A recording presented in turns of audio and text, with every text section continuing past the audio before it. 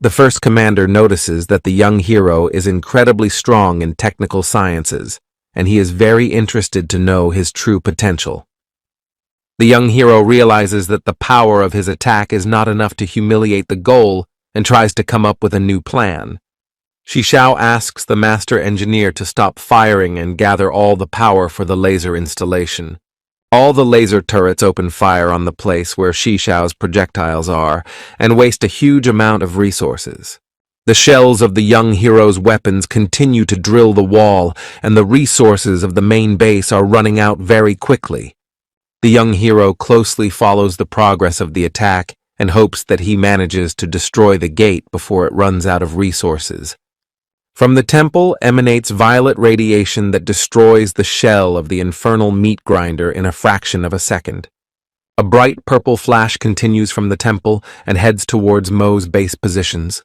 The first commander places a protective barrier in front of him and manages to block the bright beam. The young hero doesn't understand where the strange beam came from and examines the temple gates very carefully. The first commander puts his blade away in its scabbard and tells the team not to worry about the little bugs. The head of the squad turns towards Shishao. He thanks the hero for his help and tells him that his work here is done. Team Mo heads inside the temple while Commander Wang stretches his arms and tells Shishao that he'll be back soon with good news. A slight smirk appears on Shishao's face, and he assumes that the squad leader is worried that someone might steal their boss. In front of the temple gates, a huge number of high-level monsters appear and challenge all humans. The first commander creates an energy barrier around himself that completely blocks the attacks of high-level insects. The girl uses a magic book and enhances the characteristics of her squad several times. Commander Van rushes into battle and thanks Lulu for her spells that increase his power. Mo's squad acts very coherently and destroys most insects in a matter of seconds. The squad lieutenant uses energy blades and destroys level 80 monsters in an instant. There are deafening explosions every now and then around the first squad leader, and he demands the bugs show a more dignified response. An insect boss appears in front of the squad and directs an ice beam towards Mo's squad. The first commander blocks an ice projectile with his sword and learns of the existence of a certain insect emperor. The head of the squad is massacring insects in his path and trying to ferret out as much information about the emperor as possible. The insect boss hisses with anger and talks about how his race is superior to humans in everything. The monster strengthens its gun and once more attacks the squad with an ice beam. The squad leader again reflects the icy blow and notes that he has a very stubborn opponent. The master engineer offers the young hero to go inside the temple with the squad, but Shishao refuses the offer. Around Shishao gathers his team, and he tells the chief engineer that he will destroy the enemies outside to level up. Master engineer assigns Shishao's team as the royal squad and asks them to keep the bugs away from the temple and the other squad's positions. The young hero goes forward and is followed by the head of the mercenaries who wants to join him. Suddenly the ground beneath his feet begins to shake again, and Shishao realizes that an earthquake is happening right under his feet. A huge gust of fire rises up and scatters huge rocks in different directions. In front of Shishao's squad and his companions, a void demon that possesses a very high level appears. The void demon looks a lot like a huge worm, and at the sight of it, all units scatter in different directions. The master engineer asks the squads to calm down and talks about the firepower they have left. All the guns fire at once at the giant worm, but only do minor damage. The chief engineer orders high-level units to follow him to attack the worm after the ammo runs out. Commander Wang turns to his chapter and warns of the appearance of a high-level boss outside the temple.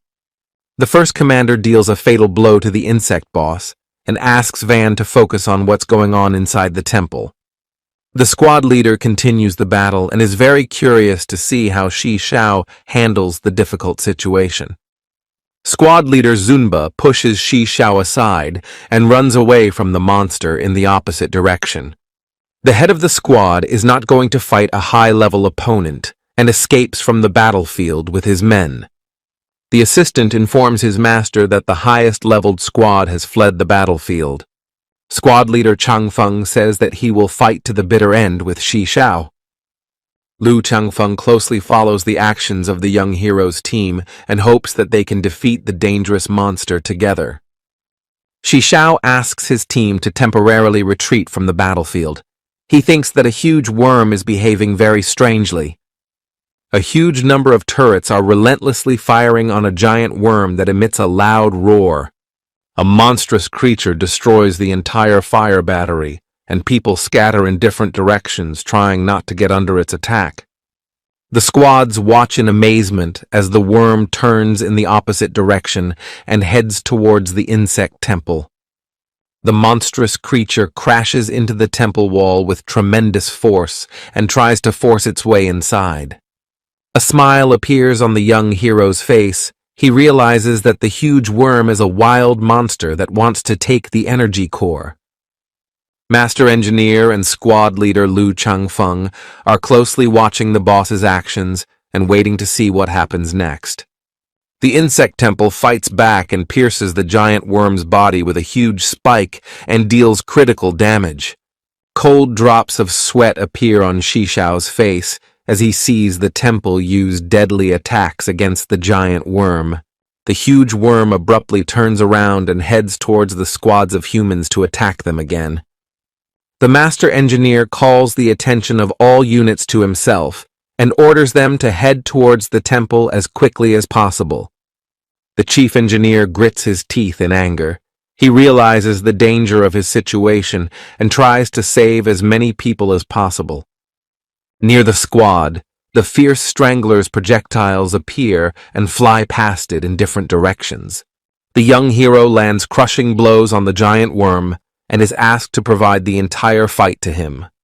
The Chief Engineer watches the actions of the young hero with his mouth open in amazement and notes that he is too exhausted to fight. Shi Xiao looks at the Master Engineer with a smile and asks him not to worry about his life. At the behest of a young hero, a huge number of mining machines gather at one point. Nana uses a dashboard and controls the movement of all the mining robots. The robot girl's face is covered in cold sweat. She is surprised when the young hero notes her special ability. Nana quickly jumps into the pilot's seat of one of the robots and tries to boost her performance. All mining robots are enveloped by streams of energy that resemble charges of yellow lightning. All the robots turn into small pieces of debris and then join together to form a single structure. A girl robot along with a young hero create a huge transformer that can fight a giant worm. The projectiles of the furious strangler continue to attack the huge worm and do not allow it to move a single step. The transformer robot carries at full speed towards the monstrous creature and recoils back a projectile of furious strangler. Transformer uses his drill and uses it to deliver a fatal blow to the monstrous creature. The young hero uses the robot's power to its fullest and deals the desert demon lethal damage. The robot girl reports that transformer attacks require a huge amount of resources to fight. Shi Xiao realizes that the robot's power is only enough for 2 minutes, so he is going to finish the monster with one attack. Suddenly, the desert worm dodges the young hero's attack and heads towards the crystal deposits. A huge worm starts devouring all the high-level crystals it meets on its way. The young hero becomes enraged by what is happening because for him, high-level crystals are a valuable resource. In Nana's mind, she hatches a plan to use money to force Shi Xiao to obey her and become the ruler of the world. The transformer again attacks the monstrous creature with the drill, but this time they fail to penetrate its thick armor. The huge worm is modified and now its defense rate is increased several times. The young hero remembers his battle with the demonic crystal and decides to use the experience of previous battles. The transformer robot tosses its drill aside and prepares for another attack. The transformer makes a high jump and is about to hit the monster with his fist, putting all his strength into it. The transformer robot moves with tremendous speed and performs multiple punches in a couple seconds. Nana warns that the robot's attacks do no damage, and the young hero reassures her and asks her to wait a while. A huge transformer robot splits into several parts because the supply of resources has come to an end. The giant worm turns its maw toward the robots and is about to swallow them. Suddenly, the monstrous creature begins to stagger from side to side and acidic slurry pours out of its mouth. The monster spit out all the gear and fell to the ground. It shows no aggression but is still alive. The worm comes to its senses and quickly burrows underground and then retreats from the battlefield. The young hero covers his nose with his hand as he approaches the stinking slurry and examines the magical items that lie around it. With a nonchalant face, Shishao points Nana in the direction of the magic items and demands to collect them immediately. Nana looks very upset but can't resist Shishao's orders and goes to collect the items. The robot girl uses a laser and cleans up all the stinky slop in front of her. The young hero gets a huge amount of magical items and thinks about passing them on to his team. Shishao gently pushes the strange stone with her foot and notices that there is something alive inside. A small beetle flies out of a stone cocoon, which has a high level despite its harmless appearance. The young hero gets excited at the sight of his new pet, but Nana doesn't share his joy. The beetle lands on the ground pretty quickly and tries to hide in its cocoon. Shishao looks at the little beetle and asks it not to hide, and in his hand is a small net. Suddenly, the beetle starts screaming, and he talks about being the prince of beetles whom no one dares to touch. The young hero looks disappointed when he realizes he won't have a new pet, and Nana asks him to keep his guard up. Shishao rises to his feet, noting that if he had not defeated the sand beetle, then the prince of beetles would forever remain inside the monster. A smile appears on the beetle prince's face as he thanks Shishao for his help and calls him his patron. The Prince of Beetles tells of his empire in which he rules in a palace and has seized power by deception. The prince's face becomes confused, and he notes that his defenses would not be enough to stay inside the worm for an eternity. The young hero squats down and asks what the Prince of Bugs is going to do next. A satisfied smile appears on the Bug Prince's face, and he notes that Shishao can help him regain the throne. Prince Beetle's face becomes serious, and he notes that his uncle could lead the world to total destruction if he continues to sit on the throne. The young hero unclenches his fists and agrees to help the Bug Prince regain his throne. The Prince of Bugs bites the young hero, and a special mark appears on his hand, which is the seal of the kingdom. Shishao's eyes light up with joy, and he thinks that with his new title, he will be able to take over the world. The young hero opens the information panel and informs the master engineer that he has solved the problem with the giant worm. The girl tries to heal Song Yunxiao's wounds, but his body is completely soaked in deadly poison. Commander Wong tells Shishao that his friend was careless and got caught in the boss's latest attack. The girl reports that her powers are not enough to dispel the debuff. The young hero is worried that a member of Mo's squad may go to the other side of the world if nothing is done. The first commander notes that every member of Mo Gong's squad must be ready to go to the other world at any moment. The young hero is greatly surprised when the squad leader suggests he join Mo Gong. The squad members are whispering amongst themselves, and squad leader Lu Changfeng is fully convinced that Shishao deserves to be a member of Mo Gong. Shishao asks the squad leader to postpone their conversation for later and says that he wants to save the squad member Mo Gong. The young hero approaches an earlier member of the team and scrutinizes his body. Luofeng watches in amazement as Shishao tries to help a team member even though they are on bad terms. Other members of the team don't really believe in the young hero's strength and think that he's just wasting his time. Shishao leans over to the squad member and asks him to conserve his strength to stop the poison from spreading through his body. A disgruntled grimace appears on the man's face, and he says that he is ready to go to the other world for the sake of Mo Gong's squad. The young hero explains that he is only going to help a squad member for the sake of Yin Xuan and nothing more. The man turns away and remarks that it is too cruel of Shi Shao's side to give him hope of recovery. The young hero summons a robotic helper to help and asks if an antidote can be prepared from available resources. Emotions of displeasure and surprise appear on Shi Shao's face when the robot assistant responds to his request with a refusal.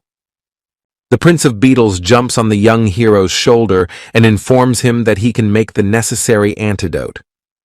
The Prince of Beetles creates a Zerg medicinal potion that has a high-level antidote. The girl scrutinizes the antidote and notes that it will only delay the effects of the poison for a few hours. The young hero explains that he has broken down the effectiveness of the poison into multiple doses to help everyone if needed. Master Engineer listens carefully to Shi Shao's explanations and notes that it is necessary to build a portal as soon as possible. Shi Shao approaches the chief engineer and notes that most of the mining tools have been destroyed. The young hero holds out the antidote toward a squad member and offers him a choice of his own. The man takes the potion from Shi Shao's hands and drinks all of its contents to be ready for battle. The head of the squad passes by the young hero and remarks that he would not miss something in the temple because of the rush. The young hero rises to his feet and asks about whether he can take his squad with him. Commander Wong notes that Shi Shao is crazy if he decided to send his low-level squad into the lair of dangerous monsters. The squad leader stops and notes that he doesn't care who Shi Shao takes with him, but he won't save anyone. Commander Wong notices that his captain is once again making concessions to Shi Shao and tries to figure out what the squad leader is up to. Squads make their way deep into the temple and fight the monsters that stand in their way. The young hero and his squad do not engage in combat and simply watch the battle from the sidelines. The Prince of Beetles informs the young hero that he senses an ominous aura and asks him to be careful. Shi Shao concentrates and also begins to feel a strange power that emanates from the depths of the temple. The story moves to a few years ago. Bugs live in peace and worship their emperor, who stands near the Crystalla. Once Prince Beetle's uncle took over, the crystal's energy distorted and took on a dark shape. Cold drops of sweat appear on Shi Shao's face after the Bug Prince's story, and he talks about knowing about the existence of the energy core. Beneath the ground is a green core that is the heart of the bugs and creates a huge amount of energy. The young hero grabs his head and realizes that he needs to hurry before the core is completely overrun by the foulness. One of the squad members misses the monster on purpose, and the dangerous monster flies towards Shi Shao. Without delay, the young hero destroys the bug with a single blow and joins the battle against the monsters. Mo Gong's squad is surprised that Shi Shao is joining the fight and doesn't understand his true intentions. The Prince of Beetles is very excited about the fact that the young hero is engaging in battle with monsters. The young hero discovers the existence of a long staircase that divides into two parts and leads to different rooms. Shi Shao imagines a huge army of bugs in his head and thinks about which path is best to take. The young hero watches the squad leader destroy another monster and decides not to inform him of the existence of different paths. The squads deal with monsters and get to the fork and try to figure out where the best place to go is first. The members of Mo Gong's squad look amongst themselves and discuss possible route choices. The young hero goes to the left side without delay and says that his intuition has never failed him. Commander Wang and his companion decide to follow the young hero because they trust him. The first commander disagrees with Shi Shao's opinion and sets off in the opposite direction. Commander Wang places his hand on the young hero's shoulder and asks him to ignore the squad leader's actions. Squads quickly break through and find themselves in a place where insect armies are created. The young hero makes a surprised look and shrugs off the first commander for choosing wisely. Mogong's squad stretch their arms and prepare to destroy all the monsters in this room. The Prince of Beetles is amazed at the young hero's tactics, while Shishao notes that the squad leader will always make opposite decisions. The young hero summons his team and orders them to destroy the bug eggs as quickly as possible. The first commander stares intently at the young hero and asks him if he chose this path on purpose. Shishao makes a fool of himself and says that he doesn't understand the words of Mogong, the head of the squad. The first commander shakes his head from side to side and decides to dismiss unnecessary thoughts from his head. Cold drops of sweat appear on Shishao's face as he worries that the squad leader has guessed his devious plan. Suddenly, the insect queen appears in front of the squad and declares that no one dares to destroy her nest. The queen smiles evilly and tells people that they are lucky enough to be turned into her food. The members of Mogong's squad gazed at the insect queen with interest and pondered their next move. The insect queen reaches the head of the squad in a flash and offers him to be her pet. The first commander quickly pulls out his blade and delivers a critical strike to the monster. The insect queen becomes enraged after being hit by the squad leader and talks about destroying all the humans in front of her. The young hero and Commander Wang whisper amongst themselves and note that the first commander is incredibly strong. The squad leader abruptly turns around and notes that Commander Wang is talking too much. The first commander orders his squad to regroup and be ready to destroy the insect queen. The young hero offers his squad to watch the battle closely to learn new skills. Mogong's squad acts very coherently and attacks the insect queen from all sides. The squad leader uses a secret technique and delivers a critical blow to the monster using bright lightning bolts. The girls enthusiastically watch the actions of the squad and note that Mogong's team is rightfully considered the strongest. The young hero notes that his team has a big gap with Mogong's squad, but he hopes to one day reach their heights. The Aboriginal girl is mesmerized watching the fight and rejoices in the fact that she is on Shishao's team. The squad leader notices that his strength has increased significantly recently, as well as his characteristics. The first commander scrutinizes the young hero's squad and assumes that some of its members are augmenting his strength. The Prince of Bugs asks the young hero to keep the insect queen alive because she knows the whereabouts of his mom. The Prince of Beetles asks to spare his subject, however the young hero refuses and points out that his companions will not listen to him. Meanwhile, the Bug Queen looks menacingly toward the humans and declares in a loud voice that she will turn them to dust. Then her face is greatly transformed, and her body is filled with a strength previously unknown to anyone. At this moment, the deputy commander rushes towards the monster without a second thought to deal with it in one blow.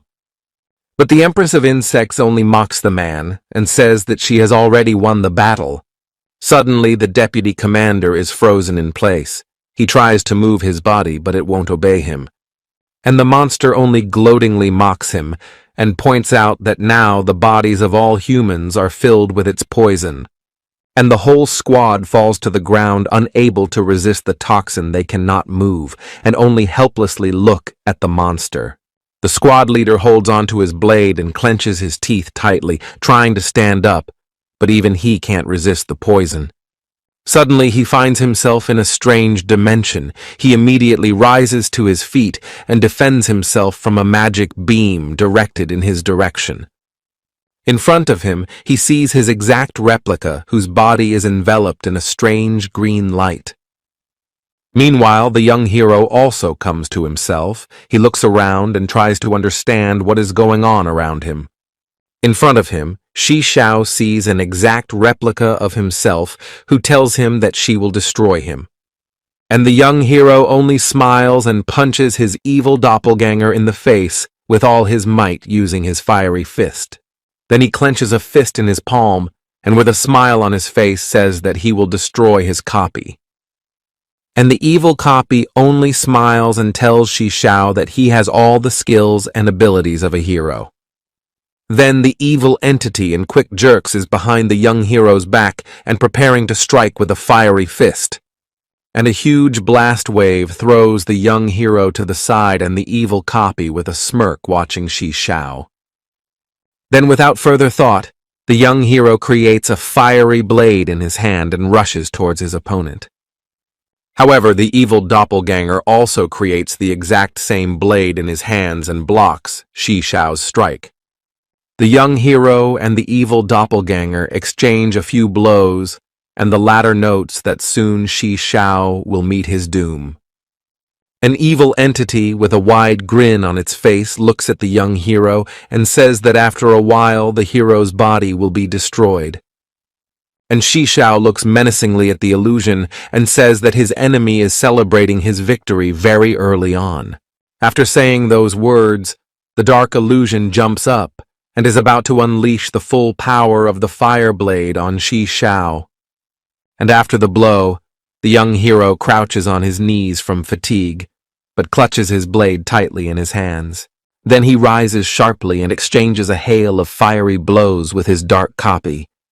And as his dark copy steps back, he glares at her, trying to see how well she can copy his attacks. And the dark illusion notices Shi Xiao's pensive look and says that this battle will be his last. At this moment, the Prince of Beetles tearfully looks at the dark illusion and appeals to the Empress of Beetles to spare the hero. However, in response to his request, there is only evil laughter, and the illusion declares that the Prince of Beetles is too weak to ask for anything. Suddenly, the young hero abruptly rises to his feet, which puzzled the dark illusion, and he looks at Shi Xiao with surprise. And the young hero only smiles and notes that he purposely gave in during the battle to ferret out as much information as possible. After these words, the dark illusion instantly attacks, but this time the young hero fends off the attack without too much trouble. And the dark illusion looks at Shi Xiao bewilderedly, indicating that it is able to copy all of his attacks. However, the young hero opens a panel to communicate with the Lord's accounts and says that the illusion is unable to replicate all of his techniques. At this moment, the dark illusion immediately attacked Shi Xiao with the hope of finishing him off with a single blow. But suddenly, the young hero's body is covered in dark flames, and he easily blocks the sword strike with his hand. And then his dark lord account appears behind the young hero with dark flames surrounding him. The armor then envelops the young hero and transforms by binding with the clothes on his body. At this moment, the dark illusion stared at Shi Xiao with its mouth open in surprise, unable to believe that it possessed such strength. Then iron arms appear behind the dark illusion, and he lashes out at the young hero with renewed zeal. However, the young hero uses the same ability and clashes with his dark counterpart in a sword fight. Suddenly, a huge blade appears over the head of the dark copy, which with great speed carries on the illusion, and then pierces her body, causing the dark entity to scream in pain and take massive damage. At this point, the young hero wakes up and finds himself in a cocoon surrounded by several monsters. And the insect empress is trying to escape because the young hero's power is very strong. However, there is a blue flame that completely surrounds her and prevents her from escaping from the battlefield. Meanwhile, the young hero heads to the sides of the monster and declares that he will punish her with his new power. Then the monster bows his head and asks for forgiveness before the Prince of Beetles and the young hero. At this point, the Prince of Beetles turns to the young hero and asks him to spare the life of his former servant. And the insect empress smiles gloatingly and hopes that Shi Xiao will heed the prince's words. However, a second later, the young hero takes a quick swing of his blade and sends the monster to the other side. After this strike, the monster's entire body is covered in bright purple flames, and then it falls to the ground. And the young hero points out to the Prince of Beetles that one should never forgive traitors or he will be betrayed again. And the Prince of Beetles puts his head down and talks about how he would like to save all of his subjects. Meanwhile, the young hero goes to the side of the monster's body and tells the prince not to be so kind. Then, Shishao opens the information panel and tries to scrutinize the items that fell off the monster. The image of the invincible bug warrior arises in his mind when the prince talks about the chitin that will allow him to regain his true strength. Then the young hero hands the magical object to the prince and looks at him confused as he showered him with compliments. Then a smile appears on his face, and Shishao says that he is always ready to help his friends. At this moment, the Prince of Beetles snuggles up to the young hero's body and thanks him again for the magic item. Meanwhile, the rest of the team comes to their senses. They look around and try to figure out what's going on. And the young hero is greeted with smiles by his friends who thank Shishao for his rescue. Meanwhile, the squad leader looks back toward the young hero and stares intently in his direction. Then, with a wary expression on his face, he tells his team that it was Shishao who saved them from danger.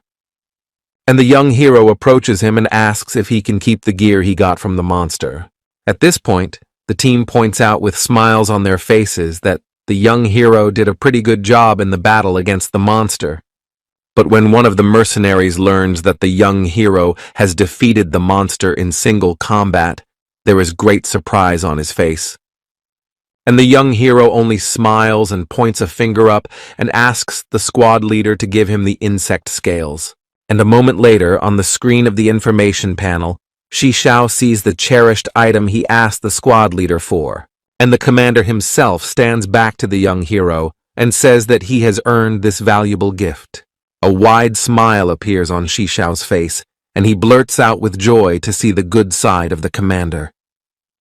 The young hero then turns to the insect prince and points out that he was able to collect another item for him. Suddenly, however, terror appears on the face of the insect prince when he realizes that their next opponent may be a sword master. And with a frustrated look on his face, the insect prince tells the young hero that the sword master is his former mentor. And the young hero's face at this moment expresses bewilderment because he can't imagine an insect that uses a blade. Then the Prince of Insects, with a hard stare, begins to describe in detail to the young hero the image of the great swordsman. And in Shishao's mind, an image of a huge beetle that is armed with a huge number of blades appears. After these words, the young hero spreads his arms and is about to go for the boss, but the insect prince with terror in his eyes tries to stop him. The young hero turns around and listens intently to the insect prince's story about the sword master. And the Prince of Beetles tells us that his former mentor has a mastery of the blade that is unrivaled. After these words, a look of surprise appears on Shishao's face as he can't believe that such a creature could be nearby. And the Prince of Beetles keeps pointing out that the next boss is beyond the strength of the battle group. Meanwhile, the mercenary commander looks toward the young hero and listens intently to his conversation with the insect prince. However, the young hero doesn't notice this look, and holding the prince in his arms, asks for more details about the swordmaster. The prince's tale begins with the existence of a certain warrior who once fell into the insect kingdom. This warrior fought for a huge amount of time, but was defeated. However, the Bug King decides to spare him and offers him a place among his personal guards. And after some time, the great swordsman decided to transform his body to live forever in this new world. However, he fell under the influence of the prince's uncle and sent his father to the other world on his orders.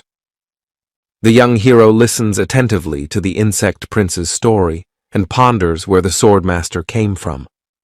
Suddenly, an idea comes into Shishao's mind that the swordmaster might be the answer to some of his questions. And he decides to ask the insect prince about other paths they could take that would prevent them from having to face the swordmaster in battle. At that moment, the squad leader approaches them and looks menacingly at the insect prince, saying that he wishes to fight the swordmaster. The commander's words frighten the prince, and from fear he hides behind the back of the young hero, who is shocked by what is happening. And the squad leader explains that he was able to see the insect prince after getting out of the monster illusion. The young hero tries to make a joke and asks not to harm the insect prince, pointing out that he is not dangerous.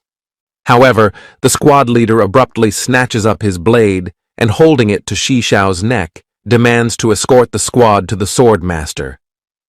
Meanwhile, the squad is watching carefully and waiting to see how the conversation between their commander and the young hero will end.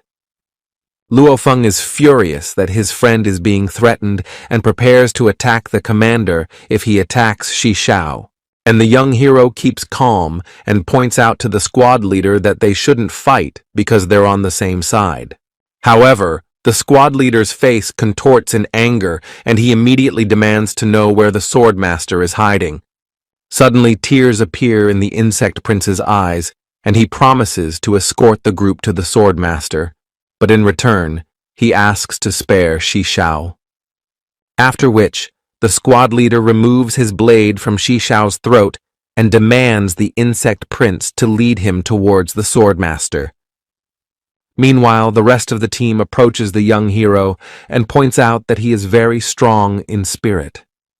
And the deputy squad apologizes to Shishao for his commander, pointing out that he is very eager for a battle with a skilled swordsman. Then he crosses his arms across his chest and points out that a squad leader always loses control of himself when he has a worthy opponent. And the young hero only sighs and tells the deputy that he has no grudges against the commander, and then together they go forward. And a smile appears on Shishao's face. He really wants to see the full strength of the elite squad leader. Meanwhile, the squad leader proudly strides forward and anticipates the future battle, hoping that he will not be disappointed by the swordmaster. The squad speeds up, and Shishao runs forward while the prince points out that they have a very hard fight ahead of them. After a while, the group finds themselves in front of a huge tree with a huge number of swords stuck in the ground around it. And near the tree itself is a swordmaster who, at the sight of his apprentice, offers to play a game with him. But the insect prince points out that he didn't come to this place to play games with his mentor. Then the mentor nods silently and moves the game board aside, and then says that he knows his student's intention. But when the swordmaster offers to end his life, the insect prince waves his head in different directions and says he won't do it. Then the mentor's face becomes more serious, and he points out to his student that he has no other choice. Meanwhile, the deputy commander and the young hero discuss the unfolding events among themselves. Suddenly, above the swordmaster's head with a loud sound, one of the blades that were lying all over the field stabbed in. The squad leader then takes out his blade and demands the swordmaster to fight him immediately. However, the swordmaster points out that he has no desire to fight because he is already too old. But the squad leader is unwilling to accept such a response and rushes towards his opponent at full speed. And the blade master calmly observes this and does not move from his seat even a millimeter. However, the blade master then abruptly draws his blade and the two swords come into contact, creating a large surge of energy in the center. Several swords are immediately aimed at the squad leader, but he masterfully dodges their attacks. The blades are inexorably approaching the squad leader, but he stands in a fighting stance and is going to repel them all with one blow. The squad leader then creates blue bursts of energy with quick movements of his sword to destroy all of the swordmaster's blades, and the swordmaster continues to sit motionless beside his tree while a huge demonic blade appears above his head. Then the blade is thrust into the ground in front of the squads, and the deputy commander asks everyone to move away. Meanwhile, the swordmaster rises to his feet and, pointing to the huge blade, asks his apprentice to complete his life. At this point, the insect prince has tears in his eyes and says that he is not going to fight his mentor. And the swordmaster points out in a calm voice that the insect prince's kindness may cost him too much. Suddenly, a young hero approaches the insect prince and, stroking him, says that the mentor is right in his words. Shi Shao then comes forward and asks the swordmaster to tell about the day he first came to the other world. The story is transported to many centuries ago. Two swordsmen stand in the rain and prepare to fight to the victorious end. One of the swordsmen turns out to be a swordmaster, who with a quick dash is near his opponent and strikes him with a lightning discharge. Due to a huge surge of energy, the swordmaster finds himself in a strange dimension that is filled with a huge number of monsters. The young hero ponders the swordmaster's story and thinks he should investigate the strange surge of energy further. Meanwhile, the team is talking amongst themselves, discussing that the swordmaster's story may tell a lot about the past era, and the squad leader stands nearby and says that he wishes to fight the swordmaster. Suddenly, a strange green blob appears in the air, calling out to the swordmaster and ordering him to deal with the humans. And the squad of adventurers freezes in place and watches intently to see what happens next. In the center of the port appears a demonic face that laughs maliciously and says that in this place, all people are waiting for a quick death. And the swordmaster stares intently at the terrifying entity and loudly declares that he will not obey it. After these words, the demonic creature's mouth opens wide, and a huge blob of green energy appears in it. And as soon as the energy makes contact with the swordmaster's body, he begins to feel a terrible pain and clutches his head. Then he falls to the ground and begins to turn into a beetle. But before he does, he is about to give his apprentice one last gift, and he slaps his hand sharply on his chest to tear the insect's chitin out of there and give it to the prince. The armor shatters, and the swordmaster, with a smile on his face, asks his former apprentice to take the chitin and return to his former form.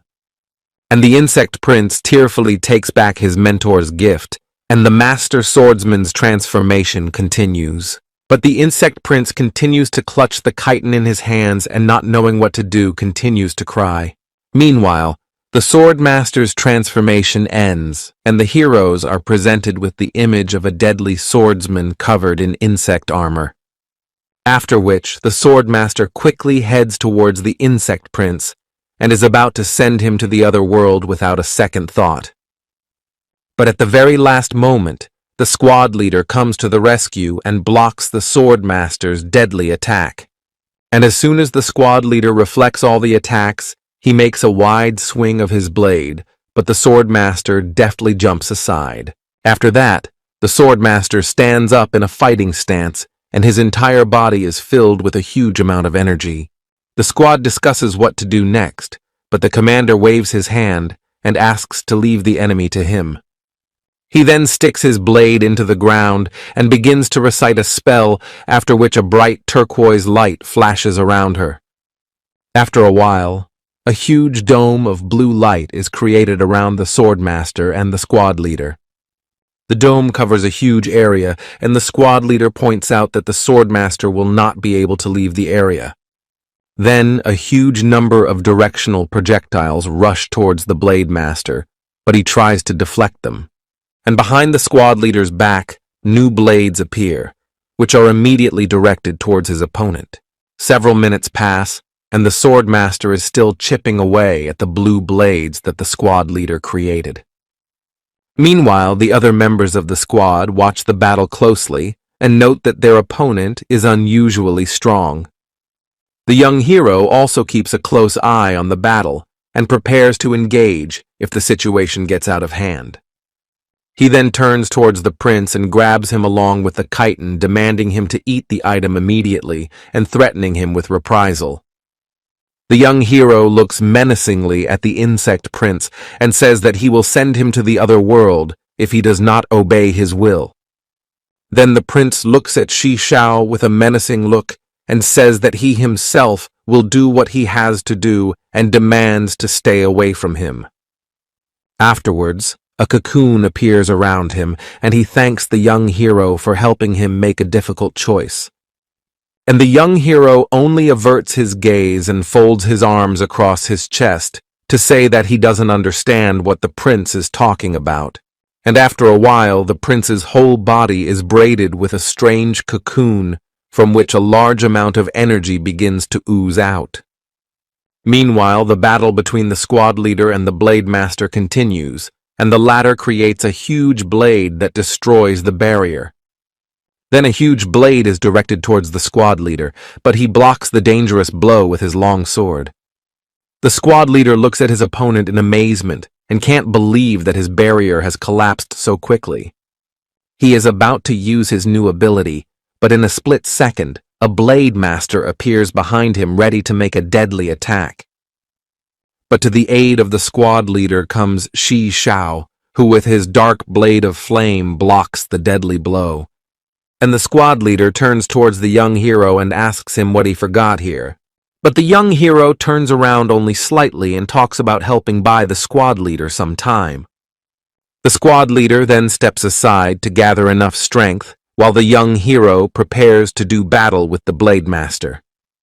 Shi Xiao's entire body was filled with dark flames that swirled around him and his sword like a vortex.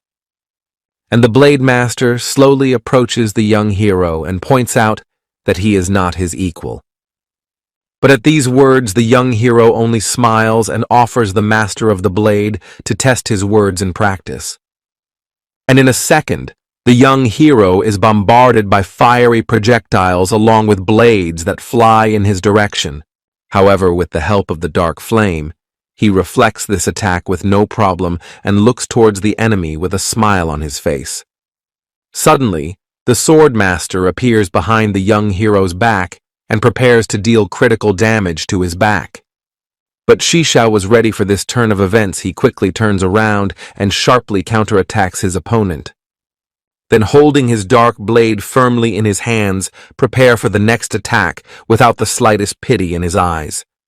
He makes a quick swing of his sword, causing the sword master to jump back and try to block the blow. The sword master notes that he is impressed by Shi Xiao's strength, but points out that the young hero is no match for him.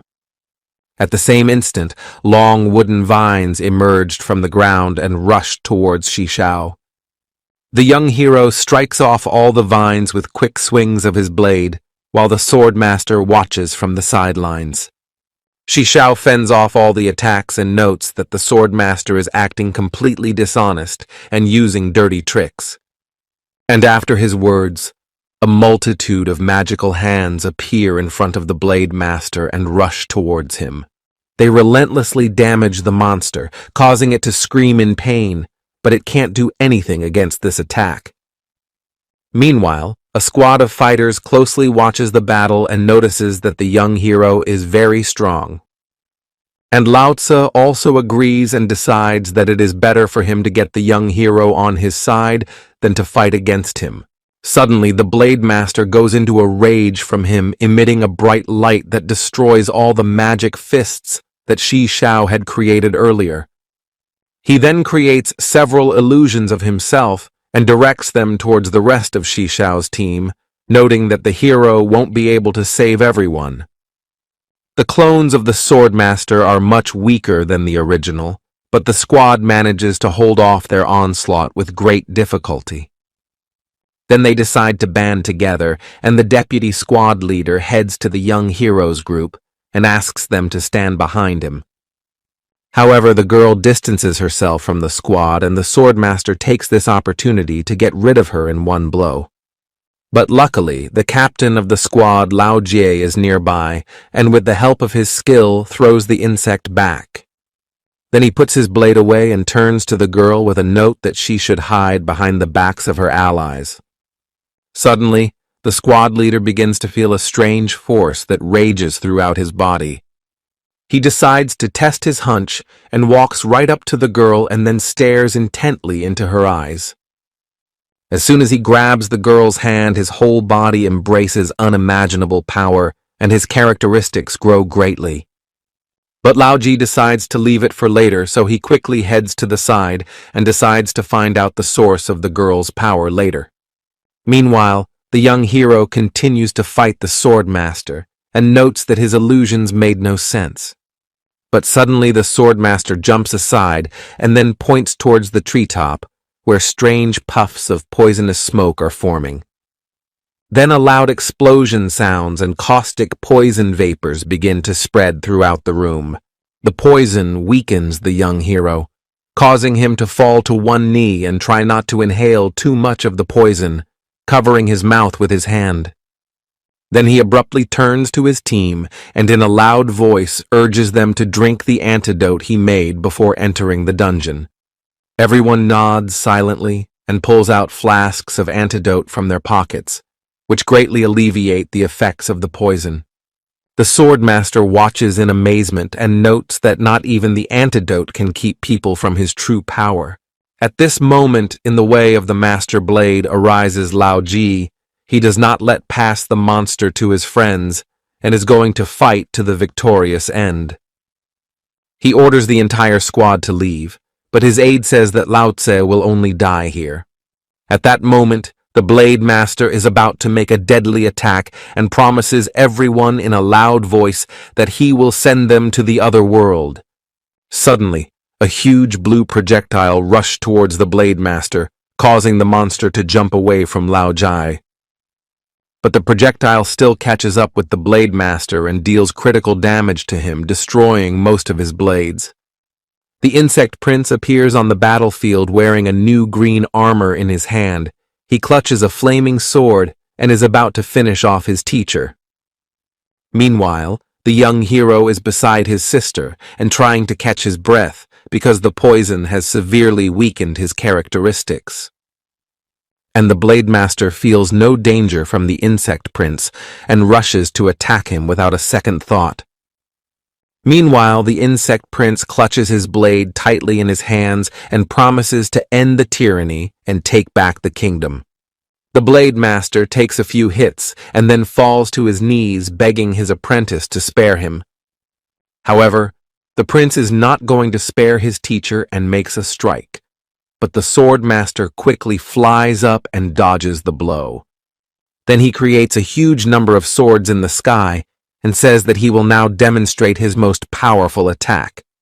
But the prince states with firm confidence that his real teacher only used this technique for defense. Then his sword lights up with a bright flame and he talks about demonstrating a true strike of his master. He then flies up and delivers a fatal blow to his opponent, causing the Swordmaster's body to catch fire. The young hero, along with his companions, watches the battle unfold and is once again amazed at the power of the Prince of Beetles. Meanwhile, the Blade Master is not about to give up. He sends several of his illusions to attack the prince. However, the Prince of Beetles has no trouble dismantling the illusions with a few punches. And the squad leader, who is also watching the battle all this time, notes that he could not fight the prince on equal terms. Meanwhile, the Blade Master's entire body trembles as he raises his hands in the air and speaks of surrendering to the mercy of the prince. However, the Prince of Beetles notes that he will not fall for this trick again and is about to strike a decisive blow.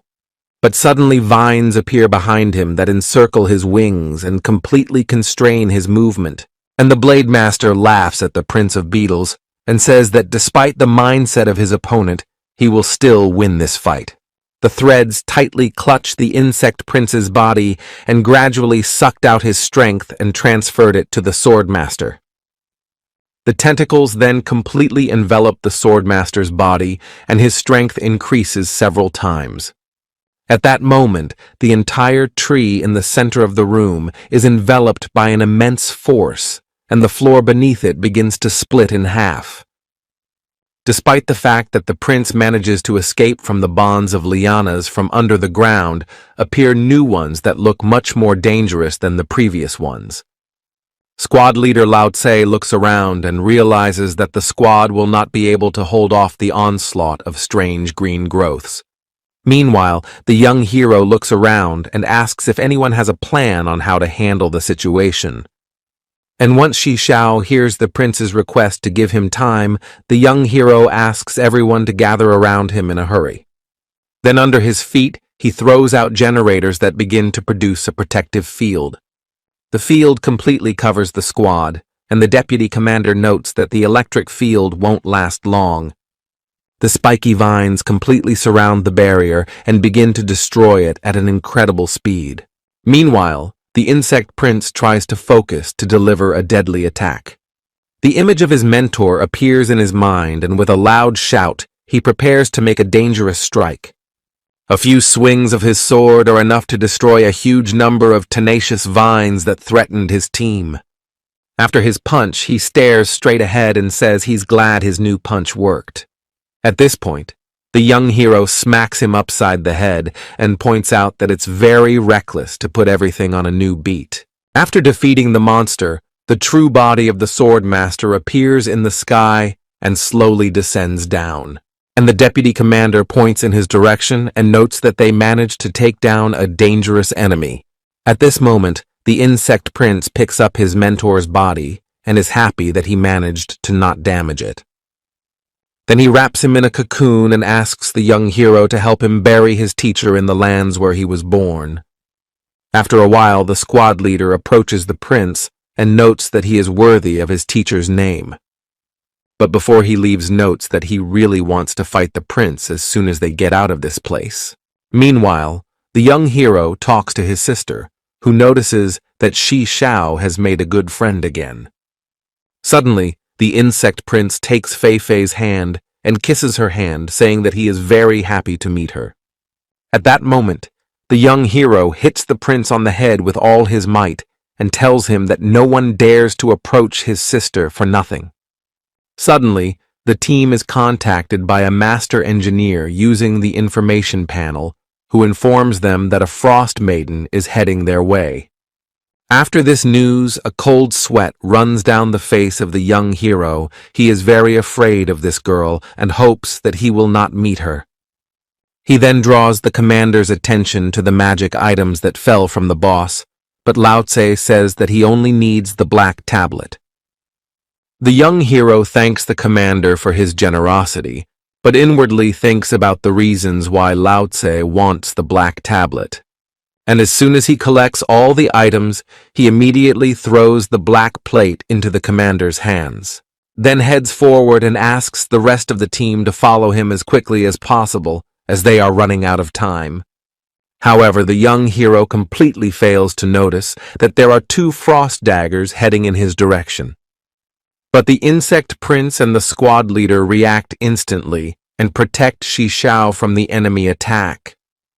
And in front of the entire squad, the frost maiden Sui Lu appears, blocking their way forward and wanting to deal with Shi Xiao.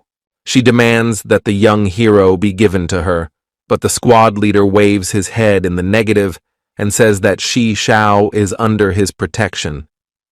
After these words, the Frost Maiden becomes furious and says in a loud voice that the young hero will answer for his deception.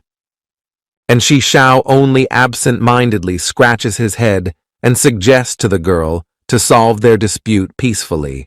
However, this answer does not suit the girl, and she directs some frosty besties in the direction of the young hero. At this moment, the squad leader Lao Tse grasps the hilt of his sword and is about to defend the young hero. With a quick swing, he creates a fan of blades that completely deflects the frost projectiles. Then the rest of the team appears behind Shi Xiao's back and announces that they will fight for Shi Xiao as well. At this moment, a gloating smile appeared on Sui Lu's face, and she noted that she could send everyone to the other world and grabbed her blade. However, the young hero quickly finds himself right in front of her. He grabs the hilt of her sword and asks the girl to take her time. And the Frost Maiden looks at the young hero with astonishment, not realizing how quickly the young man was able to be right in front of her. Meanwhile, the young hero looks at the girl with a smile and notes that he tricked her because he had no choice. However, the Frosty Maiden says that the young hero is trying to distract her and notes that she's not ready to bear the insult. Then Shi Xiao pretends to be a hapless man being pursued by the Huangjung clan. And the Frost Maiden looks sternly at Shi Xiao and notes that he's cheating her again because she knows nothing about it. After these words, a sly smile appears on the young hero's face because he knows much more than the girl in front of him. Then he fake surprised and pointed out that there were some lists where the Huangjung clan would mark those they didn't like. And then he beats his palm with his fist and remarks that he saw the name of a girl with the same last name as the Frost Maiden. At these words, a surprised expression appears on the Frost Maiden's face, and she asks, "Shishao more about it?" And the young hero smiles slyly and thinks that this situation is very favorable to him. Then he makes an innocent expression and points out that he studied with that girl who is on the clan's blacklist, and then offers to discuss more about the situation that is unfolding around the Huangjung clan. However, together the Frost Maiden talks. She points a blade at Shishao and points out that the young hero is messing with her mind. But the young hero continues to insist that this situation should be resolved peacefully. Then the girl, without removing her blade, offers the young hero a duel, and if he will stand, she will forget her offense.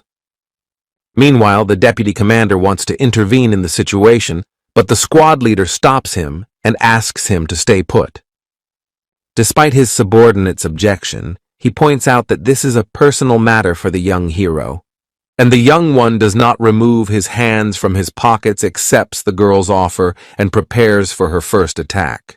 He is very confident in his strength and asks the Frost Maiden to keep her word if he will stand. He then turns toward his team and asks them to not interfere with his fight in any way. He then gets into a fighting stance and waits for the Frost Maiden to make her first move. And the girl, without further thought, creates a huge blade in front of her and throws it towards Shishao. The young hero creates a huge shield in front of him, but the magical weapon destroys it without much trouble. The young hero then decides to resort to his form of dark flame account and covers his body with fire. Then in his hands he creates a sword made of flames of darkness that effortlessly destroys the dangerous magical blade. The Frost Maiden looks at the young hero with surprise and is amazed at the simplicity with which he destroyed her weapon. And Shishao, with a wide smile on his face, asks the girl not to hold back her power and take out on him all the anger that has accumulated. However, his expression immediately turns serious when he sees that the magic in the girl has changed. And after a while, he notices that a huge avatar in the form of a Frost Maiden has appeared above the girl. At this point, the deputy commander worries that Shishao has come to an end, but Lao Tse notes that the hero is not so simple. Then the deputy turns to his commanding officer and asks with surprise what he means. And the squad leader calmly remarks that the young hero has a trump card up his sleeve. Meanwhile, Fei grabs the hand of the insect prince and asks him to help his brother, but he refuses. At that moment, the Frost Maiden avatar gains strength and a huge ice blade appears in her hands. However, the young hero responds in kind, and an avatar of his fiery account appears above his head. And as soon as the avatars connect their blades to each other, a huge vortex of energy appears in the center. The squad leader, along with the insect prince, create a magical barrier that barely holds back this force. Then the young hero falls to his knees because the Frost Maiden's blow did him a lot of damage. Sweat drops appear on his face, but he is not going to give up and says that he will not restore his health. And his team looks at him with horror and asks the young hero to come to his senses as soon as possible. At this point, the commander's squad is just enjoying the spectacle, and they can't wait to see what happens next. However, to Shishao's great surprise, the Frost Maiden puts away her sword and notes that it is quite enough. A smile appears on her face, and she points out that since the young hero was able to withstand the blow, his strength is probably equal to hers.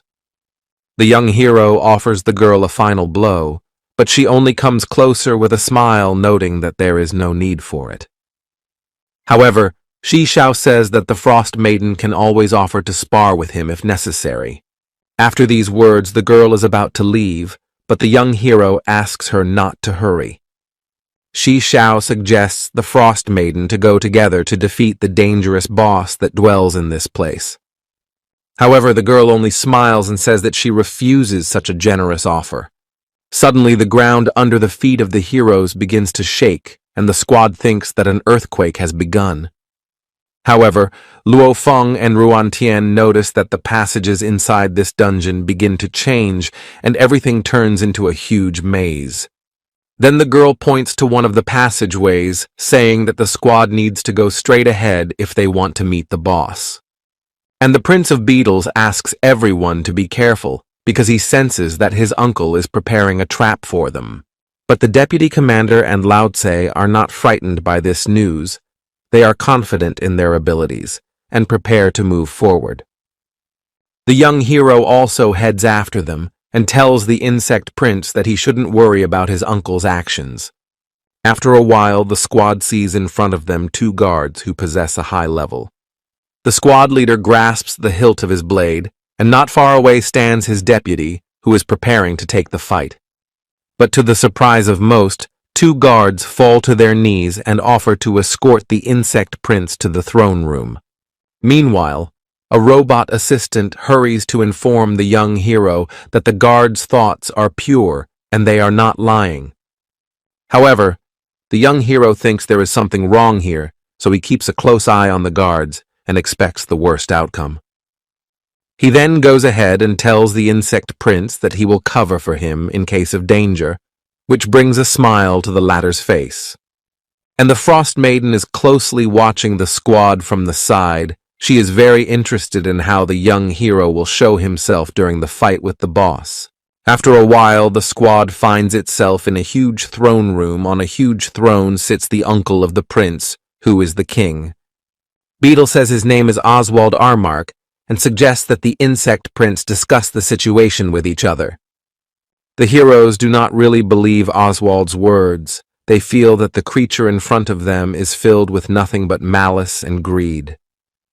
And the insect prince bares his blade and tells his uncle that he can't be fooled twice.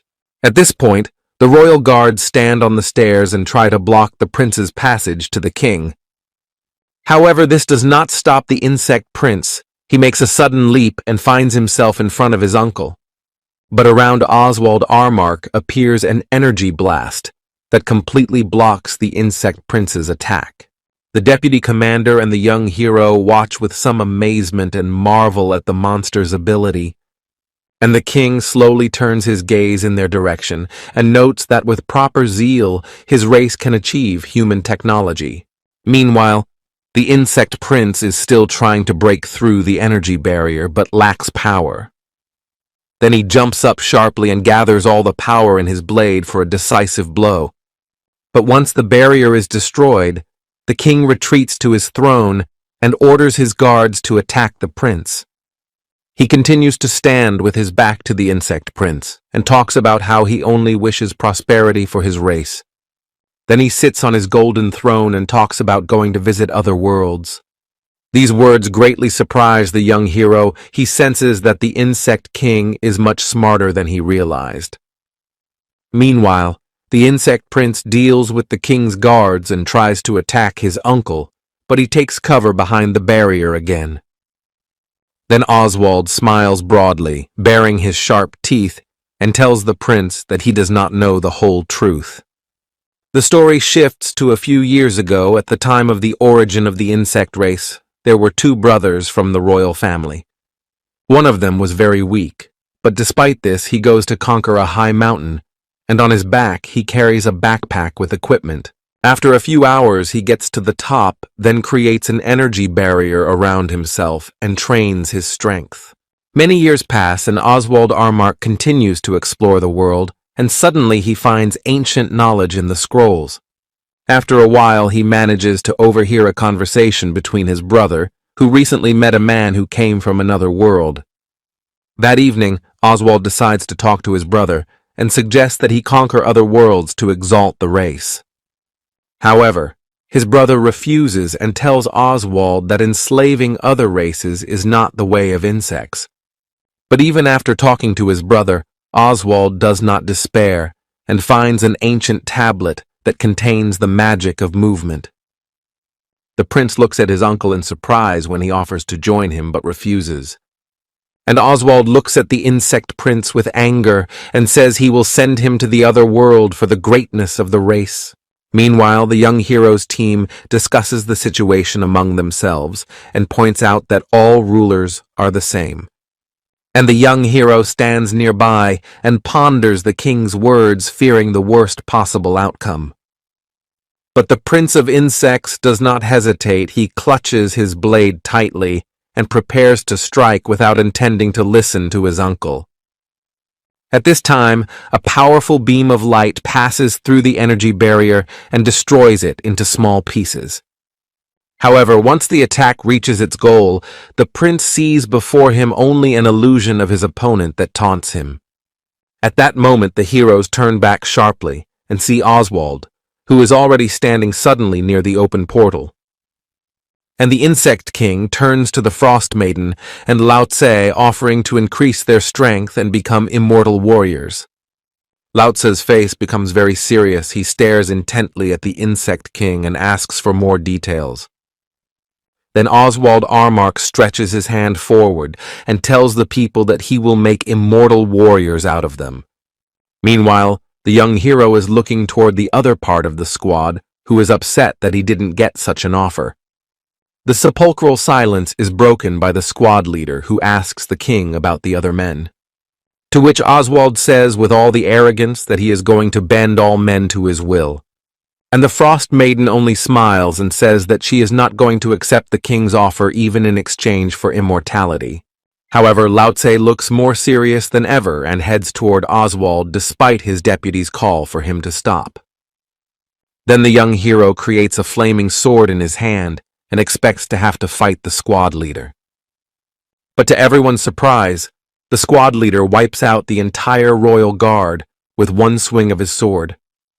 He then points his blade towards the Insect King and declares his refusal of the king's offer. However, the Insect King looks unfazed and says that Lao Tse will regret his decision. Then a sly smile appears on his face and he says that he has a trump card up his sleeve. And at that moment, the Insect Queen appears in front of him and covers Oswald Armark with her body. The queen's entire body is covered in strong metallic armor, and swirls of magical energy swirl around her. At the sight of the queen, the insect prince drops to one knee and duly salutes his mother. And the insect queen smiles broadly and asks her son not to do her such honors. After these words, magical vines appear from the ground and rush towards the prince, but he easily dodges them.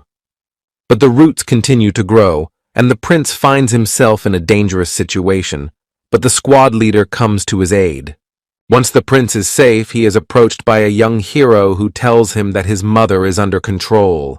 Sweat droplets flowed down Xiao's face as he worried that the prince would not fight his mother to his full strength. Then the gazes of the insect prince and the young hero drift toward Lao Tse, who is fighting the insect queen. Meanwhile, the squad leader tries to destroy the dangerous vines with a swift swing of his sword, but his strength is running out. Sweat drips down his face as he thinks about the fact that he has a very dangerous opponent in front of him who is not up to his teeth. Suddenly, huge purple swirls appear behind the insect queen and reach the ceiling of the room. At this moment, a smile appears on the squad leader's face, and he grasps his blade with both hands to empower it. Joining the fight is the insect prince, who cuts magical purple vortices with his blade. The prince then lands on the ground and tries to catch his breath after his slashing attack. And the squad leader looks towards the prince, thinking that even the two of them and the insect queen can't cope. Meanwhile, the queen turns to the people and asks them to run away with the prince, and a huge stone statue appears behind her. However, the Prince of Insects is not going to retreat. He flies up and, holding his blade, rushes towards the statue. He then makes a wide circular attack and deals several critical hits to the magical statue. Meanwhile, Oswald watches the fight from the sidelines and, with a smile on his face, claps his hands, enjoying the mother versus son battle. Not far from the battlefield stands Luo Feng, who wants to join the fight but realizes that his strength is negligible. And the young hero uses his magic eye in hopes of finding where Oswald Armark has been hiding all this time. Meanwhile, The insect prince continues his fight and fills his flaming sword with even more power. But despite these efforts, the insect queen has no problem blocking all attacks by surrounding her body with a magical shield. A bright smile shines on the queen's face, and she notes that her son has learned a lot during their separation. After a moment, the queen disappears from the prince's sight, and he stands still, trying to figure out what's going on. The prince of insects begins to squint and gaze up into the sky, from which bright sunlight falls on him. And in the blink of an eye, he finds himself in the blossoming garden place that is his mother's personal dimension. After a while, the prince sees his mother standing in front of him, but this time she is not going to attack him. The prince looks at the queen in surprise and remarks that it was a wise decision on her part to use her dimension. After which, he sharply points his finger at Shi Xiao and asks why the young hero found himself here. At that moment, the young hero examines his hand, which is covered with strange markings, and the insect queen explains to her son that he and the young hero are bound by a blood oath. A slight smile appears on Shi Xiao's face as he folds his arms across his chest and suggests that the queen has some sort of plan. Then the queen approaches her son and tells him that he must defeat her during the battle. After these words, a powerful artifact that the royal family has been protecting for a long time appears in her hands.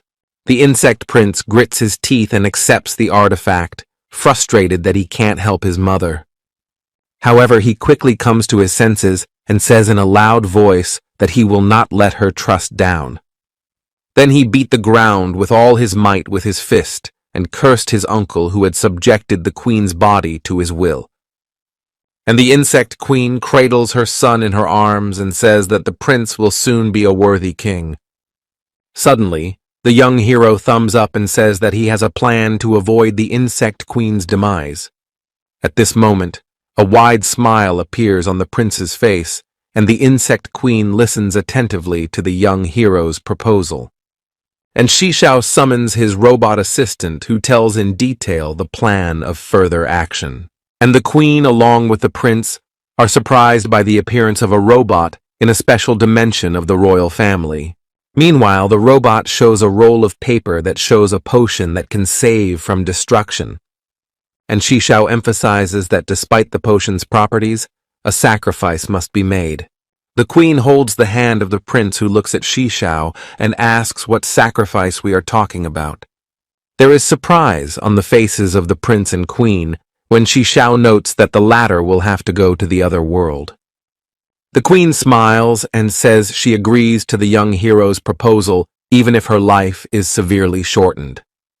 And the prince falls on his knees in front of the young hero and thanks him, and Shi Xiao, with a smile on his face, promises that he will help his friend. After a while, the prince, along with the young hero, find themselves back in the normal dimension. The insect queen, engulfed in pink flames, turns to her son and asks him to send her to the other world. Suddenly, her whole body is struck by a strange energy that makes her cry out in pain. At this point, the insect prince realizes that time is short. He grabs his blade and prepares to give battle. Meanwhile, Oswald Armark laughs at what's going on and enjoys the suffering of the prince and queen. The deputy commander wants to intervene in the fight. He is pained to see the prince about to destroy the queen, but he is stopped by the commander. And the Frost Maiden ponders the situation and assumes the young hero has come up with some sort of plan. Meanwhile, the insect prince fills himself with power, causing his entire body to be covered in bright flames. He then points his sword forward and rushes towards the insect queen in a swift whirlwind. The insect prince's blow deals critical damage to the queen, causing her body to emit a powerful glow. At this point, Oswald's face is bewildered and he cannot believe that the prince would dare to do such a thing.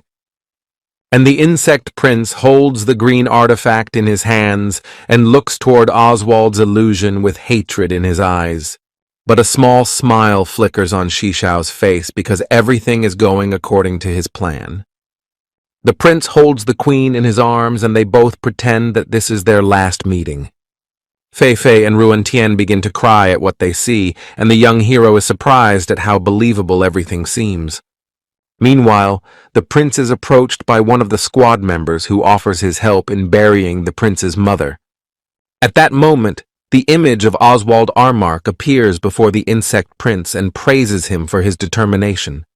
Oswald is disappointed that he didn't get the royal artifact, but he's sure he can manage without its help. At that moment, the squad leader folds his arms across his chest and promises that he will find and destroy Oswald's real body. After saying this, Oswald creates a strange barrier around himself and says that he won this battle a long time ago. Suddenly, the whole dungeon starts to shake, the ceiling collapses, and the heroes try to figure out what's going on. At that moment, the Frost Maiden creates illusory swords above her head and says that it's time to leave this place. After that, a magical vortex is created around her, which breaks through the ceiling and carries the girl upstairs.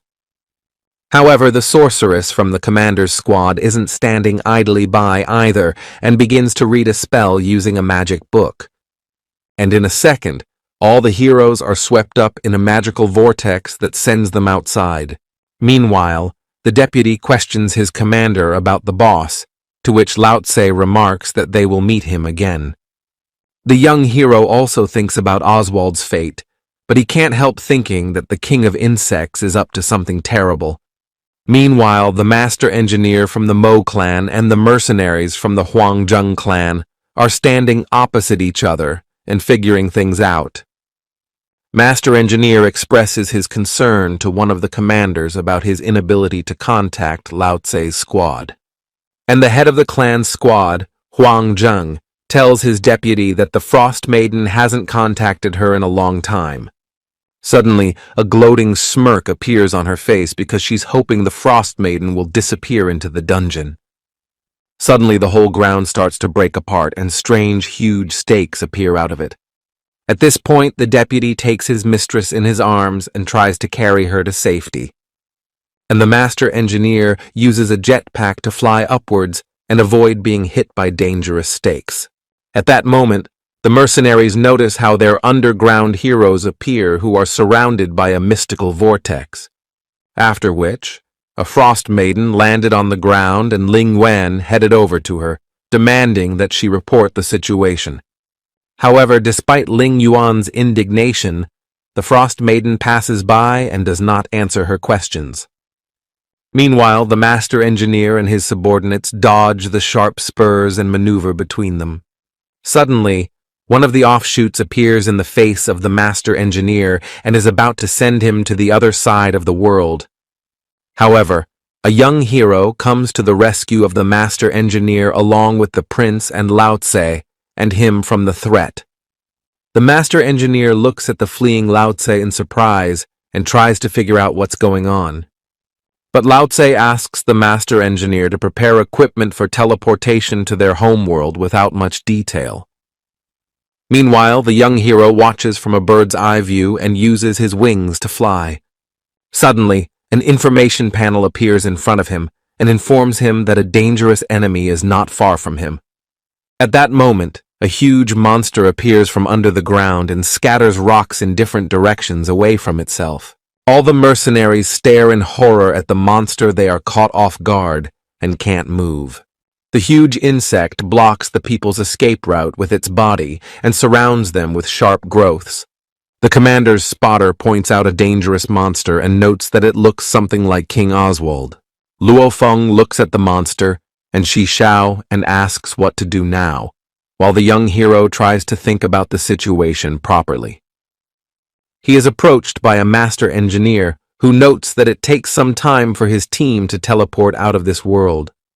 Then the young hero opens the information panel and is horrified to realize that the deadly poison has not yet left his body. At that moment, to his great surprise, the prince appears and heads towards the monster, saying that he will detain him. Then a legendary insect artifact appears in front of the young hero, which is given to him by the prince. Then the young hero looks up at the huge monster and asks the prince to wait a while. And then he hits the prince on the head with all his might and reprimands him for about to commit a reckless act. The prince then looks at Shi Xiao with a bit of wariness, and the young hero talks about them fighting the beast together. Meanwhile, the squad leader and his deputy destroy the sharp growths and rescue the men from captivity. The squad leader glares at his subordinate and orders him to accompany the master engineer. The deputy commander tries to object, but Shi Xiao also joins the dialogue and notes that Wanhao should leave the battlefield. A smile appears on the deputy commander's face, and he wishes Shi Xiao and good luck in this battle goodbye. Then the young hero, along with the prince and Lao Tse, unite to defeat the monster together. The Prince of Insects charges his fire blade and prepares to make his first attack. He moves across the battlefield with great speed and manages to deal the monster several deadly blows, then steps back and tries to catch his breath because his special technique wastes a lot of energy. And the young hero puts his hand on his shoulder and notes that the insect prince has done a great job and thus cheers him up. Meanwhile, Lao Tse pulls out his blade and says it's time to use his special technique. And much to the young hero's surprise, the squad leader stabs his own body with his own weapon. Then the blade of his sword begins to break, but a strange red energy forms from its shards. And as soon as the squad leader makes a quick swing, all the dark energy rushes towards his enemy. However, this attack damages Lao Tse severely, causing him to fall to one knee and his stats to drop dramatically. Suddenly, a huge beam of green energy flies out of the red vortex towards the heroes. The young hero creates several shields ahead of himself and his comrades, but the beam instantly overcomes these barriers. But with the help of his sword, Shi Xiao manages to repel a powerful attack from the ancient Zerg. And at this moment, Frost Maiden Zhui Lu said that she was not going to stand aside during such a superb battle. And the young hero helps the squad leader to his feet and notes that Lao Tse's attack was truly great. Meanwhile, the Frost Maiden concentrates a large amount of energy in her body, and a smile never leaves her face. And after a few minutes, several ice blades appear around the ancient Zerg and spin around him. The magical weapon slams into the monster's body and seals it in an icy cocoon, preventing it from moving. The heroes watch and marvel at the power that the Frost Maiden Zhui Lu possesses. However, a sly smile appears on the ancient Zerg's face, and the ice that binds him begins to crack. And after a few seconds, the frost cage shatters and the ancient Zerg is freed from its magical shackles. And the Frost Maiden watches the monster's action in amazement and can't believe that her magic couldn't keep the monster away for long. At this point, the squad leader approaches the Frost Maiden and remarks that he fears a Zerg has appeared in the human world. And Shi Xiao scratches his head and asks the squad leader and the Frost Maiden to lend him some gold coins. The young hero extends his hand in their direction and promises that he will become many times stronger thanks to the gold coins. The Prince of Insects indicates that he would give all his coins, but his race does not use such currency. And the squad leader and the Frost Maiden are very skeptical of Shi Xiao's request and point out that he might just run away with their coins. But the young hero continues to assure his team that he will never run away from the battlefield. At that time, the Frost Maiden opens the information panel and hands over 200 million coins to Shi Xiao. An even bigger smile appears on the young hero's face when the squad leader transfers an even larger sum to his account. The young hero then kneads his hands and prepares to assume the form of the shape of the darkness of his lord account. Meanwhile, the ancient Zerg is completely freed from its icy shackles and looks toward the humans with anger. And the young hero heads in his direction and prepares to fight him one-on-one. At the sight of the young hero, the ancient Zerg only laughs at him and notes that no one is his rival. The young hero only smiles broadly, and at that moment his entire body is entangled by bloody hands. However, the ancient Zerg is not going to hesitate and unleashes a hail of green projectiles towards Shi Xiao. but all of them are absorbed by the bloody shield that protects the young hero's body during his transformation. And after a while, a huge giant appears in the place of Shishao with several huge wings on its back. Everyone looks at him carefully and marvels at the strength the young hero possesses. Meanwhile, the deputy commander, along with his companions, stops to watch the two giants fight.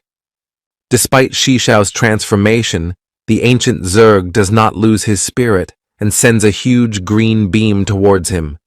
And the young hero in the Titan's body stands still and waits for the green energy projectiles to touch his body, and in the blink of an eye, turns the enemy's attack into bloody daggers and prepares to make an attack with them.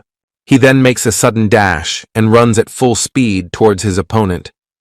Then the ancient Zerg decides to change tactics and uses several projectiles that contain ancient poison.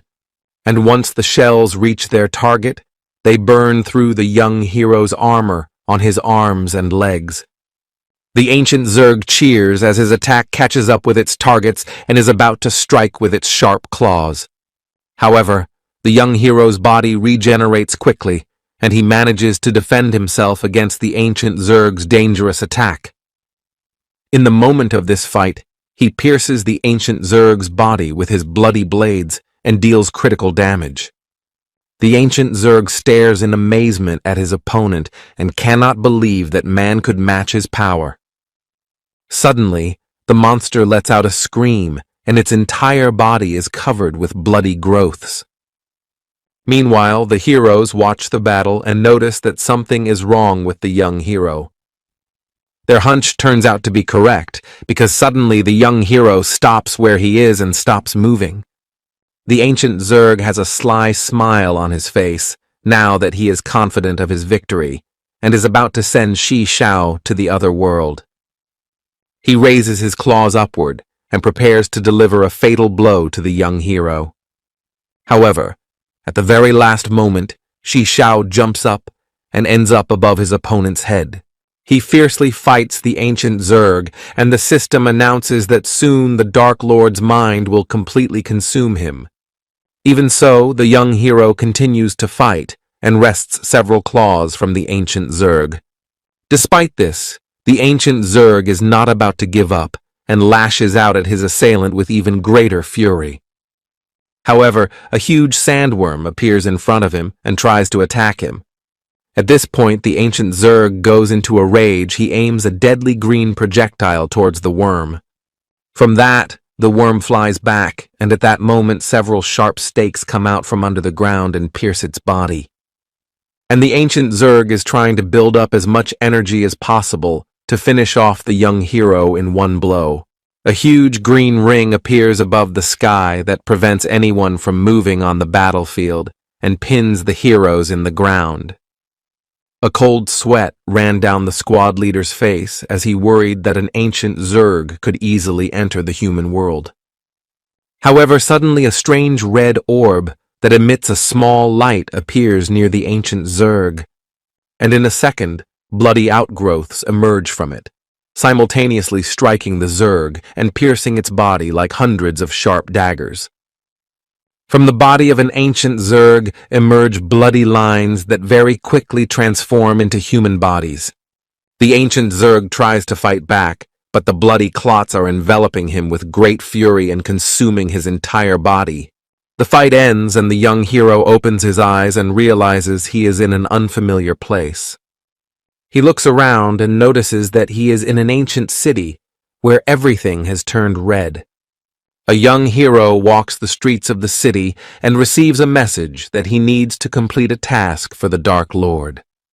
At this moment, Shishao grasped his head because at this place he couldn't use his full strength.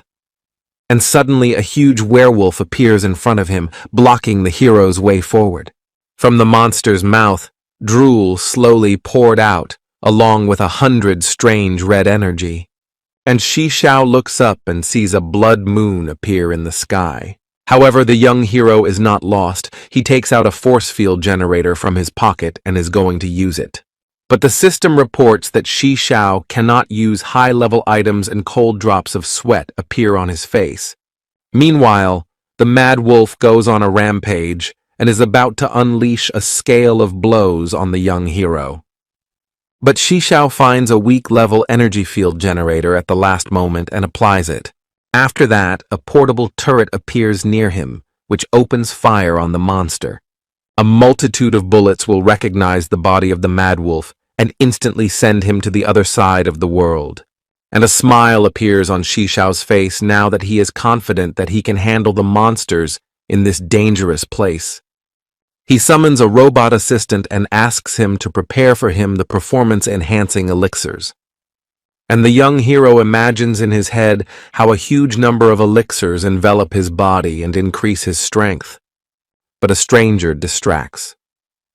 Shishao from his musings, he claps for the hero and calls himself an adventurer named Laguna. A smile appears on the young hero's face, and he greets the mercenary and asks him to tell him more about the place. And the mercenary points with his hand to the exit of the city and suggests the hero to discuss everything in his camp. The young hero doubts Laguna's benevolence, but his robot assistant notices that the mercenary's intentions are pure. But at the same moment, the system shows the hero an image of the Shadow King and tells him what Laguna's future holds. At this point, Shishao looks puzzled at his robot, but the assistant assures the hero that there is no need to worry now. After a while, the heroes reach a small camp that is located in a clear field outside the city. Laguna sits down with the young hero near the fire and begins her tale of events within the city. A huge number of people in the city have the plague, but there is no cure. Sooner or later, they turn into dangerous monsters and attack all living humans in their path. The story strikes a chord with the young hero and he contemplates creating a plague serum. But he remembers that he now owes a substantial sum to the Frost Maiden and Lao Tse and decides to put the idea aside. However, a smile soon appears on his face because a great income payment is ripening in his head. And the young hero's head is the idea that he can cure people for the reward of a huge mountain of gold. The hero is soon distracted from his musings and asks Laguna to tell more about herself. A smile appears on the swordsman's face, and he tells that he is a hunter in a famous guild and shows its golden seal. Then the mercenary shows the hero a portrait of the missing Dr. Victor, who disappeared a few days ago. In the dialogue, Laguna suggests that the young hero go together to find the doctor and split the reward in half. The young hero ponders the offer and asks why the mercenary thought of giving his consent right away.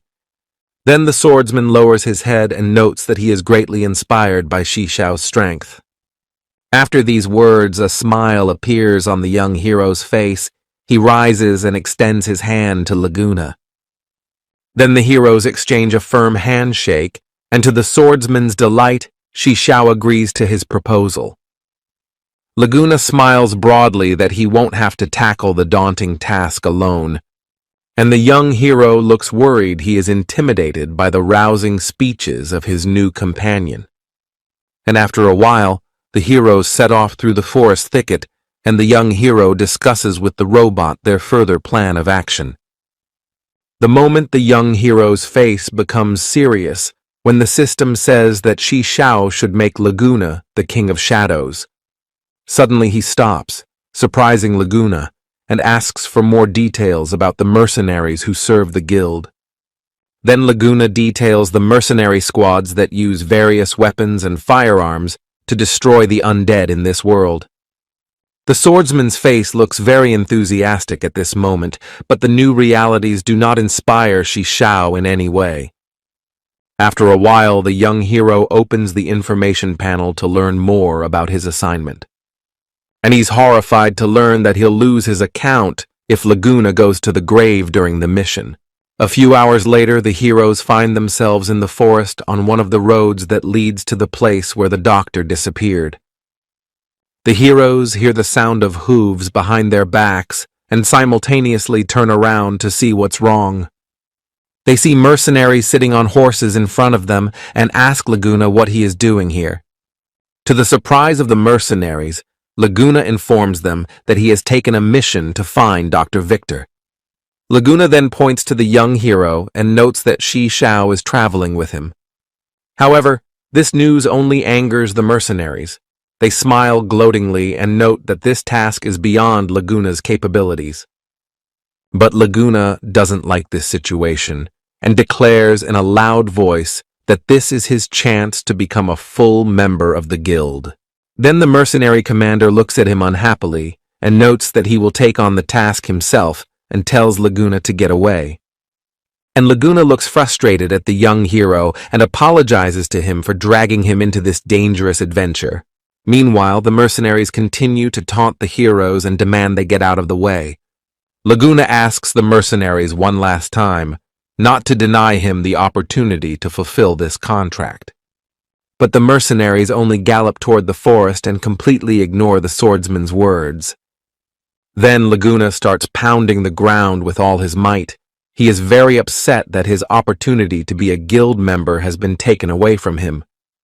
But Shi Xiao comes to him and points out that no one can take away the swordsman's dream. And Laguna lifts her head up and notes that this assignment could be dangerous for both of them. But the young hero only smiles and extends his hand to the swordsman, noting that he will help Laguna achieve his goal. At that moment, a wide smile appears on the swordsman's face, and he thanks the hero for not abandoning him in a dire situation. Sometime later, the heroes find themselves in a ruined cemetery where Dr. Victor was rumored to be going. They hear a loud voice calling for help and turn back to find out what's going on. Laguna realizes it's a shout from one of the mercenaries from the guild and immediately runs towards him. Soon the heroes come running to the scene and see in front of them a zombie giant who holds a huge cleaver in his hands. At the monster's feet, the mercenary commander sits on his knees and asks the heroes to save his life as quickly as possible. Laguna is about to bare his blade, but Shi Xiao stops him, noting that the monster is incredibly strong. The young hero's gaze becomes serious, and he suggests that the swordsman retreat as quickly as possible. At this point, Laguna looks distracted and talks about how he can't leave his comrade to his fate. Then he lowered his gaze down and noted that he didn't expect to see a monster of such a high level here. And the young hero grabs his head and can't believe that his new partner is so reckless. Laguna only scratches the back of his head and notes that he couldn't have gotten this far without Shi Xiao's help. Suddenly, the young hero hears in his voice a system that tells him that Laguna should not go to the other world. And very quickly, Shi Xiao realizes that there is no way he should leave the swordsman unprotected. Meanwhile, a huge monster strikes with its cleaver and sends the squad leader to the other side of the world. Then Laguna lunges forward and, holding her blade in her hands, heads out to attack the huge monster. And the huge giant once again sends his cleaver to attack his opponent and hopes to send him to the other world in one blow. But Laguna rolls to the side and dodges the fatal blow from her foe. After which he rises to his feet abruptly and with a quick swing of his sword, strikes several blows at the monster. And on the body of the monster appear small heads whose cheeks begin to swell, and from the mouths of which strange liquid flies out.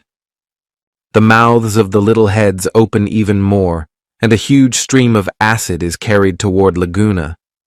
The swordsman watches in horror as the acid heads in his direction and realizes that he will not be able to dodge this attack. The acid completely covers his body, but a special cloak blocks some of the damage and saves the swordsman's life. Then the huge monster raises his cleaver again and hopes to finish Laguna off this time. The monster's sharp blow raises up a huge number of small stones that fly in different directions and form smoke. Once the smoke clears, a protective barrier appears around the swordsman to shield him from the blow.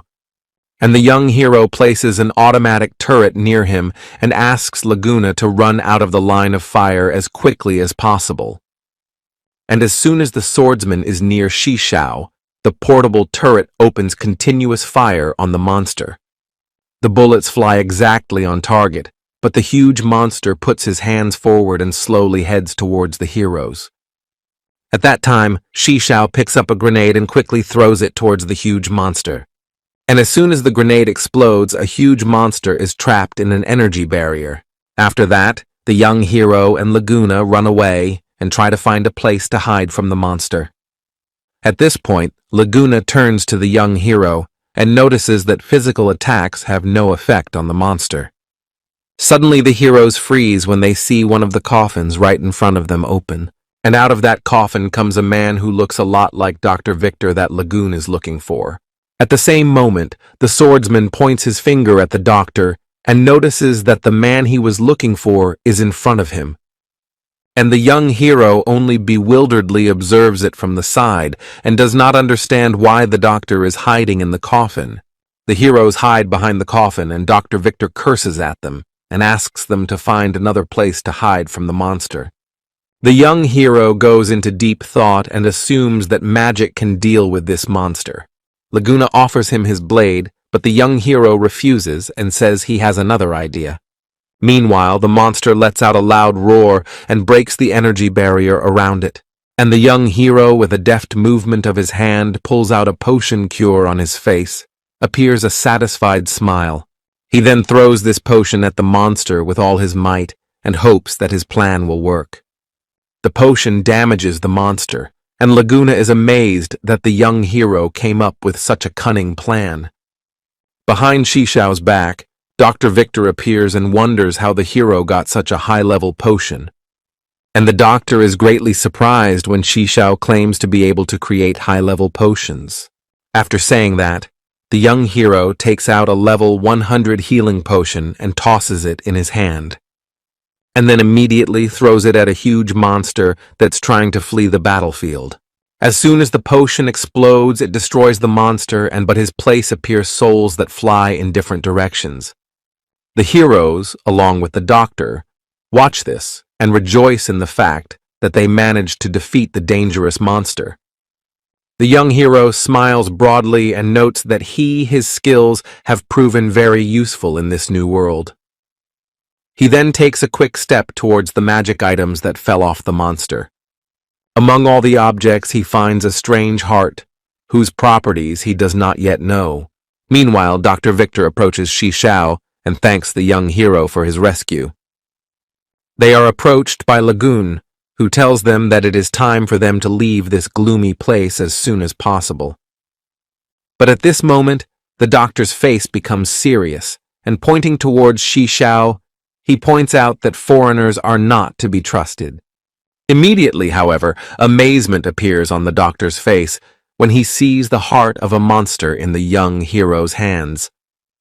He stares at him intently and questions Shishao in detail about how he was able to obtain such a valuable item.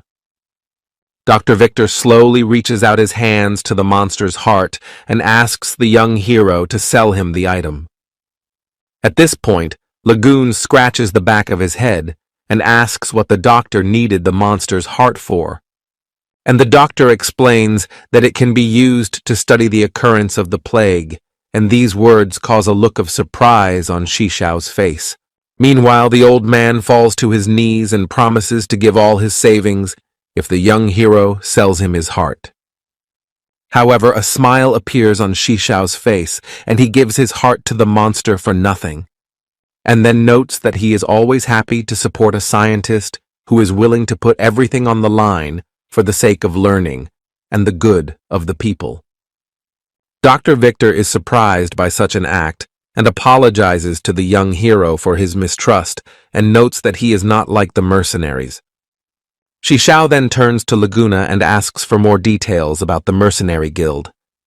And the doctor points out that Laguna shouldn't join a guild that's no better than the usual brigands, and then talks about how most of the mercenaries are extorting money from people and profiting from their grief. Then he gives the young hero a hard look and asks him not to mess with this gangster gang unnecessarily. And Laguna looks at the young hero confused and talks about how he didn't know such details about the guild before he joined.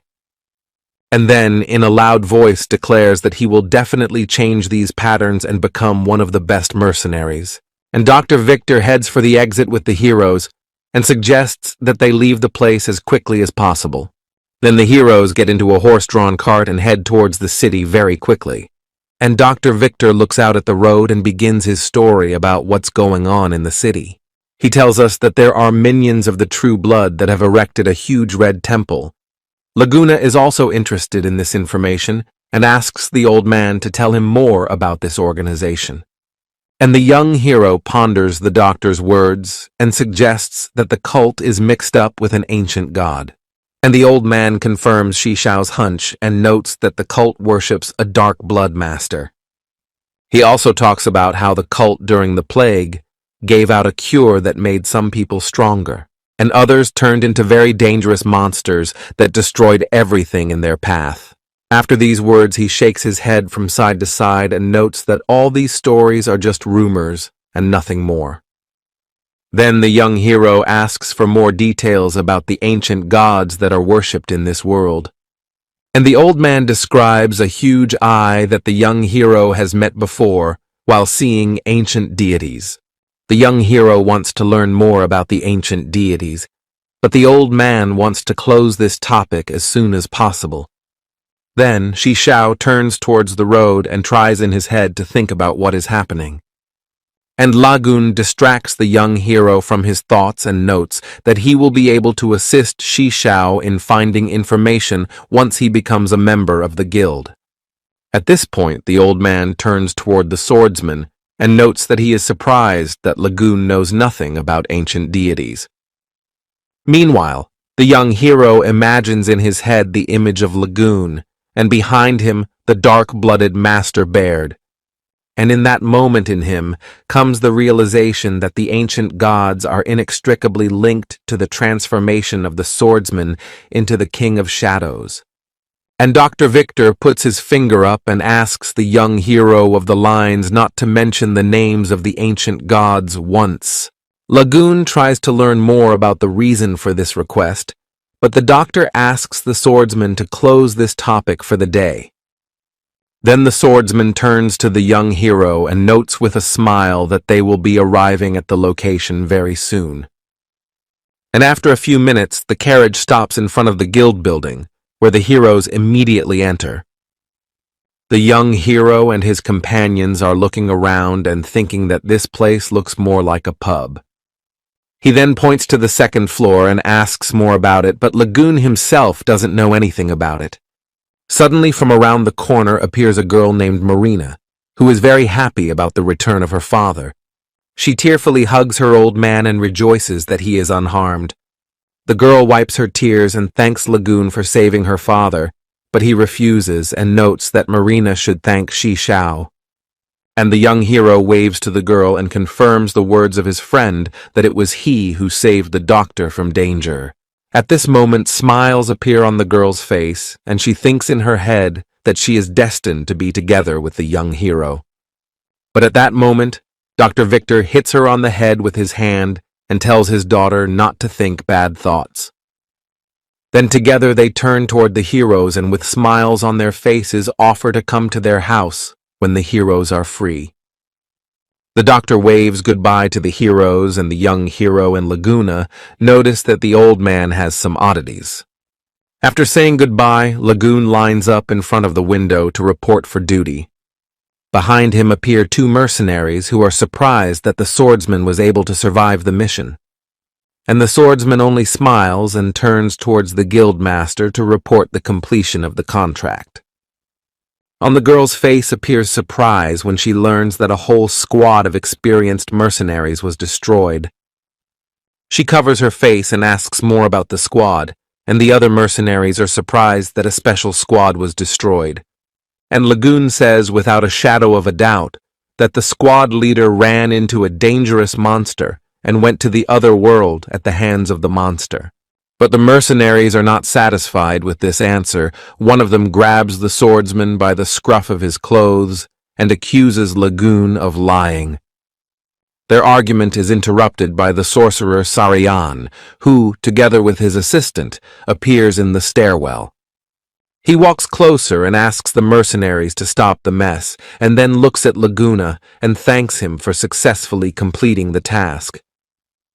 He then pulls a strange artifact out of his pocket and begins to fill it with magical power.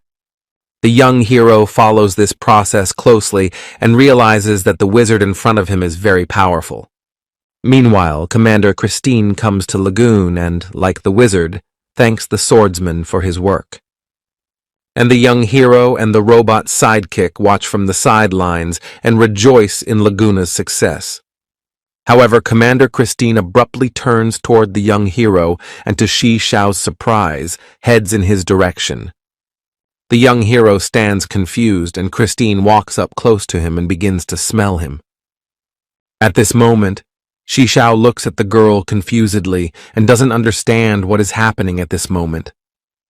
And the girl moves a few meters away from the hero and with a smile on her face offers to join them in the guild. At this moment, all the mercenaries look at the young hero with surprise and can't believe that their commander decided to call Shi Xiao to them. And the girl looks at the young hero with a smile and notes that he has a very interesting smell. And the young hero looks at the girl confusedly and tries to learn more about what Christina liked his smell. The girl at this moment grasps her chin and ponders over Shi Xiao's words for a while. After that, a smile appears on her face, and she indicates that she knows that Shi Xiao has come here from far away due to the specific smell. At this moment, drops of sweat ran down Shi Xiao's face. He was worried that the girl might reveal where he came from. But at this point, Lagoon sides with the young hero and points out that Shi Xiao is a very good man, even if he is a foreigner. However, the girl shakes her head and notes that she is not at all set against the young hero. And then she comes closer again, and to Shi Xiao's great surprise, she suggests that he think again about joining their guild. However, the young hero extends his arm forward and once again declares that he is not worthy of being a member of the guild. Meanwhile, all the other people are watching in horror and don't understand why Shi Xiao refuses the offer. At this moment, Shi Xiao is approached by Lagoon, who insists that the young hero carefully consider the commander's proposal. Then the commander and the wizard say goodbye and note that Shi Xiao can always change his mind. After they leave, Lagoon turns toward the young hero and tries to find out why the young hero refuses such an offer. And Shi Xiao's face becomes serious, and he notes that there is no reason for him to be a member of this guild.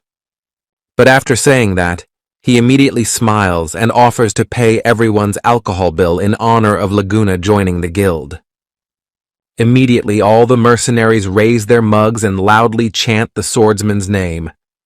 Lagoon becomes uncomfortable with this attention, and Shi Xiao extends a circle in his direction and offers him a proper rest.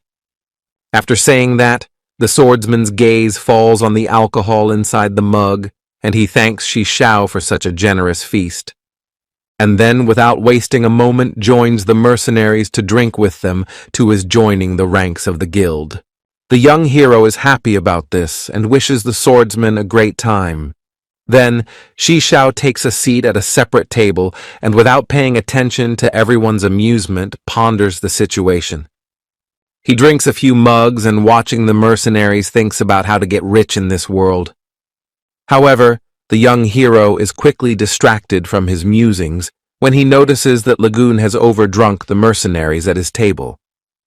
And Lagoon at this point just smiles and asks to bring him more people who can outdrink him. He then takes a seat at the table with the young hero, who takes note of his ability to stay on his feet after drinking. For a while, the young hero looks at the swordsman confusedly and thinks about the fact that soon Lagoon will be able to drink blood as well. Meanwhile, Lagoon once again thanks Shi Xiao for organizing such a feast for him. And the young hero leans back in his chair and talks about how this was no big problem for him. And for a while, the heroes discuss among themselves what happened and enjoy a wonderful dinner. But their conversation is interrupted by a mob of people who barge in and challenge Laguna to another alcoholic duel. And the swordsman responds enthusiastically to the mercenaries' summons with a firm confidence in his abilities as he sets out to meet them. Meanwhile, The mercenaries amicably raise their mugs of alcohol and congratulate Laguna on joining their guild. And the young hero opens his wallet and realizes that he spent a lot on a party at a pub. A new day arrives and the heroes set off along the streets of a vast year to meet Dr. Victor. Lagoon looks with surprise at the young hero, who is very upset that he spent so much money in the pub. The swordsman looks a bit confused when he once again suggests that Shi Shao join the guild. But the young hero again refuses, saying that he is not interested in the Adventurers Guild. And walking along the streets, Shi Shao promises that he will accompany the swordsman on his future quests. The young hero stops and watches Lagoon cheer after the words he said. After a while, the heroes find themselves near an open door that leads to Dr. Victor's house. Victor rubs the back of his head and happily welcomes the guests who saved his life not too long ago. Together with him is his daughter Marina, who looks very confused at the sight of the heroes. But a smile quickly appears on her face, and she asks the characters if they've noticed any changes in her. An old man intervenes in the conversation, pushing his daughter aside and asking her not to disturb the guests. And then Dr. Victor tells the young hero that his research into the monster's heart has hit a dead end. He shows Shi Shao a vial of green liquid and points out that he doesn't have a huge expertise in pharmaceuticals. And the young hero listens attentively to the doctor and offers his help and research into the monster's parts. But the doctor clutches the test tube tightly in his hands and says that he has already called in experienced specialists for this. Then the young hero nods and agrees with the doctor's decision to call in special experts who can create the reagent. And after a while, Jose, a senior pharmacist, walks in with his inner circle. He greets Dr. Victor, who asks the pharmacist to come inside his room. Meanwhile, Lagoon tells the young hero that the pharmacists in this kingdom wield great power. His face becomes stern and he notes that he doesn't really trust these people. And the young hero listens intently to the swordsman's story and ponders his skills as a pharmacist, and imagines himself on a golden throne with everyone praising his alchemical skills. At this point, Shi Shao decides that he needs to learn as much as he can about the Pharmaceutical Association. Suddenly, there is a strong explosion that throws objects in different directions and interrupts Shi Shao's thoughts. The young hero covers his face with his hand, and the swordsman protects the doctor's daughter, who is standing nearby, with his body. All the pharmacists look in surprise at the explosion and don't understand what could have happened. The smoke clears, and a senior pharmacist who looks battered from the explosion appears in front of everyone. He wipes the dust from his face and notes that the monster's heart was beyond him. Then the young hero heads in his direction and offers his help to create a powerful reagent. Shi Shao's words greatly anger the other pharmacists, who consider the young hero a novice in alchemy. But on the defense of the young hero is a doctor who tries to convince the senior pharmacist in the abilities of Shi Shao. And the senior pharmacist is greatly surprised when he learns that it was Shi Shao who got the heart of the monster in the battle against the monster. Then he moves closer to the young hero and questions the young man more about his skills in alchemy. Meanwhile, the other pharmacists mock the young hero, and Lagoon tries to convince everyone of Shi Shao's strength. The face of the senior pharmacist becomes serious, and he decides to test the hero's words for the truth. He then tells Shi Shao that if successful, he is willing to provide him with the creation of the reagent. After saying that, the young hero smiles and asks the senior pharmacist to provide him with money in case he can handle the alchemy. A big smile appears on the face of the senior pharmacist, and he promises to give the young hero 10,000 if he can do the task.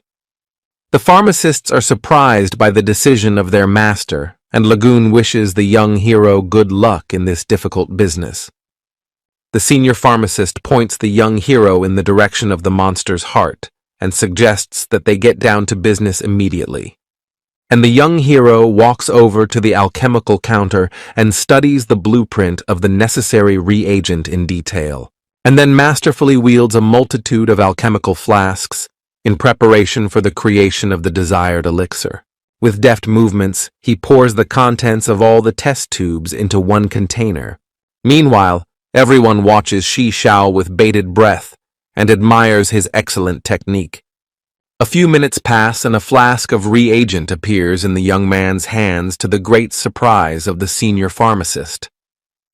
Quite quickly, pharmacist Jose snatches the flask from the hands of the young hero because he personally wants to test the performance of the reagent. He then goes to the monster's heart and pours the entire contents of the flask over it while reciting a spell. And in a few seconds, the heart turns into a huge bloody blob that's constantly in motion. Suddenly, the blood transforms into a bat that tries to leave the room. However, Lagoon manages to draw his sword and with a swift movement of his hand sends the strange creature to the other side. Meanwhile, the doctor asks the pharmacists not to go near the place where the strange creature was destroyed. And the young hero imagines in his head the image of a dark blood master and assumes that this creature is involved in the case. He recalls his encounter with the ancient deities and hopes that next time he will be able to give them a decent fight. But he is distracted from his thoughts by the pharmacists who apologize and point out Shi Xiao's special skills in alchemy. He is then approached by a senior pharmacist, Jose, who promises to pay the amount he promised. The young hero smiles and talks about how happy he is to work with a man who keeps his word. The senior pharmacist then gives Shi Xiao a portion of the amount and promises that he will give the rest during their private conversation. Shi Xiao picks up the bag of gold coins and thinks about how alchemy can make his life a lot easier. Meanwhile, a senior pharmacist suggests that the young hero join their ranks. He looks serious and offers to discuss all the details in his private office. At this time, the other pharmacists look among themselves and can't believe that their master wants to accept an outsider into their ranks. And the master pharmacist does not pay attention to his subordinates at all and suggests the hero to follow him. The young hero agrees and offers Dr. Victor and Laguna to go with him to negotiate. However, one of the pharmacists doesn't want to let the swordsman through and notes that access to their chambers is closed to guild members. Then the young hero says that he will not go anywhere without his friend, and the master pharmacist allows the swordsman to go with them. Then everyone goes outside and Jose, the master pharmacist, offers the young hero his place in the wagon. And once everyone is seated inside, the wooden wagon speeds off at full speed toward the center of town. After a while, the heroes find themselves near a huge fortress, which is the headquarters of the Pharmaceutical Association. The master pharmacist goes forward, and the young hero marvels at the scale of the Pharmaceutical Association's headquarters. A few minutes later, the heroes find themselves in the senior pharmacist's private office and discuss among themselves what has happened. The senior pharmacist notes the high intelligence of the young hero and without too much concealment offers him to join his squad. Lagan looks confused, and the young hero notes that the pharmacist is making such an offer for a reason. Then Master Jose points his pipe in the direction of the young hero and asks him to help him become president of the association. After these words, the young hero folds his hands in a lock and remarks that there is no gain for him in this matter. Then Master Jose promises that after his appointment, he will give half of the association's income to Shi Xiao. The young hero thinks Jose's offer is too suspicious, but the robot assures him that the master pharmacist is not fooling him. Then a smile flashes across Shi Xiao's face, and he asks the master pharmacist more about his wish. The master pharmacist puts his foot down and explains that because of the current president, the entire association is in decline. He tells the story of how he promised his mother to make sure everyone could get free treatment, and then points to the young hero and says that it is Shi Xiao who is the key for him to become the president of the association. Then the young hero ponders the words of the master pharmacist, weighing his every word, and pretty quickly agrees to the deal and then shakes the senior pharmacist's hand firmly as a gesture of goodwill. Then Jose the pharmacist points to a bag of gold and asks Shishao to take that as a reward. The young hero quickly picks up the bag of coins and thanks the pharmacist for keeping his word. The pharmacist shakes hands with Shishao once more and suggests that he use all the resources he has in his office. And then the heroes head for the exit and notice that it's gotten pretty dark outside. Along the way, they discuss past events among themselves, and Laguna notes Shishao's special talent for negotiation. But suddenly, unknown figures in long robes and strange fire helmets appear on the hero's path. One of the unknown men makes a quick dash towards the young hero to strike. However, the swordsman Laguna quickly blocks the stranger's blow, but the blade of his blade quickly breaks. The young hero manages to create an energy barrier around him and saves the swordsman from other blows. But pretty quickly, the unknowns destroy Shishao's barrier, and the heroes are in danger again. Lagan then shoves the young hero aside and asks him to run while he holds off his attackers.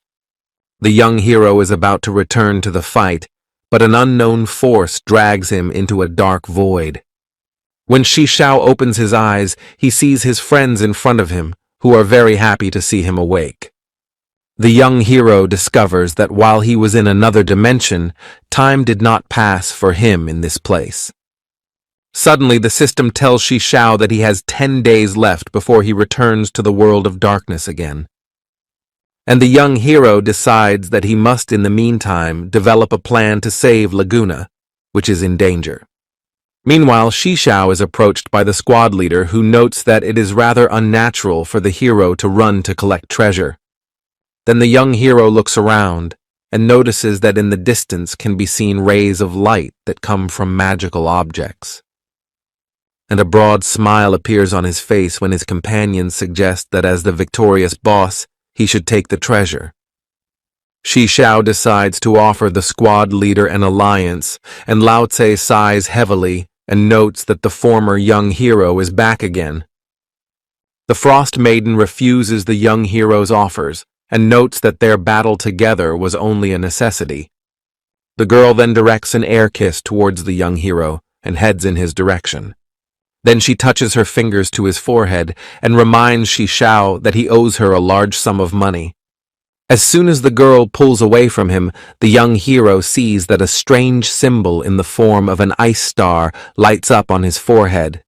And the frosty lady crumbles into millions of particles in front of him and says that she will definitely keep an eye on him. Once the frosty lady disappears, Shishao touches his forehead and hopes that he won't have to fight her the next time he sees her. The young hero and the squad leader then head towards the artifacts, and Lao Tse offers to take Shishao all the items. Among the artifacts, Shishao finds new armor as well as several flasks with a very dangerous poison. This discovery makes him smile, and now he is sure that in the world of darkness, he will survive much easier. He begins to laugh evilly, which greatly alarms both the squad leader and the insect prince. And the young hero turns toward Lao Tse and asks if he should give something to the Mo clan out of the items. And to Shishao's surprise, the squad leader informs him that the key to this dungeon is now the property of the clan. Then the young hero, with a confused look on his face, tries to redeem the key, but the commander refuses the hero's request. Then Lao Tse puts his head down and says that there is one way how Shishao can get the dungeon key. And staring at him intently, the squad leader suggests he join another family of the Mo clan. At this moment, the young hero's face becomes serious. He doesn't want to accept this proposal because he is loyal to Mrs. Mo Care. He thinks over all the possible outcomes in his head and worries that he will now have to fight Lao Tse if he refuses the offer. But to the young hero's delight, the squad leader gives him time to think about the proposal. After the conversation, the young hero sinks into his thoughts and thinks about how to get the key to this dungeon. Meanwhile, he is approached by the insect prince, who is also unhappy with the situation. He points his finger towards the hero and notes that only Shi Xiao is worthy of possessing the key and becoming the king of this world. At this point, the squad leader sighs heavily and notes that he completely agrees with the prince's logic. He then pulls the dungeon key out of his pocket and says that this item is just a source of power that he can't just give away. Then the prince grabs his head, and Shi Xiao clenches his fists and promises himself that he will get the key to the dungeon by any means necessary. He then approaches the insect prince and tries to reassure him by noting that he will watch over this world even if he doesn't get the key. At the same moment, the squad leader turns around and says goodbye to the heroes, saying that it's time for him to return to headquarters. However, Shi Xiao extends his hand up and asks him to wait for the commander for a while.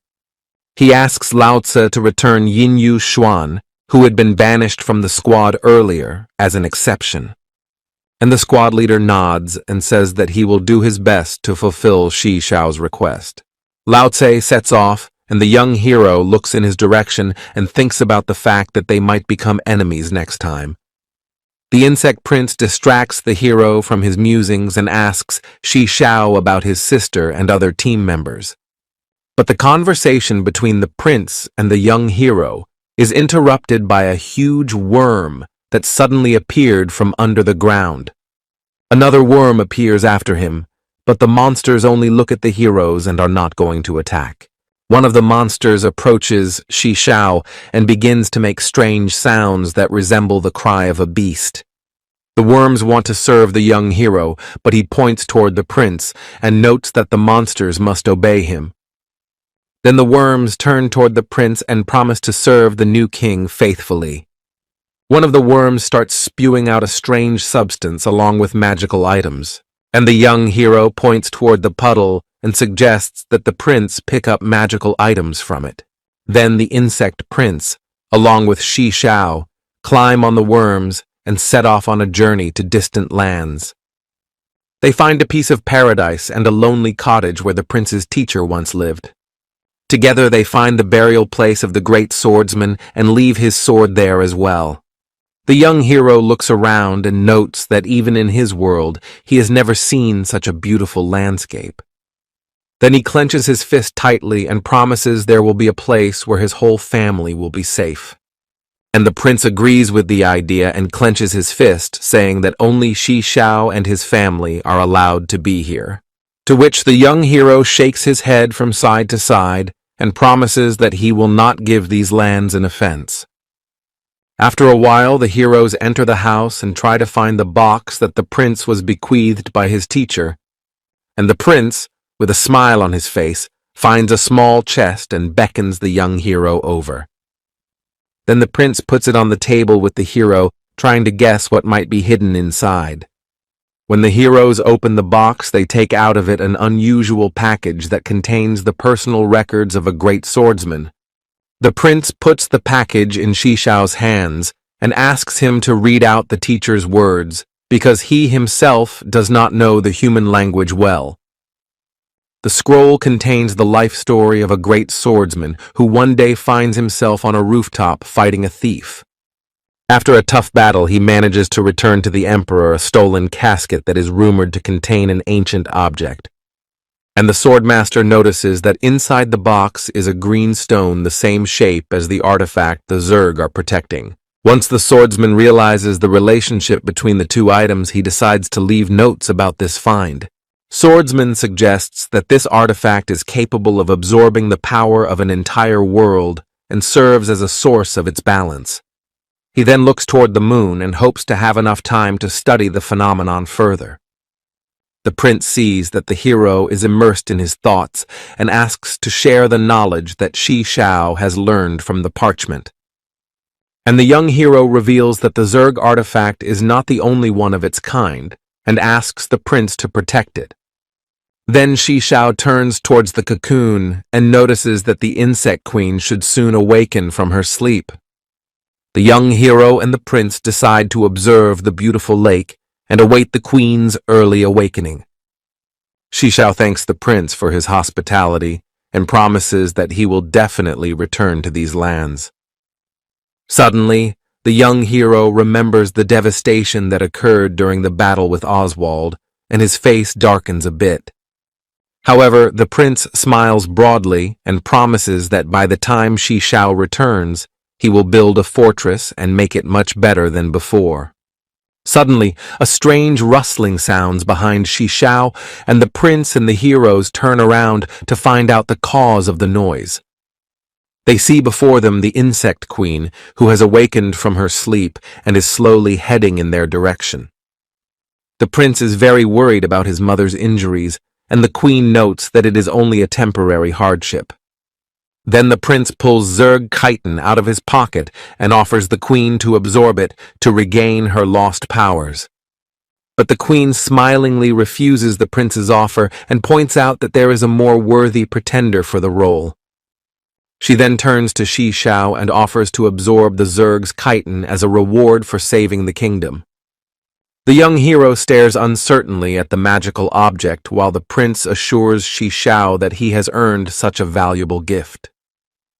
Then Shi Shao picks up the Zerg chitin. He thanks the prince and queen for such a valuable artifact. But the queen along with the prince point out that they don't need thanks, and Shi Shao fully deserved the item. And the young hero with a smile on his face begins to squeeze the stone, after which his whole body begins to fill with green energy. Then, Shi Shao's body rises into the air and strong gusts of energy swirl around his body. The prince expresses his surprise at the process of merging the stone and Shi Shao in a loud voice, and the queen asks him to keep quiet. Meanwhile, the hero finds himself in his pocket dimension to his surprise. The Lord's account appears in front of him, and the system tells him that thanks to his magic power, Shi Shao will be able to unlock it. Then without further ado, the young hero directs his power to the account to get a chance to use it. And the system tells us that now Shi Shao can get the help of powerful sorceresses, and the young hero becomes confused because this time the account is for girls. He imagines in his head that he'll have to wear a dress to use the power of the account. He then picks up a magic staff to increase his magical power, and soon realizes that he can use the image of a sorceress on the battlefield and he won't have to reincarnate into her. After a while, Shi Shao comes back and doesn't know how to explain to the prince what happened to him recently. And the queen notes that the magical power the young hero has gained has great potential. Then he turns toward the insect prince and says that it is time for them to say goodbye. Shi Shao shakes the prince's hand firmly and promises that he will return to this world sooner or later. The young hero then uses a scroll of teleportation and is enveloped by a blue energy that transports him home. In a few seconds, Shi Shao finds himself at home where his entire team and his beloved family are waiting for him. Fei Fei immediately rushes to hug her brother as soon as she sees him and is happy to see him back. Shi Shao's parents also greet their son and say that they are very proud of his success in the dungeon. The hero gets a little embarrassed and promises that he will not disappoint his parents' expectation. And the hero's mom offers to take everyone into another room to celebrate their dungeon victory. However, the young hero looks stressed. He makes the decision to do anything to keep his family safe. Evening comes and the young hero lies on a chair and enjoys a beautiful view of the starry sky. He decides to contact Mistress Mo, who at this time is also relaxing and enjoying a glass of expensive wine. The young hero decides to stand up and asks Mistress Mo how he can get the key to the dungeon, and notes that it's very important for him to get this item in every way possible. Mrs. Mo thinks for a while over Shi Shao's words and suggests that he come to the director's meeting. The young hero says goodbye to Mrs. Mo and thinks of a plan to get the key. Morning comes, and the young hero finds himself in front of a huge building that belongs to the Mo clan. He goes up to the top floor and finds himself at a huge table where all the clan directors are gathered. In the very center sits Mo Jianlong, who congratulates everyone on successfully passing the dungeon. Director Moki rises from his seat and holding a piece of paper is about to read out the list of awards. He is greatly surprised when he sees that the young hero's team has gotten the most gold coins. And Mo Jianlong notes that the director shouldn't worry about it, because all the teams were rewarded based on their actions.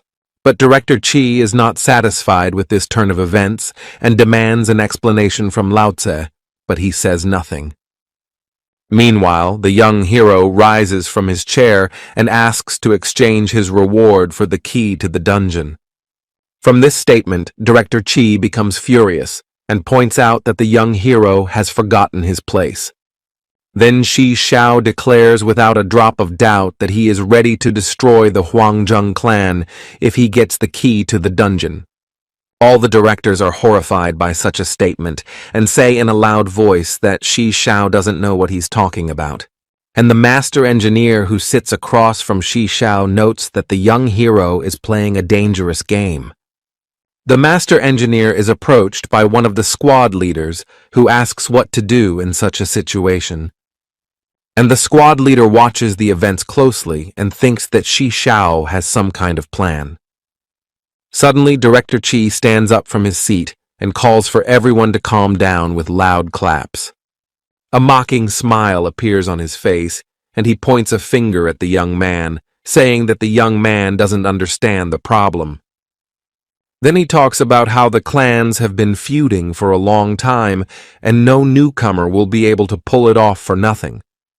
Director Chi then turns to his sister, Mrs. Mo, and points out that her underlings are acting too brazenly.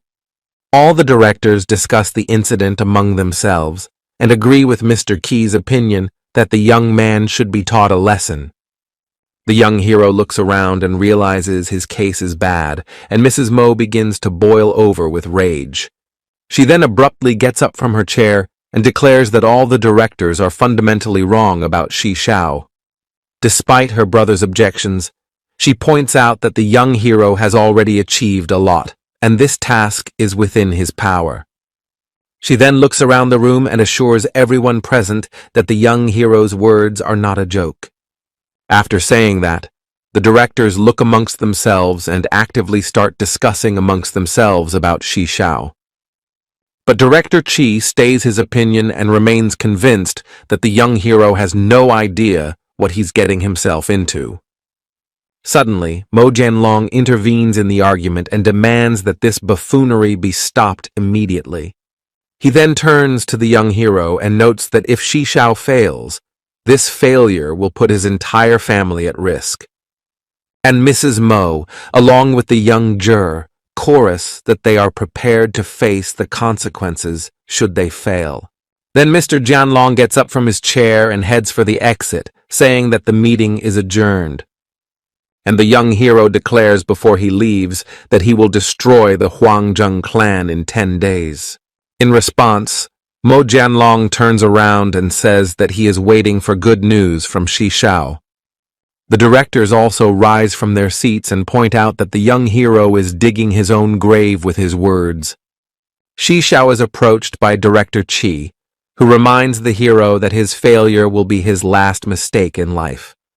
After a while, Mrs. Mo and her entourage approach Shi Xiao and discuss the situation.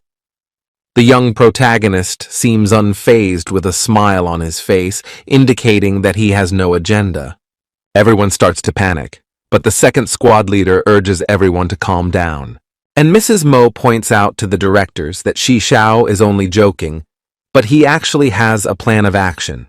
After saying that, the young hero indicates that he has several reasons why he wants to destroy the Huangjung clan.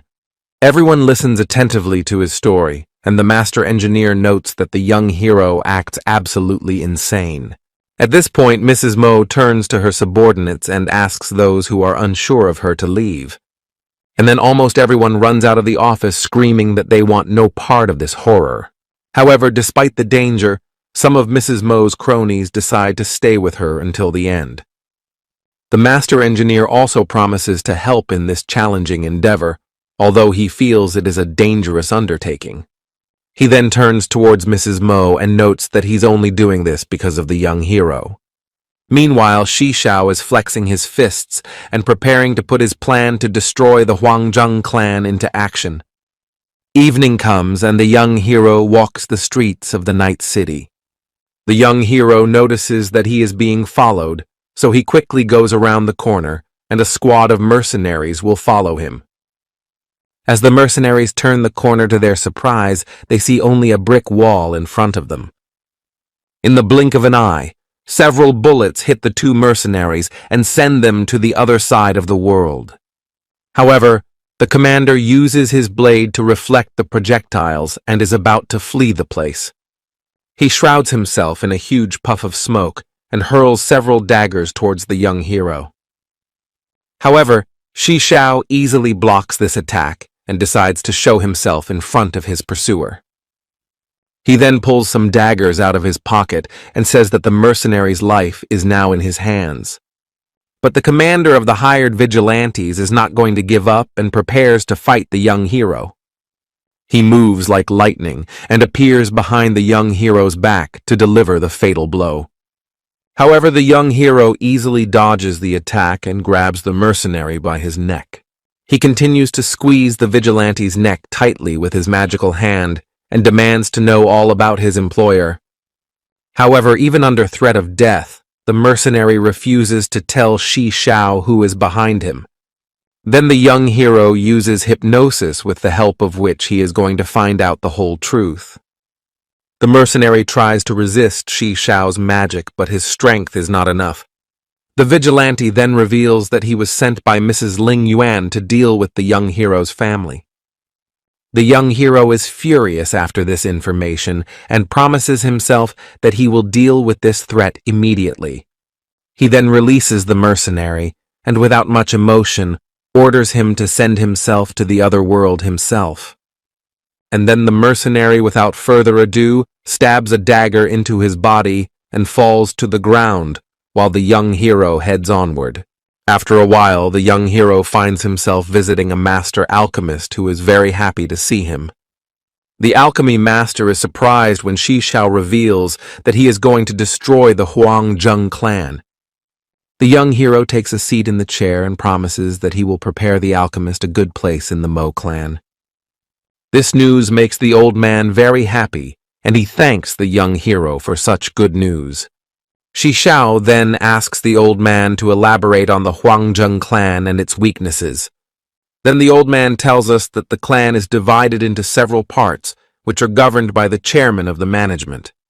And the alchemist firmly declares that now is the right time to destroy the Huangjung clan. And the young hero smiles and asks to be told about the place where Ling Yuan is now. Then rises from his chair and says that it's time for him to go to the clan residence. A bright smile flashes on his face, and he is completely confident that he will be able to break into Ling Yuan's secure mansion. Meanwhile, Ling Yuan takes a bath and enjoys a glass of expensive wine. She's angry that the young hero is interfering with her plans and hopes she can destroy him. But to her great surprise, Shishao appears in front of her and heard her displeasure perfectly. The girl stands up and asks with surprise how the young hero could know where she is. Then a sly smile appears on her face, and she is going to trick Shishao and offers to join the Huangjung clan. But to her surprise, the young hero refuses the offer rather quickly. Then she gets close to Shishao and talks about how they could run the Huangjung clan together. And while the young hero is distracted by her, she brings a dagger over his head and is about to send him to the other world. But for whatever reason, she can't deliver the fatal blow, and the dagger freezes a few centimeters from the hero's neck. And the young hero smiles widely and notes that Ling Yuan can never harm him. The girl gets furious at these words and pulls away from the hero and tries to find out what's going on. And Shishao shows her the vial of poison and tells her that Ling Yuan is now completely in his power. However, the girl does not believe the words of the young hero and continues to hold her dagger.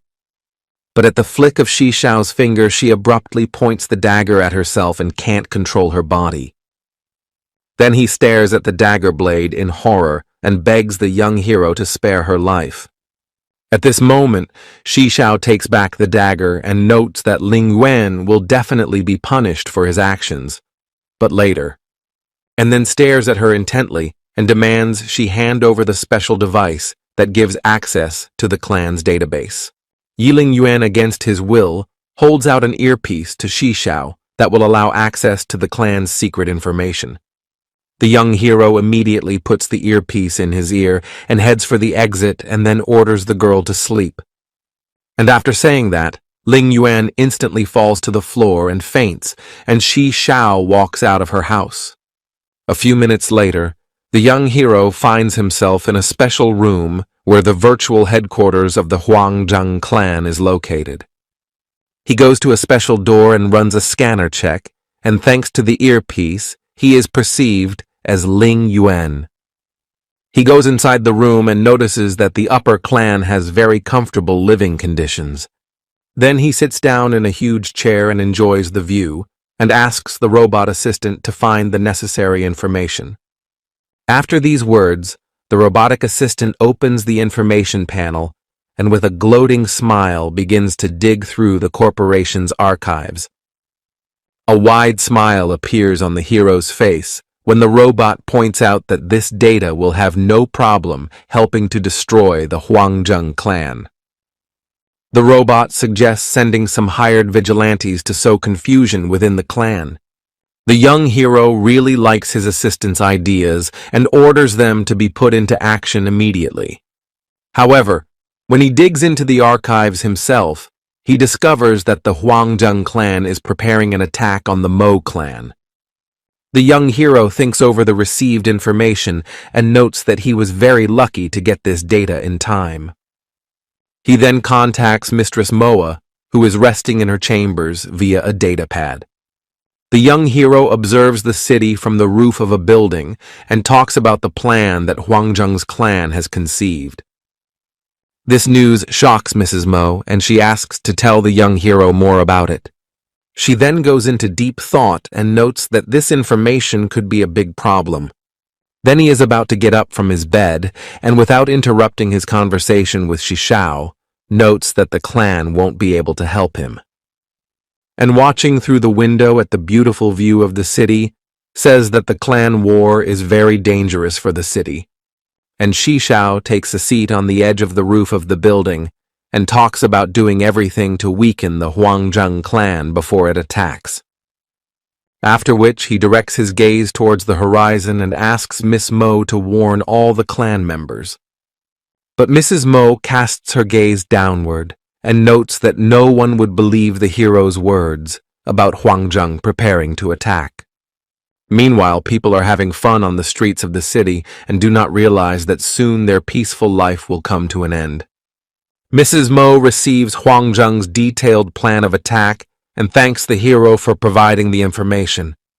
She looks at the city with smiles and suggests that Shishao hide her family outside the area for a while. The young hero considers this proposal carefully and tries to come up with a plan to save his family. The next day, the young hero leaves the safe zone in a car with his family. He turns toward his family and asks them to use extreme caution during his absence. After a while, Shishao arrives at the meeting place and his family tries to convince him to stay with them. However, the young hero shakes his head negatively and says with a smile on his face that he can't miss the battle of the clans. Shishao's sister and other companions want to go along with him, but the young hero points out that they will only get in his way. The young hero then strokes his sister on the head and promises her that he will return safe and sound. Robot Nana is also worried about the young hero and asks Shishao to be careful in the battle against the mercenaries of the Huangjung clan. She smiles widely when Shishao promises to sort things out quickly and wishes him good luck in the fight. All of Shishao's family and companions look at him with a smile and hope that the young hero will handle everything quickly. Meanwhile, several cars appear on the horizon and head towards Shishao. The mercenaries from the Horizon Squad get out of their vehicles and greet an old friend with smiles on their faces. They once again thank him for his help and offer their services during the battle with the Huangjung clan. However, the young hero points out to the commander that it will be much easier for him to travel alone this time. Afterwards, the Horizon Squad leader, with a smile on his face, approaches Shishao's family and says that he will protect them. The young hero's family sets off with smiles on their faces, waving goodbye to the young hero. And Shishao asks her loved ones to be careful and promises to fulfill their deeds as soon as possible. In an instant, his face becomes serious and he heads towards the city to give battle to the Huangjung clan. Meanwhile, the main center of Huangjung is bustling with activity as everyone prepares to attack the Mo clan.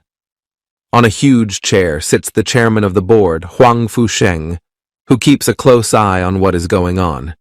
Suddenly, one of the assistants announces that someone has infiltrated their network and stolen very important data. Then one of the executives orders to find the source of the data leak as quickly as possible. However, Huan Fusheng remains completely calm and says that this problem will not interfere with their plans. But at the same moment, his close aide claims that economic data about their clan has hit the net. After saying this, Huang Fusheng becomes furious and asks his assistant how this could have happened. At the same moment, other department directors run up to him and say that the company's shares have fallen in value dramatically. The chairman of the board goes on a rampage and orders to find the person who leaked their data online. At the same moment, he contacts his brother, who is the deputy of the corporation, with the help of the information console. His brother notes with a smile that Huang Fusheng has leaked very important data. And then Huang Fude emphasizes that his younger brother will definitely answer to the council for such negligence. But at that moment, he is approached by his assistant, who points out that there is a big problem. And the deputy corporation sees an image of burning wreckage where the weapons depots used to stand. This makes him furious, and he notes through clenched teeth that there is a traitor in their ranks. Then, with rage in his eyes, he reprimands his assistant for letting their secret data fall to the enemy. He then tosses it aside and asks him to show him the surveillance footage. A man covered in bright flames appears on the videotape and weapons fire is fired at him. But for whatever reason, the man in flames takes no damage from bullets and walks forward with no problem.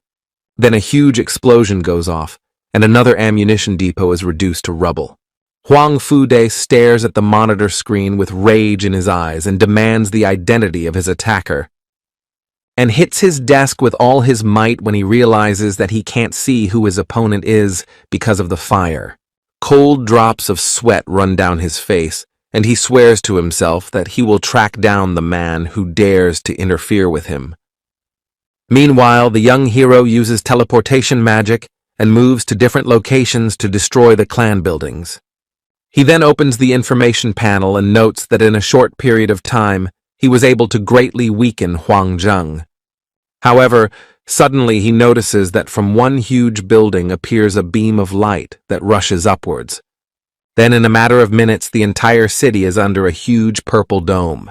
The young hero is surprised to see this picture and realizes that the Huangjung clan has begun to act. He then opens the information panel and learns that Huangjung attacked the black market. And then he decides to go there as soon as possible to save his comrades. However, he is worried that the Huangjung clan still has a few trump cards up its sleeve. Meanwhile, the mercenaries have killed most of the Mo clan's guards and are about to break down the main door. They laugh loudly and demand the girl immediately open the entrance to the boardroom to them, or they will destroy everyone. And the girls are hiding inside and afraid the mercenaries will do something very horrible to them. Then the leader of the mercenaries decides to take matters into his own hands and demands the girls to lay down their weapons immediately. Then there is a loud explosion near the door and a huge amount of shrapnel flying in different directions. Then in the doorway appears a squad of mercenaries who look at the defenseless girls with greed in their eyes. And Miss Siu looks at the mercenary commander with hatred and tells him that his deed will not go unpunished. However, the commander only laughs and says that he is not afraid of consequences, and then rips off the girl's clothes. Then he pins her to the floor and tells his crew they can do whatever they want to the girls. Suddenly, there is a loud explosion. A strong flame bursts into the room and sets some of the mercenaries on fire. Then a young hero appears in the passage, who has completely covered his body with flames of fire.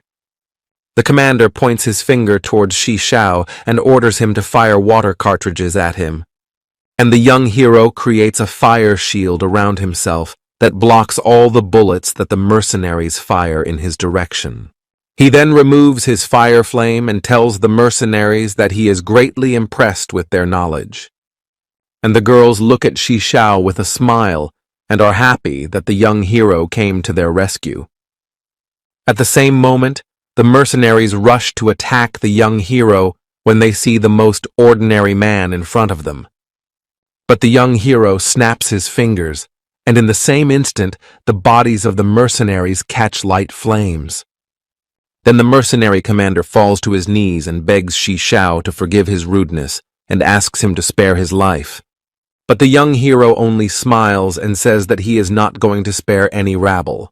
After these words, he snaps his fingers again, and the bodies of the mercenaries are turned to embers by the strong fire.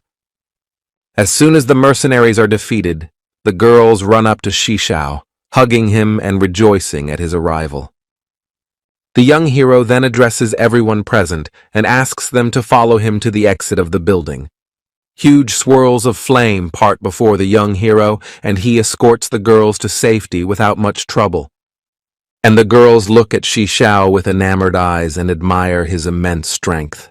After a while, he and all the survivors find themselves on a street where huge rocks are scattered everywhere.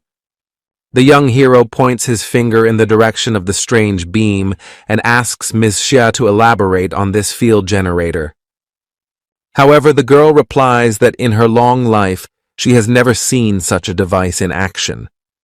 But the young hero still thanks the girl for her help and then spreads his wings and prepares to take off. The girls with smiles on their faces bid farewell to Shi Shao and wished him good luck in the battle. And the young hero increases his speed and heads upward for a bird's eye view. He then contacts Ling Yuan and demands that she immediately report information regarding the situation in the city. After that, the young hero opens the information panel and waits for a response from the girl. Meanwhile, Lin Yuan's personal bodyguard stands not far away from the girl and monitors the situation together with the alchemist. And the girl reports to the young hero that Huang Fude has locked Huang Fusheng and the Mo clan together to destroy each other. Then the girl falls, but the bodyguard manages to catch her and then turns to the old man and demands to find an antidote. But the old man notes that the poison that the young hero created has a strong effect, and he has no antidote against it. Meanwhile, the young hero lands on the roof of a building and tries to consider his next course of action. A robotic assistant flies up to him and points out the location of Huang Zheng's nearest bases. Meanwhile, at one of Huang Zheng's secret bahas, an alarm is sounded and the guards lie near an open safe. The girl scrutinizes the money bills and tries to find an important item among them. To her surprise, a young hero appears who notes that the girl is very often robbing people during the disaster. Then Zuehi abruptly rises to her feet and grabs her weapon, but the young hero promises that he is not going to hurt her. And the girl talks about how she's only trying to find the thing that belongs to the Huang Zheng clan. Then she starts digging through the money again and gets angry that she can't find the item. And the young hero opens a portal and says he's going to find Huang Fude to destroy him. Then the girl suddenly rises to her feet and says that she wants to go with the hero and destroy this clan. The young hero wants to know the reason for the girl's hatred for this clan, but Xuehe is not going to answer that question. She then heads towards the exit and turns to the young hero, saying that she knows the location of Huang Zheng's bases. Meanwhile, multiple explosions erupt throughout the city and flames of fire and smoke erupt from high-rise buildings. At one of the secret bases of the Huang Zheng clan, there is a loud explosion that destroys all the equipment. And the young hero walks in following the explosion and stabs the base director in the face with his foot and demands to know the location of Huan Fude. But Shishao doesn't get the answer he wants, so without a drop of doubt, he blows up the rest of the base entirely. And Shuihe says she knows the location of the base where Huang Fude might be hiding. However, suddenly the girl begins to shake with fear, and the young hero asks what is happening to her. Shuihe continues to shake and talks about how she has a very tragic history with that base. But despite her fear, she wants to go there. And the young hero grabs the girl by the shoulders and promises that together with him she will be completely safe. The girl is embarrassed after these words, and without looking into Shishao's eyes says that it is time for them to go on their way.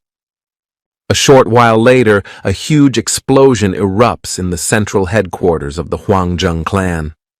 And in the passage appears the young hero along with Shuihe, who are looking around carefully.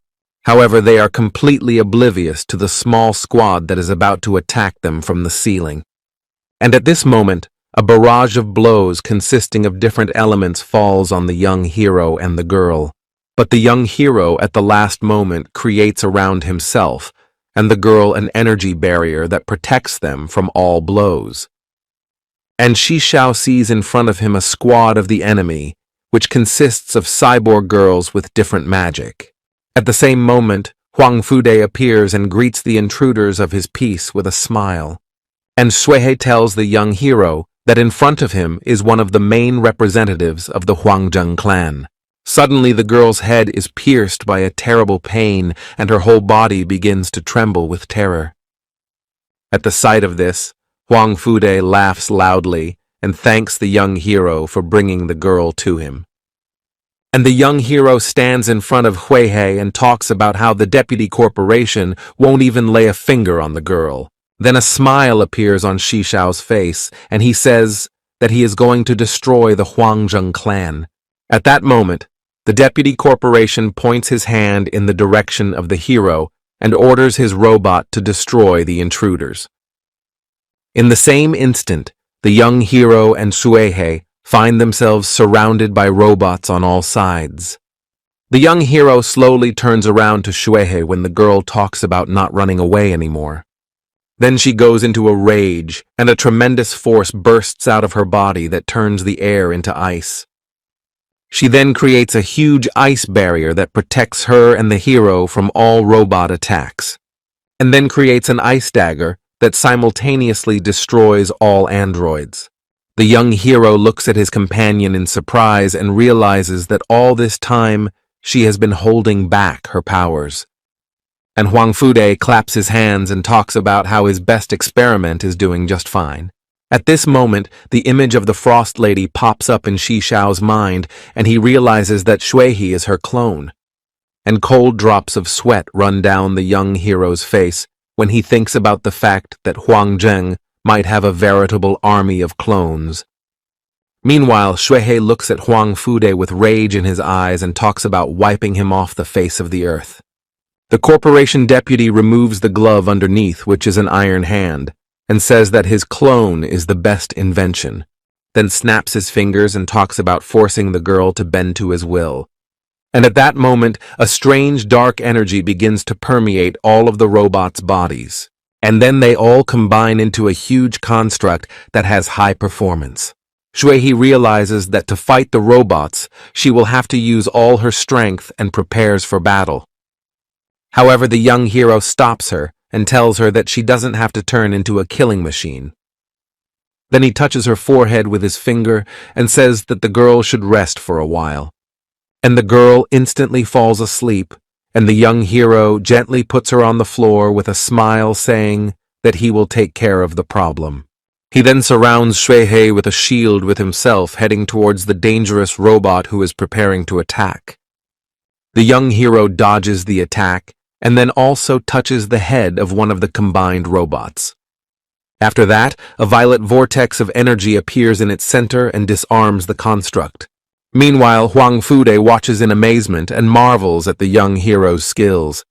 And the young hero with rage in his eyes says that this is the end of the Deputy Corporation's games, and it's time for him to meet his creator.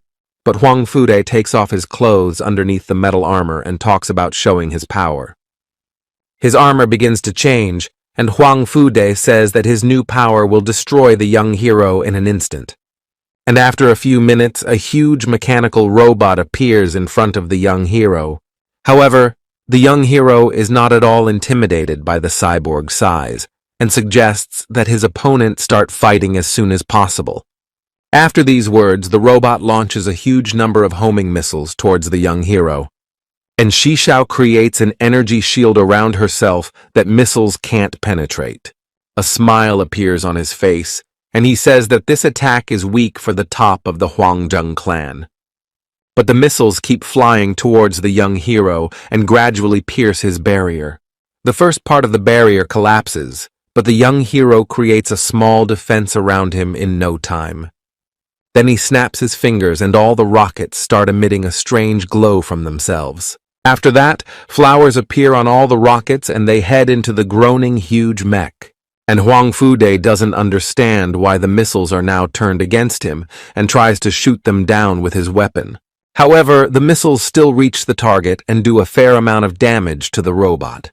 The young hero smiles and talks about how unfortunately he can't summon his battle robot to end everything in one blow.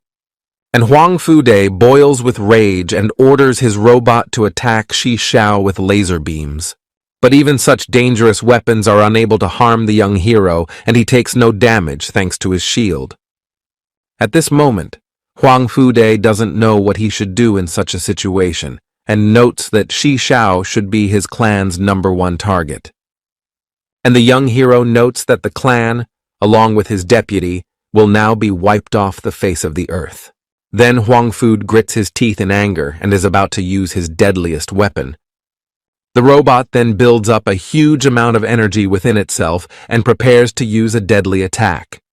After that, a huge number of projectiles of different elements are directed towards the young hero. And all the shells touch at the place where the young hero stands, who hasn't moved a meter. The smoke from the explosion clears and the young hero is still standing there unharmed. Then he raises his finger up and creates an energy sphere above him to summon the Witch of Light, Aphira. At this moment, all the information panels around Huang Fude inform him of the emergence of a huge energy source. After which, a fireball headed towards him at a tremendous speed. But Huang Fude has full confidence in the strength of his battle robot, so he stands still and prepares to repel the projectile. But the force of the fireball proves to be too enormous and throws the battle robot back several meters. At this moment, Shuihei comes to her senses. She opens her eyes and tries to understand what is going on. And a Witch of Light appears in front of the young hero with a smile on her face, waiting for Shishao's order. She falls to her knees before him, and the young hero orders her to disarm Huang Fude and bring him to him. The witch smiles broadly and says that her master's order will soon be carried out. She then points her magic staff towards the battle robot and aims a huge amount of meteorites at it. There is a loud explosion, and the Witch of Light only laughs loudly when she sees the flash of flame in front of her. When the smoke clears from under the rubble of the battle robot, Huang Fude is shown to be badly injured. Suddenly a wide smile flashes across his face, and he pulls a strange contraption out of his pocket. Then the Witch of Light uses a protective barrier, worrying that the enemy might use a deadly attack. And Huang Fude only laughs at the sight of it and says that it's time to use his clone. The young hero turns back abruptly when he sees a huge bolt of lightning heading towards his girlfriend. After the impact, Shuihei's body transforms into a battle robot that is under the control of the Deputy Corporation. At the same moment, the battle-robed Shuihei points a huge ice dagger towards the young hero, but the Witch of Light protects the young hero with her protective magic. Whereupon the young hero orders her to weaken the battle robot, but not to send her to the other side. The witch tries to challenge the young hero's decision, but Shishao reminds her that he is her master. Meanwhile, Huang Fude stands behind Shuihei's battle robot back and orders her to protect him in any way she can. At this point, the young hero calls the corporation deputy a coward and orders his witch to destroy him. At that moment, the Witch of Light raises her staff up and prepares an attack spell. However, Shuihei creates a protective barrier and covers Huang Fude, who is trying to escape from the battle. But with each blow, Shuihei's robot defense is weakening, and blood is slowly pouring out of her mouth due to overexertion.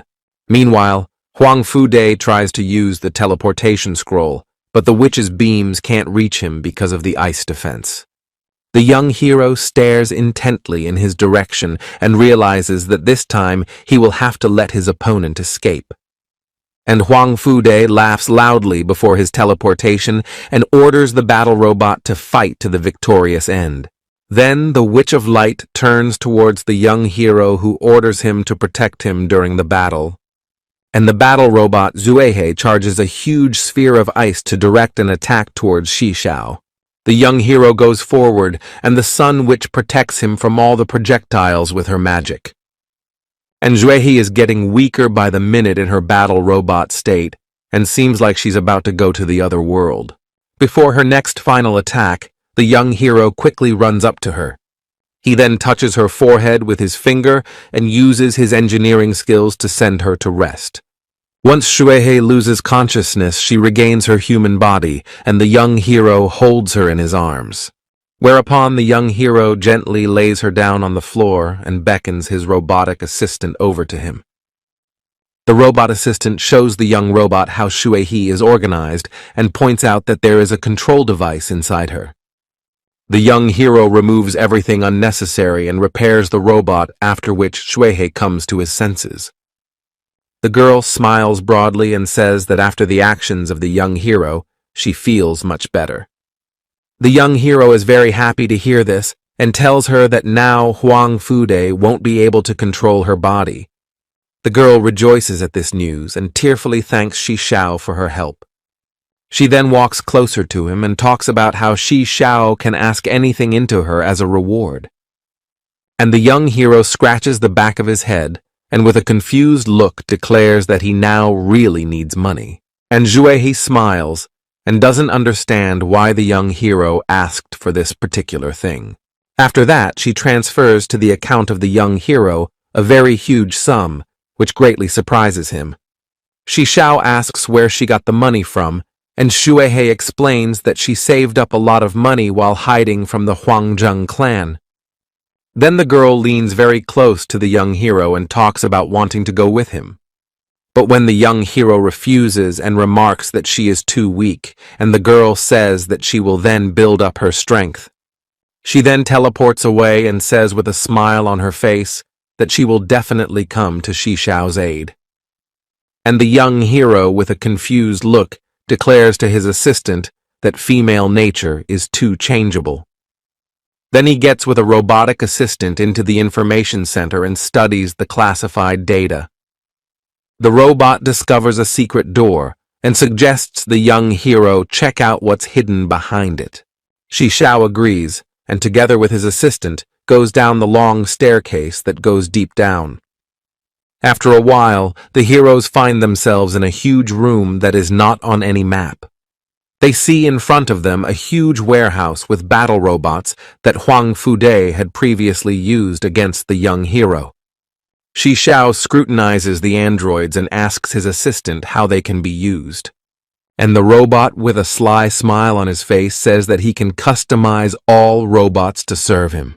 The young hero hits his aide with his fist and talks about how he needs an army, not servants. The robot then opens each robot's dashboard and changes the basic data in it. And the young hero watches intently as his assistant changes each robot at a rapid pace.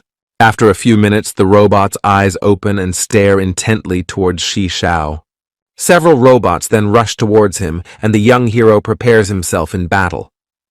But to his surprise, instead of attacking, she starts hugging him from all sides and smiling sweetly. And the robot assistant is smiling evilly because he specifically set up the robots to behave this way. Shi Xiao then beats his assistant again, and he customizes the other robots just as the young hero wanted. The young hero then gives a command and asks all the fighting robots to follow him. Meanwhile, in the center of the city is a huge field generator that emits a powerful energy source. The two guards are smilingly discussing amongst themselves that the Mo clan will soon be finished. However, suddenly appear a young hero on whom the guards immediately point a gun, and Shi Xiao throws his hands up and declares with a slight smile that he is just an ordinary civilian who got lost. But suddenly Commander Wang Jianguo appears with his assistant and declares that Shi Xiao is an unusual person. He then asks his soldiers to remain calm and asks with a smile how the young hero's family is doing. Shi Xiao thanks the commander for his concern and notes that his loved ones are doing well thanks to him. Suddenly, the commander's face becomes serious and he notes that Shi Xiao is in this territory for a reason. And the young hero notes with a smile that he's going to destroy the force barrier. The soldiers are about to open fire, but the commander orders them to lower their weapons and asks them not to act rashly. The young hero then offers to keep the commander and his men alive if they don't get in his way. The commander ponders over Shi Xiao's words and notes that many civilians might get hurt. But the young hero is not going to explain his actions, which greatly angers Commander Wang Jianguo. However, Wang Jianguo agrees to Shi Xiao's proposal after a few minutes of thought. The soldiers are amazed by the commander's actions and note that their superiors will destroy all traitors. Then the commander turns to them and talks about the young hero's power being too strong. But the soldiers only run away for reinforcements, and the assistant commander Shen Bin says that he always follows the commander. The young hero smiles and says it's time to move towards the generator to destroy it once and for all. At this moment, Shen Bing's eyes become full of anger as he looks at the young hero. Then he abruptly pulls his dagger out of his pocket and is about to attack from behind. But to his great amazement, the young hero creates a fire blade behind his back and blocks his attack. The commander tries to calm his assistant down, but Shen Bing is not going to stop. Shen Bing points his blade at the young hero and says that it was Shi Xiao who sent his girlfriend to the other world. And he tells of an acquaintance who saw the young hero leave Qin Lu to be eaten by a monster. After this story, Shen Bing asks Shi Xiao why he didn't save his girlfriend from the dangerous monster, then falls to his knees in tears and says that Qin Lu was very precious to him. And the young hero looks down and tells the truth that Qin Lu decided to sacrifice him and sent him into the jaws of the monster. Then he approaches Shen Bin and talks about how he can forgive traitors and save their lives. But that answer doesn't satisfy Shen Bing, and he says he'll send Shi Xiao to the other side. He then heads towards the young hero again, holding the dagger in his hands. And the young hero creates a magic hand and gives Shen Bin a powerful blow to his body, then turns around and says that this is his last warning and asks the young man to stay on his feet. Shen Bin lies on the ground and pulls out a picture of his lover saying that now there is no future. He then pulls out a potion with a strange potion in it and drinks it completely. In a matter of seconds, his entire body transforms and he turns into a dangerous monster. The monster is attacking the young hero, and Shi Xiao says that now he will have to act seriously. After which he waves his hand and a huge table of flames completely engulfs Shen Bing in his new appearance. The flames consume everything, including Shen Bing's picture with Qin Lu. And Commander Wang Jianguo looks confusedly at the place where his aide was and calls him an arrogant fool. The young hero also looks at the flames for a while and thinks that he will have to face the humanoid monster more than once. He then heads towards the field generator to destroy it. He turns around for a few seconds and asks the commander for help if he hasn't changed his mind about being on his side. Suddenly, runes appear in the sky that create a huge golden portal. At the same moment, monstrous creatures begin to appear from this portal and scatter all over the city. The young hero realizes things are bad. He quickly flies up to stop the monster invasion. Meanwhile, in the Mo clan's main headquarters, the current situation is being discussed amongst all of its representatives. Mrs. Mo leans against the glass and hopes that the residents can take cover from the monster's attacks. And Director Mo Chi reports that so far, the other clans are doing nothing and sitting in their seats. After that, Mo Zunlong turns towards the window and hopes that the war between the clans will not break out in full force. Meanwhile, the magic portal continues to rage and hundreds of lightning bolts burst out. After that, a huge demon lord appears from the portal and looks around carefully. The monster heads to the purple barrier very quickly and tries to break through it with his punches. However, the barrier does not yield to him, so he orders the monsters to follow him through the streets of the city. And the young hero observes this picture and notices that the monsters are heading towards the protective wall. Shishao decides that he needs to deal with the monsters first. Meanwhile, in the test tubes are sleeping battle robots that are waiting for Shishao's command. And they immediately fly out of their hiding place and fly towards the monsters at the young hero's command. As soon as they reach their destination, they release a huge number of missiles in the direction of the monsters. And homing missiles take out low-level monsters without much trouble. The rest of the monsters try to escape, but the robot girls catch up with each one and destroy them. One of the combat robots contacts the young hero and reports back on the mission. Shishao then contacts his friends and informs them of the current state of affairs. The young hero asks his comrades to try to protect the residents and hide them in a safe place. And everyone promises him they'll do everything they can to keep as many residents away from the monsters as possible. He then speeds up and heads towards a huge portal from which monsters appear. In front of him appear flying monsters that are going to deal with the young hero.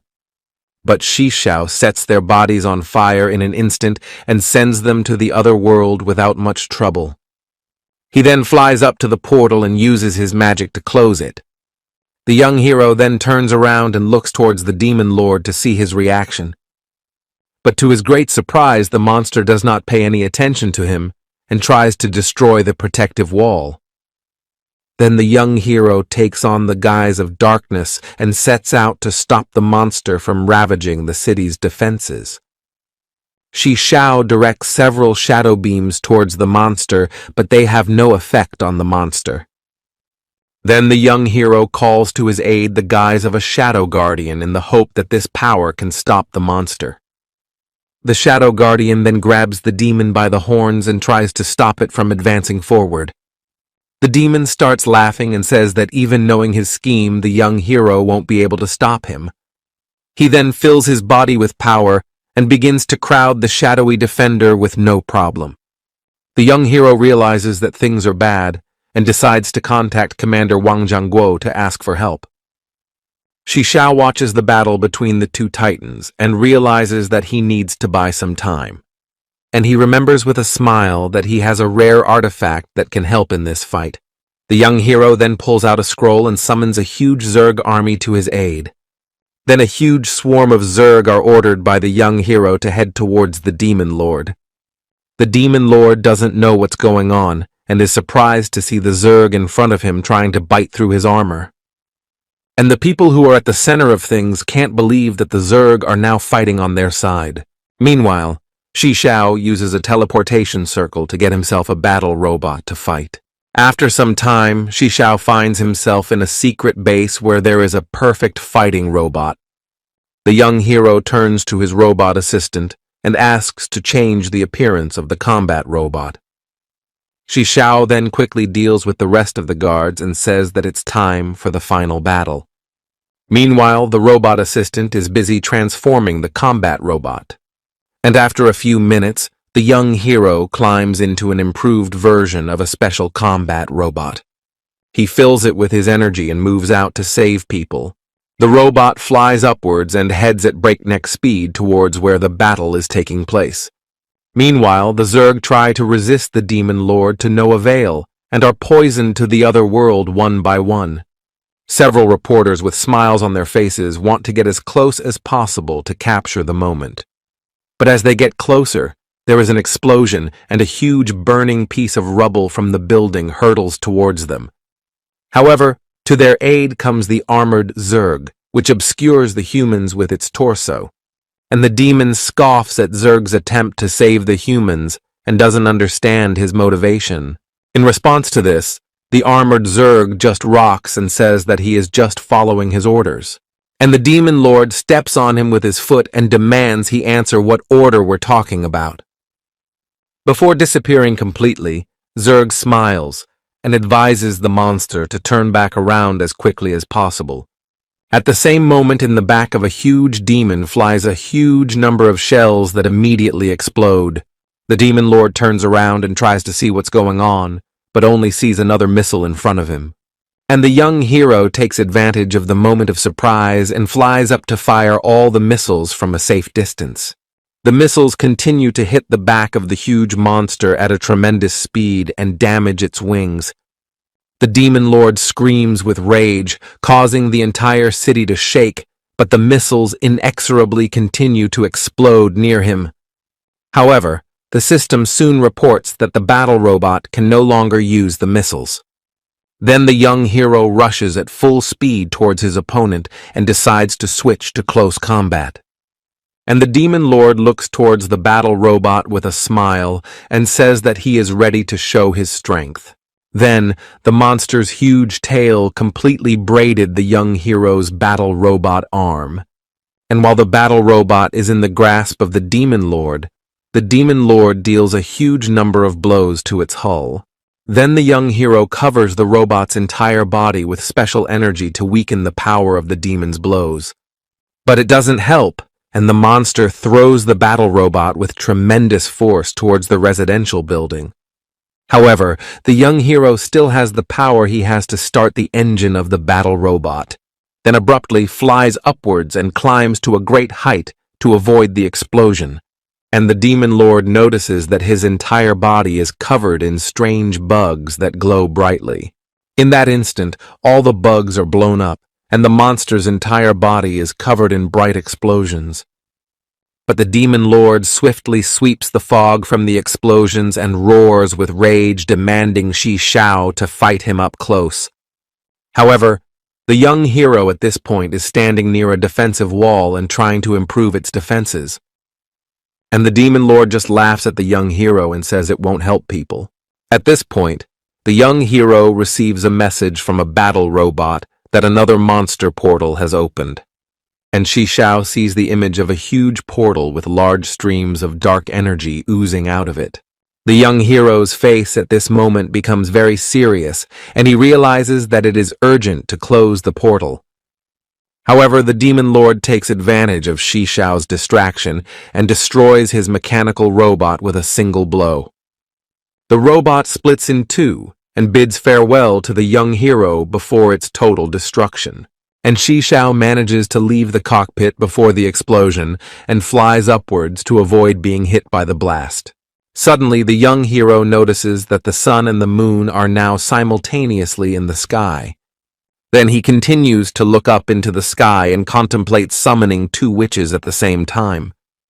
Meanwhile, the demon prince is blazing with rage and is about to destroy Shi Shao with a single blow. The young hero realizes that he cannot delay, so he begins his draft despite the dire consequences. But the demon lord doesn't take Shi Shao seriously and watches with wide-open eyes. And after a minute, magical barriers appear around him, but the monster just laughs and says that magic won't do anything to him.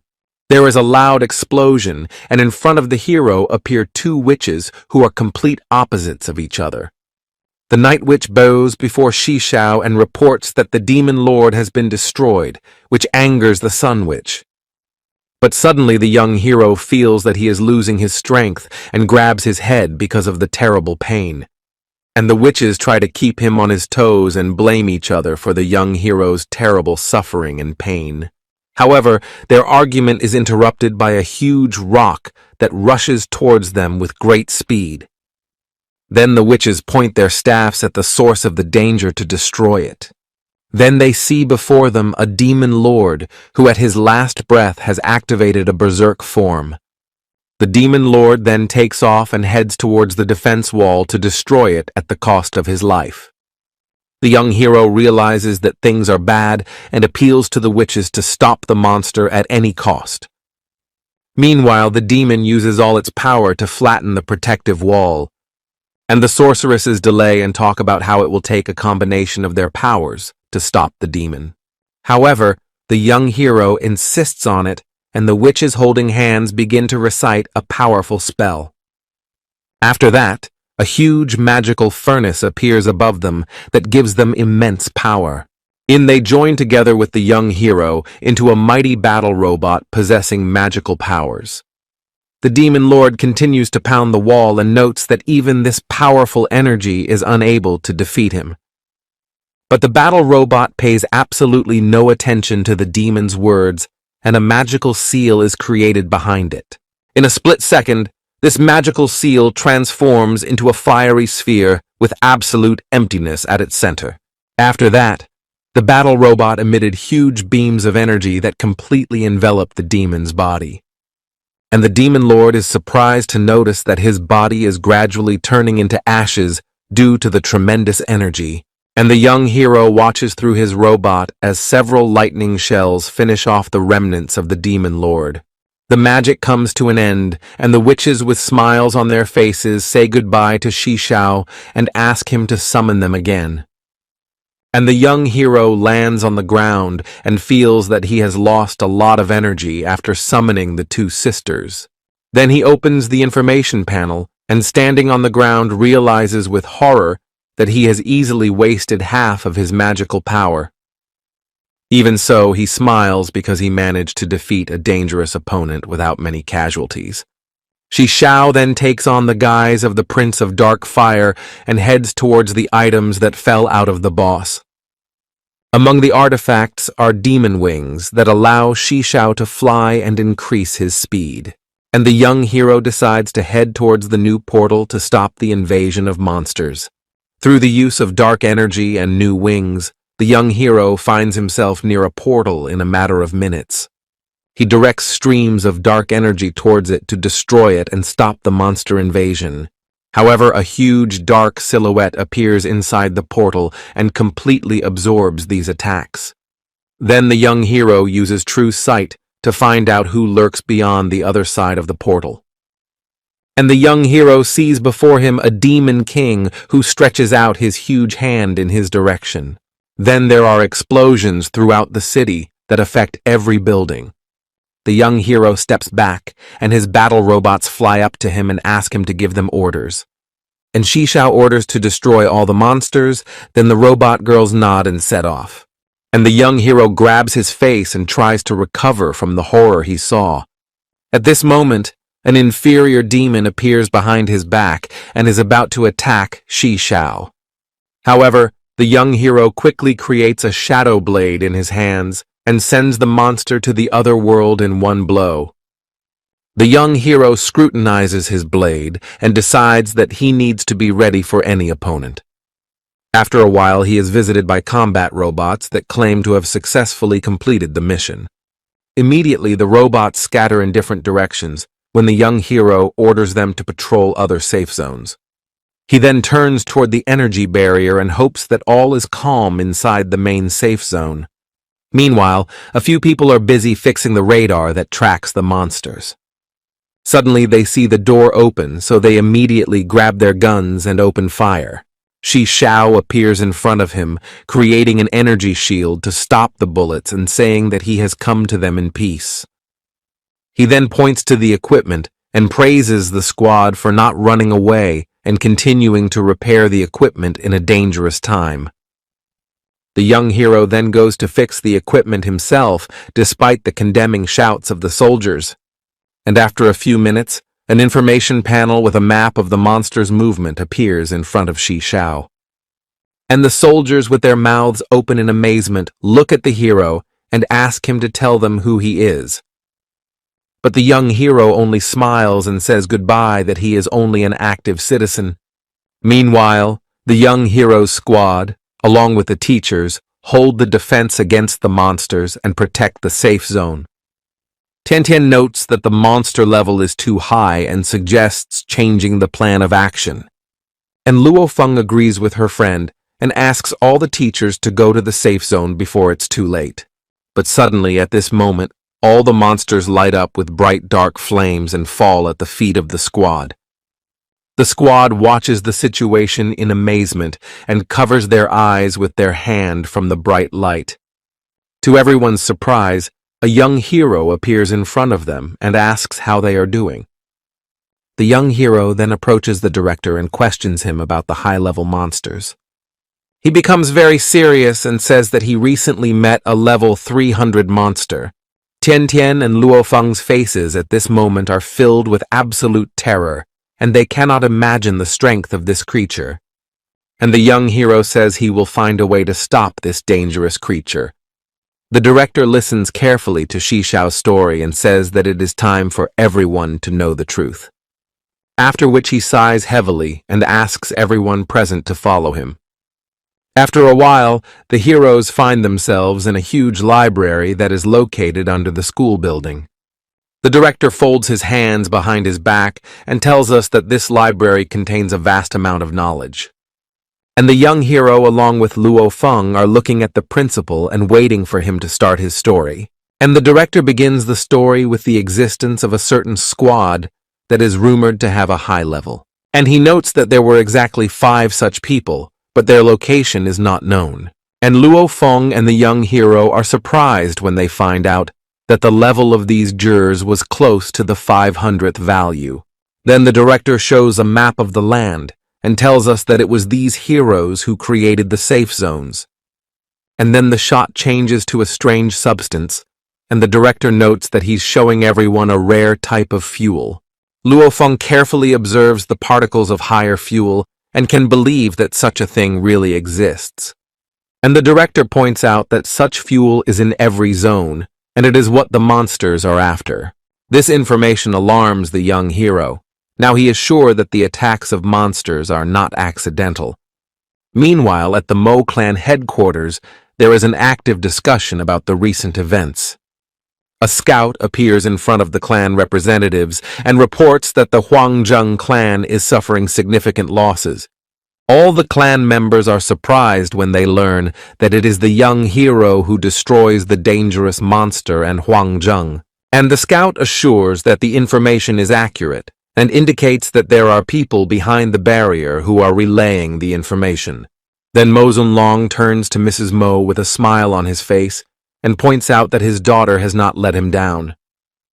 And the girl smiles and says that it's all thanks to her father who gave Xiao a chance to prove herself. Suddenly, another scout appears and reports that Huangjung's huge army is preparing to attack. Director Mochi is furious at this information and doesn't understand how the Huangjung clan can have so many fighters. And Mrs. Mo reports that the Huangjung clan has joined forces with Tian Chuan. However, Director Mochi can't believe it and says in a loud voice that he won't let it go unnoticed.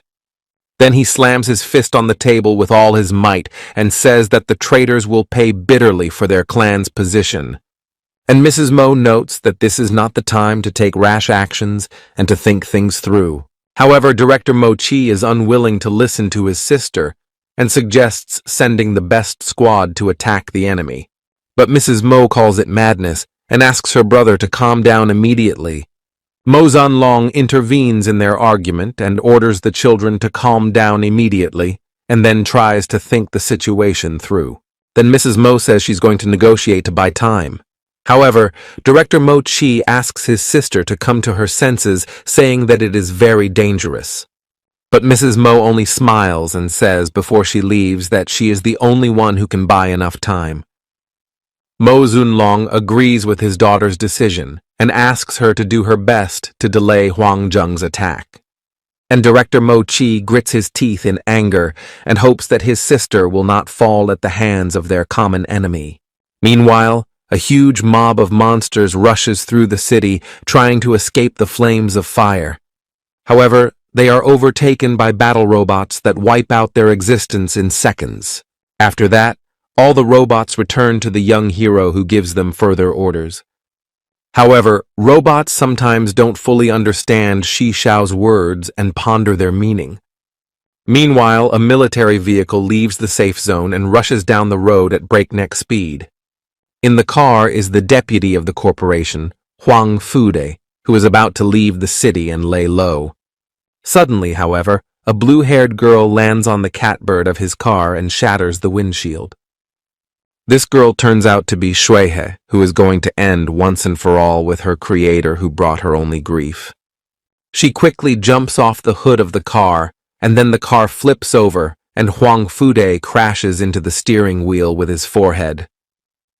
However, the deputy corporation deputy kicks the car door with a strong leg kick and tries to get out. He looks at Shuihe with a disgruntled look and notes that his creature dare not harm him. However, following those words, an ice dagger flew towards him at full speed. This dagger pierces the deputy's arm, causing Huan to cry out in pain. And Shuihe surrounds himself with a powerful stream of energy and tells his creator that it's time to answer for his actions. Huang Fu looks worried about the current situation all over his face with drops of cold sweat streaming down his face. He then orders his system to administer an anesthetic and tries to remove the ice spear from his hand. However, despite this, he still feels great pain and lets out a loud scream. And Shuihe, with a snide expression, remarks that she has changed her magic so that her enemy will feel pain anyway. At this moment, a smile appears on Huang Fude's face as he pulls out a remote control and says that the girl is now under his control. But no matter how much the clan deputy presses the button, nothing changes and the girl creates an ice blade in her hand. It then pierces the two arms of its creator, causing him to feel unbearable pain. She then looks intently at Huan and tells him that he now has no power over her body. And the chairman tearfully shouts insults at the girl and says that his creature can't do that to him. And the girl just taunts him and says it's time to end the show. However, Huang Fu says that his clan is sure to destroy the girl along with the young hero.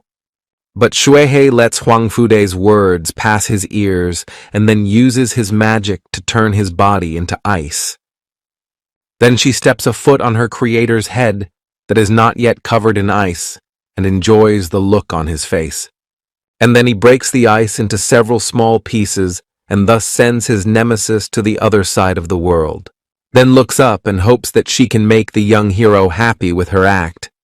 Meanwhile, a huge number of soldiers and equipment had gathered on the main square in front of the Mo clan building. Madame Mo, under the protection of Commander Lao Jie's elite squad, is on her way to negotiate with the Huangzheng clan. In front of her, she sees a huge number of tanks and soldiers who are waiting for the command to attack. And standing in front of them is the Huang Fushan clan representative, along with the Tian Chuan clan representative. The girl goes to Huangzheng's representative and asks to resolve this conflict peacefully. The old man examines the girl carefully and notices that Miss Mo looks a lot like her mother. He then points his cigarette in her direction and demands that his clan be given 3 safe zones and 1 for the Tian Chuan clan. At this point, the deputy commander can't stand it and calls the proposal a complete rip-off. However, the squad leader remains calm and demands that his comrades stay out of the negotiations. Mrs. Mo says that she agrees to these terms, but notes that the Tian Chuan clan is redundant. These words infuriate the clan representative, and he proposes to destroy the Mo clan. However, Huangzheng's chairman puts his hand up and says that he wants to listen to Mrs. M.O., and the girl grabs her face with her hand and says that the clan representative understands everything perfectly. Then she stares intently into Huan Fushan's eyes and suggests that he cut the other clan out of their deal. Then the Tian Chuan clan representative turns to Fusheng and says that the girl is trying to break them up. At this moment, Huang Fusheng punches the Tian Chuan clan representative in the face with all his might and demands that he stay out of his negotiations. Then he turns towards Mrs. Mo and says that she can't interfere with his plans. At that moment, he is approached by his scout, who informs him that his brother has gone to the other world. After saying these words, Huan Fushan's eyes widen greatly in surprise, but he continues to listen to the report. Then he starts laughing loudly and clutching his head, not believing what happened to his brother. And his men stare in his direction in surprise, completely unaware of why their leader has started laughing hysterically. And Huang Fushan tearfully calls his brother a fool who was destroyed by his own creation, after which he comes to his senses and takes his time wiping his tears under his eyes with a handkerchief, and declares in a loud voice that he will now take everything that should rightfully belong to him. After saying those words, the deputy commander shades Miss Mo and asks the girl to leave the square as quickly as possible. And Mrs. Mo contacts her brother, who relates the details of the disaster to Huan Fude. After this message, the girl's eyes are greatly surprised. She realizes that the young hero had a hand in it. Meanwhile, a huge squad of Huangjung clan is preparing to attack on the orders of their commander. However, Mrs. Mo watches this spectacle with horror and has no idea what to do in such a desperate situation. At this moment, the chairman of the Tianchuan clan points his sword towards the Mo clan and orders his fighters to launch an attack. However, to his great surprise, his body is pierced by a huge sword that makes him scream in pain. The old man falls to the ground and notices that it was Huan Fushan who made the fatal attack.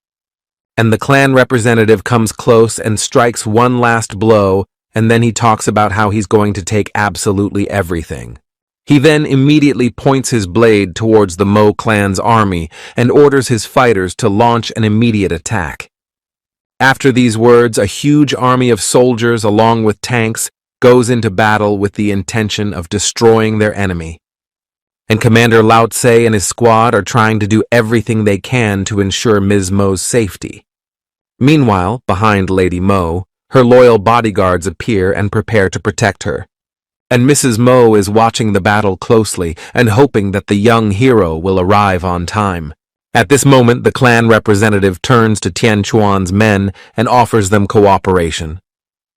And the squad leader accepts the offer with a smile and says that he has long been tired of serving a weak old man. This answer suits Huan Fushan completely, and he orders the mercenaries to get him a valuable trophy. After these words, the commander, along with his squad, goes into battle in search of worthy prey. Meanwhile, Lao Tse's squad continues the battle, but their opponents are innumerable.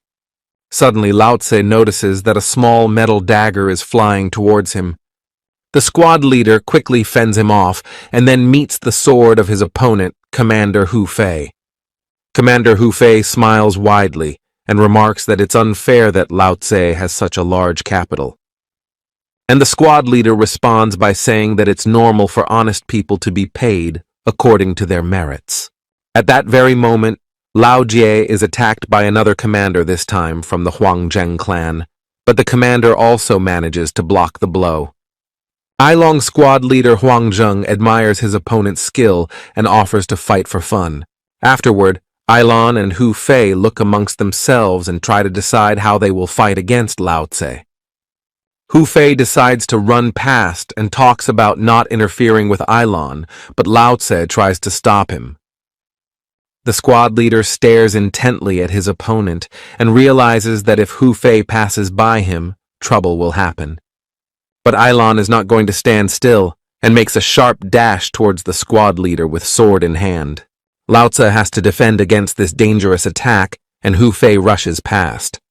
The squad leader turns around and unwittingly hopes that the young hero will come to the rescue in time. There are a huge number of explosions all over the pane, and people's bodies are flying in different directions. The deputy commander continues to repel enemy attacks and complains that the Huangjung clan has too many soldiers. He is helped by a sorceress who points out that the squad only needs to hold out until reinforcements arrive. In the battle, they are assisted by Yin Huan, who is a master swordsman and defeats several mercenaries with a single blow. And Mrs. Mo stands behind her back and watches intently as the battle goes on. Yin Huan continues the fight and asks Mrs. Mo to leave the battlefield as soon as possible because it's not safe here. However, Mrs. Mo looks up and talks about how she can't just abandon her people. At this time, Hu Fei appears in front of them and is very happy that he was able to find Mrs. M.O. He is about to attack the lady, but she is defended by Yin Huan, who deflects the enemy's deadly blow. However, Hu Fei makes a few lunges with a smile on his face and continues to destroy the girl's defenses. Mrs. Mo watches in horror, but can't do anything to help her friend. Yin Huan looks wounded. She is coughing up blood, but despite Miss Mo's request, she is not going to retreat. After which Na abruptly pushes Mrs. Mo towards the exit and asks her to save herself. In parting, she talks about how she is honored to sacrifice her life for the greater good. And as soon as Ms. Mo's body flies inside the building, the huge stone doors immediately close. Now Yin Huan was left in a one-on-one battle against the dangerous mercenary Hu Fei. Suddenly, Yin Huan took out an ancient purple crystal from his pocket to use its power. She abruptly smashes it in her hand, and her entire body is filled with the immense power of the heavens. After which, she clutches her sword tightly and promises that she will stop Hu Fei, even if it costs her life. On the battlefield reigns absolute chaos around a huge number of broken cars, dust, and bodies of people defeated in the battle. Yin Huan stands on one log and leans on his blade to keep from falling to the ground from fatigue. And the mercenary Hu Fei notes that the girl fought very honorably, albeit briefly. After these words, a satisfied smile appears on his face, and he is about to send the girl to the other side of the world. However, at the last moment, the squad leader comes to the rescue and manages to block the fatal blow. And the mercenary smiles and says that he is now capable of single-handedly destroying the strongest unit of the Mo clan. However, the clan representative stops the mercenary and suggests that Lao Tse's unit join him. But the commander with a stern expression says that he does not know the concept of defeat and will fight to the end. And Commander Elan looks at his opponent with respect, but doesn't understand why Lao Tse wants to fight to the end. Suddenly, the clan family appears in the doorway of the clan building, and Mo Zunlong calls for an end to this senseless bloodshed. A wide smile appears on Huang Fusheng's face, and he cannot believe that the great Mo Zunlong has decided to come out to him. And Mr. Zunlong comes closer and promises to give all the wealth and resources the Mo clan possesses. While doing so, he replayed in his head the dialogue that had taken place a few minutes earlier. Mrs. Mo talks about going out again to trade her life for time for their family. At this moment, Principal Mo Chi grabs his sister by the shoulders and says that this is utter madness that he will not allow. And Mrs. Mo smiles widely and holds Mo Chi's hand, saying that she always knew her brother loved her. At this moment, tears appear on Mo Chi's face, and he says that he hates his sister more than anything else in the world. After that, Mrs. Mo cuddles up to her brother's body, and Mo Chi apologizes to her for what he has done. Suddenly, Mo Zunlong rises from his chair and says that it is all his fault. He hugs his children and talks about how they will all go together as one big family. The story goes back to when Mo Zunlong stands in front of the Huangzheng clan representative and begs for mercy. And Huang Fusheng only laughs and says that he can't believe what Mo Zunlong is saying now. Then he scratches his beard and notes with a sly smile that he has a pretty good idea. Director Mo Chi is enraged when the clan representative demands Mrs. Mo and Yin Huan to dance for his soldiers. However, Mrs. Mo stops her brother and talks about doing this one to save lives. At this moment, all the members of the Mo clan begin to cry and silently watch what is happening. And the squad leader, despite the anger of his subordinates, demands everyone to calm down and remember this disgrace forever. Mrs. Mo approaches Yin Huan and asks her if she is afraid of what is about to happen. But Yin Huan removes her mask with a smile on her face and says that she is not worried about the future at all. After a while, a huge crowd of soldiers surround the girls and wait impatiently for the dance to begin. However, at that moment, the soldiers notice that some blue projectile has destroyed the barrier and is flying towards them. A huge dark shell explodes in the middle of the battlefield, and the soldiers scatter in different directions. and a young hero appears near the girls and apologizes for being delayed on the road. The young hero looks at Miss Mo with a smile on his face and apologizes to her for arriving at the place too late. Then he turns to the swordmaster and tells the girl that she did well in the battle, which makes her very embarrassed. Everyone cheers at the sight of the young hero, and Mr. Mo realizes that he was wrong about Shi Xiao. However, Leader Huang Zheng only laughs at the sight of Shi Xiao and says that one person cannot change the course of the battle. Then the young hero points his finger up at several brightly colored figures and says that he has come with a small army. And after a while, everyone notices that the brightly colored figures are robot girls who are heading to the battlefield. One of them destroys the Huang Zheng clan's heavy equipment in an instant and flies aside to avoid being hit by the blast area. A black market representative also appears, and together with her squad, she attacks the Huang Zheng clan from behind. Huang Zheng, the clan representative, watches with his mouth open in astonishment and can't believe it. He then turns sharply to the swordsman Alon and orders him to deal with the young hero. But the swordsman just smiles and says he's not going to fight for the losing side. Meanwhile, the other swordsman also retreats because he does not want to be destroyed by the young hero and calls the men after him. The clan head screams with rage and shouts in a loud voice that no one is able to thwart his plans. And the young hero only smiles and says that even the most careful plans sooner or later come to an end. Then he lures the clan head and offers to fight him personally to find out who is the stronger of the two. In response to these words, Representative Huang Zheng takes his sword out of its sheath and says that he will deal with the young hero in one blow. At the same moment, a magical hand appears above his head, slicing his sharp blade in half in a single blow, and then immediately attacks the clan member, causing massive damage, but Shi Xiao doesn't move from his seat. Despite the heavy blow, the clan representative manages to stay on his feet, though he can barely breathe and is in great pain. Then he falls to his knees and stares silently at the back of Shi Xiao, who talks about keeping him alive. However, this state of affairs does not suit the clan representative. He grabs a new blade and is about to attack Shi Xiao from behind. At that moment, a swordmaster appears and uses her sword to block the representative's attack and deal a critical blow. Huang Fusheng reaches out his hand towards the swordsman Ailon and asks him for help, but he only laughs at the clan representative. Meanwhile, after the blow, the great swordsman feels himself losing his strength and begins to fall to the ground from exhaustion. But the young hero catches the girl in his arms just in time and thanks her for having his back. A small smile appears on Shi Xiao's face as he is happy that he was able to arrive on time and save all of his friends. Meanwhile, the head of the Mo clan, along with his son, turns to the rest of the soldiers and offers to surrender without a fight. After that, everyone drops their weapons, realizing that in this battle without their commander, they cannot stand and surrender to the will of the winner. Then the head of the Mo clan and his son approach the young hero and thank him for coming to their aid in time.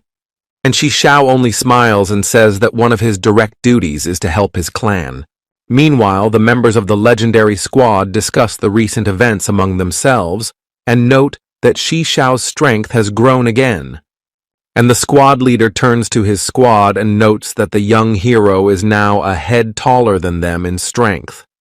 Lady Mo and the swordmaster watch the young hero with a slight smile. They hope there is room in his heart for them. Suddenly, Mrs. Mo notices the swordmaster's gaze and notes that the girl has most likely fallen in love with Shi Xiao. Come nightfall, the young hero, along with his robot sidekick, enjoy the view of the night city. Shi Xiao turns back and scrutinizes the army of robots, noting that it is best to preserve this technology for the future. He then turns toward the robot assistant and asks him more about the materials needed to build the fortress. The story shifts to a few hours ago, Mo clan representatives speaking to their people after defeating the clansmen.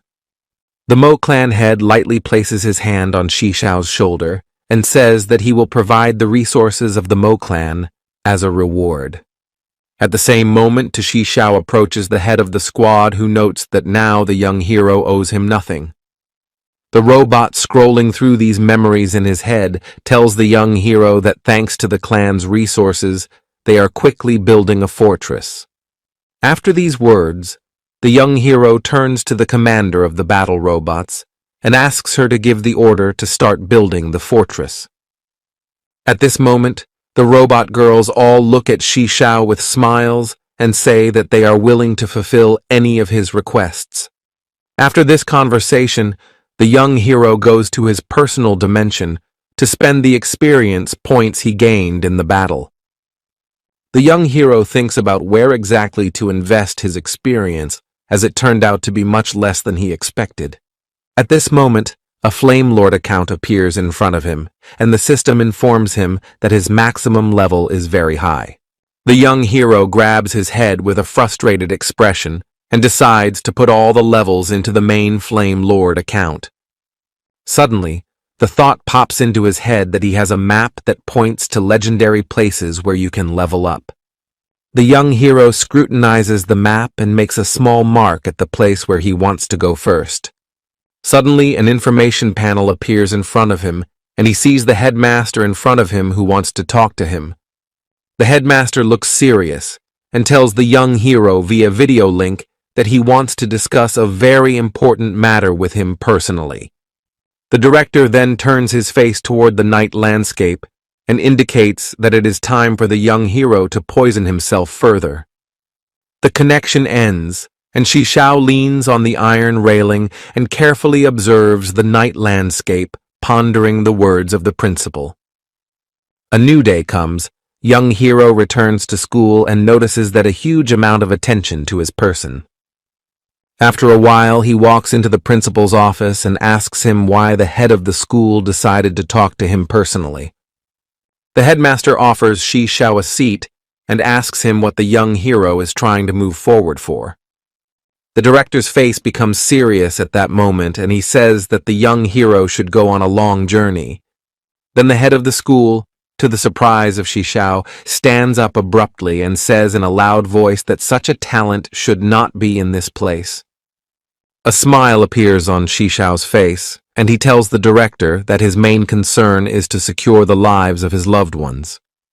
After these words, the director's face becomes serious, and he offers the young hero to restart this world. The words of the director greatly surprise the young hero, so Shi Xiao asks to tell more about it. Then the headmaster rises to his feet again and tells Shi Xiao in a loud voice that the war between monsters and humans knows no bounds, and then adds in a calmer voice that all of this can be changed if you try to reboot this world. The young hero looks absent-mindedly at the headmaster and asks him to elaborate on the possible restart of the world. And the director rises from his chair again and points out that his close friend Mu Wei was trying to find the answer to this question. He then shows the young hero a piece of a strange artifact and indicates that the item has something to do with the restart of the world. The headmaster continues to stare at the young hero and is about to tell a story about his close friend. A few years ago, a friend of the school principal, Mu Wei, discovered many portals that lead to alternate points of events on Earth. After these events, Mu Wei decides to travel to the wastelands to learn more about the possibility of rebooting the world and ridding it of monsters. The headmaster looks at a piece of artifact after his story and notes with a wistful look that his friend is missing. And the young hero listens attentively to the headmaster's story and thinks about the fact that he doesn't want to follow Mu Wei's path at the moment. After a while, the headmaster comes to his senses and points his finger at the young hero and calls him the chosen one. But the young hero notes with a weary expression on his face that he is not yet ready to follow the same path as Mu Wei. After saying that, the headmaster places his hand on Shi Xiao's shoulder and agrees to this kind of decision of the young hero. Shi Xiao leaves the school and the headmaster watches him through the glass of his office and ponders the future. The director's face looks serious. He firmly believes that the young hero will sooner or later follow the path of his old friend. Meanwhile, the young hero contacts a master engineer who invites him to his lab to show him some new blueprints. And after a short while, Shishao finds himself in the central laboratory, where the Mo clan guards greet him respectfully. He makes his way to the main hall, where he is met by a master engineer who tells him in detail about the new blueprints obtained during the clan battle. At that moment, a robotic assistant appears in front of the young hero and points out that the blueprints can be used to build a fortress. Meanwhile, the master engineer asks the young hero why he is so interested in acquiring new blueprints. And the young hero decides to trust the master engineer and tells him about the plan to build his own fortress. The robot assistant approves of the young hero's decision and suggests he enlist the help of a master engineer in building the fortress. Then the young hero offers a master engineer to give him some advice on building a fortress in another world. After the conversation, he pulls out his key to the other world and decides it's time to start building his fortress. Meanwhile, in the Bug Kingdom, another gathering is taking place. All the nobles along with the royal family have gathered in the throne room. Now in the throne room are two golden thrones on which sits the Bug King in his child form, and not far from him is his mother. The other bugs are constantly arguing amongst themselves and debating whether or not to allow humans to build a fortress in their world. Von Knutz is one of the elite, saying that humans will only do more harm by their presence in this world. These words don't please the prince, and the Bug Queen tells that before Von Knutz is in exile, so he doesn't know about Shishao. However, for the prince, this is no excuse. He is fully convinced that the young hero should become the ruler of his world. Suddenly, a huge purple portal opens, and this unusual phenomenon surprises all the bugs present nearby. After a while, a young hero emerges from it, along with a master engineer and his army of battle robots. All the bugs are horrified watching this, especially Von Knutz, who sees the young hero in front of him for the first time. The young hero sees the tension on the bugs' faces and smiles slightly, saying that he came from the worlds and welcomes everyone. The prince immediately flies to meet Shishao and hugs him tightly, happy that the young hero has visited his kingdom again. Meanwhile, the Bug Queen explains to the young hero that the prince is currently in child form to conserve his powers.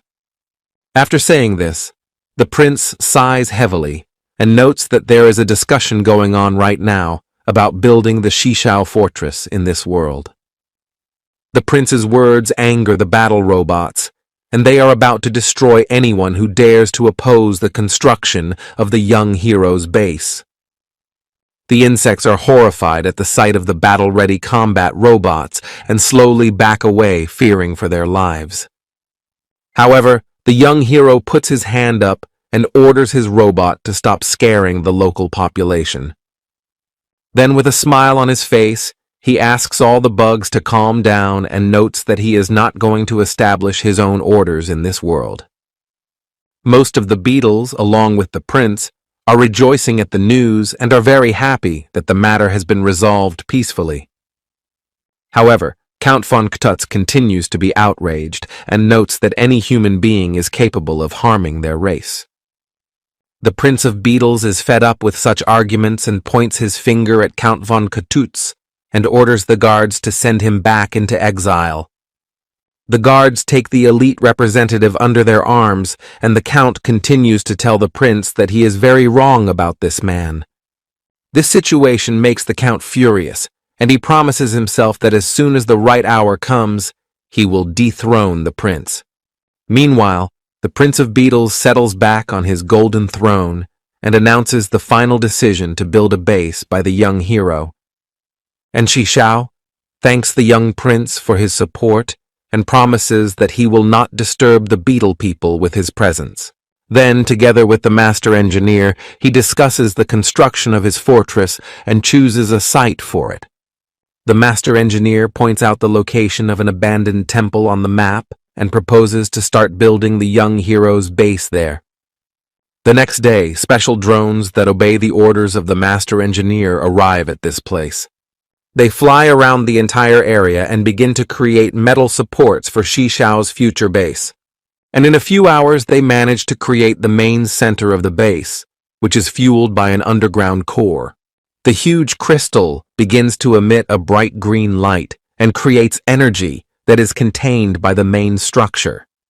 The young hero, along with the prince, observe what is happening, and the latter notes that human technology is vastly superior to manual labor. And the master engineer scrutinizes the blueprint of the fortress and asks why Xixiao is installing defense turrets. In response to this question, the young hero smiles and talks about the fact that from another world could attack his base at any time. The Prince of Insects is extremely surprised by the young hero's statement and asks him to elaborate on the other worlds. And the young hero reflects and notes that there is a vast array of realities, and it is better to prepare for the worst-case scenario. Meanwhile, the robotic assistant does the calculations and notes that the young hero has enough of his resources to improve the base. Xixiao thanks his assistant for his help, but notes that he will only improve his base as needed. Suddenly, the young hero is contacted by a master alchemist who is about to inform Xixiao that an unforeseen situation has arisen. He hides behind a rock, and behind him moves a huge column of military equipment that belongs to the Huangjung clan. The young hero opens his mouth in surprise when he learns that a member of the Huangjung clan has managed to free herself from his control. He analyzes the situation and bitterly regrets that he did not send the representative to the other world when he had the opportunity. And the old man follows the military convoy and reports that the spokeswoman is going to find the old head of the clan. Meanwhile, clan representative Lil Yuan is in a special capsule that protects her from Xixiao's control. And the young hero looks lost and tries to figure out what the clan representative is really up to. Suddenly, one of the soldiers calls out to the master alchemist and demands that he immediately come out of hiding and move with the column. Communication breaks down, and the young hero tries to devise a plan to confront Lil Yuan and her new plan to revive the clan. Meanwhile, construction drones continue to fly around the young hero as he continues to build the base. And the young hero opens the information panel and is about to contact Mrs. Kier to find out details about the Huangjung clan. Night falls in the center of the city. There is a huge tower of the Mo clan, whose lights brightly illuminate everything around. The young hero finds himself inside the tower at the invitation of Lady Care. At the entrance, he is greeted by the Mo clan guards welcoming him. Xixiao swivels his head from side to side, trying to look around, while the butler asks him to follow him. After a while, the young hero sees in front of him Mrs. Care, who is dressed in an expensive blue dress. The young hero notes that he is extremely surprised by the fact that the girl spent a lot of money on this building. And Mrs. Care notes that Xixiao, with his share in the company, should stop being surprised by such trifles, with which the young hero agrees. Then together they follow the butler up the huge long staircase that leads to the top floor. They find themselves in a huge hall, and the young hero carefully sits down at a large table on which there is a huge amount of different food. Mrs. Care sits down on the opposite side of the table and carefully observes Xixiao, asking to make him feel at home. After these words, the young hero begins to happily stuff himself with food, and Mrs. Care, with a smile on her face, asks him to take his time very slowly. She looks very confused and tries to ask the young hero what he plans to do after gaining such wealth and power. Mrs. Care's voice trembles more and more. She is afraid to confess her feelings to Xixiao, and a blush runs down her face. However, the young hero does not notice this, and chewing on the meat declares that he still has a lot left to do and wants to become stronger. After saying that, Mrs. Care looks up and indicates that this area is safe and the young hero can relax. But Shishao is not satisfied with this state of affairs. He says that he must become the strongest to protect everyone close to him. A blush reappears on Mrs. Care's face, and she decides that she will watch the young hero go forward and support him. The girl is greatly surprised when the young hero tells her that Lil Yuan is going to revive the Huangjung clan again. She thinks about it and notes that she's heard that the clan used to have another head who left his post rather quickly. After that, the girl opens the information panel and informs that she can't find any information about the former clan representative. And the young hero only smiles slightly and asks what level the Huangjung clan representative was before he left. Shishao's face turns serious when Mrs. Care points out that the clan representative had 100th level. However, Mrs. Care tries to reassure the young hero and says that there is no point for the former representative to return.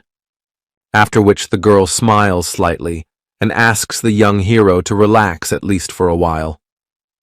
Then she talks about how the former representative must have disappeared while conquering the wasteland in search of new levels. However, this information makes the young hero even more tense. He is sure that Lil Yuan has a clear plan, but he doesn't know what it is. Quite quickly, the young hero and Mrs. Care change the topic of conversation, and with smiles on their faces, they discuss the past events. They then raise their glasses of wine and drink to their overall victory over the Huangjung clan, which they hope is now a thing of the past. After meeting with Mrs. Mo, Shishao, along with her pet, goes to the private dimension to carefully consider the plan. He scrutinizes his lord accounts, and unfortunately for him, notices that some of them are inaccessible to him.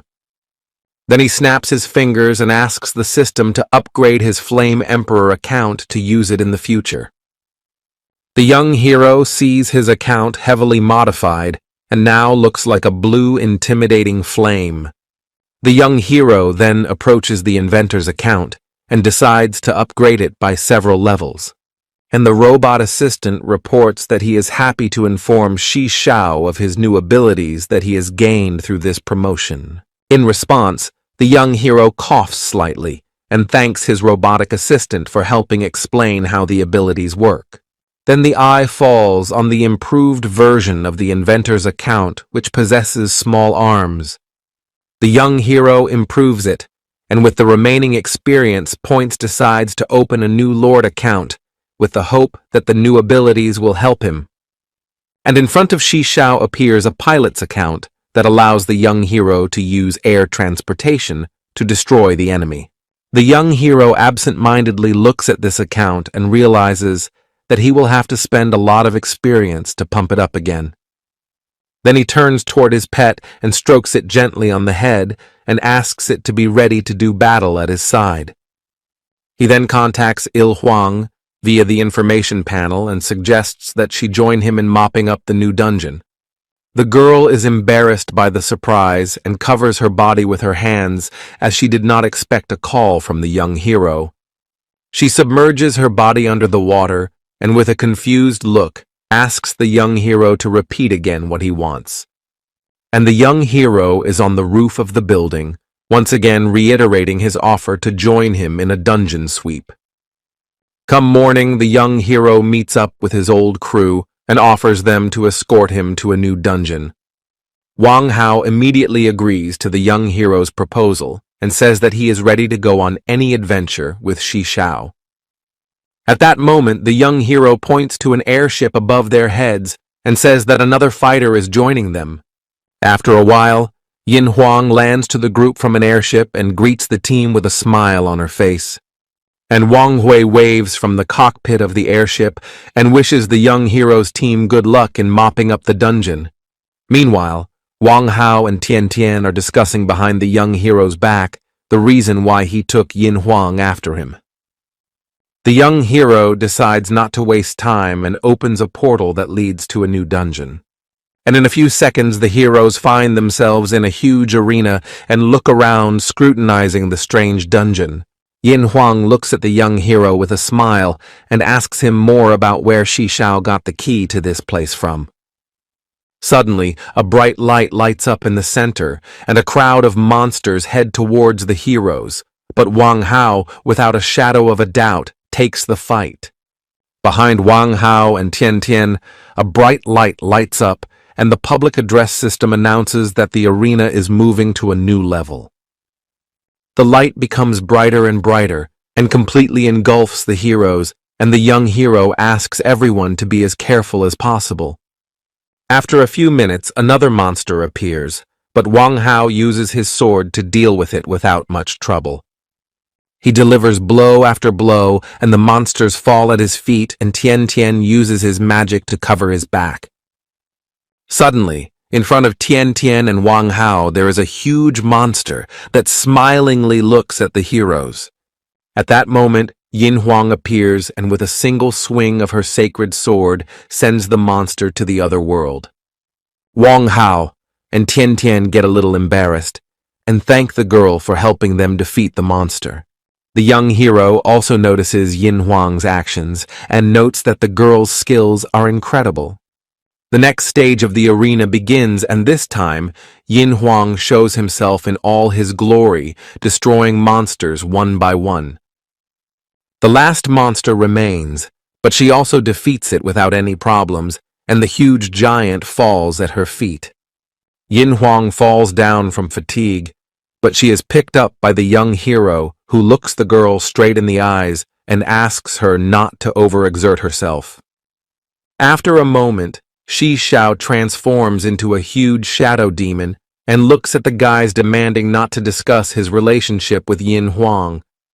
At the same instant, the entire arena is engulfed by a strange magical vortex that circles the arena at a tremendous speed.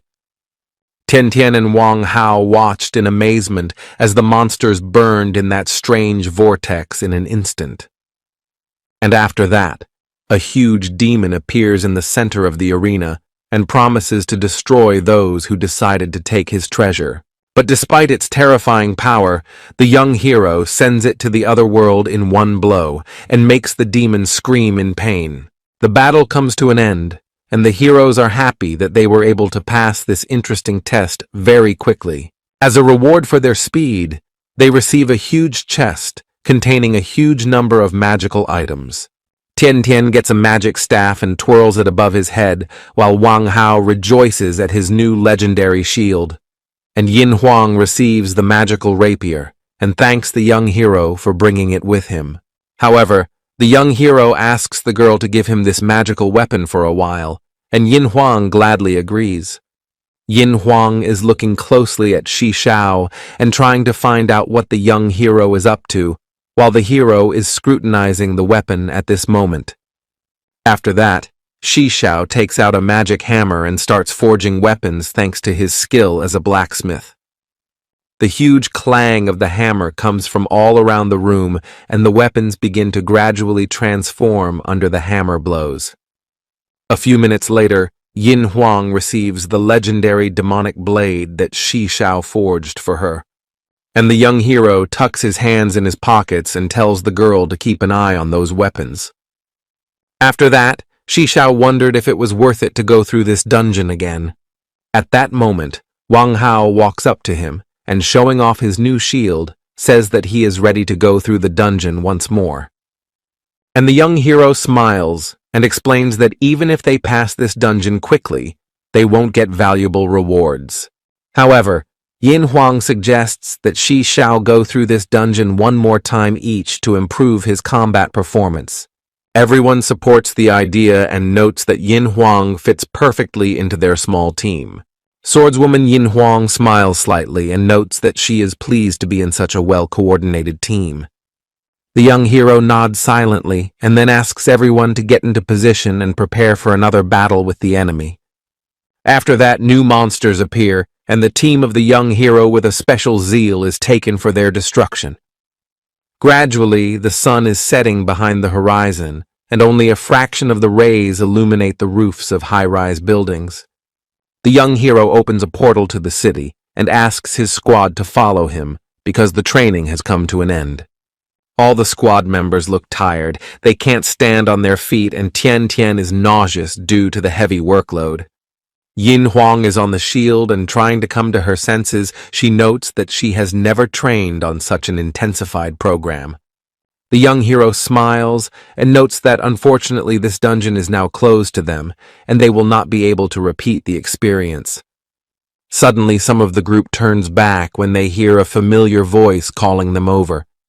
The heroes see their old friend Miao Bao, who is dressed in the clothes of a chef, asking everyone to come to the table where the dinner will be held. Everyone is very happy to see an old friend, and Wang Hao asks when the young hero was able to return from Miao Bao to another dimension. The young hero remembers in his head how he found Miao Bao in the crystal mine, and talks about how he regrets not getting him out sooner.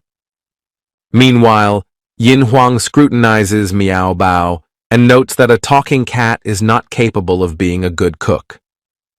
At these words, Miao Bao becomes furious. He hisses at the girl and says that no one dares to insult his cooking skills. After a while, Yin Huang takes a chopstick meal prepared by Miao Bao to test his cooking skills.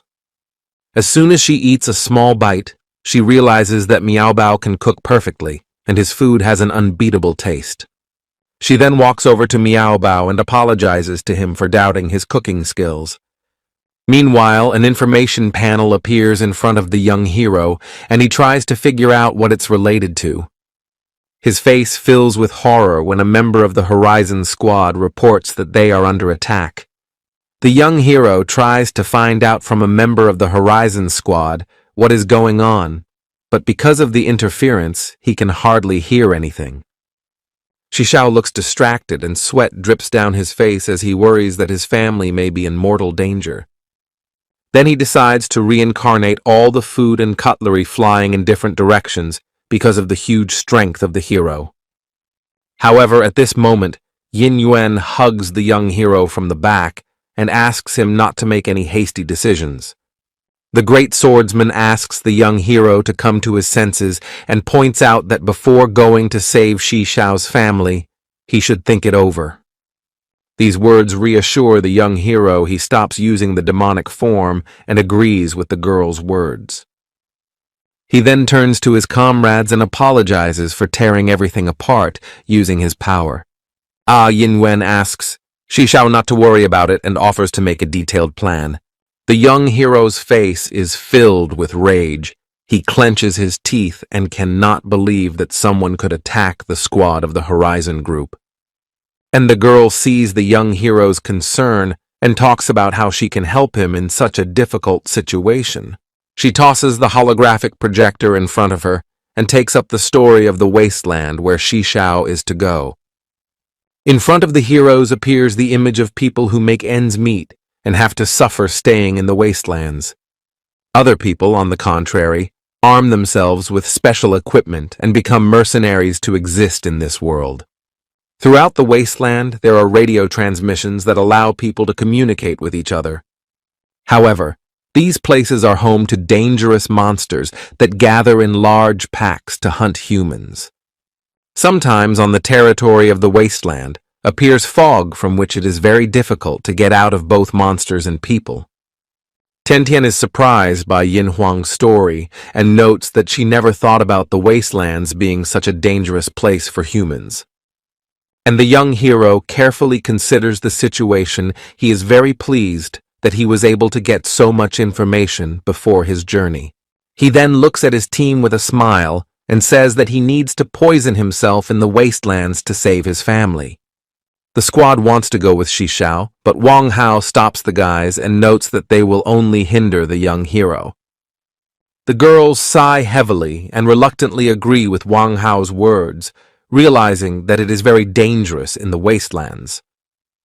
Meanwhile, the young hero strokes Miao Bao's head and promises to return his mistress safe and sound.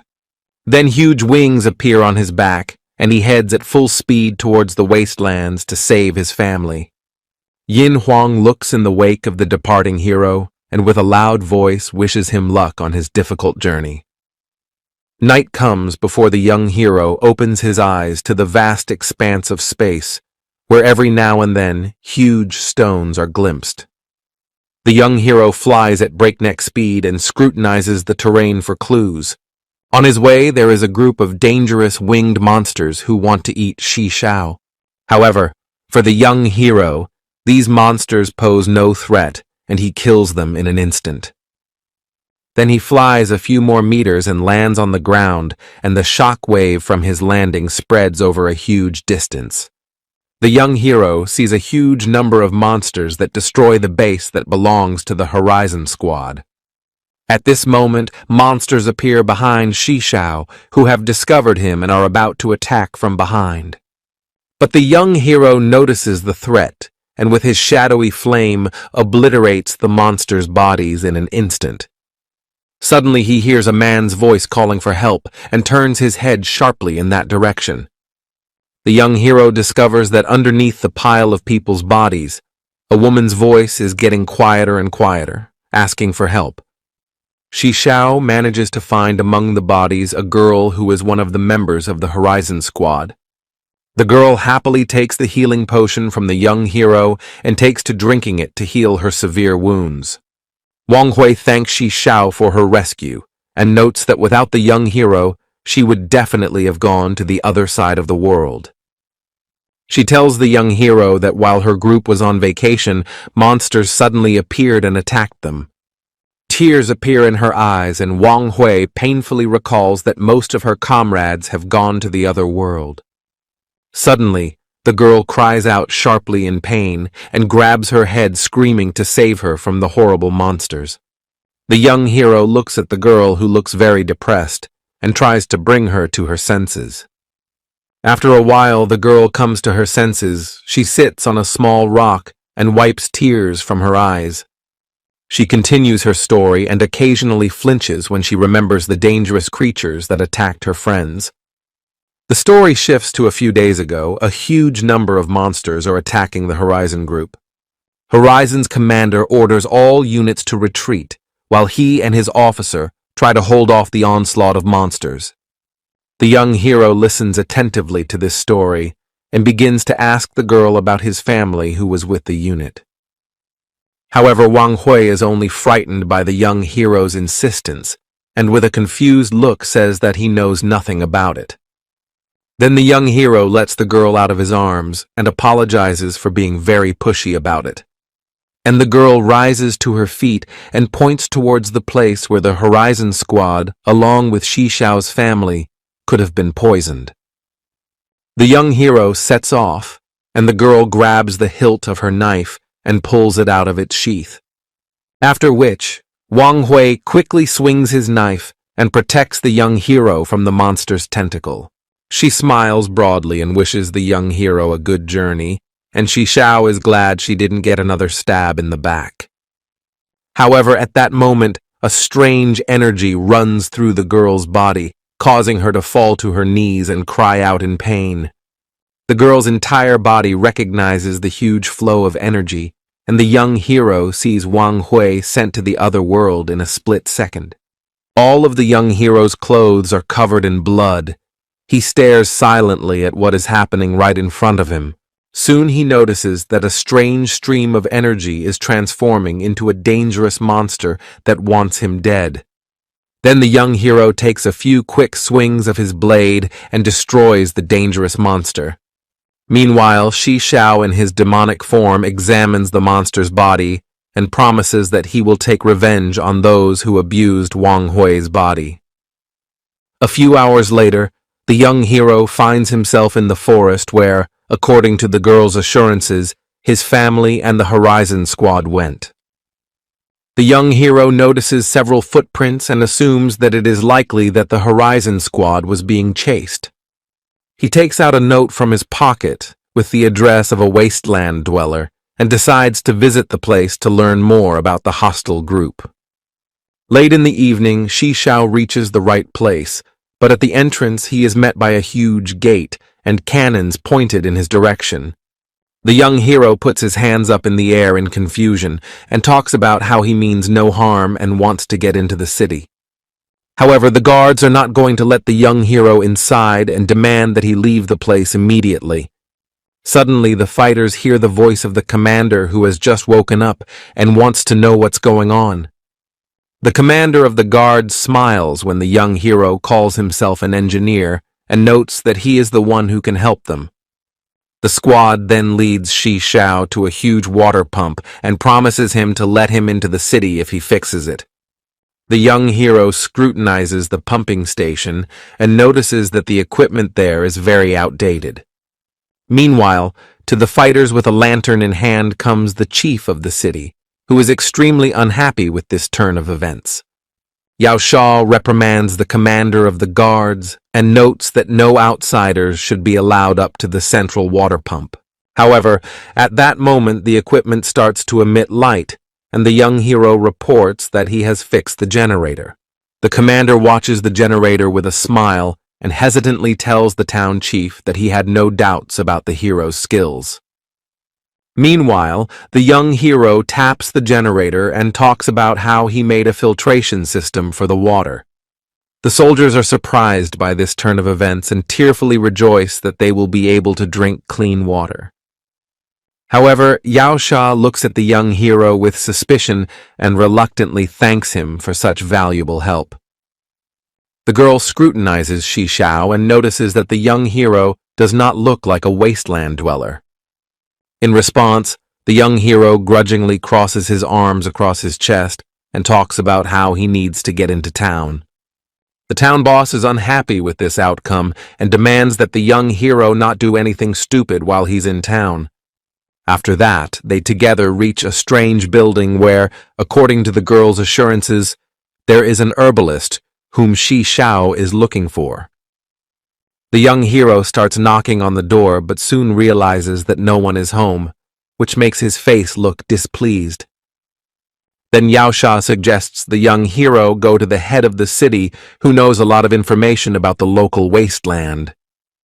And together they go to the big outfit, and the girl on the way is interested in learning from Shi Xiao the skills of an engineer.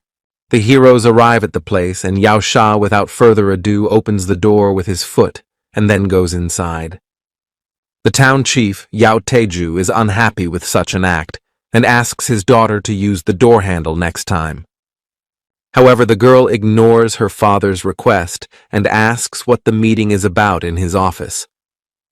Yao Teju grabs his head with pain in his voice, noting that he has called a meeting to discuss the city's water supply problem. At this moment, the girl smiles and, pointing at the young hero, tells him that Shi Xiao has already fixed the main generator. After these words, the city chief quickly rises from his seat and, patting the hero on the shoulder, thanks him for his help. The young hero turns to the head of the city and asks for information in exchange for his help. Yao Teju then asks everyone to leave his room, but his daughter folds her arms across her chest and won't leave.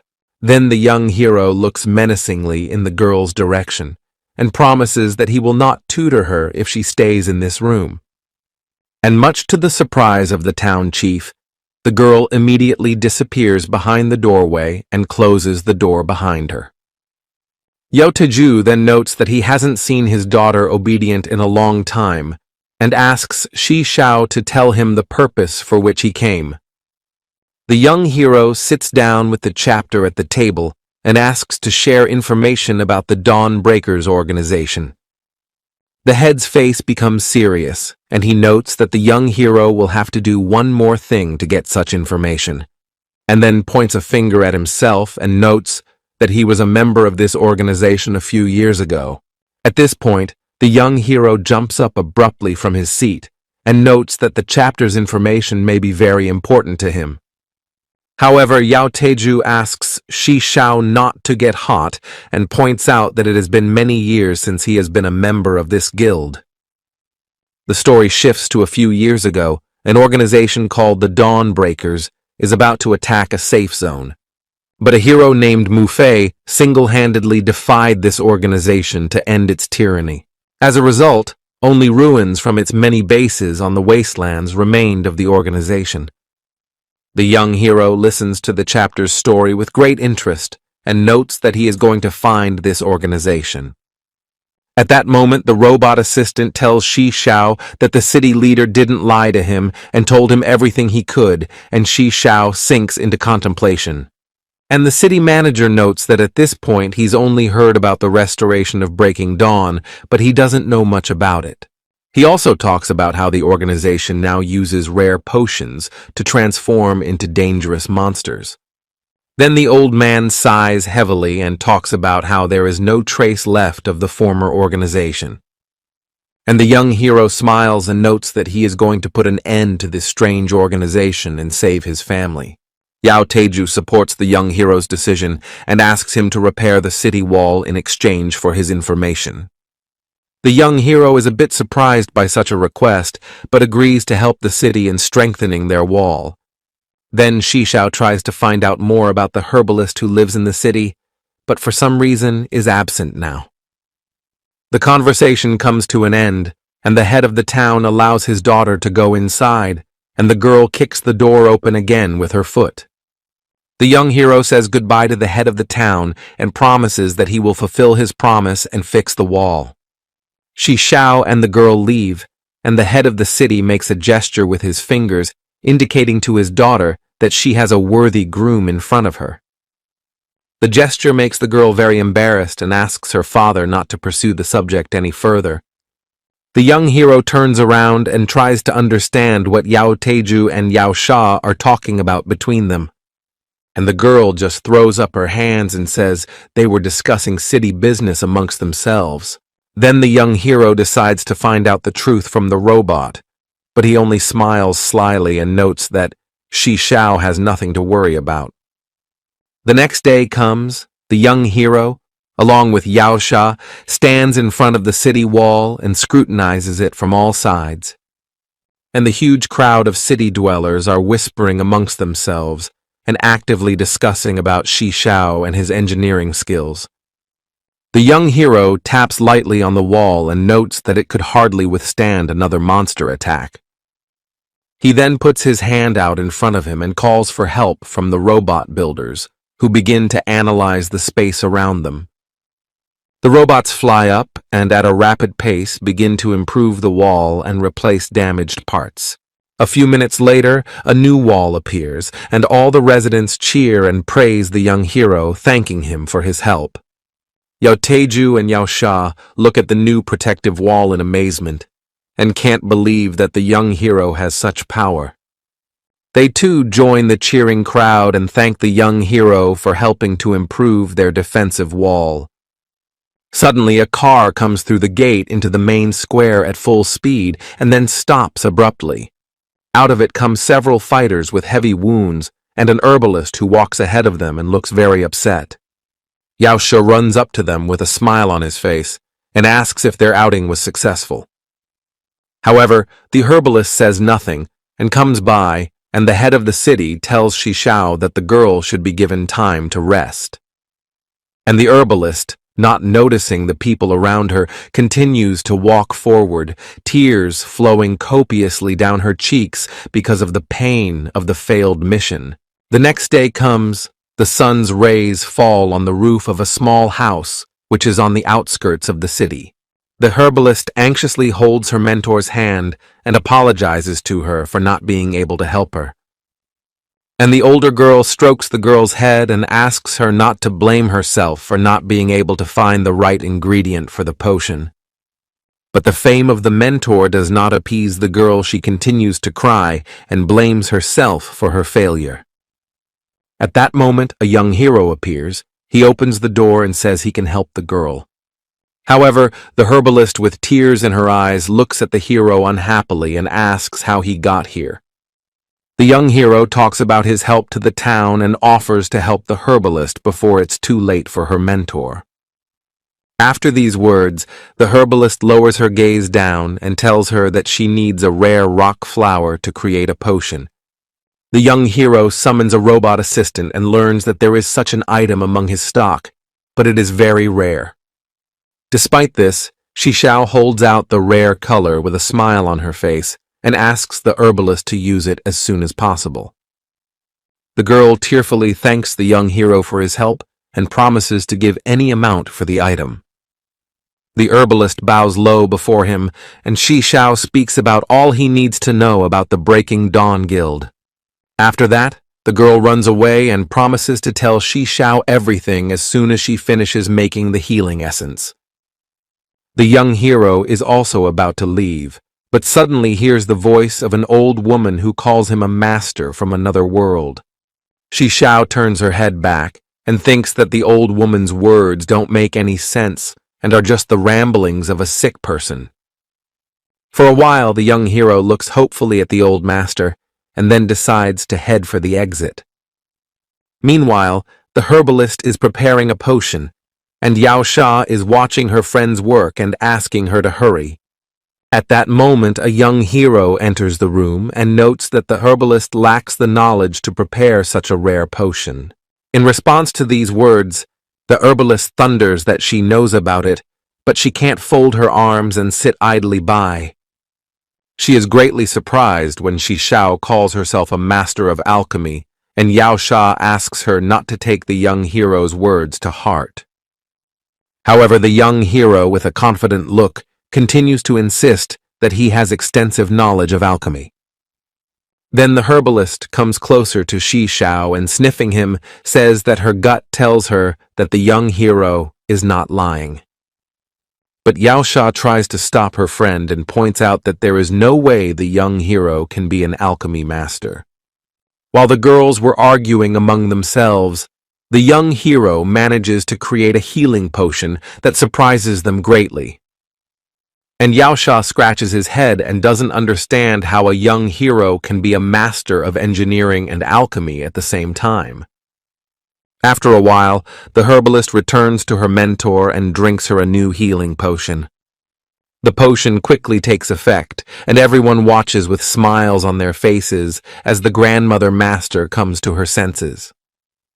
The old master opens his eyes and thanks his apprentice for saving her from imminent doom.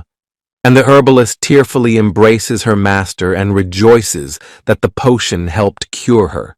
Yao Sha also cries with joy, and the young hero absent-mindedly looks at the old master and notes that his potion worked even better than he thought. At this point, the herbalist tells her master that it was the young hero who was able to prepare the healing potion. And the young hero smiles and notes that he has improved this potion, and now its healing properties will last for several more years.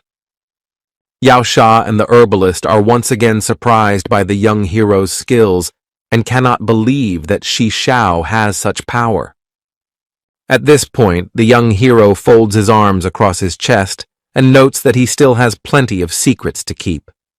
After saying this, Yao Sha approaches Shi Shao and asks him to teach her the knowledge of an engineer when the hero has time. Meanwhile, the old master asks his apprentice to leave them with the young hero for a while. Master notes that she wants to reveal important information that only Shi Shao can use. Then the herbalist walks over to her friend and without further ado takes her hand, and together they leave the room. Before leaving, Yao Sha casts a quick glance at the young hero and hopes that his heart isn't already taken. A few minutes later, the old master rises slightly and tells her that she has already seen someone with special skills. The young hero smiles and notes that there's really nothing special about him, and he just wants to save his family. However, a look of amazement appears on his face when the old master reveals that she personally met Mu Fei. The alchemy master smiles and talks about how the young hero looks a lot like Mu Fei. And the young hero smiles and talks about how Mu Fei is one of the people who was able to graduate from the Magic Academy. A smile appears on the old master's face even more, and she is about to tell a story about Mu Fei.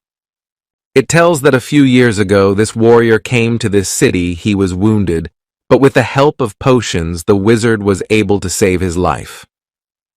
The old master also notes that despite his bad character, Mu Fei was very kind and helped the city a lot. The young hero only nods and notes that he has heard many stories about Mu Fei and notes that he is a true hero from the legends. After saying that, The old master said that he wanted to give a legendary item to Shi Xiao and hoped that the hero would use it. The young hero's eyes immediately light up with happiness after these words, and he wants to find out as soon as possible what kind of object they want to hand him. Then the master uses magic, and in her hands appears a legendary potion recipe that emits a bright light. The young hero carefully examines the scroll with the recipe and realizes that in front of him is a way to create a revival potion. Meanwhile, the alchemy master looks Shi Xiao straight in the eyes and watches his reaction to this gift. And the young hero opens the information panel and realizes that he needs legendary items to create such a potion. At the sight of this, the alchemy master smiles slightly and notes that she entrusted this item to the young hero for a reason. The young hero heads for the exit and thanks the old master for providing such a valuable gift. Before leaving, he looks at the old alchemist once more and thinks that he needs to learn more about Mu Fei. When he goes outside, he sees the herbalist in front of him and asks her not to disturb his mentor for a while. The girl agrees, and putting her hand on her chest says that she Xiao all that she can. When the young hero asks her about the Guild of Breaking Dawn, the girl sinks into her musings. Then, to the hero's surprise, she tells him that the guild uses potions to turn into monsters. She also notes that there is another organization that creates these potions and supplies them to Breaking Dawn. At this point, her gaze turns serious, and she reveals the existence of a dangerous community called the Poison Society. After these words, the young hero's face becomes distracted, and he tries to find out details about the Poison Society. Then, the herbalist turns to her friend and asks her to leave the room for a while to discuss this topic with Shi Xiao personally. Then she sits down with the young hero at the same table and tells him that the Poison Society is a very dangerous organization. The young hero listens carefully to the girl's story. He assumes that this organization will be able to shed light on some details. Shi Xiao's eyes light up at the thought of taking control of the Poison Society organization and using it. However, the herbalist is not happy with such an idea and notes that the Poison Society is a very dangerous organization and should not be trifled with. Then Shi Xiao asks his girlfriend to accompany him to the place where this organization is located to personally find out the information.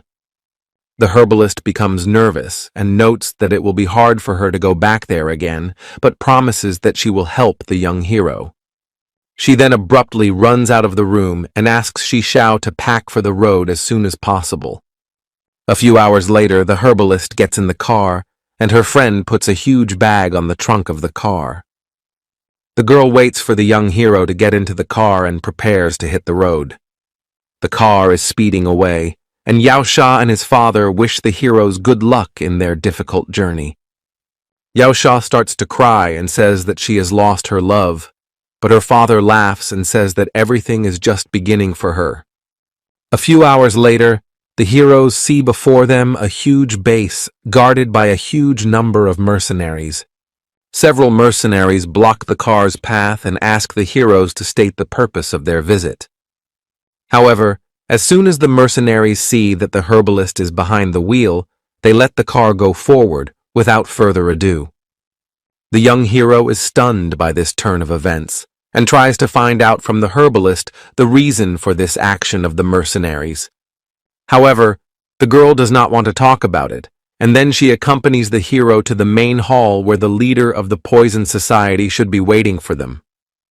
Suddenly, from the second floor, they hear the voice of a man who, with a wide smile on his face, brushing his hair, greets the heroes. The leader of the Poison Society, Madic, points his hand at the herbalist and calls the girl his future wife. The young hero is amazed by this turn of events and immediately understands why the girl is treated so well here. Madic then elegantly dances quickly down the stairwell to get closer to the guests. He falls on his knees in front of the herbalist and talks about how he can't imagine his life without such a beautiful lady. However, the herbalist doesn't like this, she punches the man in the face and tells him she will never be his wife. However, Madik is not at all discouraged after this blow and looks at the girl with even more admiration. Then he fixes his hair and talks about how the most important thing is that he's the one who loves the herbalist and the rest doesn't matter. The herbalist is even more angry after these words, and the young hero is sick of this show and wants to go to the dialogue with the head of the guild.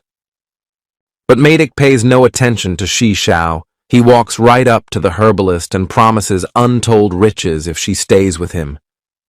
However, the herbalist is adamant in her decision and demands that the head of the poison society stop getting so close to her. Then the guild leader turns his back and, fixing his hair, asks what purpose the herbalist came to him for. A wide smile reappears on his face, and he notes that he guesses that the heroes are interested in breaking dawn. After these words, the young hero's face becomes angry, and he demands that Madik tell all about breaking dawn. The guild leader looks at the hero with a smile and notes that he will share all the information with him, but only on one condition. Then he points his finger at the herbalist and notes that if the girl becomes his wife, Shi Xiao will get the data he needs. The medic looks completely calm and explains that it's a small price to pay for such rare information. The young hero is not happy with this turn of events and says that he is not going to use the herbalist for such purposes. Shi Xiao then covers his body with a magical aura and notes that he is able to forcefully beat the answers out of Madik. At this moment, all the mercenaries in the area point their weapons at Shi Xiao and prepare to open fire, while the herbalist asks everyone to calm down. The girl lowers her gaze down and talks about how she is indebted to the young hero and can become Madik's wife if need be. Madik looks at the herbalist in amazement and can't believe that the girl is willing to do this for the young hero. He then smiles broadly and says that he is happy to accept the herbalist's offer. However, the young hero puts his hand up and says that he is against such a marriage ceremony, which angers Madik a lot. After that, the mercenaries of the Poison Society surround the young hero from all sides, and Madik orders them to beat Shi Xiao unconscious. The herbalist wants to help Shi Xiao, but Madik presses her to her side and promises that even with this turn, he will share information with the young hero. Meanwhile, the young hero scatters the mercenaries around him with dark flames without much trouble. He then heads over to Madik and tells him that he is willing to spare his life because he keeps his promises. But Madik is not about to give up. He pulls several vials of poison out of his pocket and hurls them in the direction of the young hero. But the young hero surrounds himself with a shadow field, and the vials of poison burn before they can touch the young hero's body. At the same moment, a squad of mercenaries appeared from the doorway and opened heavy fire on Shi Xiao without delay. And the young hero keeps smiling and uses his magic to stop all the bullets and notes that it's not a threat to him. Then there is a huge explosion of dark magic that goes all over the building and scatters the mercenaries in different directions. The herbalist covers herself with her hands from the rocks flying in her direction and marvels at how strong the young hero is.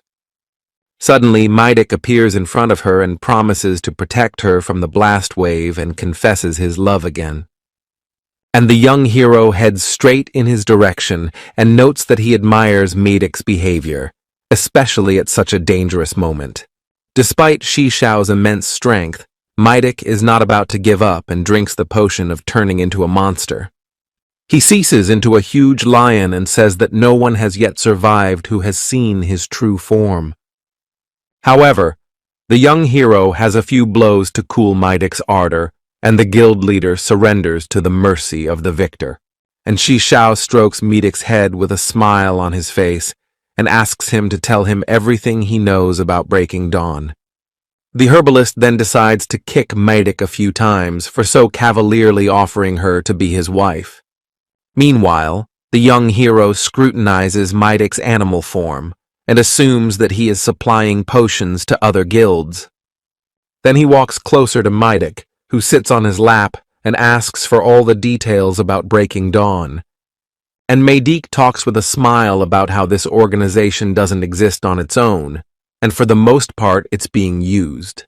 The herbalist crosses her arms across her chest and notes that Maydik is probably telling the truth. Then the girl decides to ask who runs this organization, and Maydik tells her about the existence of the Wuji group. When Maydik talks about the group, the young hero remembers that he has met some of its members before. In addition, Shishao learns from the guild leader that a mysterious group has kidnapped Shishao's family members. Suddenly, Maidik's gaze turns serious, and he notes that Wu Ji is most likely seeking a path to the ancient gods. The young hero opens his mouth in surprise when he remembers that he has already summoned an ancient kraken to his aid in the wastelands. And Maydik notes that it was because of his connection to ancient deities that the young hero attracted the attention of Wu Ji's group. The head of the Venom Society also notes that this group contains the most skillful mercenaries who know no pity. The young hero sits down on a chair and swirls of magic begin to swirl around him because of his anger towards Wu Ji's group. Maydik looks very scared and asks the young hero not to use magic so as not to destroy the building permanently. He then notes that it is likely that the young hero's family is alive and being held as bait for Shishao. After these words, the young hero breathes a sigh of relief and notes that he will have to take the bait and destroy his enemies. Then Maydik tells them that the direct path to Wu Ji is hidden behind a huge base that is an impregnable fortress. The young hero ponders the words of the head of the Poison Society, and Maydik notes that this fortress is impossible to storm, and immediately tries to dissuade Shishao from attacking head-on, noting that even the great houses aren't going to do it. The young hero thanks Maydik for the information and says that he will definitely listen to what he has to say. Then Maydik slaps himself on the arm and notes that the young hero is a professional at what he does. Then the young hero offers to make Maydik a fair deal to buy potions, much to the surprise of both the head and the herbalist. And the young hero notes that honest relationships are important to him, especially when it comes to business. After that, Shishao opens the information panel and realizes that he will soon have to return to the shadow world. Then he asks Maydik to share potions with him as soon as possible, especially those containing poison. Maydik agrees, and in a few minutes the young hero finds himself in a warehouse where he sees a huge number of different potions. The head of the Poison Society offers to take everything Shishao needs and promises to make more potions in a while. The young hero thanks Maydik for his help, and the herbalist snorts unhappily and doesn't understand why Shishao is so kind to the head. After which, Shishao extends his hand towards Maydik and says that he is a pleasure to work with. The head of the Poison Society happily shakes Shishao's hand and hopes that this is not their last deal. At this point, the herbalist reveals that the young hero is a master of alchemy, much to Maydik's surprise. He grabs his head and thinks about how the young hero is actually a great deity. After a while, the young hero takes a seat in a chair in a separate room and beckons to the herbalist. He asks her to sit across from him and tells her that they have known each other before. The girl is greatly surprised when she realizes that the young hero has infiltrated the Huangjung clan's information space. And the young hero notes that he wouldn't want to hide anything from the herbalist and wants a trusting relationship between them. The girl thanks the young hero for being honest and notes that she can pay him back the money she promised him last time. However, the young hero refuses, and this greatly surprises the herbalist, who thanks Shishao once again. Suddenly, in the middle of the dialogue, an information panel appears in front of the young hero, and he turns his attention to it. He is contacted by a master alchemist who warns him that the Huangjung clan is up to no good. The young hero tries to find out the details, but at the most inopportune moment, he is teleported to the shadow dimension. And Shishao shows up just as his friend Laguna is being threatened by a band of strange mercenaries. Laguna turns to her opponent and is horrified to notice that her enemy's sword is near her neck, and will soon cut his life short. However, to Laguna's surprise, he sees a strange mercenary start dancing in front of him and can't stop. At this point, the young hero grabs Laguna by the arm and tells her it's time to run while the mercenaries are distracted. Meanwhile, the mercenaries look at their dancing comrade in surprise and don't know what's up. However, they decide to personally send their comrade to the other world and give him a few swift blows with their swords. At that moment, Laguna turns back in horror to see the mercenaries massacring her own comrade. However, the young hero says that it is not the time to think about it and asks Laguna to run away with him, and the mercenaries follow them. Suddenly, the young hero stops where he is and says that there is no point in running any further now. Laguna turns back and notices that the mercenaries, for whatever reason, have stopped in place as soon as they touch the puddle. Meanwhile, the mercenaries try to move, but because of the young hero's poison, they can't do anything. Xiao smiles and explains to a surprised Laguna that the mercenaries are no longer a threat. Then the swordsman closes his eyes and starts hitting the bodies of the mercenaries with all his might. After some time, he defeats them, and so as a reward for the victory, gets a few levels. In addition, Laguna receives a strange key to the city's canals and scrutinizes it, trying to figure out where the mercenaries got it from. The young hero also notices the key and thinks that perhaps the mercenaries are involved in the plague infecting the city. In addition, he imagines that together with Laguna, he will have to destroy dangerous monsters, which makes him think about the situation. Then his face becomes serious, and he takes out a magic crystal from his pocket and slowly heads towards Laguna. Xiao's face curves into a vicious grimace, and Laguna begins to back away because she is frightened by the sight of the young hero. And to the great surprise of Xiao, declares that he does not understand why the young hero got the magic crystal. Come evening, the heroes camp out, and the young hero explains that the magic crystal can raise the level. Then Laguna picks it up and tries to concentrate on it to use its power to its full potential. However, it soon turns out that despite Laguna's attempts, he is unable to use the power of the magic crystal. And the young hero thinks about it and suggests that most likely his magic crystal doesn't work in this world. And he starts asking his friend about how to level up quickly in this world.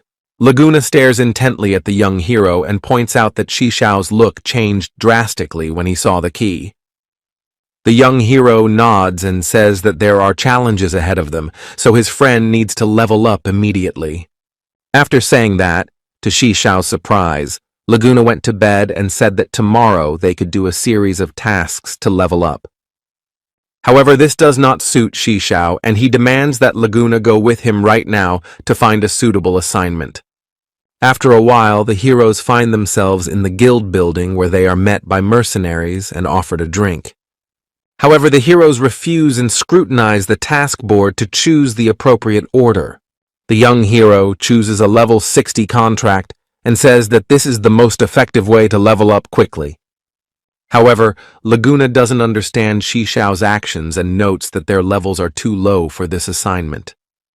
Then the young hero, with a smile on his face, turns to the mercenaries and invites them to join his squad. But all guild members refuse and note that they won't go to a high-level build with inexperienced newbies. And the young hero turns around without delay and heads for the exit despite Laguna's plea to take her time. In the shadows of the room are several hooded cultists who are eavesdropping on the hero's conversation and wondering what to do next. A few hours pass, and the heroes on a horse-drawn wagon reach the place where their task leads them. They make their way inside and hide behind a huge rock, discussing their plan of action with each other.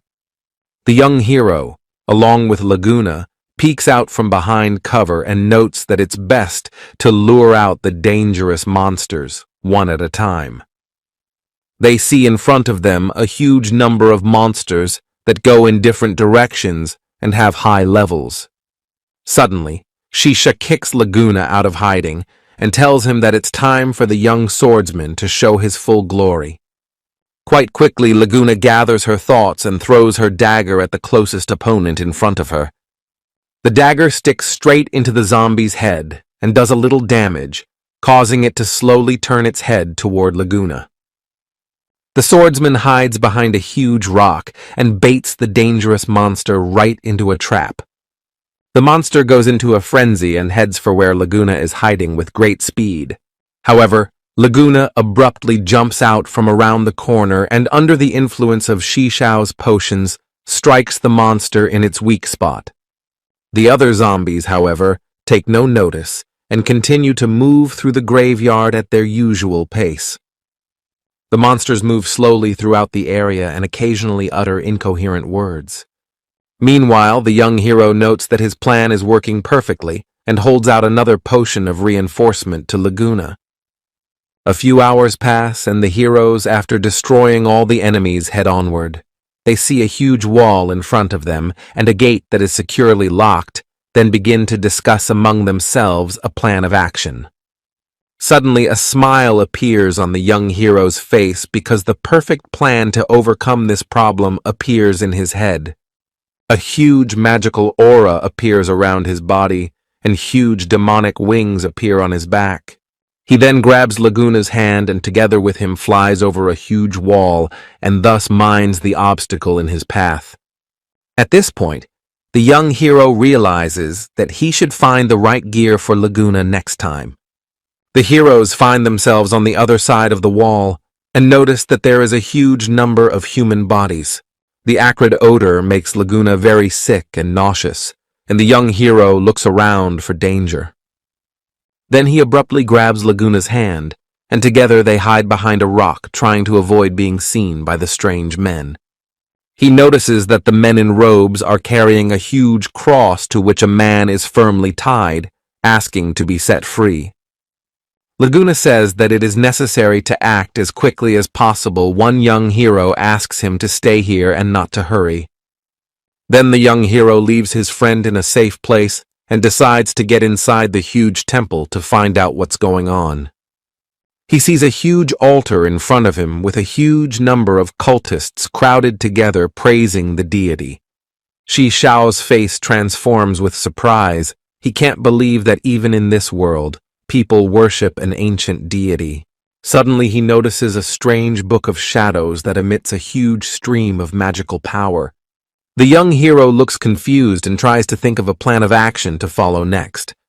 Meanwhile, the head of the church blesses his subjects and offers prayers in honor of the ancient deity.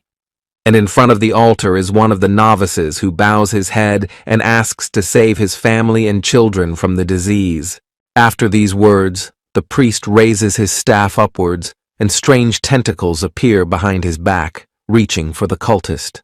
Then they sharply stab into the human body and start sucking all the life force out of it.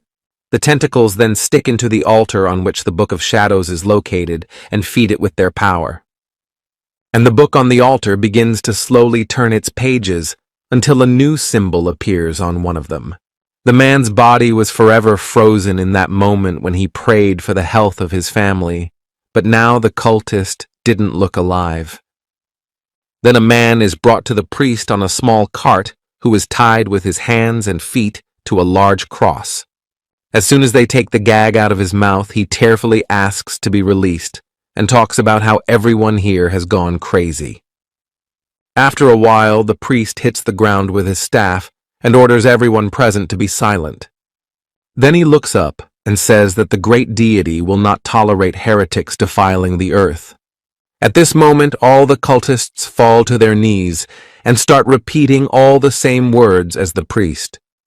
And the tentacles are gradually approaching the bound man who is begging for mercy louder and louder with tears in his eyes. Meanwhile, the young protagonist observes what is going on and looks on with anger on his face at the horrible ritual. Suddenly, a bound Laguna is brought into the room, and one of the followers tells the priest that he has captured a spy.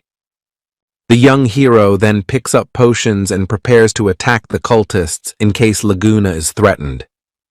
Meanwhile, Laguna is led to the altar by several cultists and forced to bow before the sacred altar. Laguna looks with horror at the man before him and realizes he is dealing with dangerous people. And the priest scrutinizes the swordsman and asks why the young man was in this place. A look of mild surprise appears on the priest's face when he learns that Laguna has come to rescue them and asks him to untie him. And the young hero watches their conversation and smiles glad that Laguna doesn't go for broke and acts wisely. Suddenly, Laguna asks with a smile on her face if the sacred church is related to the mystery blood group. The Twilight Patriarch starts laughing and says that the real deity is in his temple and everyone else is a heretic. The young hero watches the development with surprise and is amazed that Laguna decided to ask about it head-on. Meanwhile, the Patriarch turns his back on Laguna and talks about how soon the whole world will see the true deity. Then he changes his mind and says that Laguna will be sacrificed in the name of a great deity. At this moment, bright beams of magic are directed towards the Patriarch, but the cultists protect him from this danger. The young hero comes out of hiding and throws a huge amount of poison potions in different directions to weaken the cultists. Others look at the young hero with horror and call him a real demon who dares to desecrate the temple with his presence. Meanwhile, the Twilight Patriarch casts his gaze upon the young hero and says that his deity will punish all his enemies. However, at that moment he is surprised to notice that the tentacles are wrapped around Laguna from all sides, but do not harm him. And Laguna tries to free himself from their grip, but he lacks the strength to break these strange tentacles on his body. The Twilight Patriarch can't believe his eyes. He thinks that the young man in front of him is blessed by a deity. Meanwhile, the cultists begin to argue among themselves, calling Laguna a messenger of the deity or his personal enemy. The debate begins to heat up, and some cultists suggest that Laguna be freed because their deity desires it. However, they cannot agree with each other and decide to solve the whole case by force, starting to create in their hands magical flames. However, the senior patriarch asks the cultists to calm down and points his staff at Shi Shao, calling him enemy number 1. The young hero realizes the danger of his position and quickly flies upwards before the cultists can grab him. Then they begin to bombard him with their fire magic, and Shi Shao has to dodge numerous projectiles in flight. Drops of sweat appear on the young hero's face from fatigue, and he realizes that he won't be able to dodge these attacks all the time. Then he decides to throw all the poison potions he has at the cultists to get rid of them as quickly as possible. All the cultists go into a frenzy. Some of them, under the influence of the poison, start dancing and can't stop. Others, seeing this madness, start to scatter in different directions, hoping that the magic of their enemy will not touch them. Despite the young hero's actions, there are still cultists who continue to attack him with fire projectiles. One of the shells falls on the young hero and sets fire to his wings, from which he has to land on the ground. However, the young hero uses a healing potion and instantly heals all his wounds. At this point, the cultists are running towards him in a huge mob to grab him, and the young hero is trying to figure out what to do about it. Suddenly, he abruptly jumps back and creates in front of him powerful fire turrets that start firing at his opponents. A huge number of projectiles hit the bodies of the cultists and inflict huge damage on them, causing them to scream in pain. Meanwhile, the young hero is once again gaining altitude with his wings and preparing to use his poison potions. He then heads to the Patriarch with great speed to save his friend who is in danger. However, the Twilight Patriarch does not allow the young hero to approach Laguna and says that no one dares to interfere with his deity. Then he points his staff in the direction of the young hero and says that he is the main opponent of his deity. And the young hero just smiles and says that most likely the deity actually hates the Patriarch. Shi Shao's words infuriate the Twilight Patriarch, and he promises to wipe the impudent man off the face of this planet. And the young hero points his finger in Laguna's direction and notes that the deity loves his friend more than his Patriarch. And Laguna is completely shocked by what is happening and hopes that he can free himself from the strange tentacles as soon as possible. Meanwhile, the Twilight Patriarch starts scrunching his face with hatred and clenches his teeth tightly, cursing Shi Shao. Much to the young hero's surprise, tentacles begin to appear all over the Twilight Patriarch's body. And in a minute, the Patriarch's entire body transforms, and he turns into a huge monster. At the same moment, the Patriarch strikes the young hero with his staff with great force, but he defends himself with an energy shield. The young hero clutches the core of the energy shield tightly in his hands and talks about how he is always prepared for the unexpected. Shi Shao's satisfied smile makes the priest even angrier and is about to deliver a fatal blow, but the hero flies aside in time. Meanwhile, the young hero's turrets are attacking the Patriarch with furious speed, but it doesn't do much damage to him. Then the young hero flies over the priest's head and drops a huge amount of different potions on him. But much to the young hero's surprise, the potions do not damage the Patriarch, and he tries to attack Shi Shao with his staff again. Afterward, the Patriarch smiles ominously and says that no blow to the young hero is capable of harming him. He strikes again, but the young hero once again dodges and flies off to the other side. The young hero views his opponent from the air and tries to figure out why his unique potions don't work. Meanwhile, Laguna tries his best to free himself from the strange tentacles to help his friend, but he fails. And the young hero decides to use other potions and holding them in his hands at full speed flies to his opponent. Once the potions reach their target, the Patriarch cries out in pain and curses the young hero who circles on his head. Meanwhile, Laguna manages to free himself from some of the tentacles, but new ones appear that hold him back with greater force. And the Twilight Patriarch manages to injure the young hero, causing him to crash into the wall with great speed. Then the Patriarch, holding his staff tightly, is about to make a fatal blow, but Shi Shao manages to dodge at the last moment. Despite his wounds, the Patriarch continues to move towards the young hero. His eyes read the intention to destroy everyone. And the young hero takes advantage of the Patriarch's distraction and heads to his friend to try to free him. He throws a few potions towards the tentacles and hopes that by doing so he will destroy the tentacles immediately. But to his great surprise, the tentacles start to attack him, and thanks to his energy shield, he manages to avoid the attack. Meanwhile, the Twilight Patriarch is using his tentacles to grab his cultists and is about to devour them to gain power. Some of the cultists beg for mercy and cry for help, but there are also those who rejoice that they can serve the deity. All cultists become one with their Patriarch, which gives the priest the power to create fire in his hands. The young hero flies up and tries to dodge the fiery projectiles. His strength is running low, and he tries to come up with a new plan. However, suddenly one of the fiery projectiles fly very close to the head of Shi Shao, and the hero has no time to dodge. Then he uses a healing potion and manages to heal his wounds before it's too late. Meanwhile, Laguna is still trying to break free from the tentacles' clutches, but one is holding his arm tightly. Then he decides to go to extreme measures and carries himself a death blow to get out of the strange creature's grasp. Laguna rushes to her friend's aid, but in the meantime, the tentacle absorbs the white swordsman's blood. The young hero at this point uses an energy shield to protect himself from the fire projectiles. At that moment, Laguna appears and says that he is ready to help Shi Shao crush the mad Patriarch. And the young hero is very happy to see his comrade and asks him to drink a healing potion to heal his wounds as quickly as possible. Meanwhile, a strange force emanating from the book strikes the Twilight Patriarch's body and causes great damage. And the Book of Mysterious Blood begins to shine brightly and emit a large amount of magical energy from itself.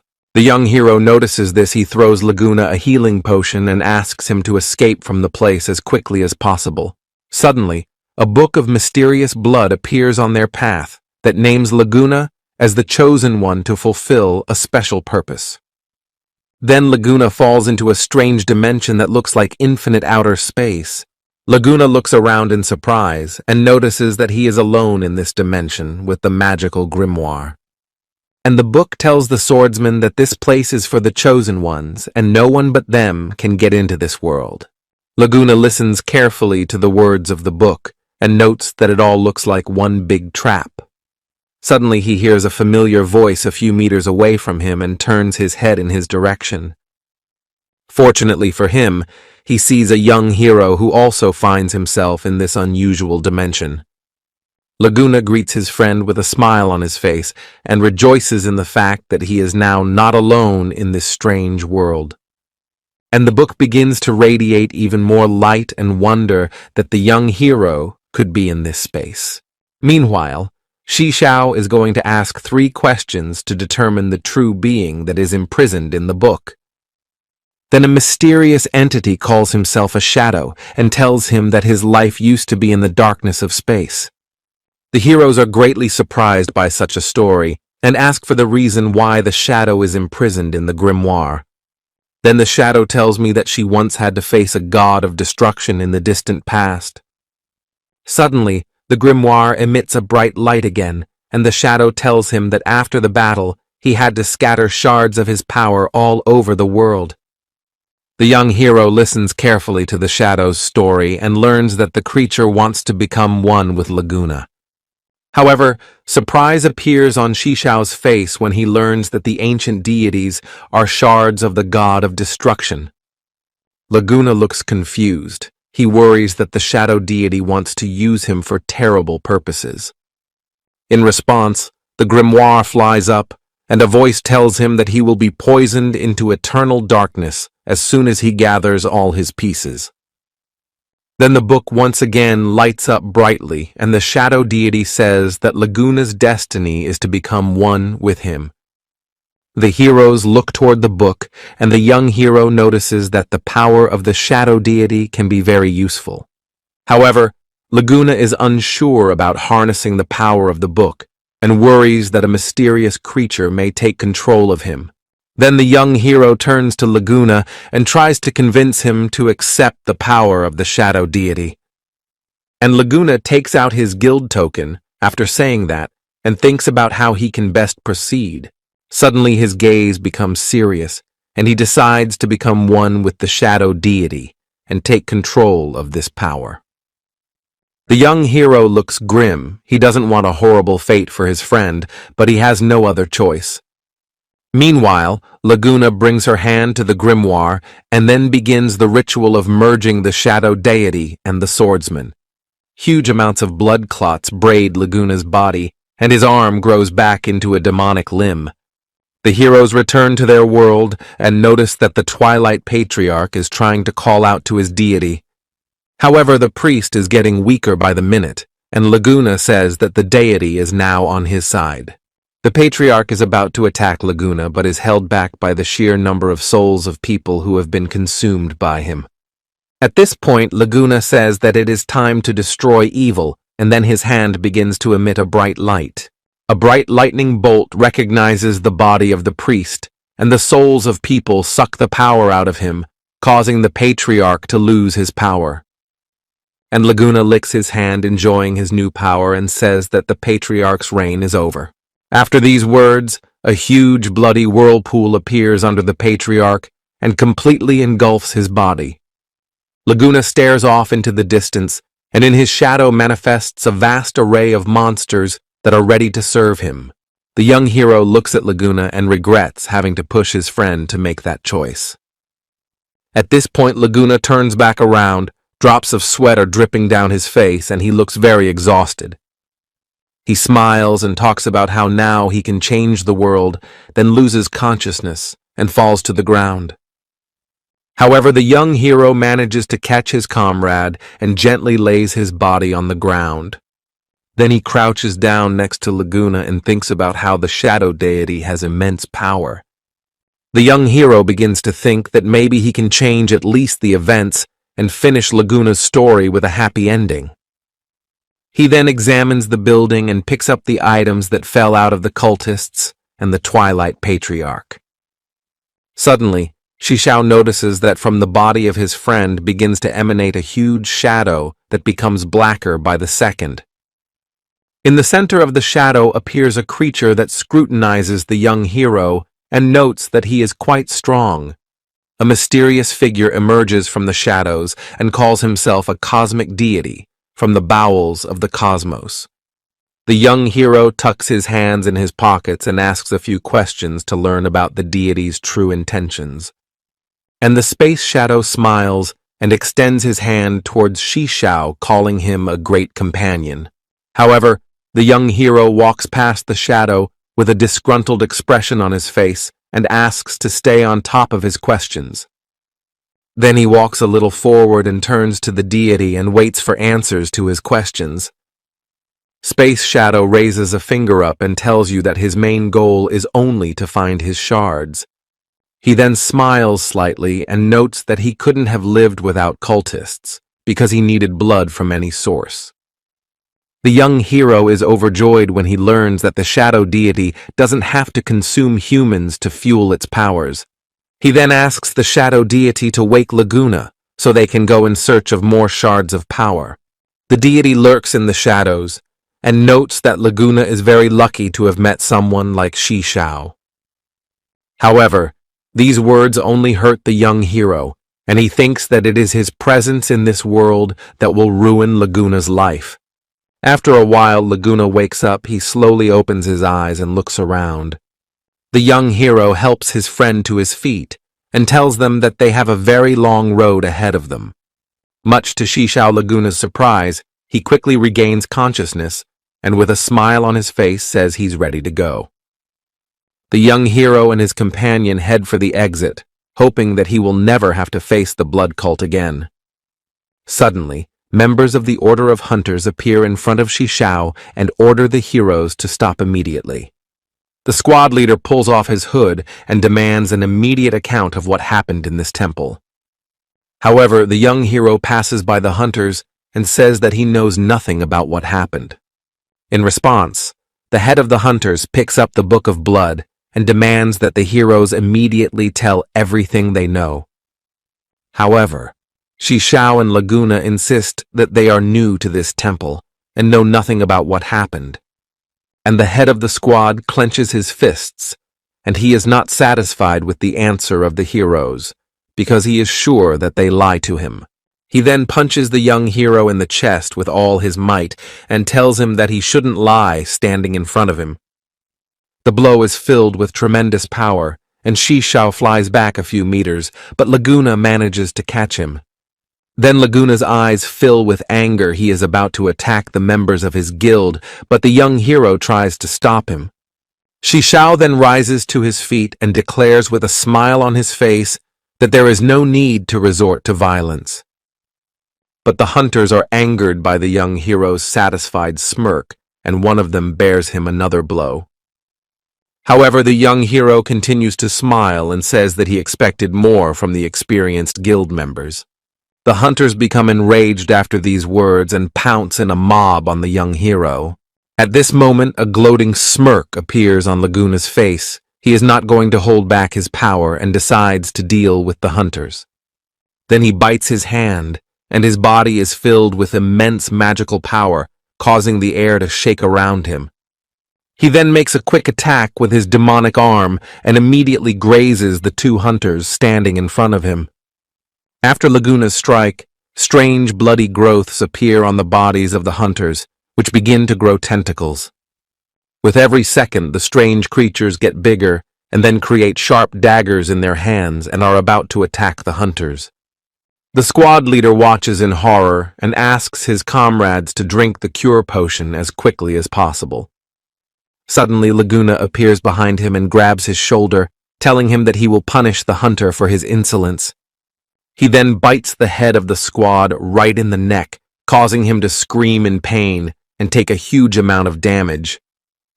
Meanwhile, the young hero rises to his feet, shaking off the dust, and looks around, trying to figure out what's going on. And Laguna walks up to Shishao with a smile on his face and talks about how he has already dealt with all the hunters. The young hero is worried about his friend going against his guild, but Laguna asks him not to worry about it. The swordsman then wipes the blood from his face and notes that he wants to change his guild, much to Xixiao's delight. A few hours later, the heroes find themselves in the city of Linwei, where, according to the stories of a shadowy deity, one of its shards is located. Laguna can now use demonic wings and moves much faster than the young hero. Xixiao flies following his friend and then lands on the ground and looks around carefully.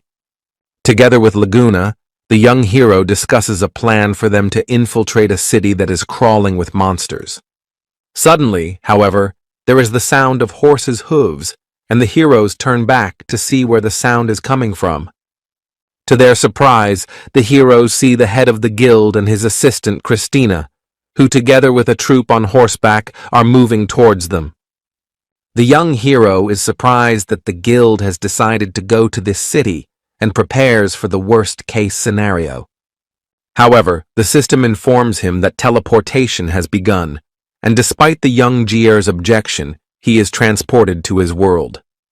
The young hero opens his eyes and sees before him the concerned expression of the herbalist, who asks how he is feeling. At this moment, Mightiest enters the room and tells Xixiao that everything is ready for the meeting with the Wuji Guild members. The young hero's face becomes serious, and he says that he needs to get to the meeting place as soon as possible.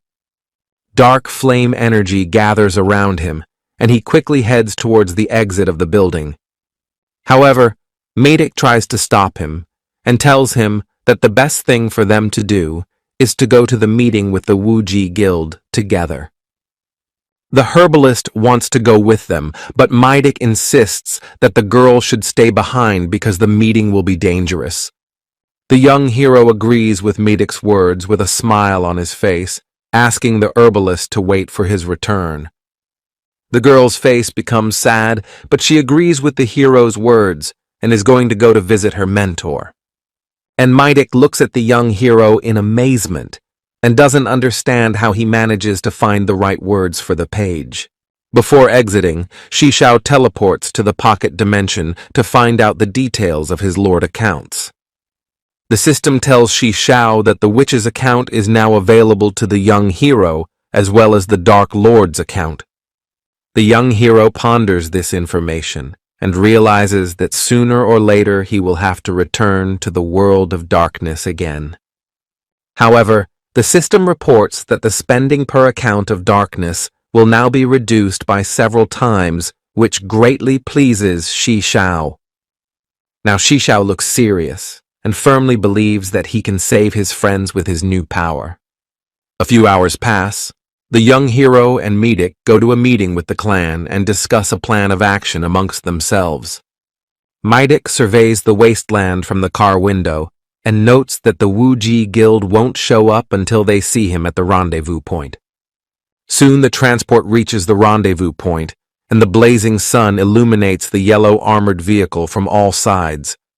The mercenaries get off the transport and complain that the meeting was scheduled on a sweltering day. After a few minutes, they notice that a girl with an umbrella over her head, accompanied by a young companion, is walking slowly in their direction. The girl smiles and greets the mercenaries, and on a chain holds a battle robot Nana, whose clothes she has changed a lot. The young hero observes the scene with anger in his eyes and promises himself that he will wipe the Wuji Guild off the face of the earth. He scrutinizes Nana and notices that she is completely unresponsive to the people around her and follows the orders of her mistress. Flashes of lightning appear around the young hero, and he prepares to lunge at his enemy. However, Mightiest, with a confused look, asks the young hero to take his time and let him find out as much information as he can. He then walks up to the guild representative and with a smile on his face thanks her for coming to the meeting. The girl asks to be called a demon and asks not to waste her time because she is in a hurry, and then pulls the chain and grasps that she was able to subdue a battle robot that was dear to the young hero. These words infuriate Shi Xiao, so without further ado, he gives the demon a critical blow straight to the stomach. From the strong impact, the girl flies off a few meters and breaks a huge amount of rocks with her body on the way. Meanwhile, the young hero uses the power of the Shadow Flame account and talks about destroying his family's enemies. At that moment, a battle robot appears behind his back, but the young hero defends himself from this attack without much trouble. The young hero scrutinizes the battle robot, and in his mind pops up the image of Nana, who smiles sweetly at him. Then Shi Xiao decides not to use his full strength and tries to stop Nana's attacks without hurting her. But the fighting robot uses different techniques, and the young hero has to use an energy shield to repel the attacks. And the robot steps back and fires lasers at the young hero from its eyes that pick out vulnerable spots on Shi Xiao's body. The young hero jumps aside and dodges all the deadly projectiles that the battle robot fired at him. Then the battle robot uses all its energy and starts charging a deadly beam that has a lot of damage. But Shi Xiao guesses the right moment, then touches Nana's forehead and disables the battle robot for a while. He hugs her tightly and promises that he will do everything he can to get Nana back to her senses and back in control of her body. At this point, the demoness comes to her senses. She smiles and enjoys the spectacle of wanting to prolong the fight. After the girl snaps her fingers, the combat robot goes into berserk mode and activates combat mode again. Out of anger, Shi Xiao abruptly turns around and is about to send the demoness to the other world with one blow. But the robot Nana stands before her at the woman's command and prepares to repel the young hero's deadly attack. Then, Shi Xiao distributes his force, and the main power of his strike goes around the battle robot without hitting it. At the sight of this spectacle, the girl smiles evilly and decides to use the battle robot to its full potential. Then she presses a few buttons on the remote control, and the battle robot is recognized by a strange force. The robot becomes several times stronger and immediately attacks the young hero, who does not have time to block the blow. The young hero rises to his feet and notices that the robot is preparing for another deadly attack. Then he abruptly jumps aside and the battle robot's attack touches the ground, and from the force of the impact, several rocks rise high up. Meanwhile, Shi Xiao removes his vestment of darkness and decides to use magic even if it hurts his girlfriend. And the demoness in anger once again sends the battle robot into battle, from whose eyes tears of resentment and pain begin to flow. The young hero misses the deadly attack from Nana and hugs the girl tightly, apologizing for the pain she will have to endure. After which, Shi Xiao's silhouette begins to vaporize, and the battle robot is gradually enveloped by magical ice. Then the battle robot becomes completely immobilized, and the young hero looks with hatred at the girl who made him fight Nana. And the demoness frantically presses the buttons on the control panel and does not understand why the battle robot does not obey her commands. At this moment, Shi Xiao fires a magic projectile and deals critical damage to the girl. Meanwhile, the mercenaries, along with Meidik, watch from the safety of their hiding place and are amazed at the strength of Shi Xiao. Despite the heavy damage, the girl is not going to give up and injects herself with a monster transformation potion, hoping to turn the tide of the battle. After that, her body is greatly transformed, and now the girl is fully confident that she will defeat the young hero without problems. Despite her immense strength, a huge magical sphere appears above the girl's head and crushes her to the ground. The demoness tries her best to resist and begs the young hero to spare her in exchange for all the information about Wu Ji's group. However, the young hero knows no pity for those who harm his family, so without delay sends the girl to the other world. His gaze is full of hatred, and he promises that he will destroy every member of Wu Ji with his own hands and make them suffer. After which, he snaps his fingers, and Nana's battle robot is freed from the shackles of magic ice. However, Despite the young hero's best efforts, Nana does not recover, and he tries to understand what has been done to her. He soon realizes that it was the mask that was filling the girl with poison and quickly takes it off. The young hero then beckons Mightiest over to him and asks for his help in determining what poison lurks in the mask. Mightiest scrutinizes the mask and tells him that it is a mind control poison that was created by the guild leader Wu Ji. And the young hero listens intently to Mightiest and wonders what the poison can do to the mechanisms. Then Mightiest explains that the Wuji Society has vast resources and is most likely conducting experiments. Suddenly, the head of the Venom Society hears the conversations of his men, who are extremely worried about the war with Wuji's group.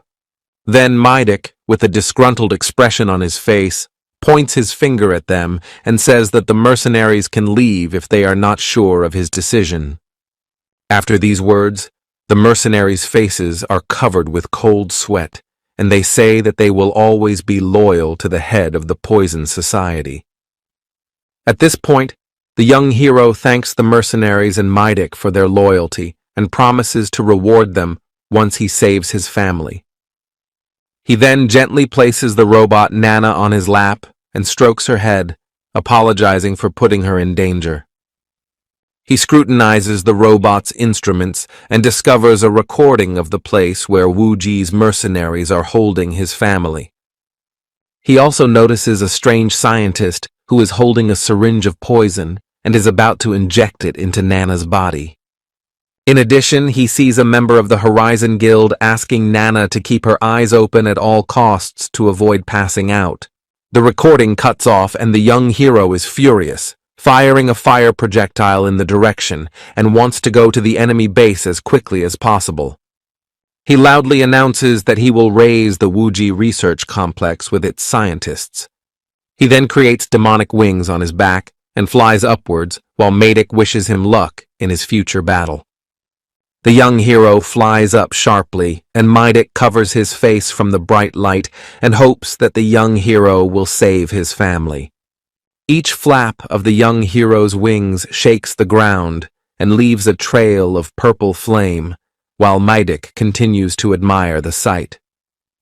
Meanwhile, at Wu Ji's research base, the chief scientist looks at his captives from the Horizon Squad with a smile. The scientist calls himself the Great Zi Sunyan and says that soon his research will be completed and will yield excellent results. Suddenly he hears a strange sound and notices that 3 mysterious shadows have appeared in the doorway. He looks closely and notices that the elite mercenaries of the Wu Ji Guild are in front of him.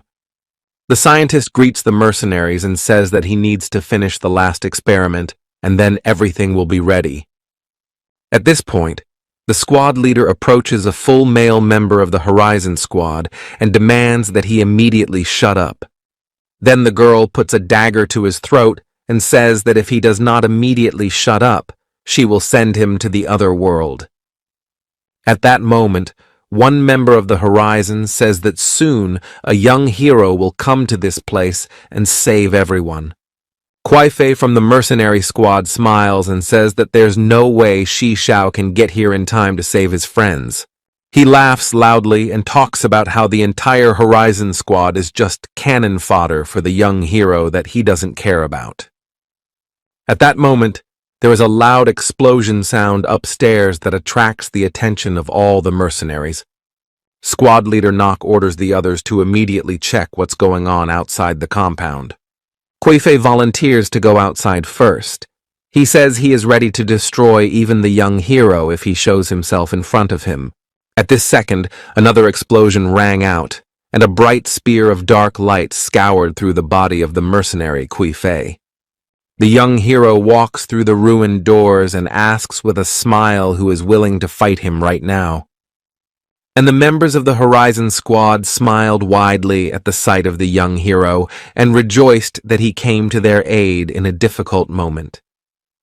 In the meantime, the head of the Nock Squad, who is several times taller than the young hero, comes close to Shi Xiao. And his assistant Yao Ming observes it from the side and says that soon the young hero will go to the other world. However, this situation does not scare the young hero, and he gathers all the strength in his body to make a lightning strike. At this point, Noka pulls out his blades and attacks the hero, but Shishao creates magical seals in front of him and blocks these attacks. He then throws the squad leader aside with his usual kick and notes that there is no worthy opponent for him here. But the squad leader is not going to give up and is going to attack the young hero with even more fervor. He makes a huge number of quick attacks, but Shishao manages to block each of them without much difficulty.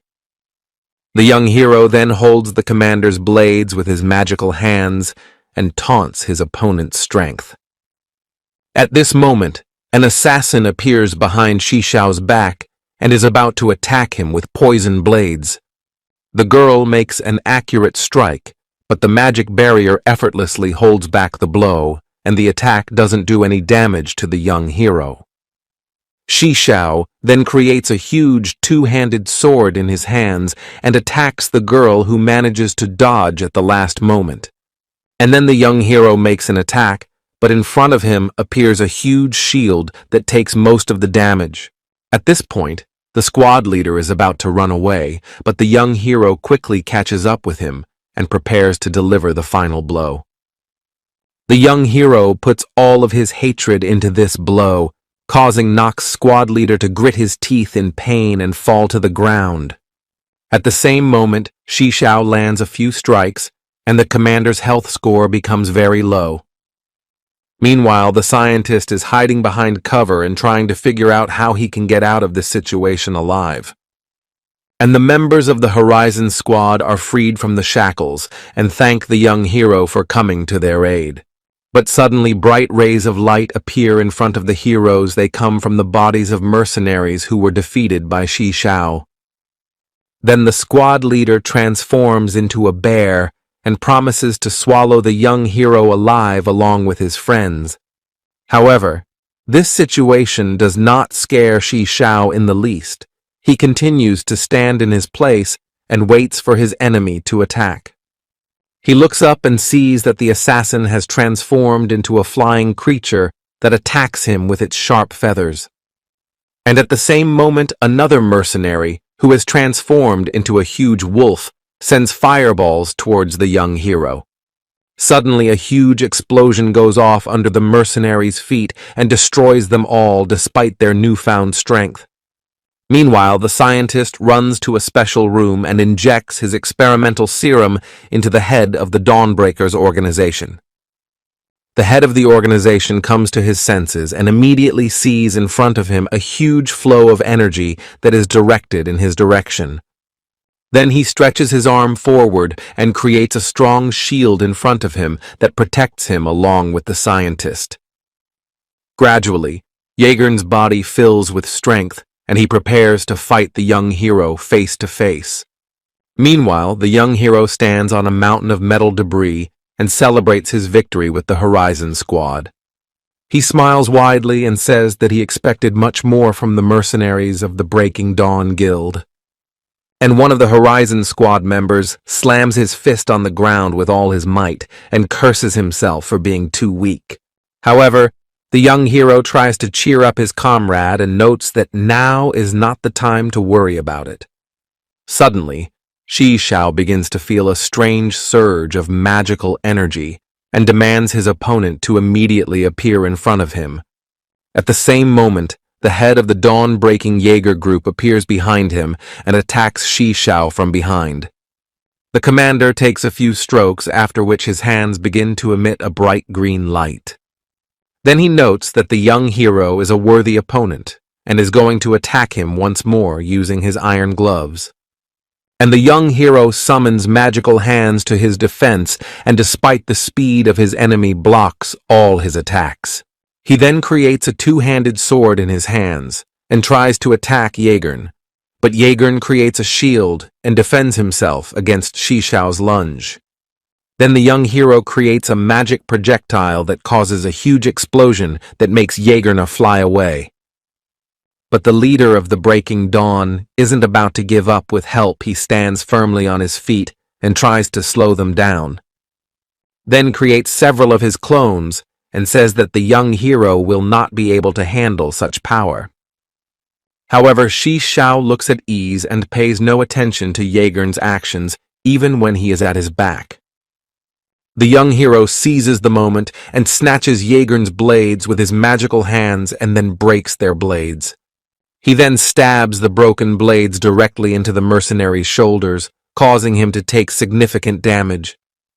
Despite his injuries, Jaegern prepares to attack again, but the young hero sends him flying again with a single leg kick.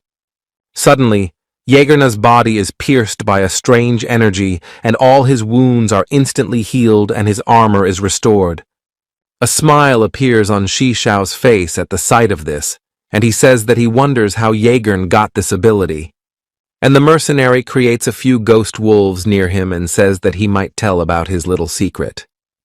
As soon as the ghost wolves approach Shi Xiao, he uses a vortex of dark flame and destroys them all at once. The sight of this power makes Jaegern's breath catch and veins appear on his face, so he decides to tell Shi Xiao his secret. His hand turns metal, and he talks about how there are mechanical particles within it that ensure its regeneration. After his story, he spreads his hands apart, and with a smile on his face suggests that the young heroes unite to become the leaders of this world. However, the young hero grabs the guild leader by the neck and squeezes his hands tightly around it, saying that he's not interested. Gradually, the young hero's body is clad in dark flame armor, and Shi Xiao says that he will not forgive his family's abuser. But Jaeger is not afraid of the hero's might, and notes with a smile that his regeneration has tremendous speed and no one can defeat him. However, the young hero does not pay attention to this, and uses the full power of shadow flames, piercing the body of the guild leader with magical energy. With each passing second, the magical energy grew larger and completely covered the body of the guild leader of the Breaking Dawn Guild. Soon enough, in the hands of the young hero, all that remains of Jaegerni's body are ashes, which he carelessly tosses to the ground. After his victory, Shi Xiao removes his shadow flame vestment and sees the legendary items dropped from the boss in front of him. Suddenly, the hands of his friends and himself begin to gradually turn to metal that gradually spreads throughout his body. Then the young hero turns to his friends and says that it is urgent to leave the scientific complex. As soon as everyone gets out, there is a loud explosion, and the whole building of the scientific complex becomes engulfed in bright flames. Horizon Squad members watch this spectacle from a safe distance and enjoy the free air of the Badlands. Soon the young hero flies up to his friends on demonic wings and notes that they are in big trouble. Then he throws towards his friends the bracelets that are supposed to slow down the transformation of their bodies into metal. The members of the Horizon Squad quickly put on these strange devices, and the young hero promises to find a cure. He stares off into the distance and then opens the information panel to examine the items that fell from the boss. One of such items turns out to be a legendary cube that can transform into any mechanism of the owner's choice. The young hero decides to take advantage of this and creates a mechanical robot with extensive equipment. After that, he takes off sharply upwards and heads at full speed to the place where the base of the Poison Society is located. Meanwhile, a green car is speeding away from the ruined base of the Breaking Dawn at full throttle. This car is driven by a scientist who was able to save himself and his research briefcase at the last moment. He drives forward quite fast and doesn't notice the obstacle in front of the car, which causes a sharp collision and triggers the airbags. The scientist is quick to come into view, and when the dust clears, sees before him a vast array of monstrous creatures. Then he jumps out of the car and, holding the briefcase in his hands, quickly runs away, telling the monsters that he has no meat on his bones for a long time. The monsters are about to chase the old man, but suddenly there is a powerful explosion that destroys each of them. The scientist's savior turns out to be a young hero who lands right in front of him and asks him to stop. The old man looks at Shishao's mechanical robot with astonishment and thinks about what to do in such a situation. He falls to his knees before him and begs the young hero to spare him and notes that he has been used against his will all this time. The young hero listens to this story with disbelief and demands to know all about the research of the Nanomachine Guild. The story shifts back hundreds of years to a group of scientists researching the capabilities of the human body and its ability to regenerate. A few years later, a group of dawnbreakers find an old lab and get research on nanomachines. The young hero listens to the old man's story with a smile on his face and notes that the old man helped him a lot in getting information. The scholar thanks Shishao for saving his life, and holding his briefcase with both hands starts to run away. But the young hero says that the old man is running in the wrong direction, which makes the scientist look questioningly at Shishao. And the young hero smiles broadly and says that the old man has to go and snaps his fingers after these words. After that, the old man's entire body is covered in bright flames, and the young hero says that this will be the case with anyone who harms his family. He then summons the mechanical robot again and continues his journey into the Society of Poison, flying over a vast forest. After a few hours of his journey, before him is a view of a huge tower that is the base of the Poison Society. The young hero in his mechanical armor lands right near its entrance and prepares to fight the base's defenders. However, to his great surprise, the manager of the Poison Society, Donna, appears in the aisle and asks Shisha to follow him. The young hero doesn't understand what's going on, and Donna explains that the head of the Poison Society is very much awaiting his arrival and wants to meet in person. The robot assistant prompts the young hero that the manager of the Poison Society is honest with him, and Shisha decides to follow the girl. On his way, he sees a huge number of children who look out from behind the shelter and look at Shishao with great curiosity. Donna notices the young hero's surprise and tells him that the Poison Society often helps children who can't find a place in the world. Shishao is surprised by this information, and the girl notes that very few people really know what the Poison Society does. Then the young hero, together with the girl, enters the elevator cabin and prepares to go up to the very last floor. Donna looks down and asks the young hero to keep the bounds of decorum because the guild leader hasn't let outsiders in for a long time. Once they get to the top floor, the girl points to the huge doors and asks the young hero to go inside. Shishao slowly walks forward and sees in front of him a huge vat with a strange liquid that gives off steam. A naked girl climbs out of the vat and introduces herself as the head of the Amy's Poison Society, with a smile on her face. The young hero is lost at the sight of the girl and with a slight cough asks the head of the Poison Society to put on his clothes. The girl smiles and, noting the beauty of the young man, says that as an exception she will fulfill his small request. She then puts on a black dress and says that she is extremely happy to see the young hero in front of her. And the young hero comes to his senses and wonders why the head of the Poison Society decided to meet with him in person. After these words, Amy's sits down on a beautiful couch and, taking a glass in her hands, explains that she has heard a lot about the young hero. She enjoys her drink and tells her that her spies have already told her of the young hero's strength and many victories. Then Shishao sits down across from the girl and with a stern expression asks why she needs him. And the girl smiles slyly and notes that she even knows that the young hero saved her sister, who is a master of alchemy. From surprise, the young hero jumps up from his chair and notes that the old master is many years old, and Ames can't be her sister. However, the girl with a smile notes that she is over 100 years old, but she tries with the help of special procedures to maintain her beauty. Ames then tosses the glass away and says that it's time to get to the main reason why she decided to meet with Shishao in person. She looks the young hero straight in the eye and says she wants to team up with him to make her organization even stronger. and Shishao just smiles and asks her to tell him exactly what her offer is that she wants to make. The girl rises from her chair and declares in a loud voice that she wants to become the wife of the young hero. Shishao's face contorts at these words. He is surprised that the girl suggests him to take such a responsible step in their first meeting. When Aimez notices the surprise on Shishao's face, she asks him not to worry and tells him that their relationship will develop gradually. The young hero becomes extremely distracted after a recent announcement and tries to find out the reason why the girl is proposing.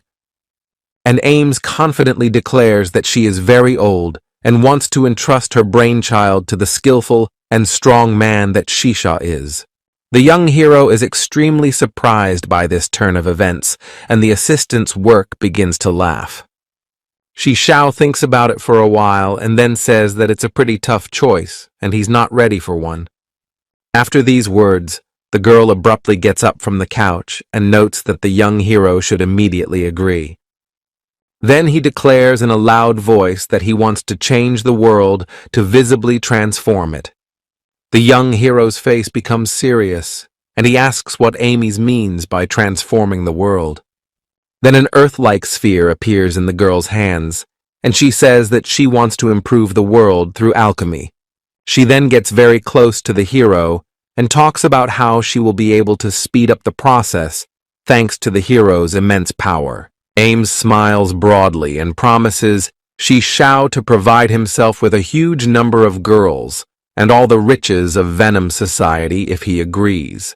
After the words about girls, the robot assistant starts smiling and says that the young hero needs to quickly agree to this proposal. And the young hero leaves a few bumps on the robot's head after his punch and says that it's not the time to think about girls. He turns to Amy's and refuses her offer, which makes the girl furious and says that no one dares to refuse her. And the young hero folds his hands on his chest and asks the girl not to wrinkle her face, or it will soon have wrinkles on it. Suddenly, the other half of the girl's face changes with anger and gives away her true age. Then the girl pulls a small flask of elixir from her pocket and instantly drinks it to regain her former appearance.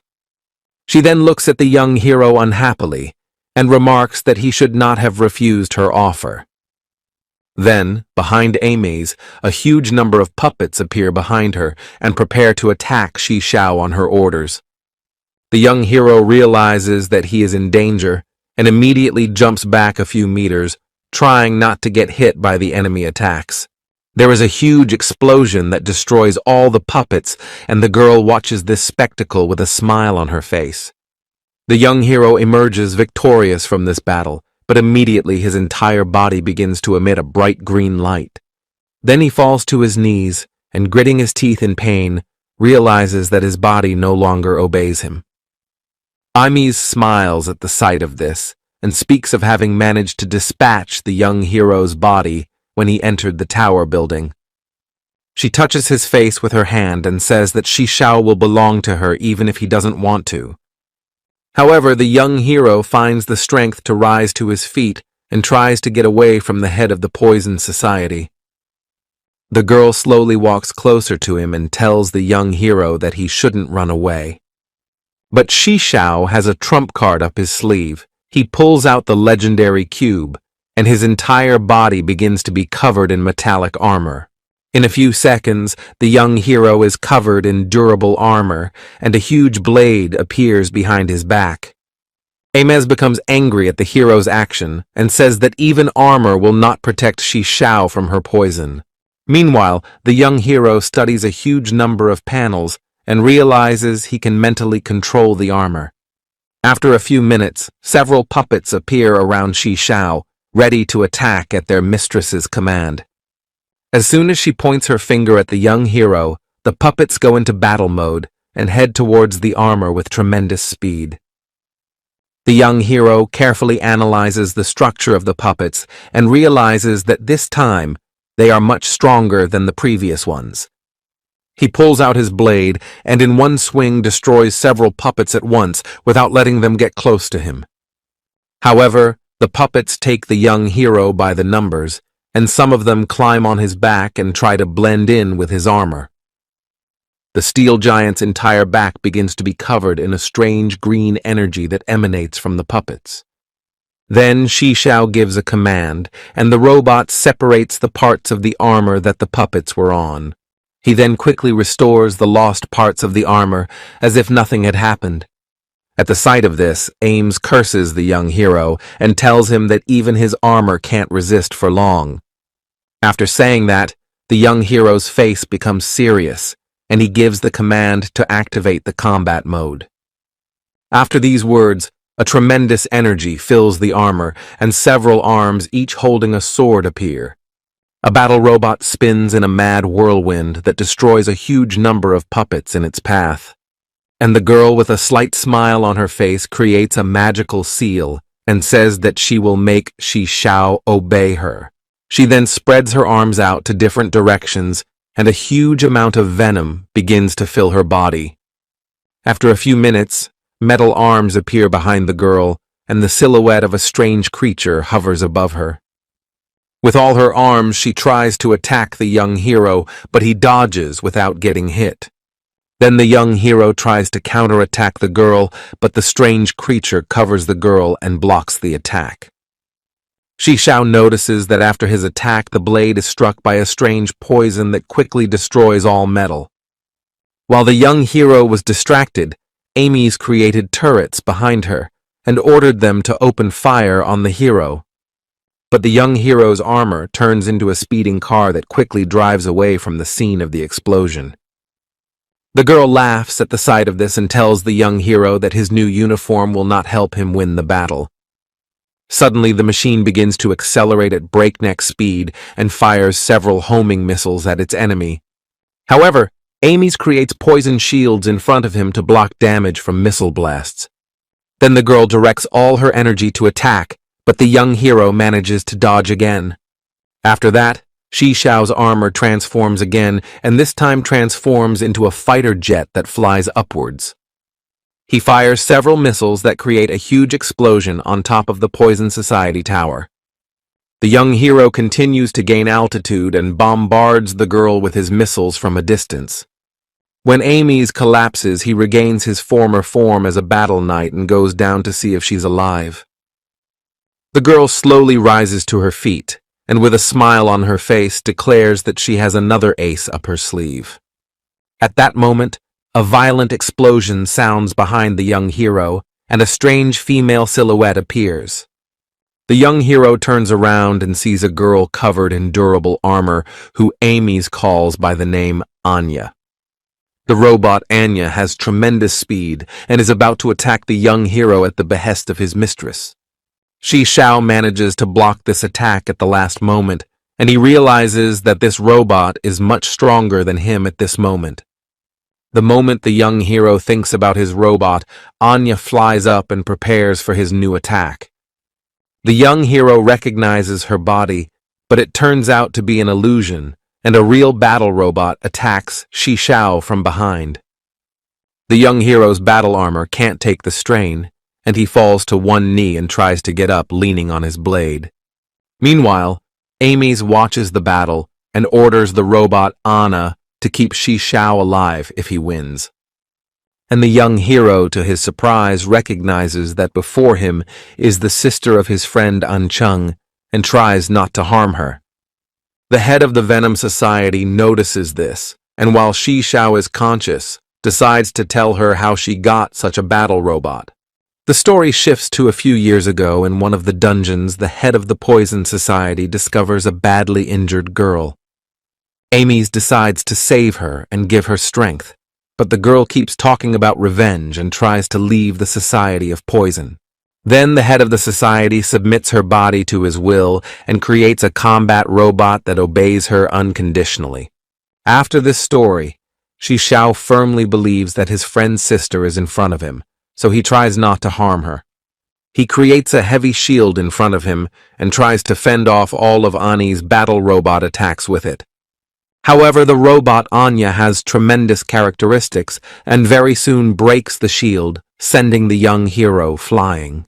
And Ames, watching from the sidelines, smiles broadly, and suggests that the young hero give up before it's too late. However, the young hero continues his battle and, holding in his hands his only sword, tries to repel the blows of the enemy. At the sight of this, the girl smiles and says that the young hero fought much more confidently against her. She smiles slyly and promises to let the battle robot Anya go free if the young hero accepts her offer, which he refused earlier. And Shi Xiao continues to dodge the enemy's blows and says that Amy's promises are probably just lies to lure him in. After these words, the head of the Poison Society starts laughing loudly and says that the young hero has figured out her plan. At that moment, a smile appears on the young hero's face, and he says that he will soon win this battle. These words infuriate the girl, and she says that the young hero is cornered, and it is better for him to accept defeat. Suddenly, Amy's points his hand forward and orders the battle robot Anna to stop fighting and stop. A look of bewilderment appears on the face of the head of the Venom Society, as she doesn't understand why she said those words. And the young hero comes close to Amy's and explains that he too is a master alchemist, so he used poison in the battle. He then removes his battle armor and tells the girl that she is now under his command. Ames is furious at these words and says that she is immune to all kinds of poisons. And the young hero smiles slightly and holds up an artifact saying that his poison was created in another dimension. But the head of the Poison Society is not going to give up and injects a serum into himself to try to get rid of the effects of Shi Xiao's poison. And the young hero thinks about it a bit and declares that there are too many different poisons in the girl's body, and it won't help her.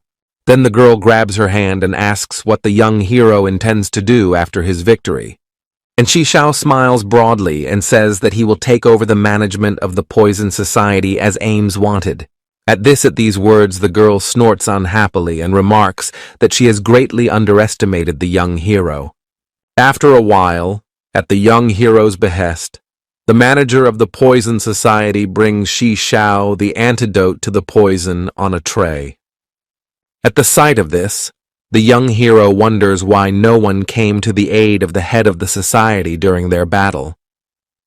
And Donna explains that Mistress ordered them not to interfere in the fight, and because of the effects of the submission poison, they can't disobey her orders.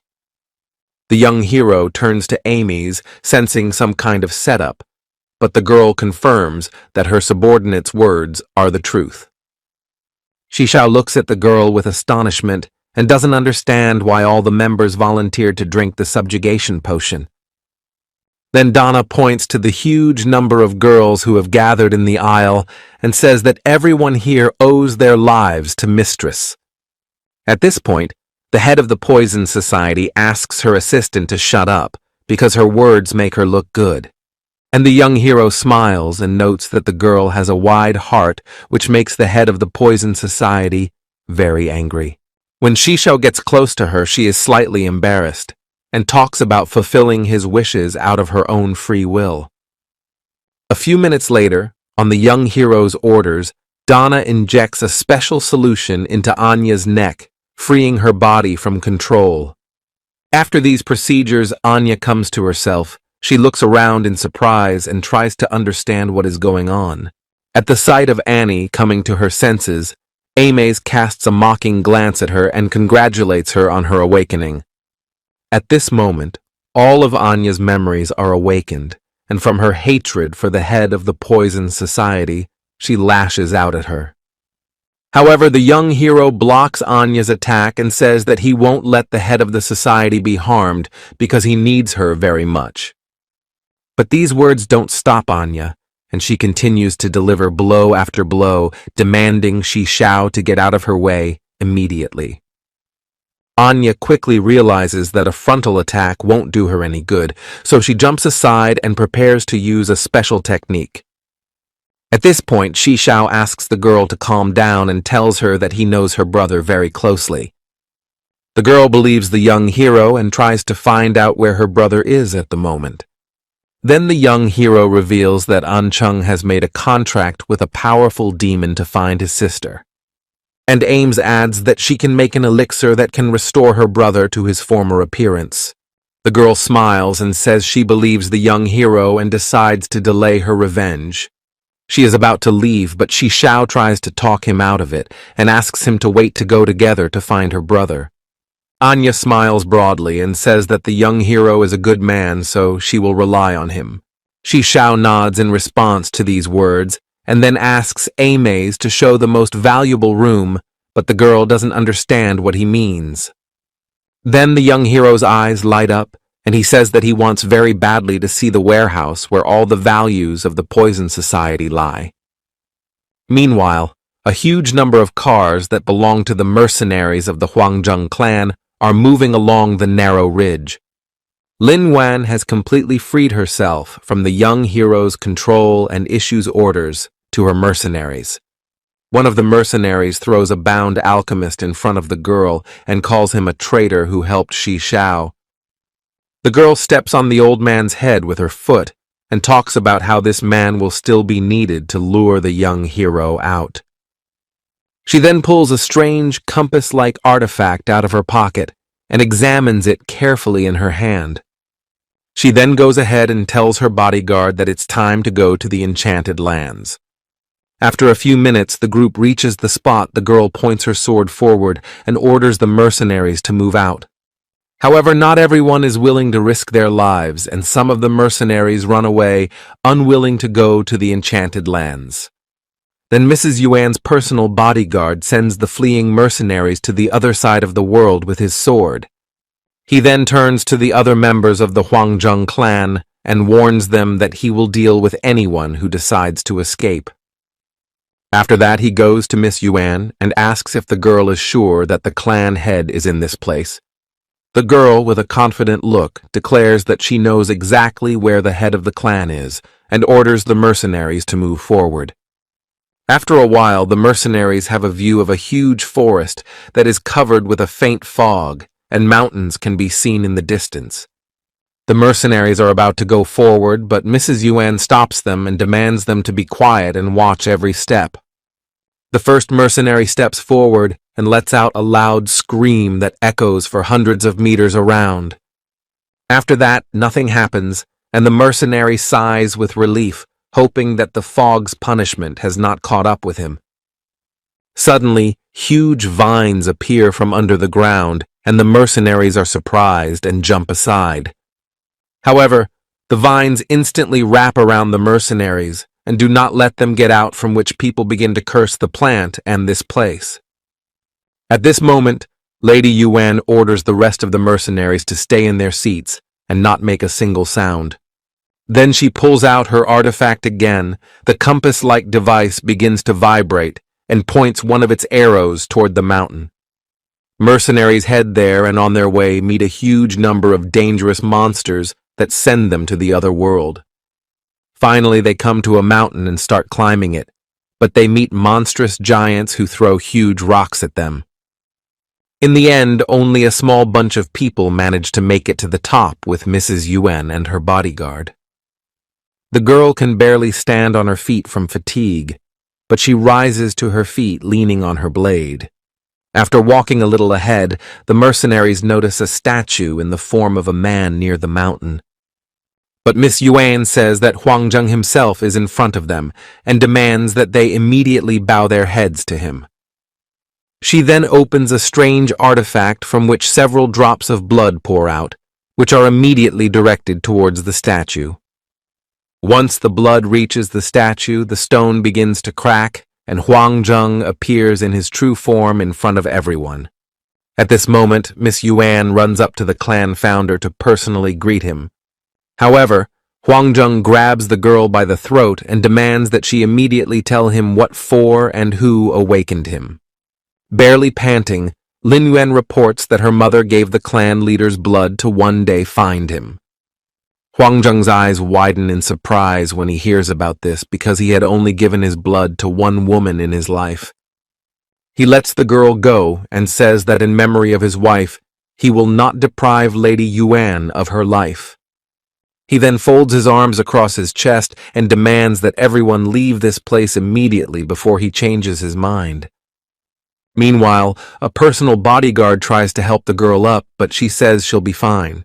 Mrs. Yuan reports that Huangzheng's clan has been destroyed, but this does not interest the old warrior, and he says that he is looking for a worthy opponent.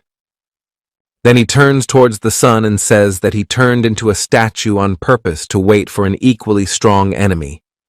After saying that, a smile appears on Miss Yuan's face, and she says that she knows someone who might be interested in Huangzheng. The man turns around and demands that his daughter immediately tell him which person he is talking about.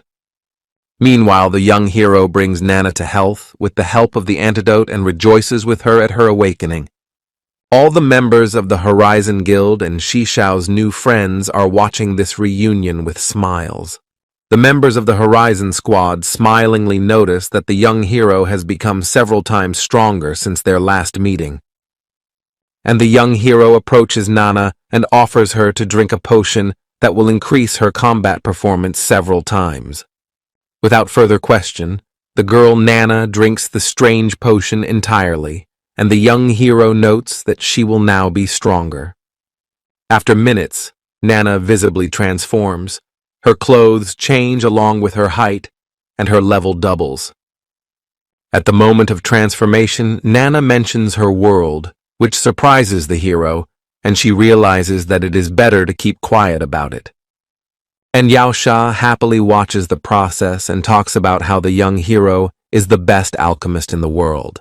However, Nana still can't come to her senses and is angry because even in her thoughts, she calls the young hero her master.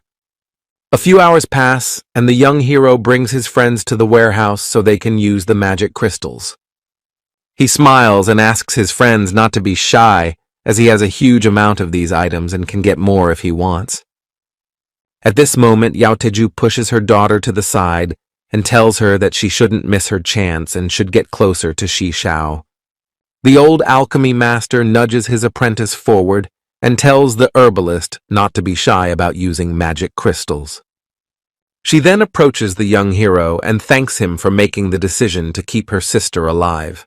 Once everyone has leveled up, Xiao shows his friends the key to the dungeon and suggests they go there to get items. Meanwhile, near the city of KAIJU, one of the mercenaries drags a girl by the hair and demands to follow him immediately. But the girl does not obey. Then he hits her on the head with the butt of the gun and shouts insults in her direction. The young hero's sister is in prison and watches in horror, with a child sitting next to her. Suddenly, the child begins to tremble and says in a timid voice that such things are not uncommon in this place, and it is best to obey what the guards say. At this point, Tsitsi comes over to him. She gently cuddles the baby and promises that everything will be okay. And Xiao's sister continues to look through the bars of the bars and hopes that the young hero will come to the rescue.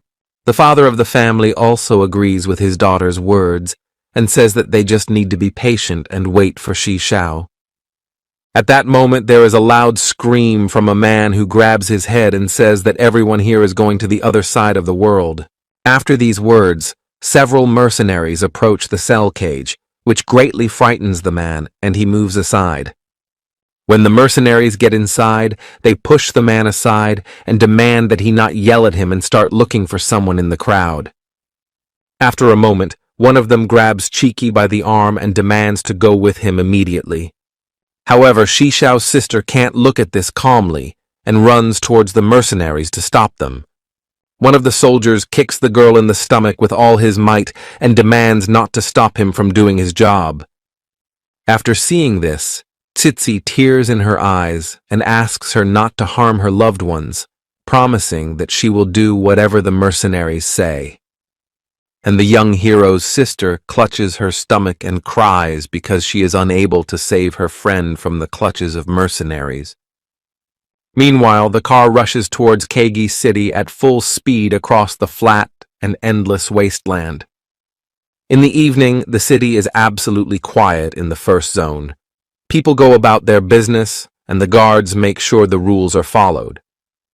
The next area is inhabited by dangerous mercenaries, and they won't let anyone inside this area without permission. At the very center is the heart of KAIJU City, a top-secret area centered on a tall tower. The young hero is told all the information about the city by Mightiest, and notes that the city is well protected. The young hero considers all of his companions and says that inside the city they will act quietly until they get the information they need. Then he shows everyone a small device and tells them that with its help, the squad will be able to communicate with each other.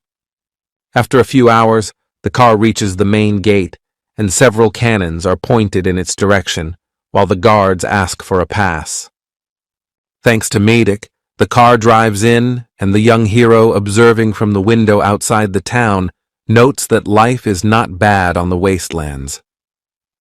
The car slowly continues to move forward, and people try to stay in their homes to avoid being hit by the wheels. While traveling, Mightiest tells us that life in the wastelands is actually very dangerous, and only a few are allowed to survive. Meanwhile, the car continues to move and people move aside when they see sharp metal stakes in front of the car. And the young hero continues the conversation and agrees with Mightiest, noting that he didn't know about the other life being in the safe zone. After a few minutes, the car finally reaches the next gate where a pass is also required to enter. Nana looks out the window and notes that she could destroy the entire city and its defenses if she wanted to. And the young hero snaps her finger on her forehead and sternly tells her not to underestimate her enemy. After that, he starts to cast spells, and Mightiest is surprised to notice it and asks Shi Xiao to stop. Mightiest explains that the city's sensors could detect Shi Xiao's magic, and then they'd be in trouble. But Nana sighs and says not to worry about that. The young one nods and, looking at the mark on his hand, says that his higher magic cannot be detected by the city's detectors. After his words, a huge eye appears over the city, watching intently and relaying information to the host. All the residents walk by as if nothing had happened, but one of the people stops and stares intently into the sky. His face is completely hooded, but a faint smile appears on his face when he notices magic in the sky. Meanwhile, based on the data, the young hero makes a map of the city that shows the location of his friends and family. Drops of sweat drip down Shi Xiao's face when he notices that Chi Qi is in the center of the city for some reason, but he hasn't given up hope of rescuing her. The story moves to the prison quarters that are under the city. A mercenary opens the cell door and points his finger at the Shi Xiao family. He says in a loud voice that there's a buyer who's going to buy them back for his own use. The mercenary then turns to the mysterious buyer and talks about these slaves having a temper. When the mystery shopper comes closer, Shi Xiao's sister blocks her family and says she won't let the man come any closer. Then the stranger takes off his hood, and underneath it is a young hero who decided to sneak inside the cameras. His sister looks at him with tears in her eyes and cannot utter a single word for joy. She covers her mouth with her hand, afraid to say a word, and doesn't know what to do to avoid revealing her brother's secret. Suddenly she gets serious and pretends not to know her brother and grabs at his clothes, demanding he leave the prison immediately.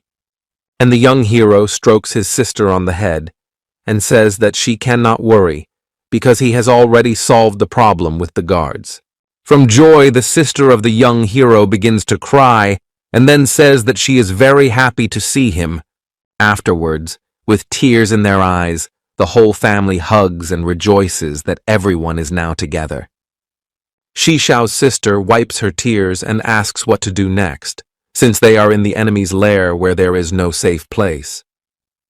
Meanwhile, the guards do not pay any attention to the family of the young hero. They are under the influence of the potion and demand to silence the prisoners. And the little boy watches this picture with amazement and is amazed at how friendly a real family can be. Meanwhile, the sister notes that they are a burden to the young hero and suggests leaving them here until the danger has passed. But the young hero disagrees with this decision and says that he will take care of their safety.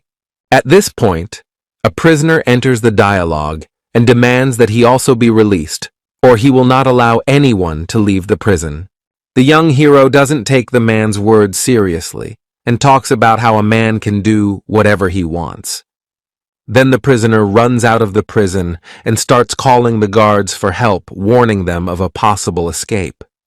But the guards look at the man with disdain and hit him in the face with their rifle butts, demanding that he shut up. And the man clutches his broken nose and continues to yell about a jailbreak happening soon. The other prisoners also begin to shout loudly and demand the guards deal with the young hero immediately. The boy grabs his head and starts shaking with fear, trying not to listen to the loud voices of people. The sister turns to her brother and asks what they should do next, and the young hero silently observes this picture. Then he sighs heavily and throws a few smoke bombs near the cells where the prisoners are. He slowly walks along the prison corridor and talks about how the smoke contains a toxin that puts people to sleep. And after a while, everyone falls asleep, and the prisoner covered in blood looks at Shishao with disappointment and tears in his eyes. The young hero then returns to his family and listens to his sister's story about Chiki being taken to another place. He pulls out a key and says he's going to send his family to safety and himself to rescue his comrades. Then he opens a portal next to him and says that the insect prince is already waiting for his guests to arrive. The young hero's family walks into the portal, and before they disappear, they wish him good luck. And the young hero smiles broadly and promises that he'll finish quickly in this place and return to his family. As soon as the portal closes, Shishao's face takes on a serious expression, and he heads in the direction where the Horizon squad leader is being held. Meanwhile, squad leader Horizon is chained and bedridden and receives nasty lashes. One of the city's generals named Li Huo clutches his whip tightly and enjoys every blow he makes. He punches the Horizon commander's body over and over again and demands that he start screaming and begging for mercy. After his strokes, the general greedily licks the whip with his tongue and looks at the commander with a crazed look. However, despite the horrific torture, squad leader Horizon does not allow himself to scream and tries to contain the pain of the torture. Li Huo then sits on top of Commander Horizon and says with a smile that he can move on to other torture techniques. After saying that, a sly smile appears on his face, and he suggests that he start torturing the Shishao family for fun. At this moment, the Horizon commander's face fills with pain, and the city general enjoys this sight and begins to strangle him. However, at that moment, Shishao appears in the doorway and asks if the general has been looking for him all this time. General Li Huo turns around in surprise at the young hero, and the Horizon commander smiles and rejoices at the arrival of Shishao. Minutes later, the general rises to his feet and kneads his neck with a smile, noting that he won't have to run after the young hero. After which he smiles and demands the young hero join in his torture for his pleasure. But the young hero immediately refuses and says that he will not play such games. These words make the general furious and attacks the young hero with his long whip, hoping to hurt him. But the young hero grasps the end of the whip with a serious look and stares intently at his opponent. At this point, the gen's appearance changes. He begins to scare the fires of flame out of himself and sets his long whip on fire. However, the young hero uses a form of shadow flame, and even when he holds on to the whip, he takes no damage. This greatly annoys the commander. He throws his whip aside and makes a fist attack, but the young hero blocks it with his shield. After that, the young hero creates a powerful sweat of energy and makes his opponent fly back a few meters. And Shishao doesn't stop and continues to strike, even breaking his enemy's fire shield with ease. He then delivers a crushing blow right to the general's face and makes him grit his teeth in unbearable pain. The general falls to the ground, and the young hero releases a blob of fire magic that creates a huge explosion. Suddenly, bright flames appear, and the general rises to his feet as if nothing had happened and fills his body with unknown power. And the young hero shows the general a legendary artifact and talks about how they are locked together and no one will hear their fight. Then the general quickly heads to a nearby wall and tries to break it down, but all his efforts come to naught. And the young hero tosses the cube in his hands and says that it is impossible to leave this place without his permission. After these words, the general turns sharply to the young hero and promises that he will send him to the other world with him. But with a smile on his face, Shishao shoves his opponent aside and suggests that he should go to the other world alone. After which, he clutches his hand tightly around the general's neck and then smiles and says that there is no way that Shishao will not get into the center of the city. However, the young hero pays no heed to these words and completely envelops his opponent in shadowy flames. After his victory, he heads to squad leader Horizon and helps him free himself.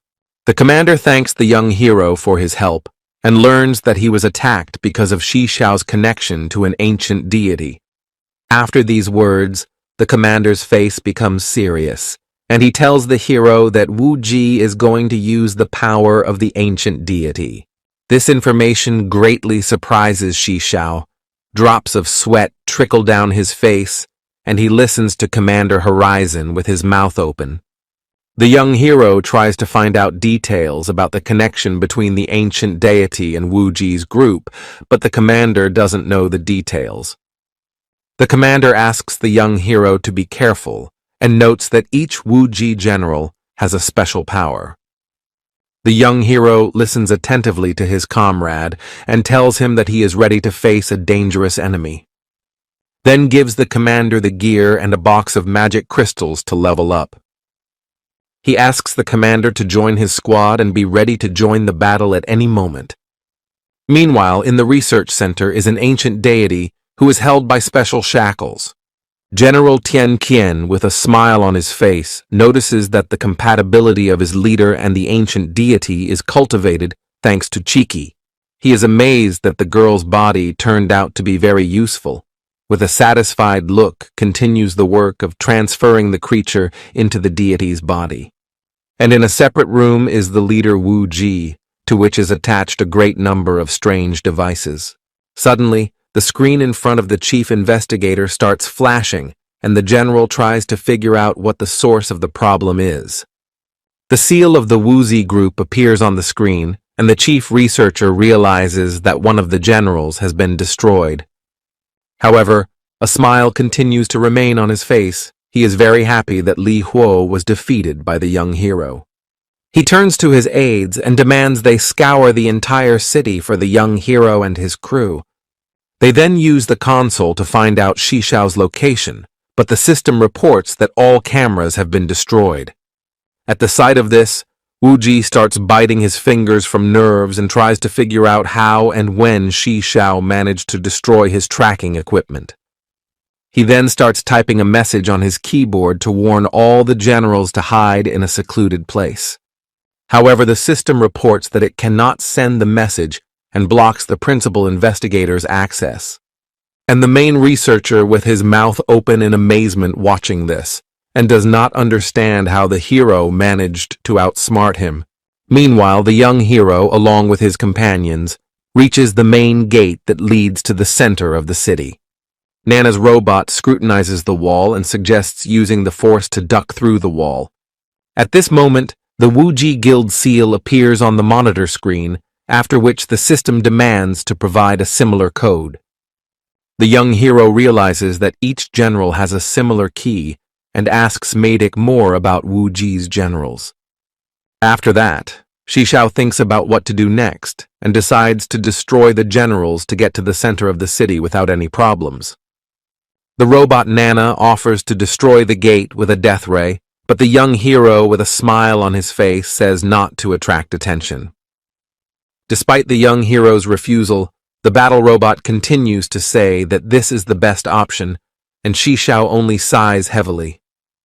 Then Nana, with a smile on her face, promises to help Shishao in the battle against the generals, but in her heart, she is thinking how to increase her level faster. The young hero thanks the battle robot for her help and, placing a hand on her shoulder, asks her not to act recklessly. Meidik also wants to go along with the young hero, but Shi Xiao says that he has other plans for his friend. Shi Xiao then travels with Nana to places where other Wuji generals may be. The story shifts to the location of a nightclub, a huge line of people rushing to get there. Girls and young men have a good time inside talking to each other and buying expensive alcohol.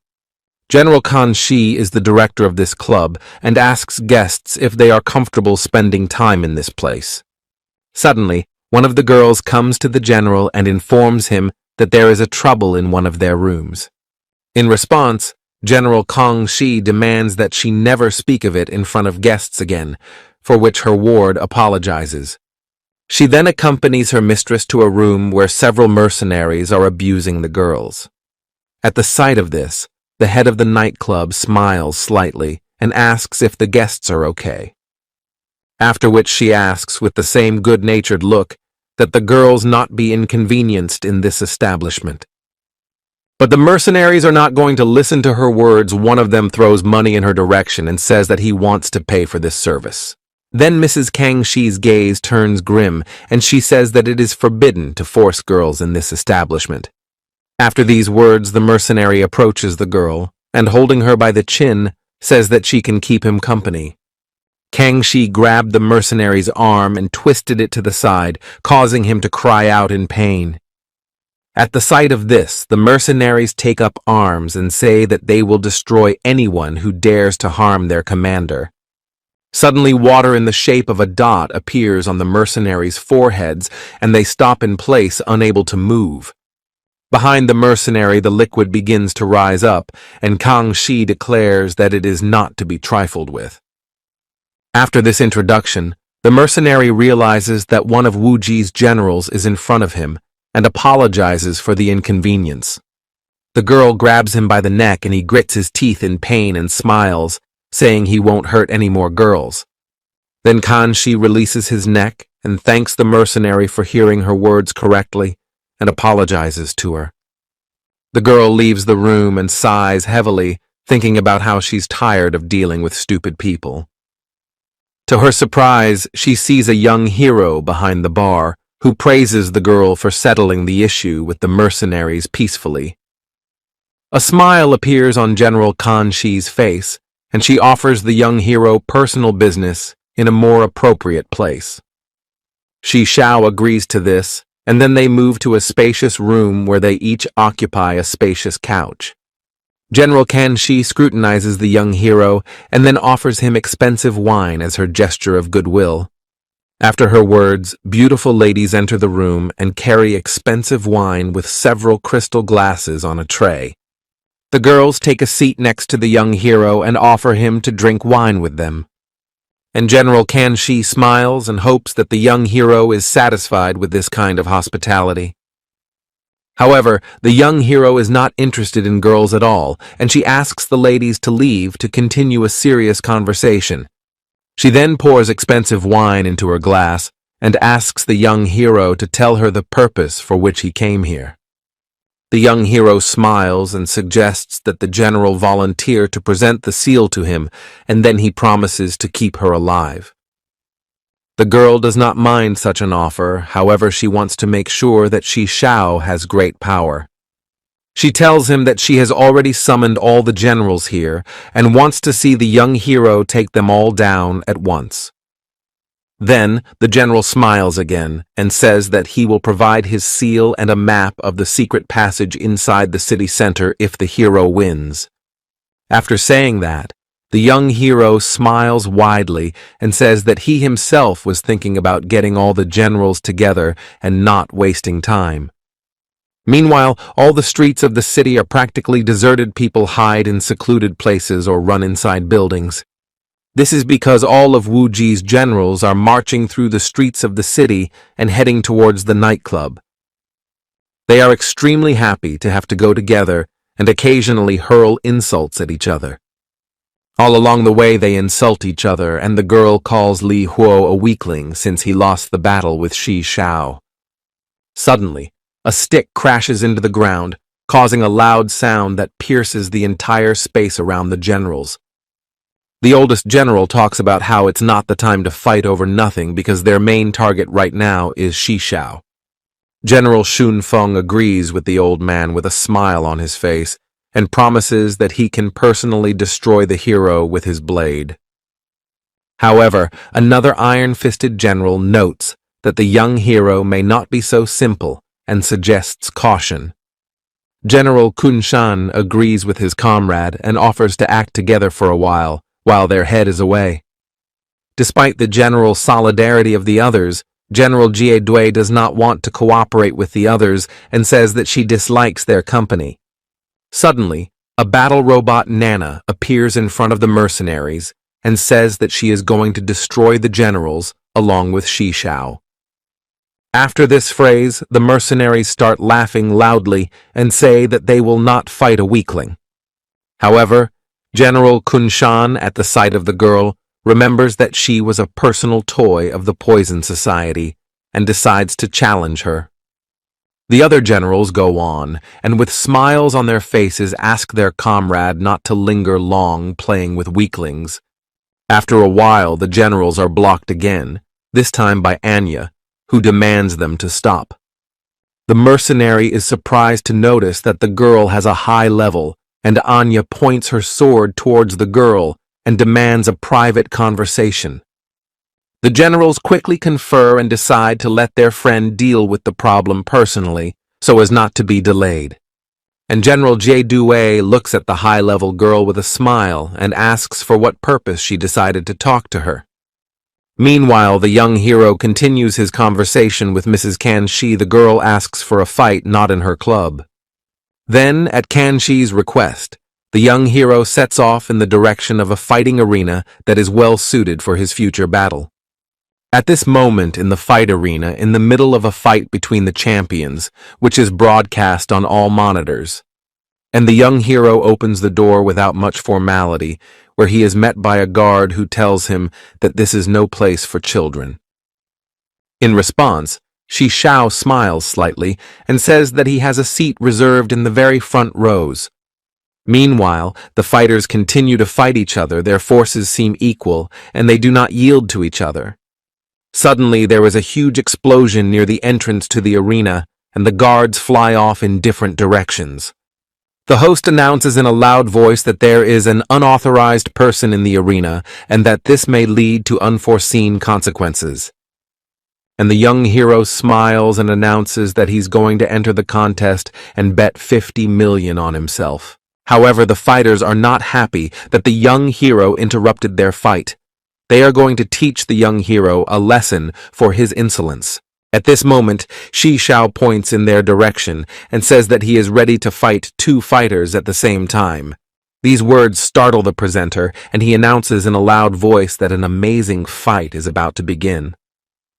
At this moment, people in the stands are talking among themselves and start betting on Shi Shao's victory. Meanwhile, the fighters glare angrily at the young hero and promise to deal with him in seconds. And the young hero listens attentively to them and says that they will be a warm-up for him before the real fight. The announcer announces the start of the fight, and the arena fighters immediately rain down a hail of heavy punches on Shi Shao. However, the young hero uses an account of Shadow Flame and uses its power to stop the hands of elite fighters. He then clutches their faces with his demonic hands and slams the fighters' heads against each other with all his might. This happens several times, and the announcer says that the young hero is just bullying the fighters. After which, a smile appears on his face, and one of the people on the podium curses Shi Shao, because of whom he lost all the money. Meanwhile, the battle robot Nano prepares to fight General Kunshan, who is riding a huge tiger. The general suggests the girl to be the first to start the fight, and Nana, without the slightest delay, starts attacking the general with her fists. However, despite the speed and strength of the battle robot, General Kunshan effortlessly blocks all attacks, and the destructive wave of impact travels through the streets of the city and destroys some of the buildings next to the road. After the first few minutes of the battle, Nana looks tired, and General Kunshan talks about not giving in again. At his command, his pet strikes Nana with one paw, causing the battle robot to fly a few meters aside, and inflicting heavy damage. Nana quickly gets to her feet and the battle pet charges a special attack and huge blobs of energy appear around her. At that moment, Nana grabs the nearest scrap metal with her hands and turns it into armor for her arms. At the sight of this, General Kunshan also covers his body with armor and says that Nana is too weak for him. Nana and General Kunshan's fists slam into each other, and a strong metallic sound echoed in the center of the battle. But the battle robot's strength is much weaker, causing her arm to lose all of its accumulated armor.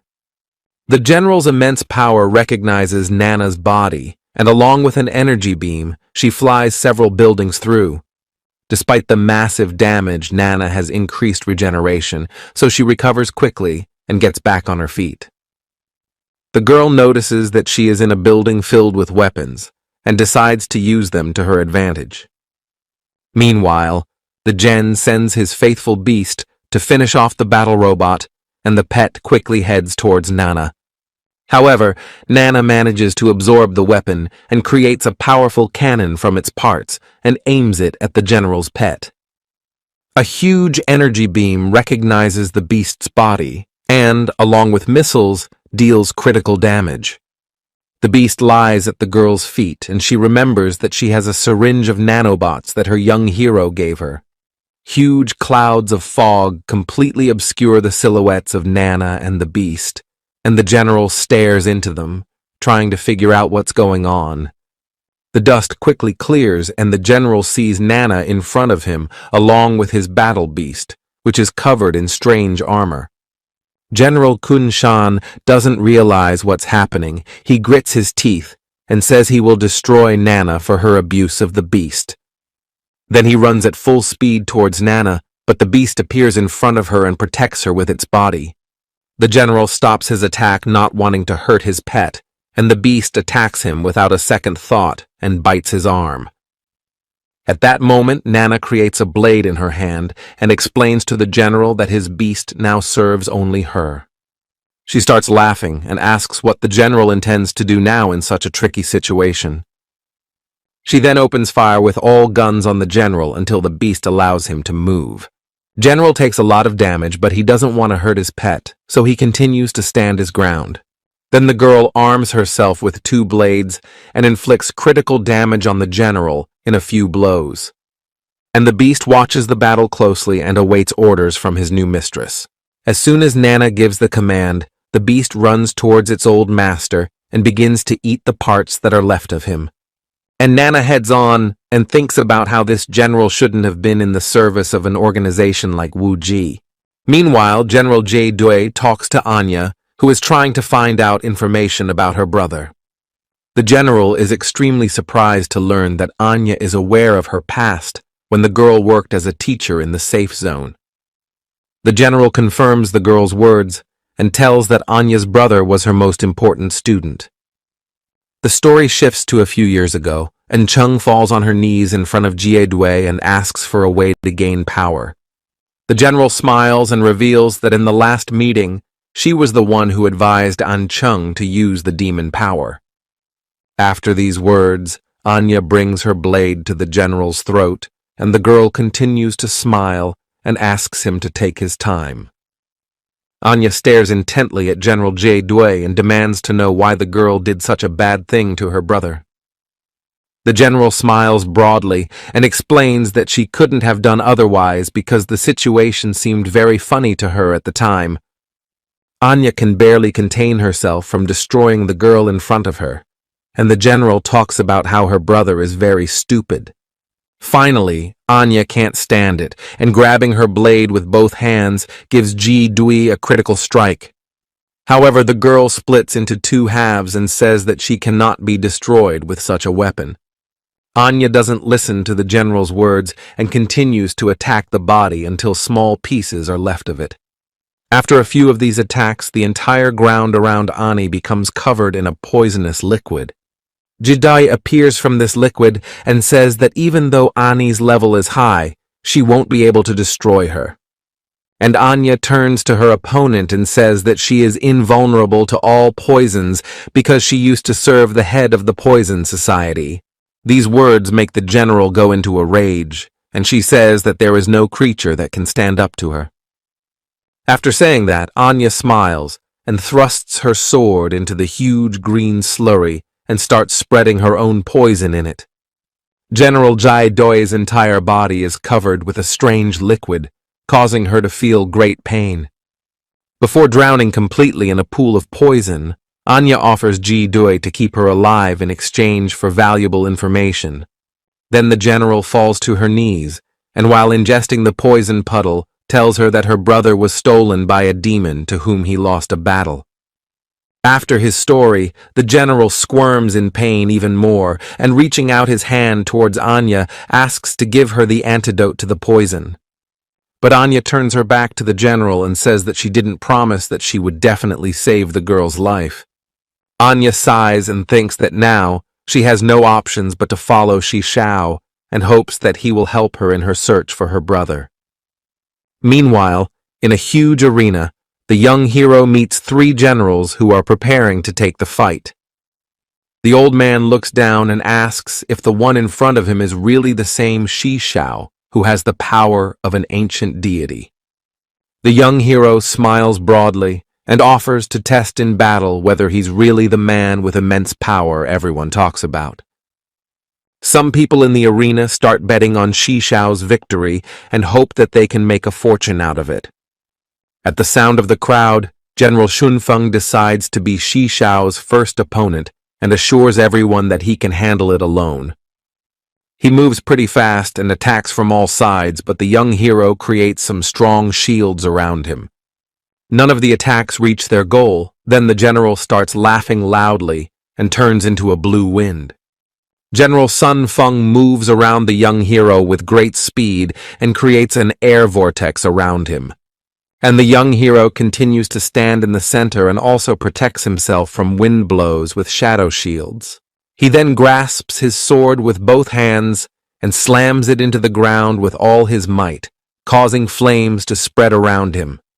The flames gradually cover all the wind around Shi Shao, and the young hero happily declares that the wind is only fueling the fire.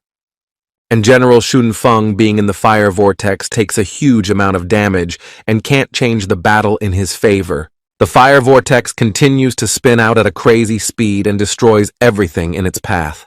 Suddenly, the young hero is struck by thunder discharges, but the young hero blocks the discharges with his shield, as well as the gusts of wind. All the viewers are shocked by such a fight, and the presenter states that the young hero pleasantly surprises everyone with his skills. Soon, General Shunfeng manages to retreat, and the old man notes that they too underestimated the young hero's strength. All generals then use the maximum of their power and unite to launch a joint attack. The presenter is barely holding his cap, which is trying to be tossed up by the wind, and talks about how it's getting very hot. The stands begin to collapse, but despite the great danger, some spectators remain in their seats wanting to watch the fight. And General Kan Shi is sitting in a safe room watching the battle while enjoying a glass of expensive wine. Meanwhile, the arena is in a state of chaos, and the young hero takes the form of a true flame lord. At the sight of this, the general in the form of a fire lord hits the ground with all his might, causing an earthquake. And the young hero jumps high and dodges the fiery general's dangerous strike. But at this moment, a charge of black lightning and gusts of wind attacked Shi Shao in midair, and he didn't have time to defend himself. The wind completely stiffens his body, and black thunderbolts hit his body with even more force. The young hero slowly turns around and sees a huge pile of rocks appear behind him, and behind the stones is a magic box that has the power of supreme seal magic. After that, a loud explosion sounds, and the young hero is restrained by a special furnace of the ancients.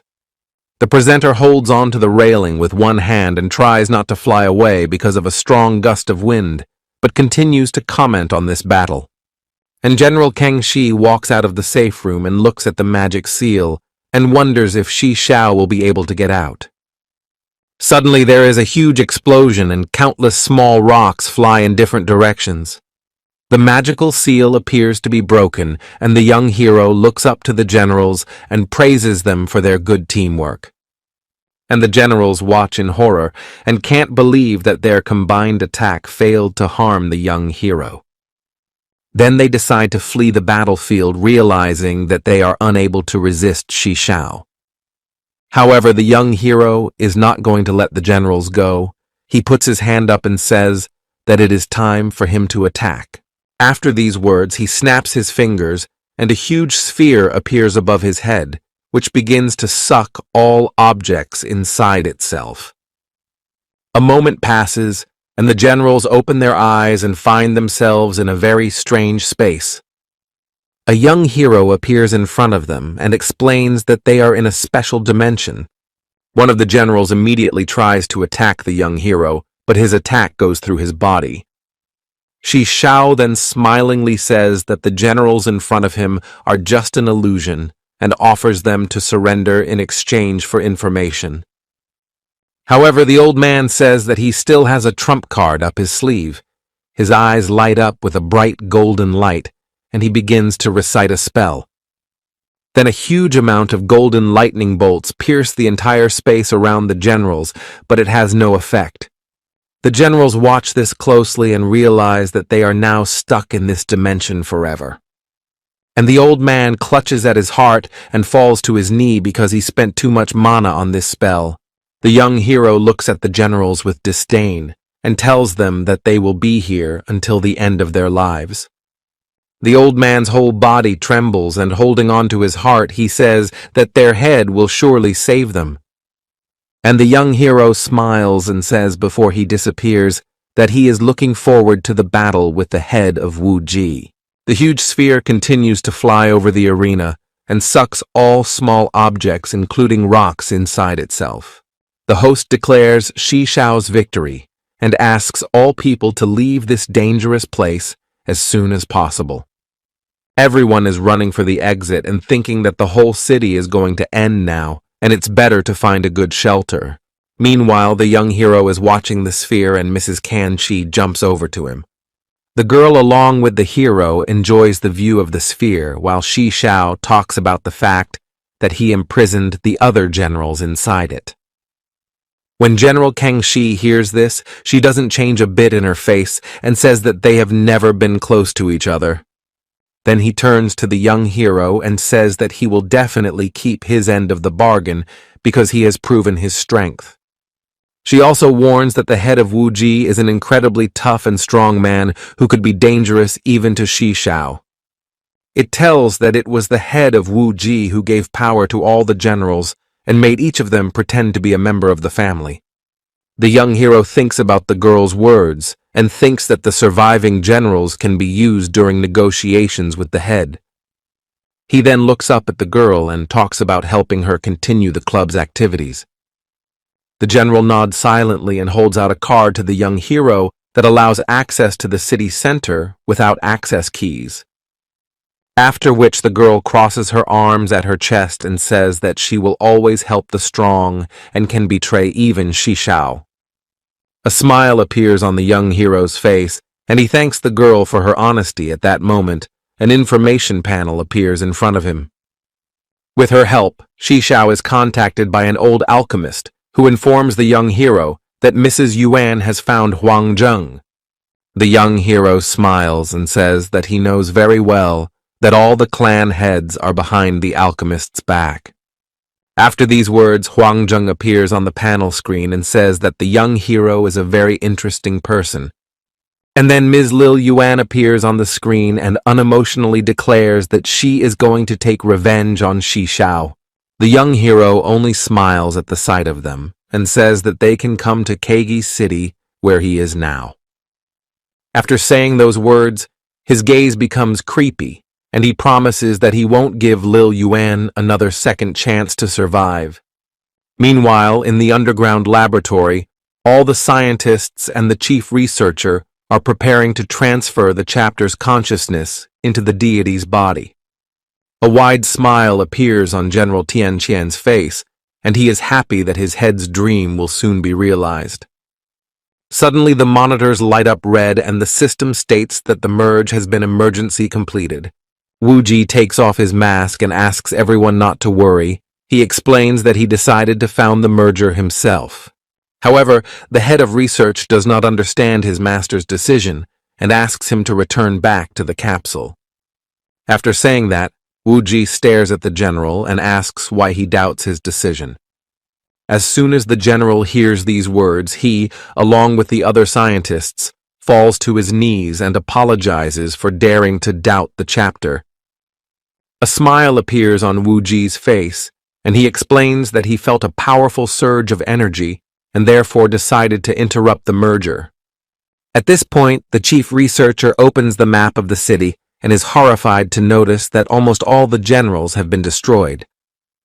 After these words, Wuji begins to transform and becomes upset that his family lost to the young hero. Gold armor appears on him, and he says that he is ready to personally deal with the problem in the form of Shi Shao. Meanwhile, Shiki is in a flask of water and continues to be hooked up to the science machine. Wuji scrutinizes the girl and says that her life is essential for the future experiment. And General Tian Qian is monitoring the equipment's performance and assuring the head that Shi Shao won't be able to infiltrate here. Suddenly there is a loud explosion in the hallway, and when the smoke clears, everyone notices Shi Shao and his team. The main researcher at the side of the young hero gets into a fighting stance and prepares for battle. However, Wuji stops his general and says that he wants to personally deal with the young hero and scrutinizes him. Then he notes that the young hero is very strong as he assumed and marvels at his being in front of him. He tells that in his youth he was able to discover an abandoned temple where an ancient deity was located. Then Wuji decided to distribute some of his power to his loyal followers and created the city of KAIJU. The young hero listens attentively to Wuji's story and says that he is going to take revenge on his family's abuser. And also, continuing to smile broadly, suggests that he expected to see a much stronger opponent. After saying this, Wuji laughs loudly and says that the young hero is too confident in his abilities. He then reaches out his hand towards the young hero and suggests that he unite to rule this world together. However, the young hero puts on shadow armor and says that he is not interested in alliances with enemies. And Wuji smiles and says that he will gladly destroy the fool who dares to challenge him.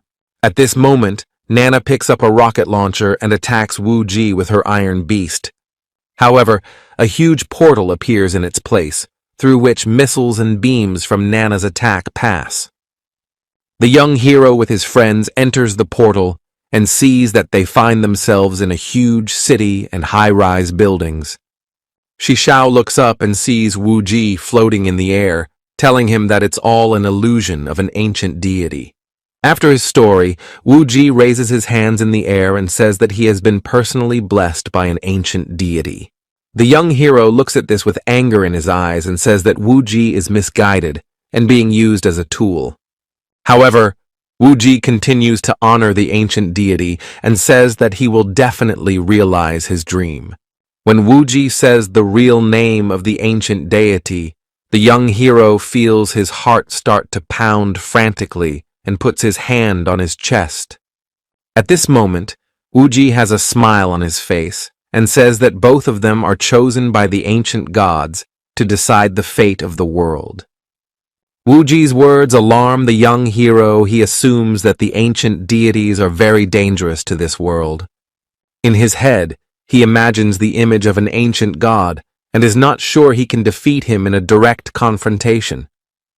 Suddenly, the young hero enters his personal dimension, where the system tells him to unlock his account after meeting all the deities. This information greatly encourages Shi Shao. He hopes that the new account will have tremendous power. Meanwhile, Wuji comes down to earth and says that the young hero still doesn't know much about the ancient deities. He reaches out to the young hero again and offers to join forces to subdue the ancient deities and their powers. However, the young hero is determined to fight and says that he is not going to forgive the one who hurt his family. After saying this, Wu Ji laughs loudly and says that he could destroy all of Shi Shao's family if he wanted to. He then teleports behind the young hero's back and is about to strike, and Shi Shao is surprised at how fast his opponent moves. After Wu Ji's strike, there is a loud explosion as flames of fire rise up and a huge amount of debris flies in different directions.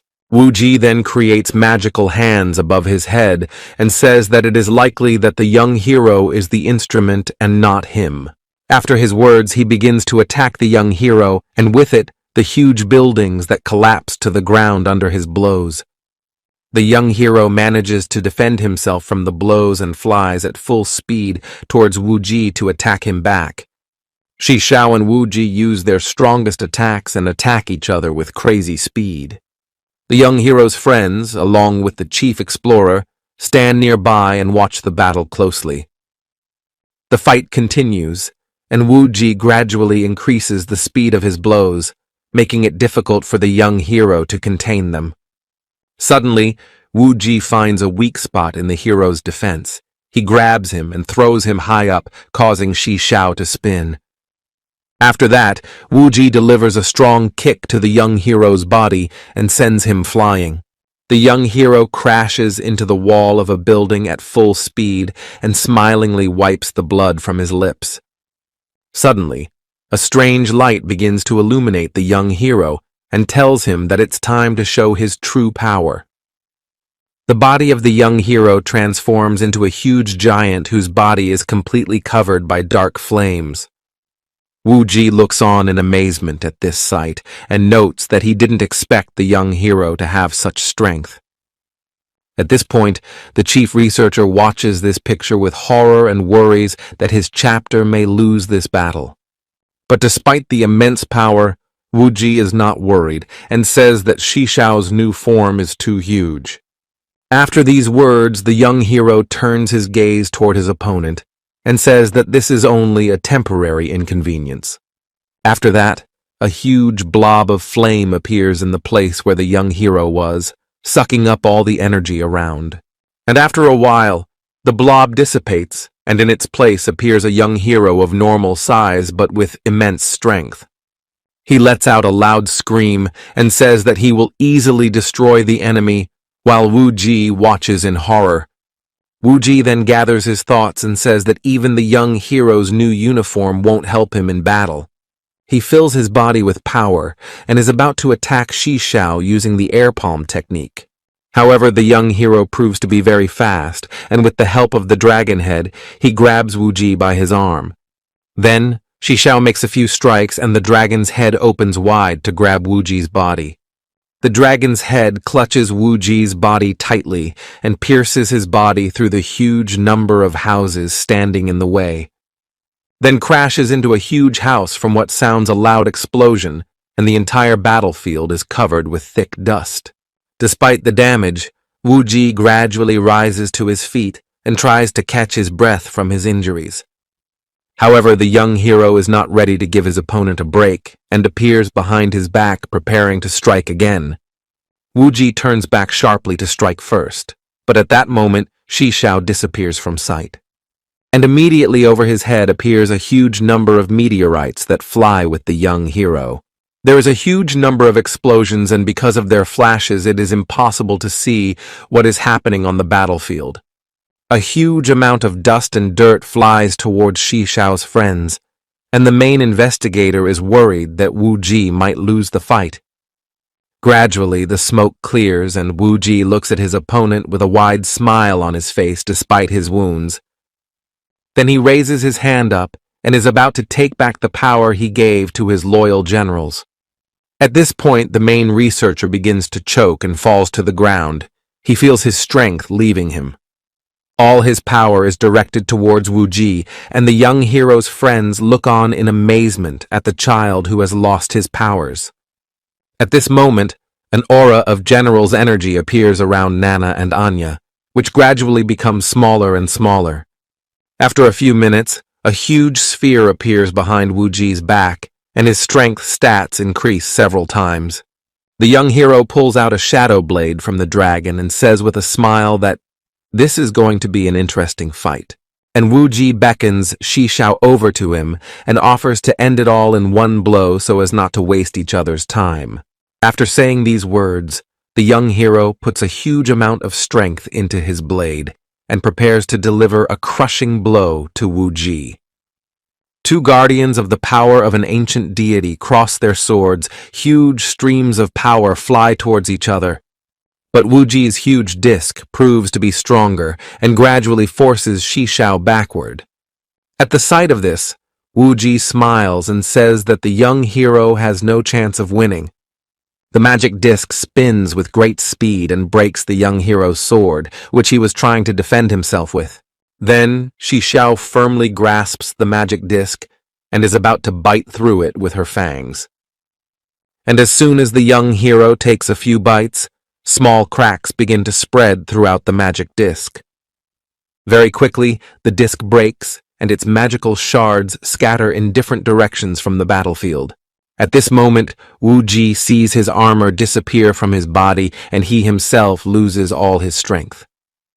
And the young hero comes closer to him and talks about how he expected much more from his opponent's strength. But Wu Ji has no intention of accepting defeat. He smiles slyly and says that Shi Xiao hasn't won yet. He laughs loudly and talks about how now everyone will stay in this illusory dimension forever. The young hero is about to catch him with his hand, but Wu Ji eludes him at the last moment and wishes him good luck in his new world.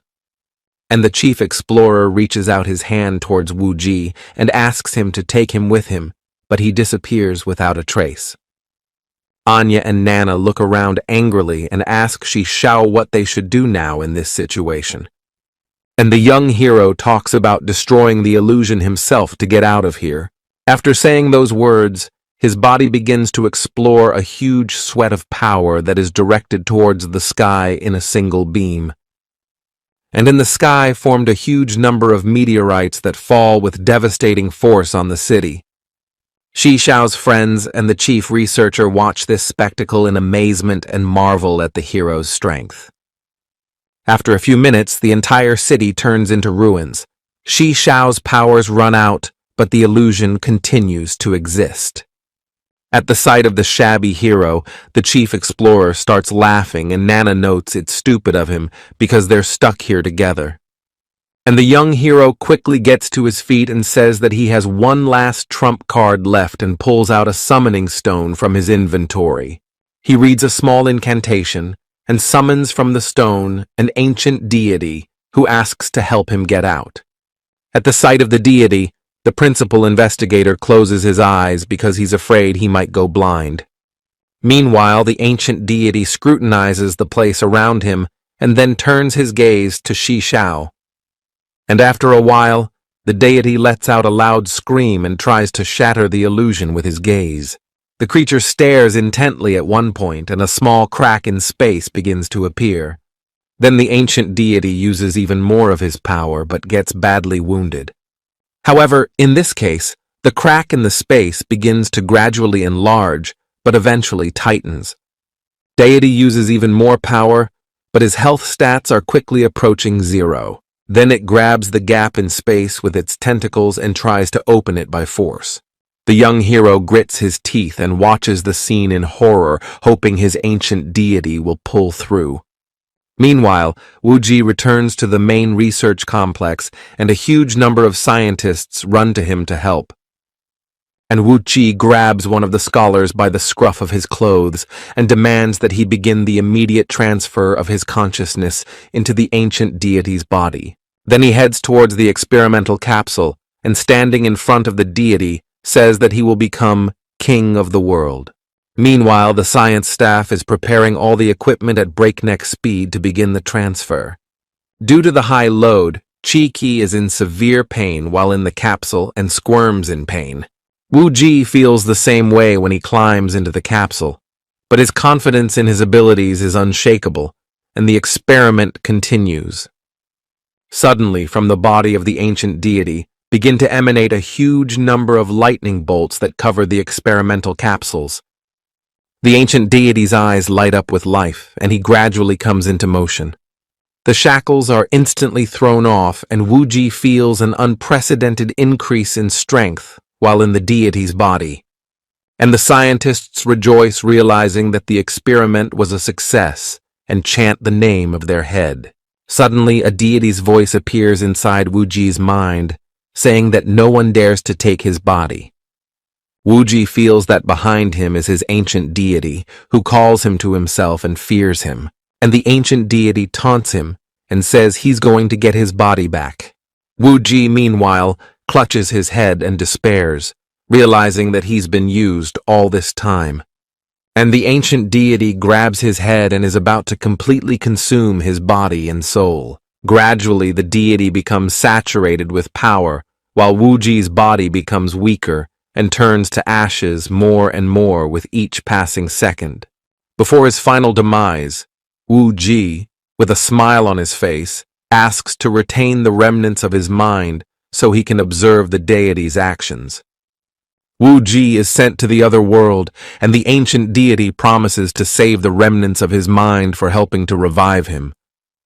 Meanwhile, the entire research lab is struck by clots of dark energy, and the equipment signals danger. The deity goes into motion, and the scientists scatter in different directions, trying to save and building before it collapses. Suddenly, the ancient deity takes out Chiki's body from the capsule and decides to use it to increase his powers. He creates an ice shell around her and places the girl in the center of his body to suck out the energy. After that, a huge sweat of energy coursed through the giant's body and further increased its size. Meanwhile, in the city there is panic. Buildings are exploding one by one, and people are fleeing for safety. And the Horizon Squad is watching in horror, and the commander asks everyone to remain calm. At this point, the mercenary gives the order to open up on the monster with all guns to stop the destruction of the city.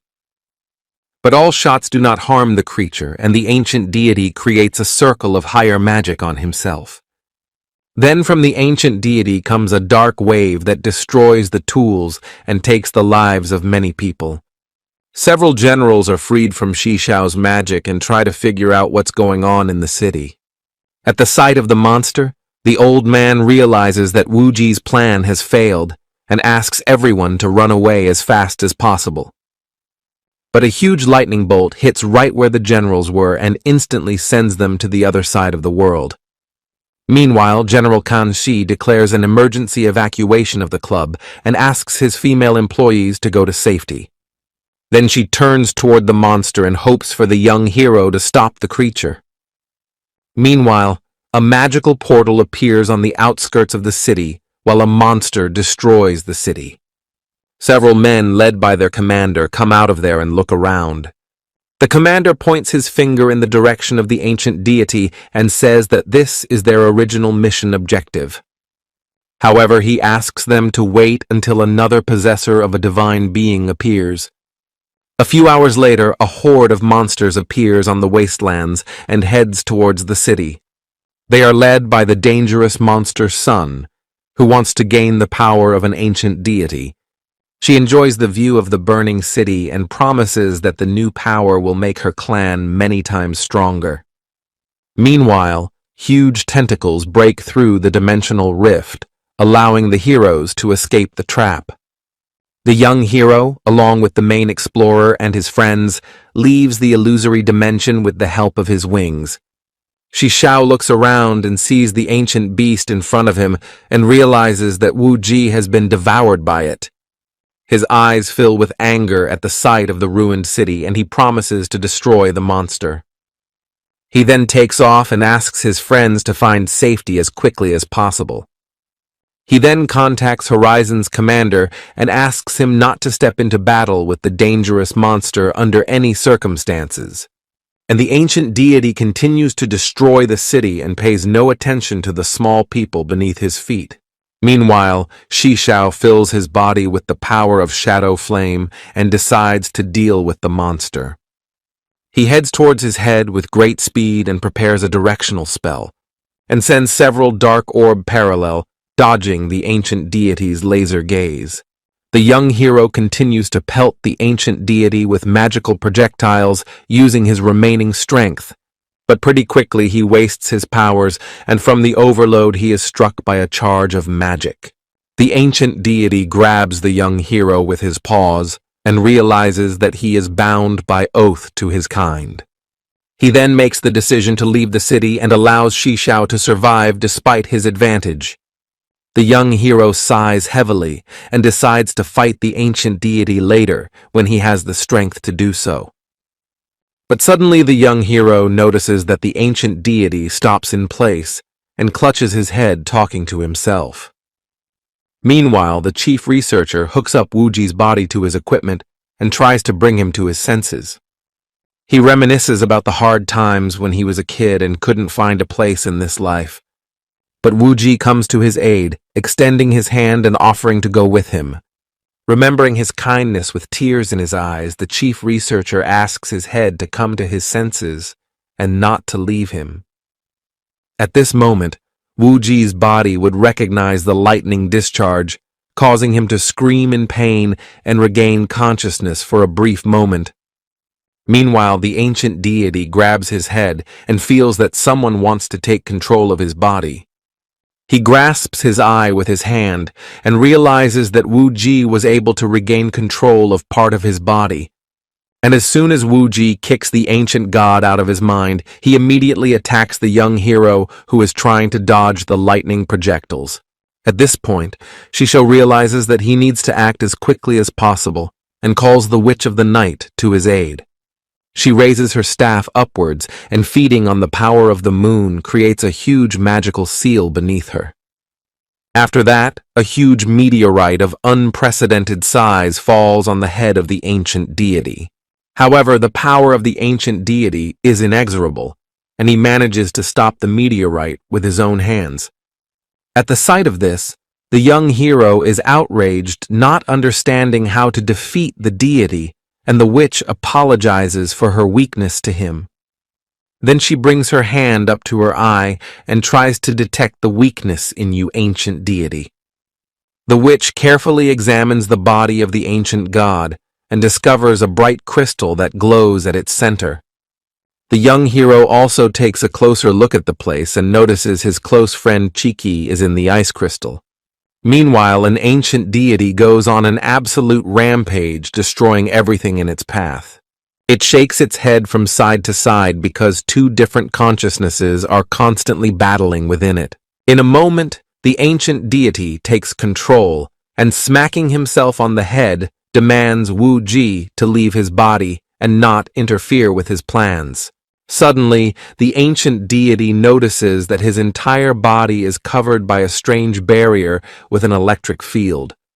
And the young hero puts his hand to the floor from which blood pours out and says that it is time for the ancient deity to retire. After saying these words, Shishao activates the Shadow King account and transforms into a vampire. At the sight of this, the ancient deity is surprised and cannot believe that his ancient enemy is in front of him. In fear, he tries to escape and destroys before him all the obstacles in his path. Meanwhile, the young hero bites his hand to activate his blood magic. He then easily overtakes the ancient deity and attacks it with blood clots. From the blood appears a huge number of souls that are going to consume the body of the ancient god, not allowing him to move. Then the ancient deity turns towards Shishao and asks who he really is, but the hero says it doesn't matter. After these words, he turns his hand into a demonic hand and grabs with it the crystal that is in the body of the ancient god, and abruptly rips it from the monster's chest while attacking it with his razor-sharp claws.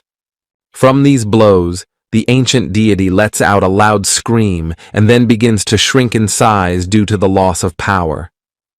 And the young hero flies off to the side and protects the ice crystal from the shards flying towards him with his cloak. Suddenly, Shishao notices that there are several cracks running all over the ice crystal, causing it to begin to shatter. Finally, the crystal is completely destroyed, and Chiki finds himself in the hands of the young hero. The girl is very happy to see the young hero in front of her eyes, and thanks him that this nightmare is finally over. She then wraps her arms around his neck and kisses him tenderly, while the young hero continues to hold her in his arms, flying over the burning city. During the kiss, a huge sphere appears around the young hero, which slowly spins and spews out a large amount of energy. And the young hero notices that because of this strange sphere, his strength has increased several times, and the restrictions of the form are removed. He smiles at Chiki and wants to thank her, but notices that the girl has fallen asleep due to fatigue from her ordeal. Then the young hero gently touches her forehead and begins to cast a restorative spell, and Chiki finds herself clothed in a red cloth that slowly carries the girl away to safety. And the young hero heads at breakneck speed to the ancient deity to deal with him in one fell swoop. At the sight of the Shadow King flying toward him, the ancient deity tries to flee the city. However, the young hero blocks his path and says that the ancient deity will not be able to escape the punishment prepared for him. The ancient deity throws a huge number of fireballs at Shishao, and the hero defends himself from them with the help of his wings. After this attack, the young hero looks menacingly at the deity and promises him that we will slowly tear him to pieces. After saying that, he starts laughing loudly, and several wings appear behind his back. At the sight of it, the ancient deity steps back, confident that his most dangerous opponent is definitely in front of him. And soon the deity notices that his entire body is restrained by blood magic, preventing him from moving. Meanwhile, the head researcher tries to stabilize Wu Ji's condition as he watches the fight in horror. And the young hero continues to deliver blow after blow and prepares to absorb the full power of the ancient deity. Suddenly, a supreme monster appears behind his back, but the young hero creates a copy of himself and repels this attack. He looks at the monster with a smile and talks about how he has no time for wimps. After these words, the demoness goes into a rage and uses her claws to attack the young hero. And the young hero has no problem reflecting the attacks and tucking his hands in his pockets, demonstrating that the monster is no opponent for him. At the sight of this, veins of anger protrude on the monster's face, and she promises to wipe his smirk off his face.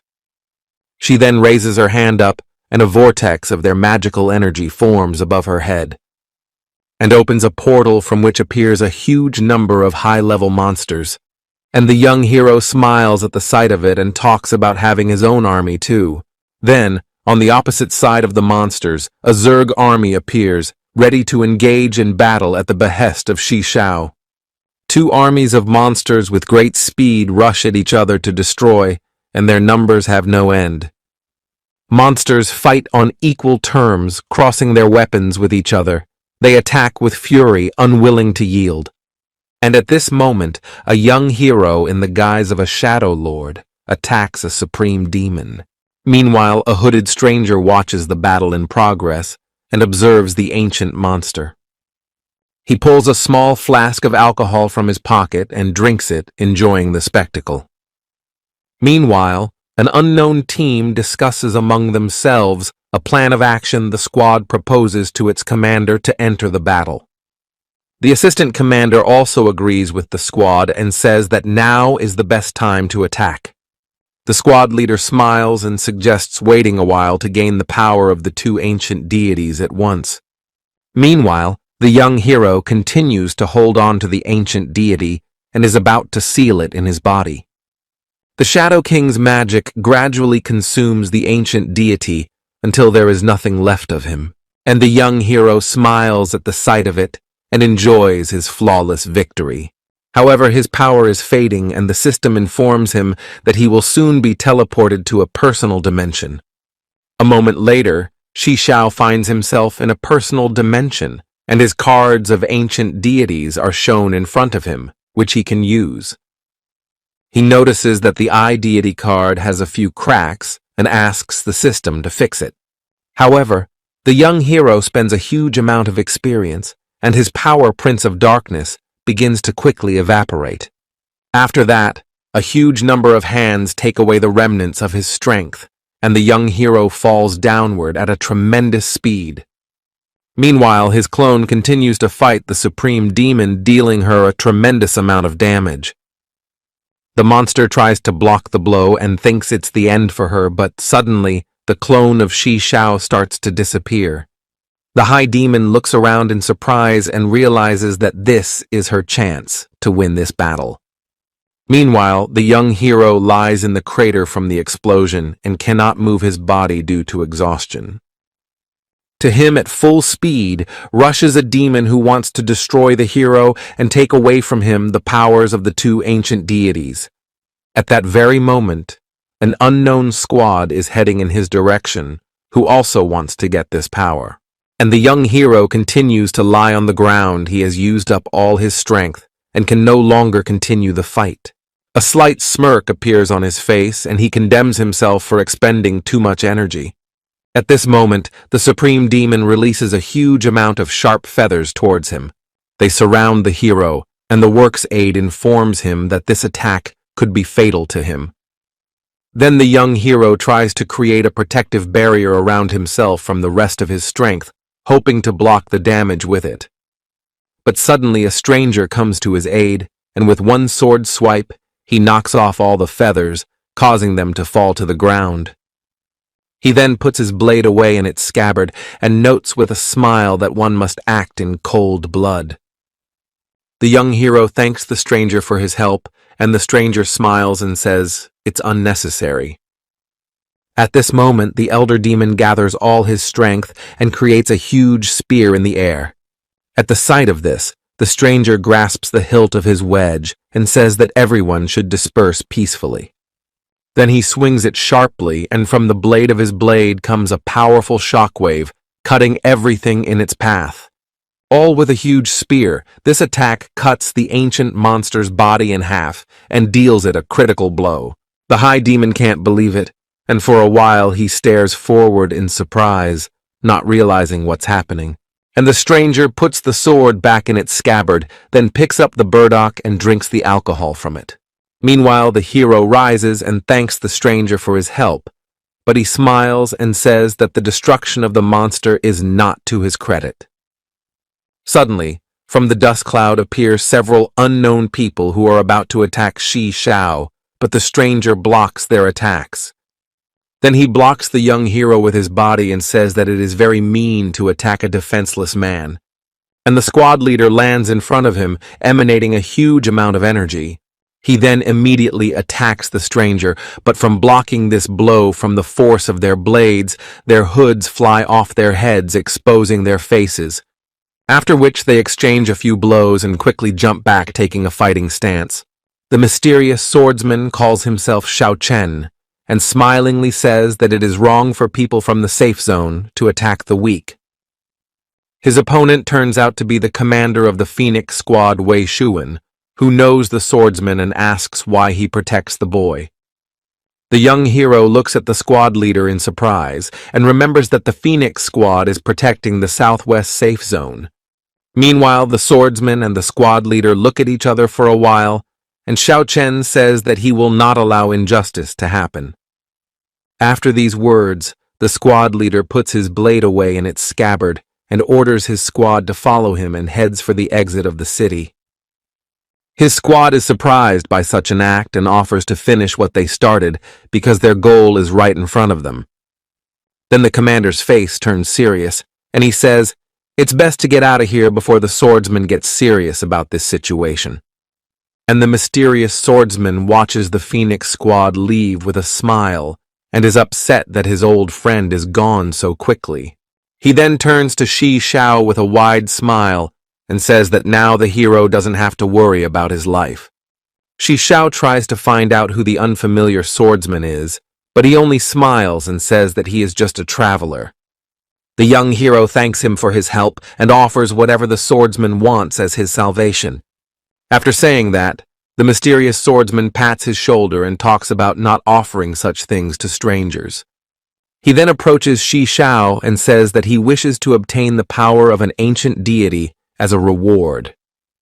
But the young hero apologizes with a smile on his face and says that he can't give up that power because it has become a part of him, and then talks about how the swordsman is actually just testing him, to which the stranger smiles and agrees.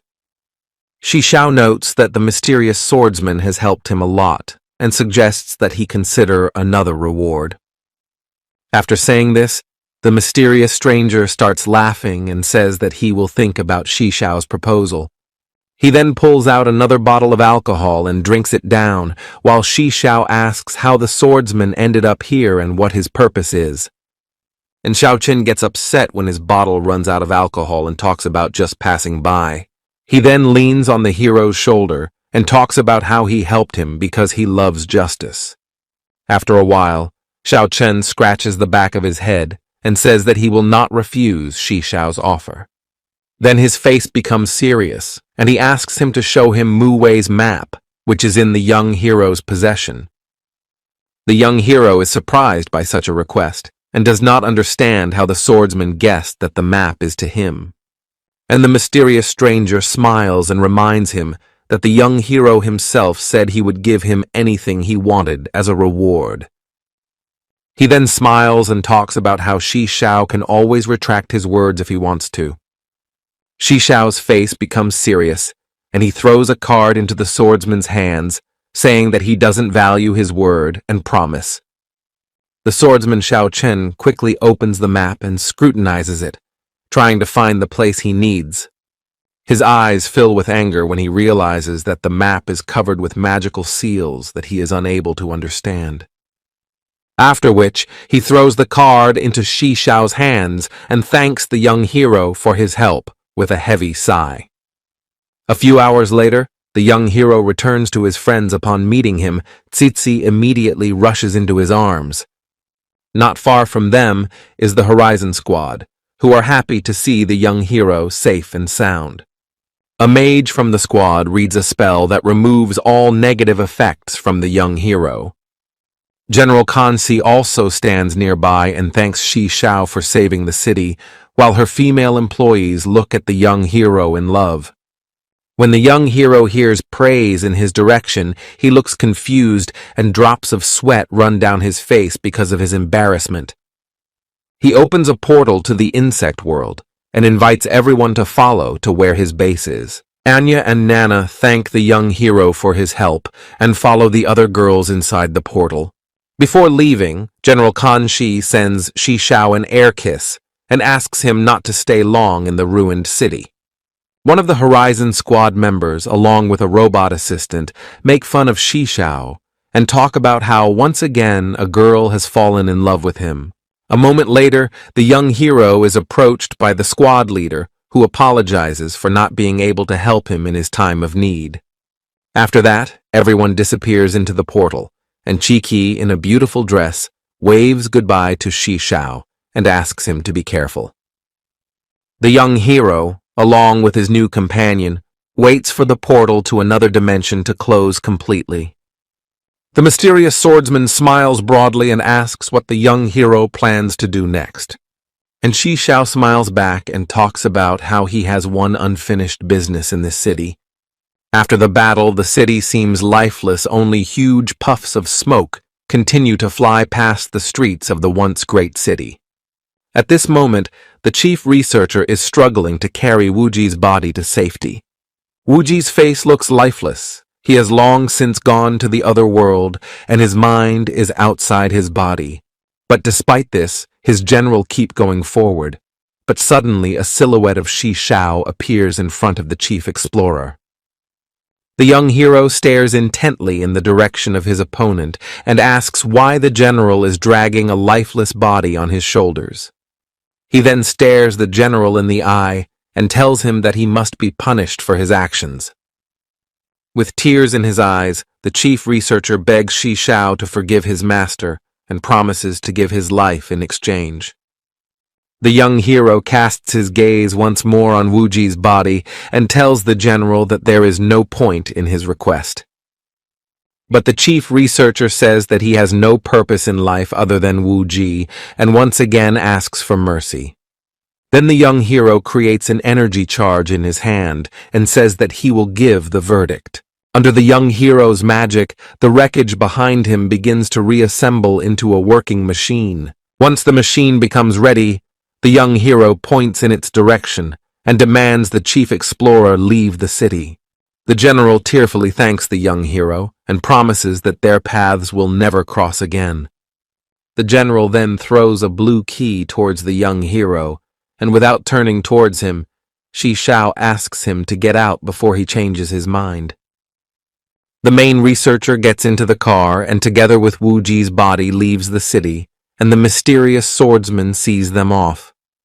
The swordsman then turns to Shi Xiao with a smile and says that the young hero is a very kind person. And the young hero talks about making unnecessary sacrifices and says that he has one last job to do. Then he teleports to his dimension and to his dismay learns that all of his accounts are on cooldown. Then the young hero turns to his robot sidekick, but he says that they can only wait for their abilities to recharge. At that moment, Shi Xiao is approached by his faithful pet who wants to help, but the young hero says that his time has not yet come. After which, along with his robotic assistant, he guiltily asks the system for advice. And the system offers to open new accounts, and after saying that, Shi Xiao waves her hand and spends her experience points to do so.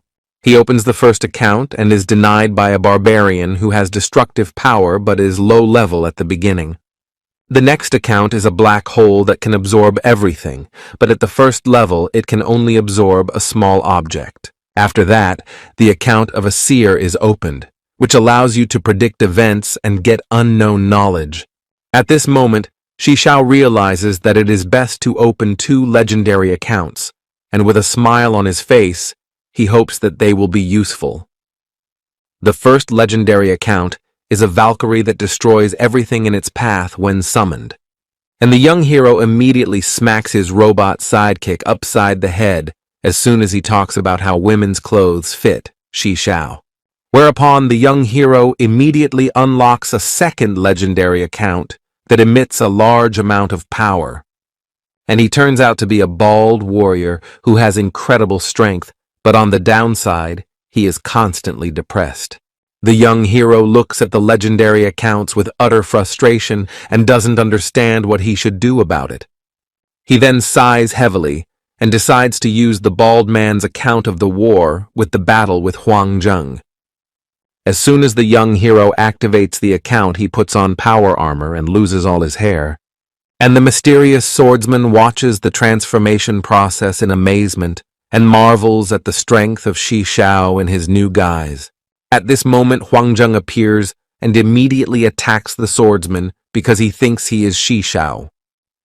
But when Huang Zheng realizes his mistake, he starts to move his head from side to side to see where Shi Xiao is. And the young hero points the finger at himself and speaks with frustration about how he is very often overlooked. The young hero's new look surprises Huang Zheng greatly, and he notes that Shi Xiao has gone bald very early for his age. After these words, the young hero sighs heavily and asks for the fight to start so that we don't discuss this topic again. However, despite the young hero's request, Huang Zheng continues to laugh and says that he didn't expect to see a bald Shi Xiao. And the mysterious swordsman joins the conversation and talks about how maybe the local air is bad for the hair. After these words, the young hero waves his hand and again asks to stop talking and move on to a mediocre battle. At these words, Huang Zheng becomes furious and demands not to call a fight he has waited several hundred years for mediocre. At this moment, Shi Xiao's face stops expressing any emotion, and he says that he is not interested in this world as a whole. And Huang Zheng gathers all his strength into a fist and prepares to strike a powerful blow. He throws several punches, but none of them can move the young hero. After that, the young hero's look becomes even more gloomy, and he says that this fight is a waste of time. Then Huang Zheng speeds up his body and conducts for a moment a huge amount of attacks, but they also do not harm Shi Xiao in any way. Huang Zheng's attacks send explosions and flames flying everywhere, but the young hero doesn't care. And the mysterious swordsman is watching and is upset that his alcohol has run out at a time like this. After a few minutes of fighting, Huang Zheng steps back and asks how the hero achieved such strength, but Shi Shao calls himself an ordinary man. But Huang Zheng does not pay any attention to these words. He kneads his hands and prepares to use all his strength. And the young hero points to his bald head and talks about how he hates people with thick hair the most. These words cause Huang Zheng to fly into a rage. He is not happy that in the midst of battle, the young hero is only interested in hair. He then exhales heavily and talks about showing a punch that will definitely attract Shi Shao's attention. After that, his entire body is covered with armor made of strong metal, and his strength increases several times. And the mysterious swordsman looks at Huang Zheng's new armor with admiration and thinks that even he would have a hard time fighting such an opponent. Meanwhile, Huang Zheng comes close to the young hero and attacks with a wide swing of his metal gauntlet. He deals a huge amount of damage and then lands several punches to the body, forcing Shi Shao's body upwards. Each strike by Huang Zheng breaks corridors to other dimensions that collapse behind the young hero's back. After a few strikes, Huang Zheng pierces another barrier with the young hero's body and deals massive damage. And the young hero flies down with great speed and is surprised to see a huge city beneath him. At the sight of the young hero surviving, Huang Zheng is delighted and pleased that his opponent is very strong. At this point, the young hero rises to his feet very quickly and says that the battle can now begin. He exhales heavily and wants to once again feel the blow that Huang Zheng gave him. After which, Shi Shao fills his body with energy and Huang Zheng prepares to face his strike. But suddenly from the young hero begins to emanate a huge, endless sweat of black energy that spreads around. His eyes light up with a purple glow and he is about to perform his unique move. Huang Zheng realizes the danger of his position, so he creates a magical shield all over his body. Suddenly, a huge beam of light hits him, causing him to grit his teeth in pain and send him flying. However, the young hero is not going to stop there and is going to throw a few more punches in flight. The young hero moves at a crazy speed, leaving Huang Zheng no chance to defend himself while the swordsman watches carefully. After a few seconds, Shi Shao stops and then creates a circular vortex of energy, completing his attack. There is a huge explosion and a huge amount of rocks and dust fly in different directions. However, Huang Zheng appears unharmed. He rises from under the rubble and looks very hurt after Shi Shao's blows. And the young hero looks at his opponent with red eyes and speaks of being greatly disappointed. Huang Zheng then drinks a healing potion and rushes into battle with his opponent with renewed vigor. The young hero and Huang Zheng exchange a tremendous amount of blows with each other, and neither of them are going to give in. Their speed is at an extreme level. They stop defending themselves and fight as long as they have strength. And the mysterious swordsman watches the fight with his mouth open in amazement and marvels at every second of it. But suddenly, the young hero stops where he is, and more dark energy begins to emanate from him. Meanwhile, the young hero is in his own dimension and is being strangled by the bald hero's own account. The system warns Shi Shao of the danger, but he grits his teeth and continues to endure the pain, hoping to hold out a little longer. At this moment, Huang Zheng beats the body of the young hero who is standing still and demands to continue their fight. He uses powerful attacks and everything to force the young hero to continue their fight. However, this does not help, and the young hero, whole and unharmed, continues to stay in one place.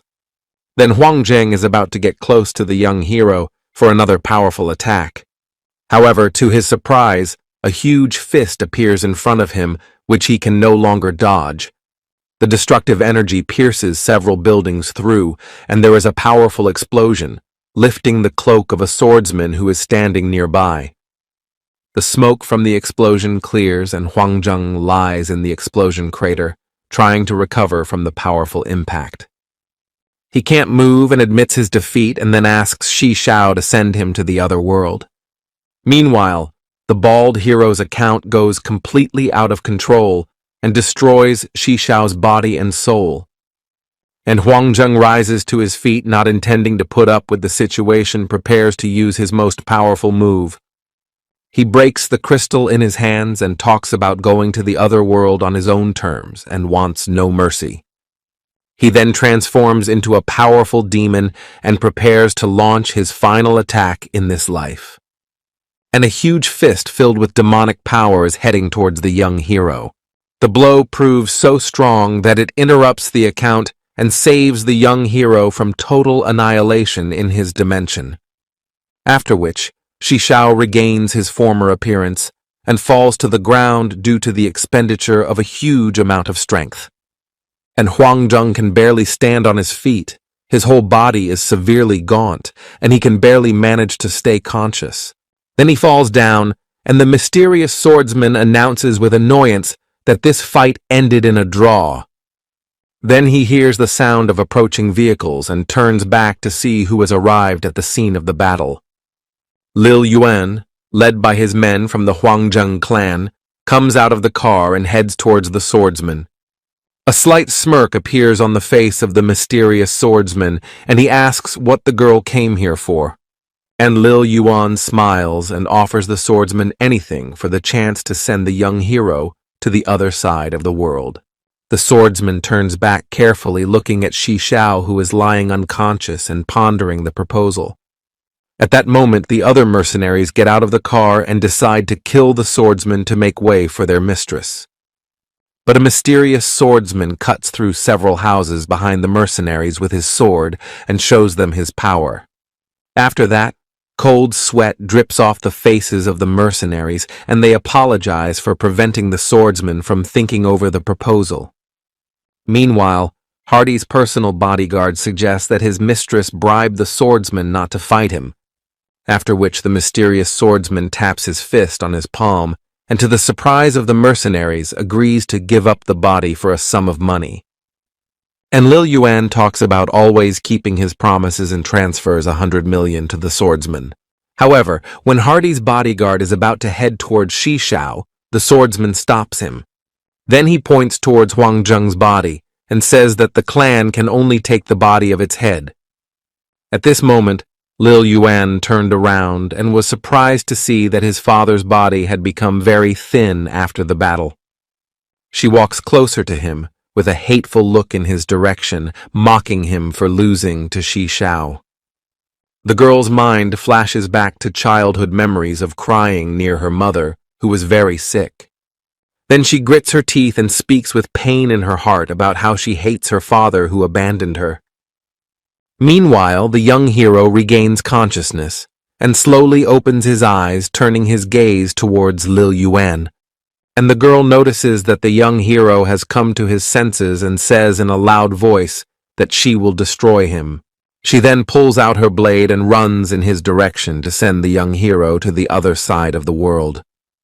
This is noticed by the mysterious swordsman. He grabs the hilt of his blade and prepares to protect the defenseless Xiao. But to his great surprise appears swordswoman Yin Huan, who attacks the girl from behind and gives her a critical blow. At the sight of this, Hardy's personal bodyguard pulls out his blade and plans to avenge his mistress. But with just one strike, swordsman Zhu Wanchuan breaks his sword and throws him back a few meters, after which he suggests in a calm voice that the bodyguard should surrender and forget the Huang Zheng clan. And behind the swordsman's back appears the entire Mogan team led by his deputy, who is ready to join the battle. Meanwhile, Lil Yuan rises to her knees and asks in a trembling voice what the Mogong squad is doing here. At that moment, Mrs. Mo appears and explains that the Mogong squad is here because it is protecting its shareholder in the person of Xiao. After saying that, a horrible smile appears on Lil Yuan's face, and she promises that she will do anything to send Xiao to the other world. At this moment, Yin Huan swiftly strikes the girl with another blow and sends her finally to the other world. Meanwhile, Jie Wanchuan brings his blade to the neck of Hardy's bodyguard and offers him surrender. However, the latter says that the swordsman does not understand his feelings, and tearfully rushes to attack Yin Huan. But swordsman Wan Chuan delivers his critical blow without delay and sends the bodyguard to the other side. Whereupon Hardy drops down next to his mistress and crawls up to be as close to her as possible, and then his eyes close. And Ji Wan Chuan turns towards Shi Shao, being helped by the girls, and tries to understand what the bodyguard meant. Meanwhile, swordsman and Mrs. Mo help the young hero to his feet and accompany him to his car. A few days go by and the young hero opens his eyes and tries to figure out where he is. He looks around and realizes he is in a hospital in a safe zone, and Yin Huan is sitting beside him. Then the young hero rises to his feet and covers the girl's back with a blanket and is glad she was looking out for him. From this, the girl wakes up. She jumps up from her seat and asks Shi Shao to rest until she is fully recovered. Yin Huan is greatly worried about the young hero and talks about how she should have been by his side. And the young hero reassures the girl and tells her that he is fully recovered and wants to go for a walk. He then looks out the window and asks where the mysterious swordsman who has been with him all this time is now. Meanwhile, the story shifts to a nightclub where the swordsman enjoys the company of ladies and drinks expensive wine. The story shifts back to the hospital and Yin Huan tells the young hero that the swordsman is somewhere in the city. After which she smiles and says that Huang Zheng's life was saved at the request of the young hero. A few hours later, Shi Shao along with her companion heads to Huang Zheng's ward, which is under guard. He goes inside the room and sees that Huang Zheng is barely breathing and has a huge number of different devices attached to him.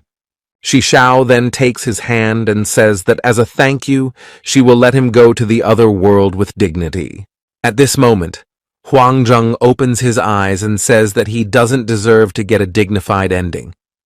He thanks the young hero for a great fight and hands him the key as a thank you for realizing his dream.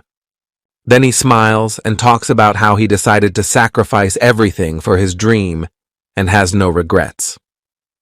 As soon as he utters those words, his hand falls on the bed and Huang Zheng is sent to the other side. And the young hero heads for the exit and promises himself that he will never forget Huang Zheng's name. At the exit of the chamber, Shi Shao is met by Jie Wanchuan, who says that there will soon be a clan meeting on matters related to Shi Shao. As soon as the hero leaves, the swordsman turns his gaze on him and thinks about the fact that he is far behind in strength compared to Shi Shao. His face becomes serious and he thinks about how he can become as strong as the young hero. At this point, the robot assistant warns the hero that there is a strange aura around the swordsman, and Shi Shao asks him to ignore it. Sometime later, the young hero finds himself at a meeting of the clan board, where he apologizes for his act. But the son of the Mo clan chairman asks him not to apologize and says that the young hero's actions were right. The clan head agrees with his son and says that after Wu Ji's destruction, the company's stock has risen dramatically. Meanwhile, the sun is slowly setting over the horizon and illuminating the high-rise buildings of the city. And the head of the Mo clan points his finger at Shi Shao and suggests him to become the head of the new zone where the Wu Ji clan used to be. After these words, the shareholders actively discuss the head's proposal and think that the young hero is suitable for this role. After a few minutes, the voting begins and everyone agrees to appoint Shi Shao as the head of the new zone. And the young hero thanks everyone for their support and suggests creating a huge safe zone to expand the clan's influence. After saying that, Shi Shao shows everyone the location of the safe zones and suggests creating a convenient route between them. Shareholders with open mouths of surprise look at the smiling young hero and do not know what to say to his proposal. The master engineer and the head of the treasury note that Shi Shao's plan will bring in a huge income and support him. But Mr. Mo says there are a few things we need to figure out before we start working on the project. Then he opens the information panel and informs that there are a huge number of monsters and different clans in the wastelands. Then he shows all the shareholders the huge amount of money that will be needed to accomplish all these tasks. And then he shows the monster commanders and individual group commanders on the information panel. At the end of his speech, he shows the symbols of the two safe zones and notes that a power struggle will begin between them. And the young hero agrees with these remarks and says he will listen to other shareholders if they want to clarify something with him. Then Mrs. Mo crosses her arms across her chest and says that she trusts the young hero completely. The other board members also agree with her and say that they are willing to give Shishao the necessary amount of money. And the young hero nods and prepares to demonstrate his plan to build a huge safe zone. He shows everyone a huge map on which the locations of monsters and valuable resources are marked. And all the shareholders listen to the hero with their mouths open in amazement and marvel at the presence of an ancient map of the wastelands. Then they come to their senses and asks what this ancient map is, and the hero explains that it is Mu Wei's ancient map that he got from the head of the school. After saying that, the clan head looks at the young hero with admiration and thanks Shishao for providing the information. But suddenly his look becomes serious and he asks why the young hero is sharing such information. And Shishao replies without any hesitation that he needs strong allies, among which is the Mo clan. This answer satisfies the head of the clan. He smiles again and promises to provide the young hero with all the resources he needs. He is joined by Mr. Mo, who promises that the clan will help Shishao in any situation.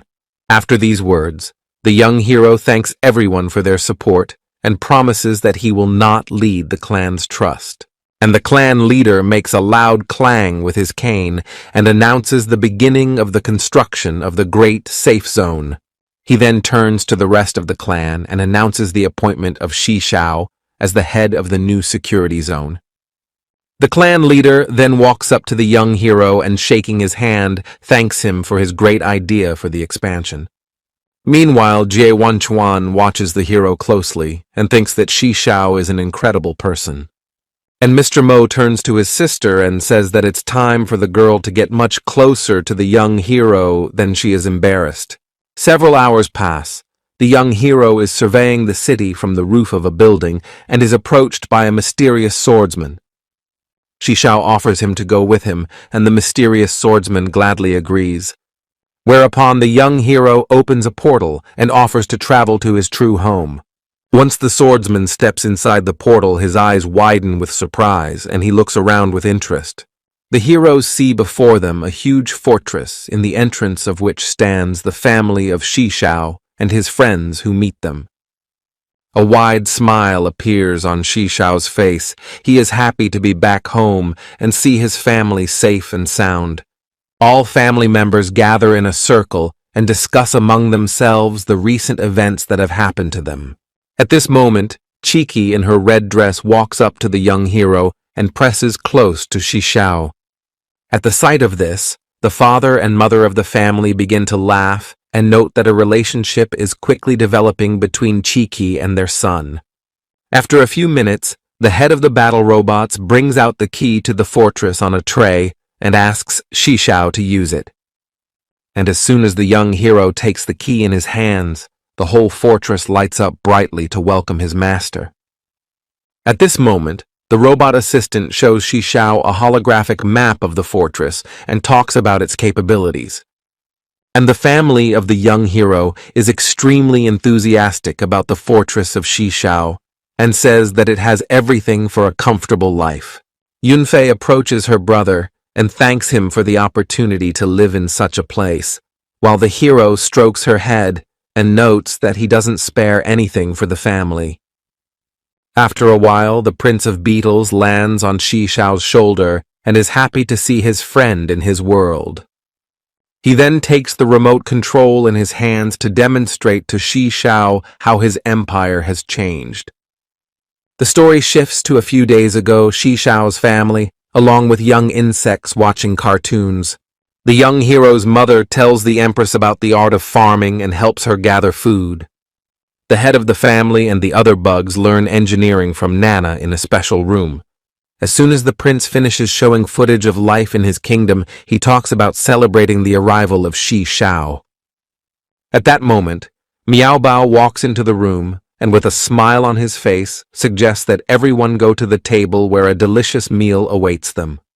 After these words, the young hero beckons everyone to follow him and asks them to go to the dining room while the food is still cold. And the mysterious swordsman, with a smile on his face, observes what is happening and notes that the young hero has created a small paradise here. A few hours pass and everyone sits around a huge table celebrating the return of the young hero with smiles on their faces. Girls with smiles on their faces dancing to the music and round dances enjoying the cozy atmosphere.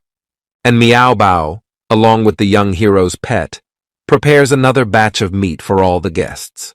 Meanwhile, the young hero decides to go outside to get some fresh air and unwind. He notices that his friends from the wasteland and the other world are sitting at a summer table and invites him to join them. The young hero gladly accepts this invitation and announces with a smile that he wants to build a huge safe zone. Everyone is shocked at this suggestion, and Medik slaps his hands on the table and says that this is a very difficult task. And the head of the Horizon Guild adds that there are a huge number of independent clans in the territory of all the wastelands. After these words, the young hero smiles and says that he is ready to give favorable terms to the clans or destroy them. Everyone agrees with the idea of the young hero and promises to help him in every way possible in the realization of his plan. The insect prince also wants to help Shi Shao, but regrets that he can't leave his world. The young hero asks his friend not to worry about it, then looks up and notices some shooting stars. He is about to make a wish, but soon everyone at the table realizes that they are not stars, but huge falling meteorites. As soon as the meteorites hit the ground, there is a loud explosion, and a huge wave of light illuminates the entire area for hundreds of miles. Meanwhile, the young hero's other friends approach him and ask him what's going on. And the young hero quickly gets up from the table and asks everyone to stay calm and try to figure out what's going on. At that moment, a mysterious swordsman approaches him and tells him that nowhere in this world is safe. But the young hero disagrees and talks about making the place safe for his family with all his might. He then turns to his robotic assistant and asks him to carefully analyze the terrain. Then the robot assistant opens the information panel and is surprised to report that the base's suitability has increased to 6 stars. The young hero is extremely startled by this message and looks towards the place where the meteorites fell. He then concentrates the energy in his body and summons a sage account in hopes of getting answers. His new appearance gives him a view of the huge dimensional fissure through which the meteorites entered this world. The young hero's face becomes serious, and he talks about dealing with the threat immediately. O takes out his binoculars and uses them to determine the distance to the nearest meteorite. At this point, the insect prince announces that he has sent opposition to that place and asks the young hero to take him along. The mysterious swordsman also wants to join this sortie, but the young hero asks him to stay at the base and says that he can handle it himself. Then the swordsman sighed and drank another burden of guilt and thought of discreetly observing Shi Shao. In a few minutes, the entire base is covered by an electric field and magical turrets appear on its perimeter. And the young hero walks down the hallway and leads the Horizon group to his hangar to show them his defense system. At the sight of the combat robots, the Horizon group opens their mouths in surprise and asks if they can use something. At the entrance to the hangar is a battle robot that says everything in here is ready for use. The young hero smiles and talks about the Horizon group being able to use the new technique. The commander chooses his motorcycle, and Shi Shao notes that this transportation is equipped with artificial intelligence. Once everyone has chosen their transportation of choice, the young hero inspects his fighter jet. He uses the account of a great pilot transforming his equipment and prepares to take the pilot's wheel. The young hero quickly starts the engines of the flying machine and prepares for takeoff. He wishes the Horizon squad good luck and asks them to guard the base while he deals with the strange meteorite. The fighter then leaves the hangar and heads towards the explosion site at full speed. Meanwhile, the insect opposition is slowly heading towards the crater where the strange meteorite landed. The head of the opposition, Austin Rs, marvels at seeing the signs of destruction and says it's a chance to take revenge on his abusers. One of the bugs is against the use of force, but Austin punches him in the face and talks about how you can't be blind all your life. At this point, Austin's wife intervenes and asks him to come to his senses and not to commit rash actions. However, the leader of the opposition also slaps her in the face and says that everyone here is a weakling who can't take responsibility. Then several bugs run up to the girl and inform their leader that his wife is pregnant, much to Austin's surprise. However, the leader of the opposition is not going to retreat. He orders one insect to stay with his wife and orders all the others to follow him. Once the bugs get to the center of the crater, they see a huge crystal that beckons them to join it. The voice enters the minds of all insects and promises them that they will gain power if they follow its instructions. Then the crystal grabs the opposition leader's wife with its vines, and the girl screams and begs for help. But the magic crystal doesn't pay attention to this one and strikes the girl's body with an energy beam. Meanwhile, the young hero, along with the prince, continue to fly towards the fallen meteorite. Through the transparent cockpit, the young hero sees a huge number of bright lights that are approaching him. These lights turn out to be rockets that are covered with a shell of bugs and fly at great speed. Then the young hero grasps the steering wheel tighter and performs evasive maneuvers to avoid being hit by exploding missiles. At great speed, Shishao flies forward while rockets explode all around him. After several dangerous maneuvers, all missiles are destroyed, leaving behind explosions, and Shishao continues to fly on. After a while, however, modified Zerg appear on the young hero's path. Then the young hero uses the main gun and homing missiles to destroy the swarm in his path. This is not enough then. Shishao presses a few buttons on the onboard computer to increase his firepower. After that, several combat drones appear near his fighter and cover it with their fire. Using all the weapons at once creates a huge explosion that destroys all of Shishao's enemies in his path. And the young hero continues to fly forward, firing from all his guns. Monsters that time and again appear on his way. The last Zerg armada appears in front of Shishao, but he destroys them all at once with an energy beam. Soon the young hero reaches the place and notices a strange color on the surface of the earth. Using his drones, he destroys it with lasers and prepares to land. The young hero, along with the Prince of Bugs, looks around and tries to find the source of the threat. To their surprise, the heroes find a huge hole that contains rifts of many worlds. The Prince of Beetles is greatly surprised by this discovery and talks about how even his uncle couldn't discover this place. And the young hero senses a strong source of energy below and offers to come down to find out what's going on. With the help of their wings, the Jerome descends down and the young hero looks around and asks his friend to be careful. After a while, the heroes land on the ground but meet no resistance. Suddenly, the young hero hears a strange sound and makes a wave of his hand asking the prince to keep quiet. He looks around the corner and sees the opposition leader's wife, who is screaming in pain but can't get out because of the strange tentacles. And not far from it is a huge crystal, around which all the Zerg that were previously in opposition pray. The leader of the opposition calls the crystal a deity and says that with its help, they will drive people out of their land. After his words, modified Zerg emerge from huge eggs, ready for battle, and Austin Rs orders his warriors to go in search of the heart of the Zerg to gain even more power. At the sight of this, the Prince of Beetles goes into a rage and, breaking the stone with anger, is about to engage in battle. Meanwhile, the magic crystal grows larger and begins to change its outer shape. Then the young hero takes on the guise of a flame lord and asks his friend not to interfere in this battle. and the Prince of Beetles grabs his head and asks Shishao to be careful because he feels someone whispering in his head. The young hero nods and talks about dealing with the strange crystal in a few blows. At this moment, streams of dark energy appear beneath the crystal and spread throughout the room. And the young hero's strength begins to disappear, and the system reports that all accounts are blocked due to the risk of infection. The young hero looks dejected at the disappearing powers and asks the system if there are any accounts left that he can use.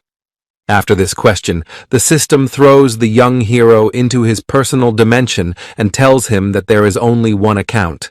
And before the young hero appears an account of a Valkyrie who was once infected with similar magic. Shishao then makes the decision to retreat with the prince and heads towards the exit. Behind his back, he scatters a huge number of mines to destroy possible pursuers. He then climbs into his fighter and rushes to the Zerg core to save it from capture by an unknown force. Meanwhile, the altered Zerg are heading towards the planet's energy crystal in a huge crowd. Suddenly, however, a huge worm appears in their path and blocks their way onward. He lets out a loud scream, causing all the monsters to stop and prepare to defend the Zerg crystal. But the leader of the opposition does not intend to retreat and gives the order to destroy the worm who is a traitor to their kind. And the huge worm devours the altered Zerg one by one without regard for their sheer numbers. But soon the Zerg is all over his body and attacking with countless attacks, doing little damage. Worm tries to throw them from his body, but there are more of them. Then they hit the monster with electricity. However, Shishao comes to the worm's aid and destroys the altered Zerg with fighter missiles. Multiple explosions scatter the altered Zerg in different directions, and the opposition leader doesn't understand how Shishao found out about his plan. Meanwhile, the young hero lands on the worm's back and thanks him for holding off the onslaught of attackers.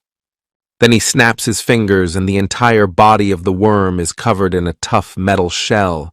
Along with him, transforms a young hero who shackles himself in durable armor. Once the transformation is complete, the mechanical worm immediately attacks its offenders, destroying them in a large mob. At this point, the Prince of Beetles enters the battle and uses his sword to destroy the altered Zerg. The opposition leader watches in horror and says that he will not surrender until he destroys all the people. And the prince declares that they are all being used by a magic crystal and using the king's magical voice to try to awaken his subjects. This magic helps the bugs come to their senses, and they realize with horror that all this time they have been under the control of the crystal. But that same instant their heads explode one after another and the Prince of Beetles watches in horror. His heart fills with rage, and he wants to head to the center of the cave to destroy the evil creature. However, the young hero stops the prince and tells him that he will deal with this magic crystal himself. Then the prince lowers his head and asks the young hero to keep alive the leader of the opposition and his wife, who have fallen under his control. And the young hero accepts the request without delay, after which he puts his hand on his shoulder and promises that he will do the right thing. Meanwhile, the opposition leader's wife screams in pain and asks her husband to save her from the monster's shackles. But he ignores her words and says with a smile on his face that soon this world will be cleansed of annoying people. At that moment, a huge explosion goes off and Austin Ars turns in his direction to see what's going on. He sees before him a young hero who promises to end the tyranny of the crystal. After these words, Austin lashes out at the young hero and blames him for all of his dinings that have happened to him. The young hero struggles to dodge the enemy's attacks and decides to lure the bug to a place where he can use his accounts. However, the opposition leader doesn't give Shishao a break and sends ice shards in his direction. Then the young hero, with the help of his demonic wings, flies upward and tries to take refuge among the rocks. But even in flight, Aston reaches the young hero and deals critical damage to him, destroying his wings. Shishao falls to his knees from the damage he received, and Austin promises with a gloating smile that he will send the hero to the other side of the world. At this moment, a magical disc appears around the opposition leader and restrains the beetle with magical energy. And the young hero rises to his feet, shaking off the dust, and talks about not underestimating the power of traps. Despite his position, the opposition leader looks at Shishao with anger and promises to destroy him. After these words, the young hero puts a magical helmet on Austin that protects him from the effects of magic. The young hero's gaze turns serious and he offers to let Austin see what he's done. The leader of the opposition looks with horror at his wife, who is tortured in the captivity of the crystal, and realizes his mistake. He falls to his knees in front of the young hero and begs him to save his wife, promising anything Shishao wants. And the young hero heads towards the crystal and talks about helping his wife anyway. However, Austin continues to sit on his knees and pray for his wife to come back to him alive. Meanwhile, the crystal grows even larger and turns into a huge dark heart. And the young hero flies up close to it and uses his sword to try to do some serious damage to the crystal. Gradually, Shishao's body begins to deteriorate, but the young hero does not stop and continues to strike blow after blow. And Austin's wife continues to plead for help and reaches out her hand toward the young hero with her last strength. Meanwhile, Austin is on his knees, cursing himself for letting the crystal mess with his head and putting his wife in danger. However, the young hero manages to break through the breach in the crystal, and he saves Austin's wife and flees away at great speed. Because of the young hero's actions, the dark heart emits a loud roar that travels throughout the cave. At this point, Shishao realizes he has little time left. He throws Austin's wife in his direction and prepares to transform. His whole body is affected by the spoil, and he calls on the Valkyrie for help from the last strength, and he is surrounded on all sides by hordes of monsters. The young hero finds himself in an unfamiliar place. He jumps up from his desk and loudly calls out to Valkyrie. All the students turn in his direction and are surprised by the young hero's loud shout. And Shishao looks around and realizes that he is in a class at a regular school. The young hero feels that he is forgetting something important, but he can't understand what it is. And the teacher breaks the chalk in his hands and demands the young hero leave the classroom because Shishao is distracting the others. One of the students smiles and says that one should not expect good knowledge from Shishao, and everyone starts laughing. The young hero leaves the school classroom and heads into the hallway, trying to think about what is happening. His head starts to hurt, and he grabs at it, trying to concentrate, while the memory of his former life continues to elude him. Lessons end, and the young hero walks out of the school with the rest of the students. Ahead of him are some acquaintances of his classmates who are discussing among themselves a game called Lord Account. The young hero listens to their conversation, and it seems to him that somewhere he has heard this before.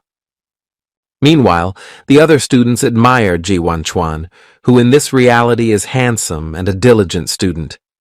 And others see off with their eyes Mrs. Mo, who in this reality is the daughter of a rich oligarch.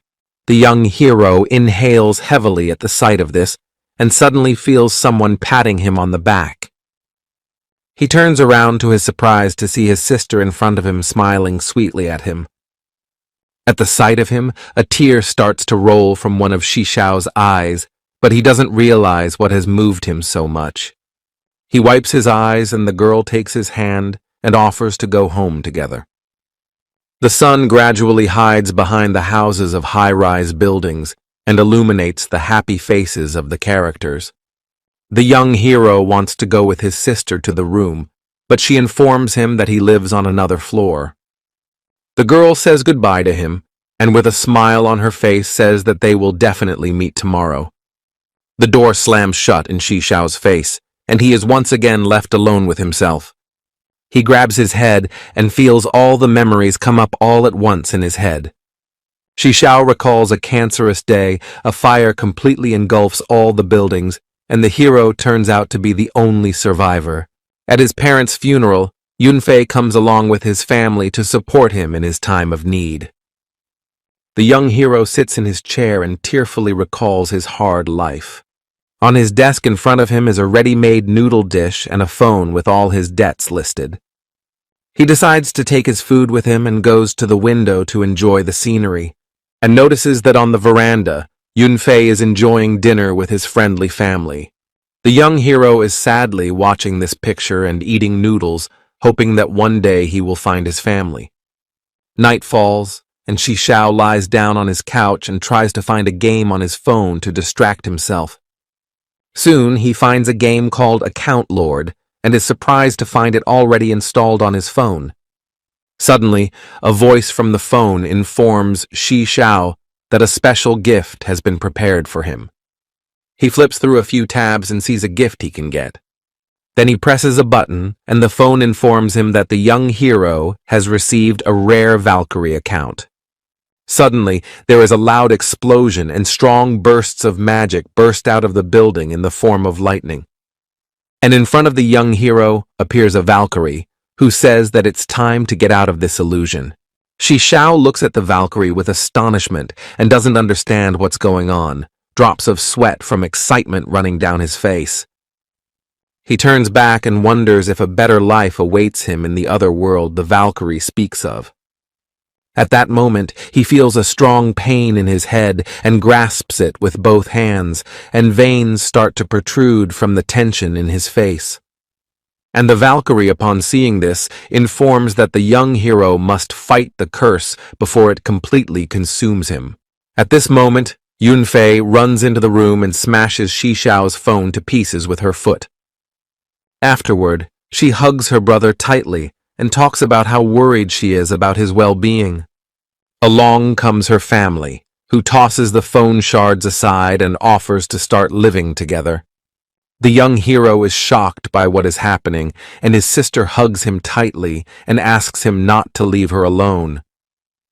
Then the girl offers to become Shishao's brother so that they can become a real family. At this moment, a sly smile appears on her face, and she talks about how Shishao can do whatever she wants to her.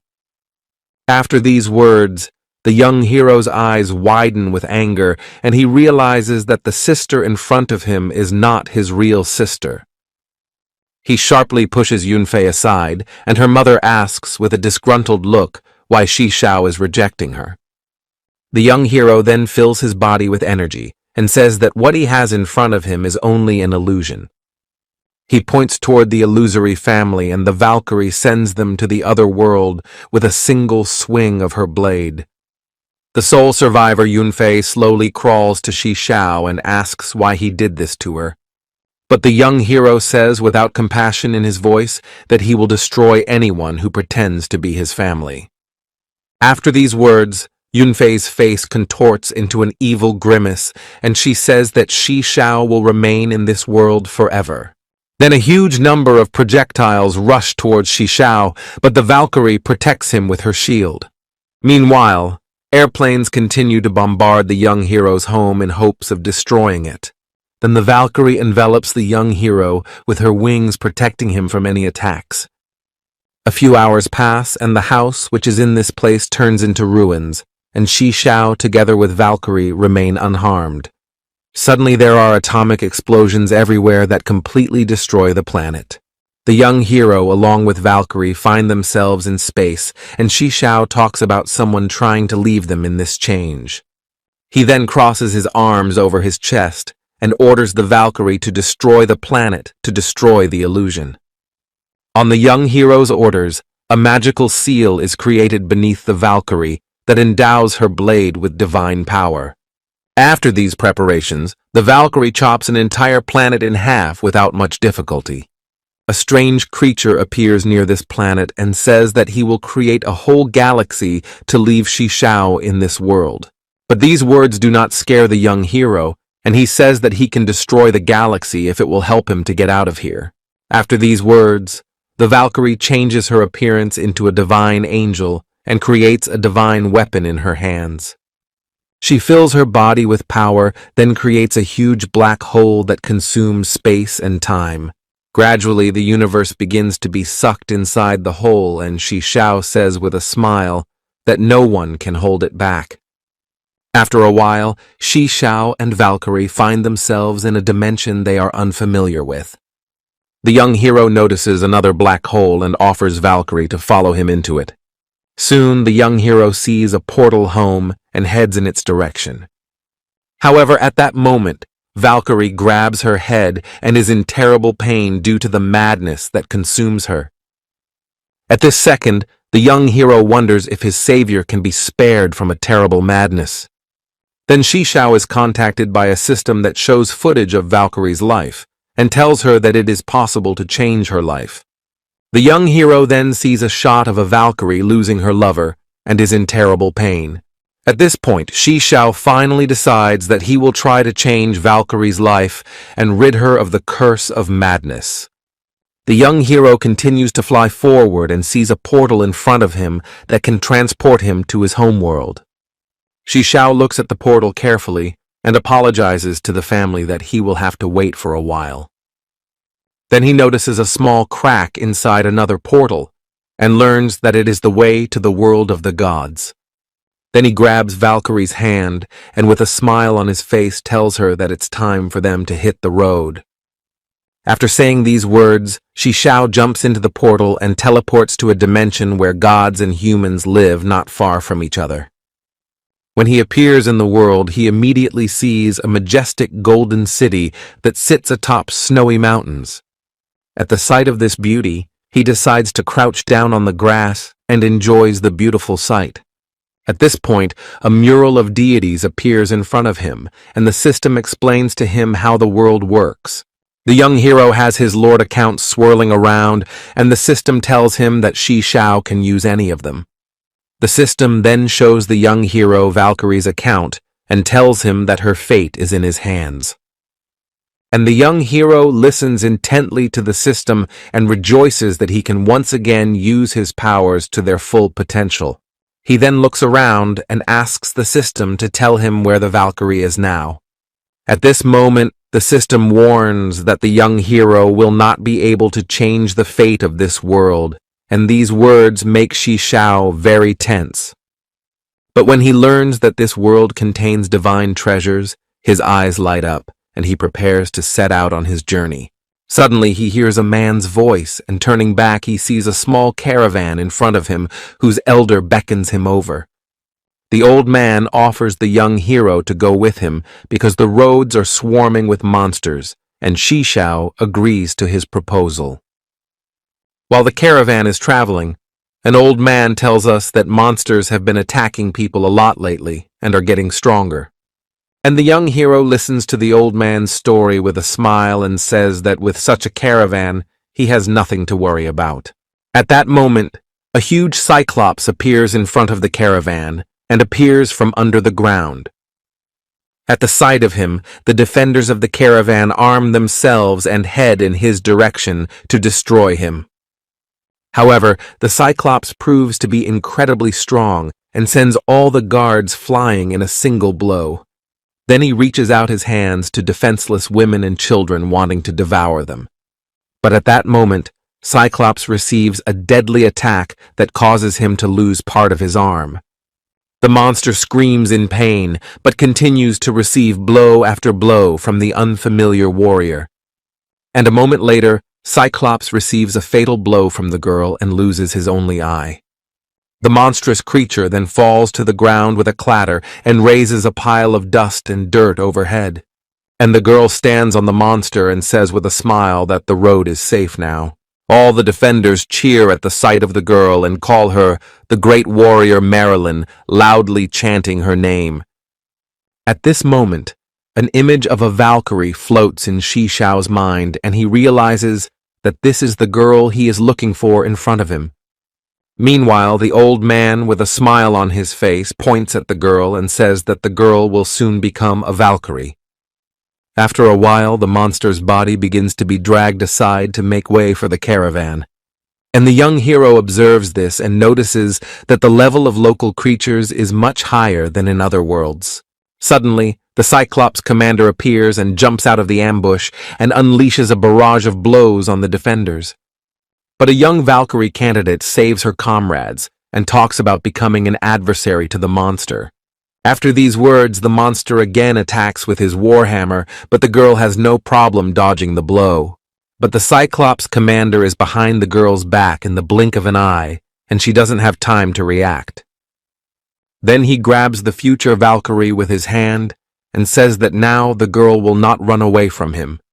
And Marilyn is ranting about how the monster will regret choosing to fight her. After these words, the Cyclone begins to laugh loudly and says that the girl in his hands will not be able to do anything. At that moment, a sword flies into the hand he is holding the girl in, dealing him a devastating blow. As soon as the monster's grip loosens, the girl jumps to the ground and says that as a future Valkyrie, she orders him to surrender. And the Cyclops commander pretends to apologize, but he hides the rope behind his back. The monster waits for the opportune moment and binds the girl with his strong rope, and the warrior falls to the ground.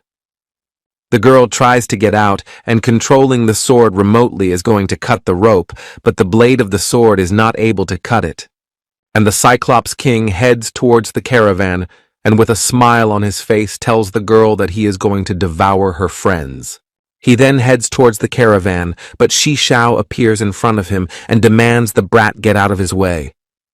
However, the young protagonist continues to stand his ground and says that the life of the Cyclops king has come to an end. After saying these words, Shishao makes a few quick swings of his blade and sends the monster to the other world. He then runs up to the would-be Valkyrie and with a smile on his face helps her free herself from the rope entanglement. And the girl looks at the young hero with admiration and asks him to teach him some tricks. However, he immediately falls down from fatigue and faints, making Shishao laugh. A few minutes pass, and the young hero releases the girl and takes her in his arms to carry her to the wagon. Gradually, the warrior comes to her senses and through her sleep thanks the young hero for his help. And the caravan continues on its way. The headman also thanks the young hero and calls him a divine warrior. After a while, Marilyn comes to her senses and agrees with the headman's words, noting Shishao's special fighting skills. And the young hero says that there is nothing special in his skills, and he came from faraway lands, and then the headman decides to tell how everything works in this world. The old man describes to the young hero several Valkyries in golden armor who protect people from monsters. They are commanded by the warrior Glenn, who is their mentor and the most important god of these lands. And Marilyn compliments the old man's story with a smile and tells him that Glenn is rumored to be the strongest warrior in the world. The young hero listens attentively to the girl's story and thinks about how to prevent her from becoming a cursed Valkyrie. And the girl looks at Shishao with a smile and does not suspect that a very tragic fate awaits her. A few hours later, the town that is their final destination appears in front of the caravan. And the warrior tells us that the headman of this town gave them a place to live when he learned of the destruction of the village. After this story, the girl's eyes light up again, and she asks to teach her martial arts, but the young hero refuses. The girl looks a little confused after Shishao's rejection and hopes that the young hero will change his mind. The caravan arrives at the site and is met at the gates of the town by the headman along with his daughter Catelyn. The village headman and villagers greet the head of the town with a smile and thank him for his hospitality. Meanwhile, Catelyn greets the warrior and asks in detail how their journey went. And Marilyn immediately snuggles up to the young hero and tells him that Shishao saved the caravan from a dangerous monster. After this story, a slight smile appears on Catelyn's face, and she thanks Shishao for not leaving her friend in trouble. At this point, the robot assistant reports that there is a strange aura around Catelyn, and most likely the girl is up to something bad. Meanwhile, the headman turns to Shishao with regret, saying that the young hero can't stay in town for long. The young hero nods with a smile, saying that he is about to leave and says goodbye to everyone. But Marilyn grabs the young hero by the hand and asks him to stay for a night out on the town, and Shishao reluctantly agrees. Night falls and all the villagers are drinking and dancing around a big fire where a huge pig is roasting. And the young hero lies in his room and mulls over a plan of action in his head. Suddenly, he hears a knock on the door. He sighs heavily and walks over to the wooden door to open it. In the doorway, he sees Kaiten hugging him tightly with a smile, looking him straight in the eyes. Afterward, the girl closes the door and talks about wanting to spend time with the young hero. She walks closer to him and, touching his chest with her fingers, asks Shishao to relax. Then the girl pushes him onto the bed and climbs on top of him and says that it's time for the young hero to get his reward. But suddenly, her expression changes dramatically, and she snatches the dagger with the words that Shishao should go to the other world. Whereupon the girl bends even closer and talks about no one daring to get close to Kaiten. But Caitlin stabs a pillow with a dagger, and behind her is Shishao, who thanks the girl for her performance. A wry smile appears on Caitlin's face, and she abruptly turns around to face Shishao, about to finish what she started. Then he brings his dagger over the young hero's face again, hoping to send him to the other side of the world. However, the young hero stops Caitlin's hand without delay and tells her that the girl is trying in vain. He then gives the girl's hand a firm squeeze, causing her to drop the knife, and warns her that she better not hurt Marilyn. He then hits Marilyn in the back of the head, and the girl immediately loses the creature, falling to the floor. At that moment, Marilyn walks into the room, kicking the door with her foot, and asks with a smile on her face why Shishao isn't walking in the party. She is surprised to see the young hero embracing her close friend and looks at him questioningly. At the sight of this picture, Marilyn is embarrassed and can't find the words to say anything. She then apologizes for disturbing her and heads to leave the room, but Shishao tries to stop her. A few minutes pass and Marilyn stands by the bed where her friend is lying and listens to the young hero's explanation. Shishao explains that Caitlin had too much to drink and accidentally ended up in his room, and this story greatly calms the warrior. Afterward, Marilyn takes the young hero under her arm and offers to leave her friend alone while they enjoy the festivities. And the young hero turns around and notices the shadow of the village headman hiding behind the houses. As soon as Shishao and Marilyn leave for the feast, the village headman enters the room and sees Caitlin lying in front of him. His gaze fills with hatred, and he reprimands his daughter for not being able to handle his simple plan. A new day is coming. Bright rays of sunlight illuminate the mountains and the village that is next to them. The village chief, along with the head of the town and his daughter, bid Shishao farewell and apologize for the cold reception. At that moment, the robotic assistant notices the dark aura of the city head and asks the young hero to remain cautious. Then to Shishao runs Marilyn and, hugging the hero from behind, asks him to be sure to attend her fight. And the young hero flies upward using his wings and disappears into the blue sky. At the sight of the wings, the residents begin to talk amongst themselves, and some of them refer to Shishao as a young deity. Meanwhile, Marilyn waves goodbye to the young hero and asks him to remember to come see her fight.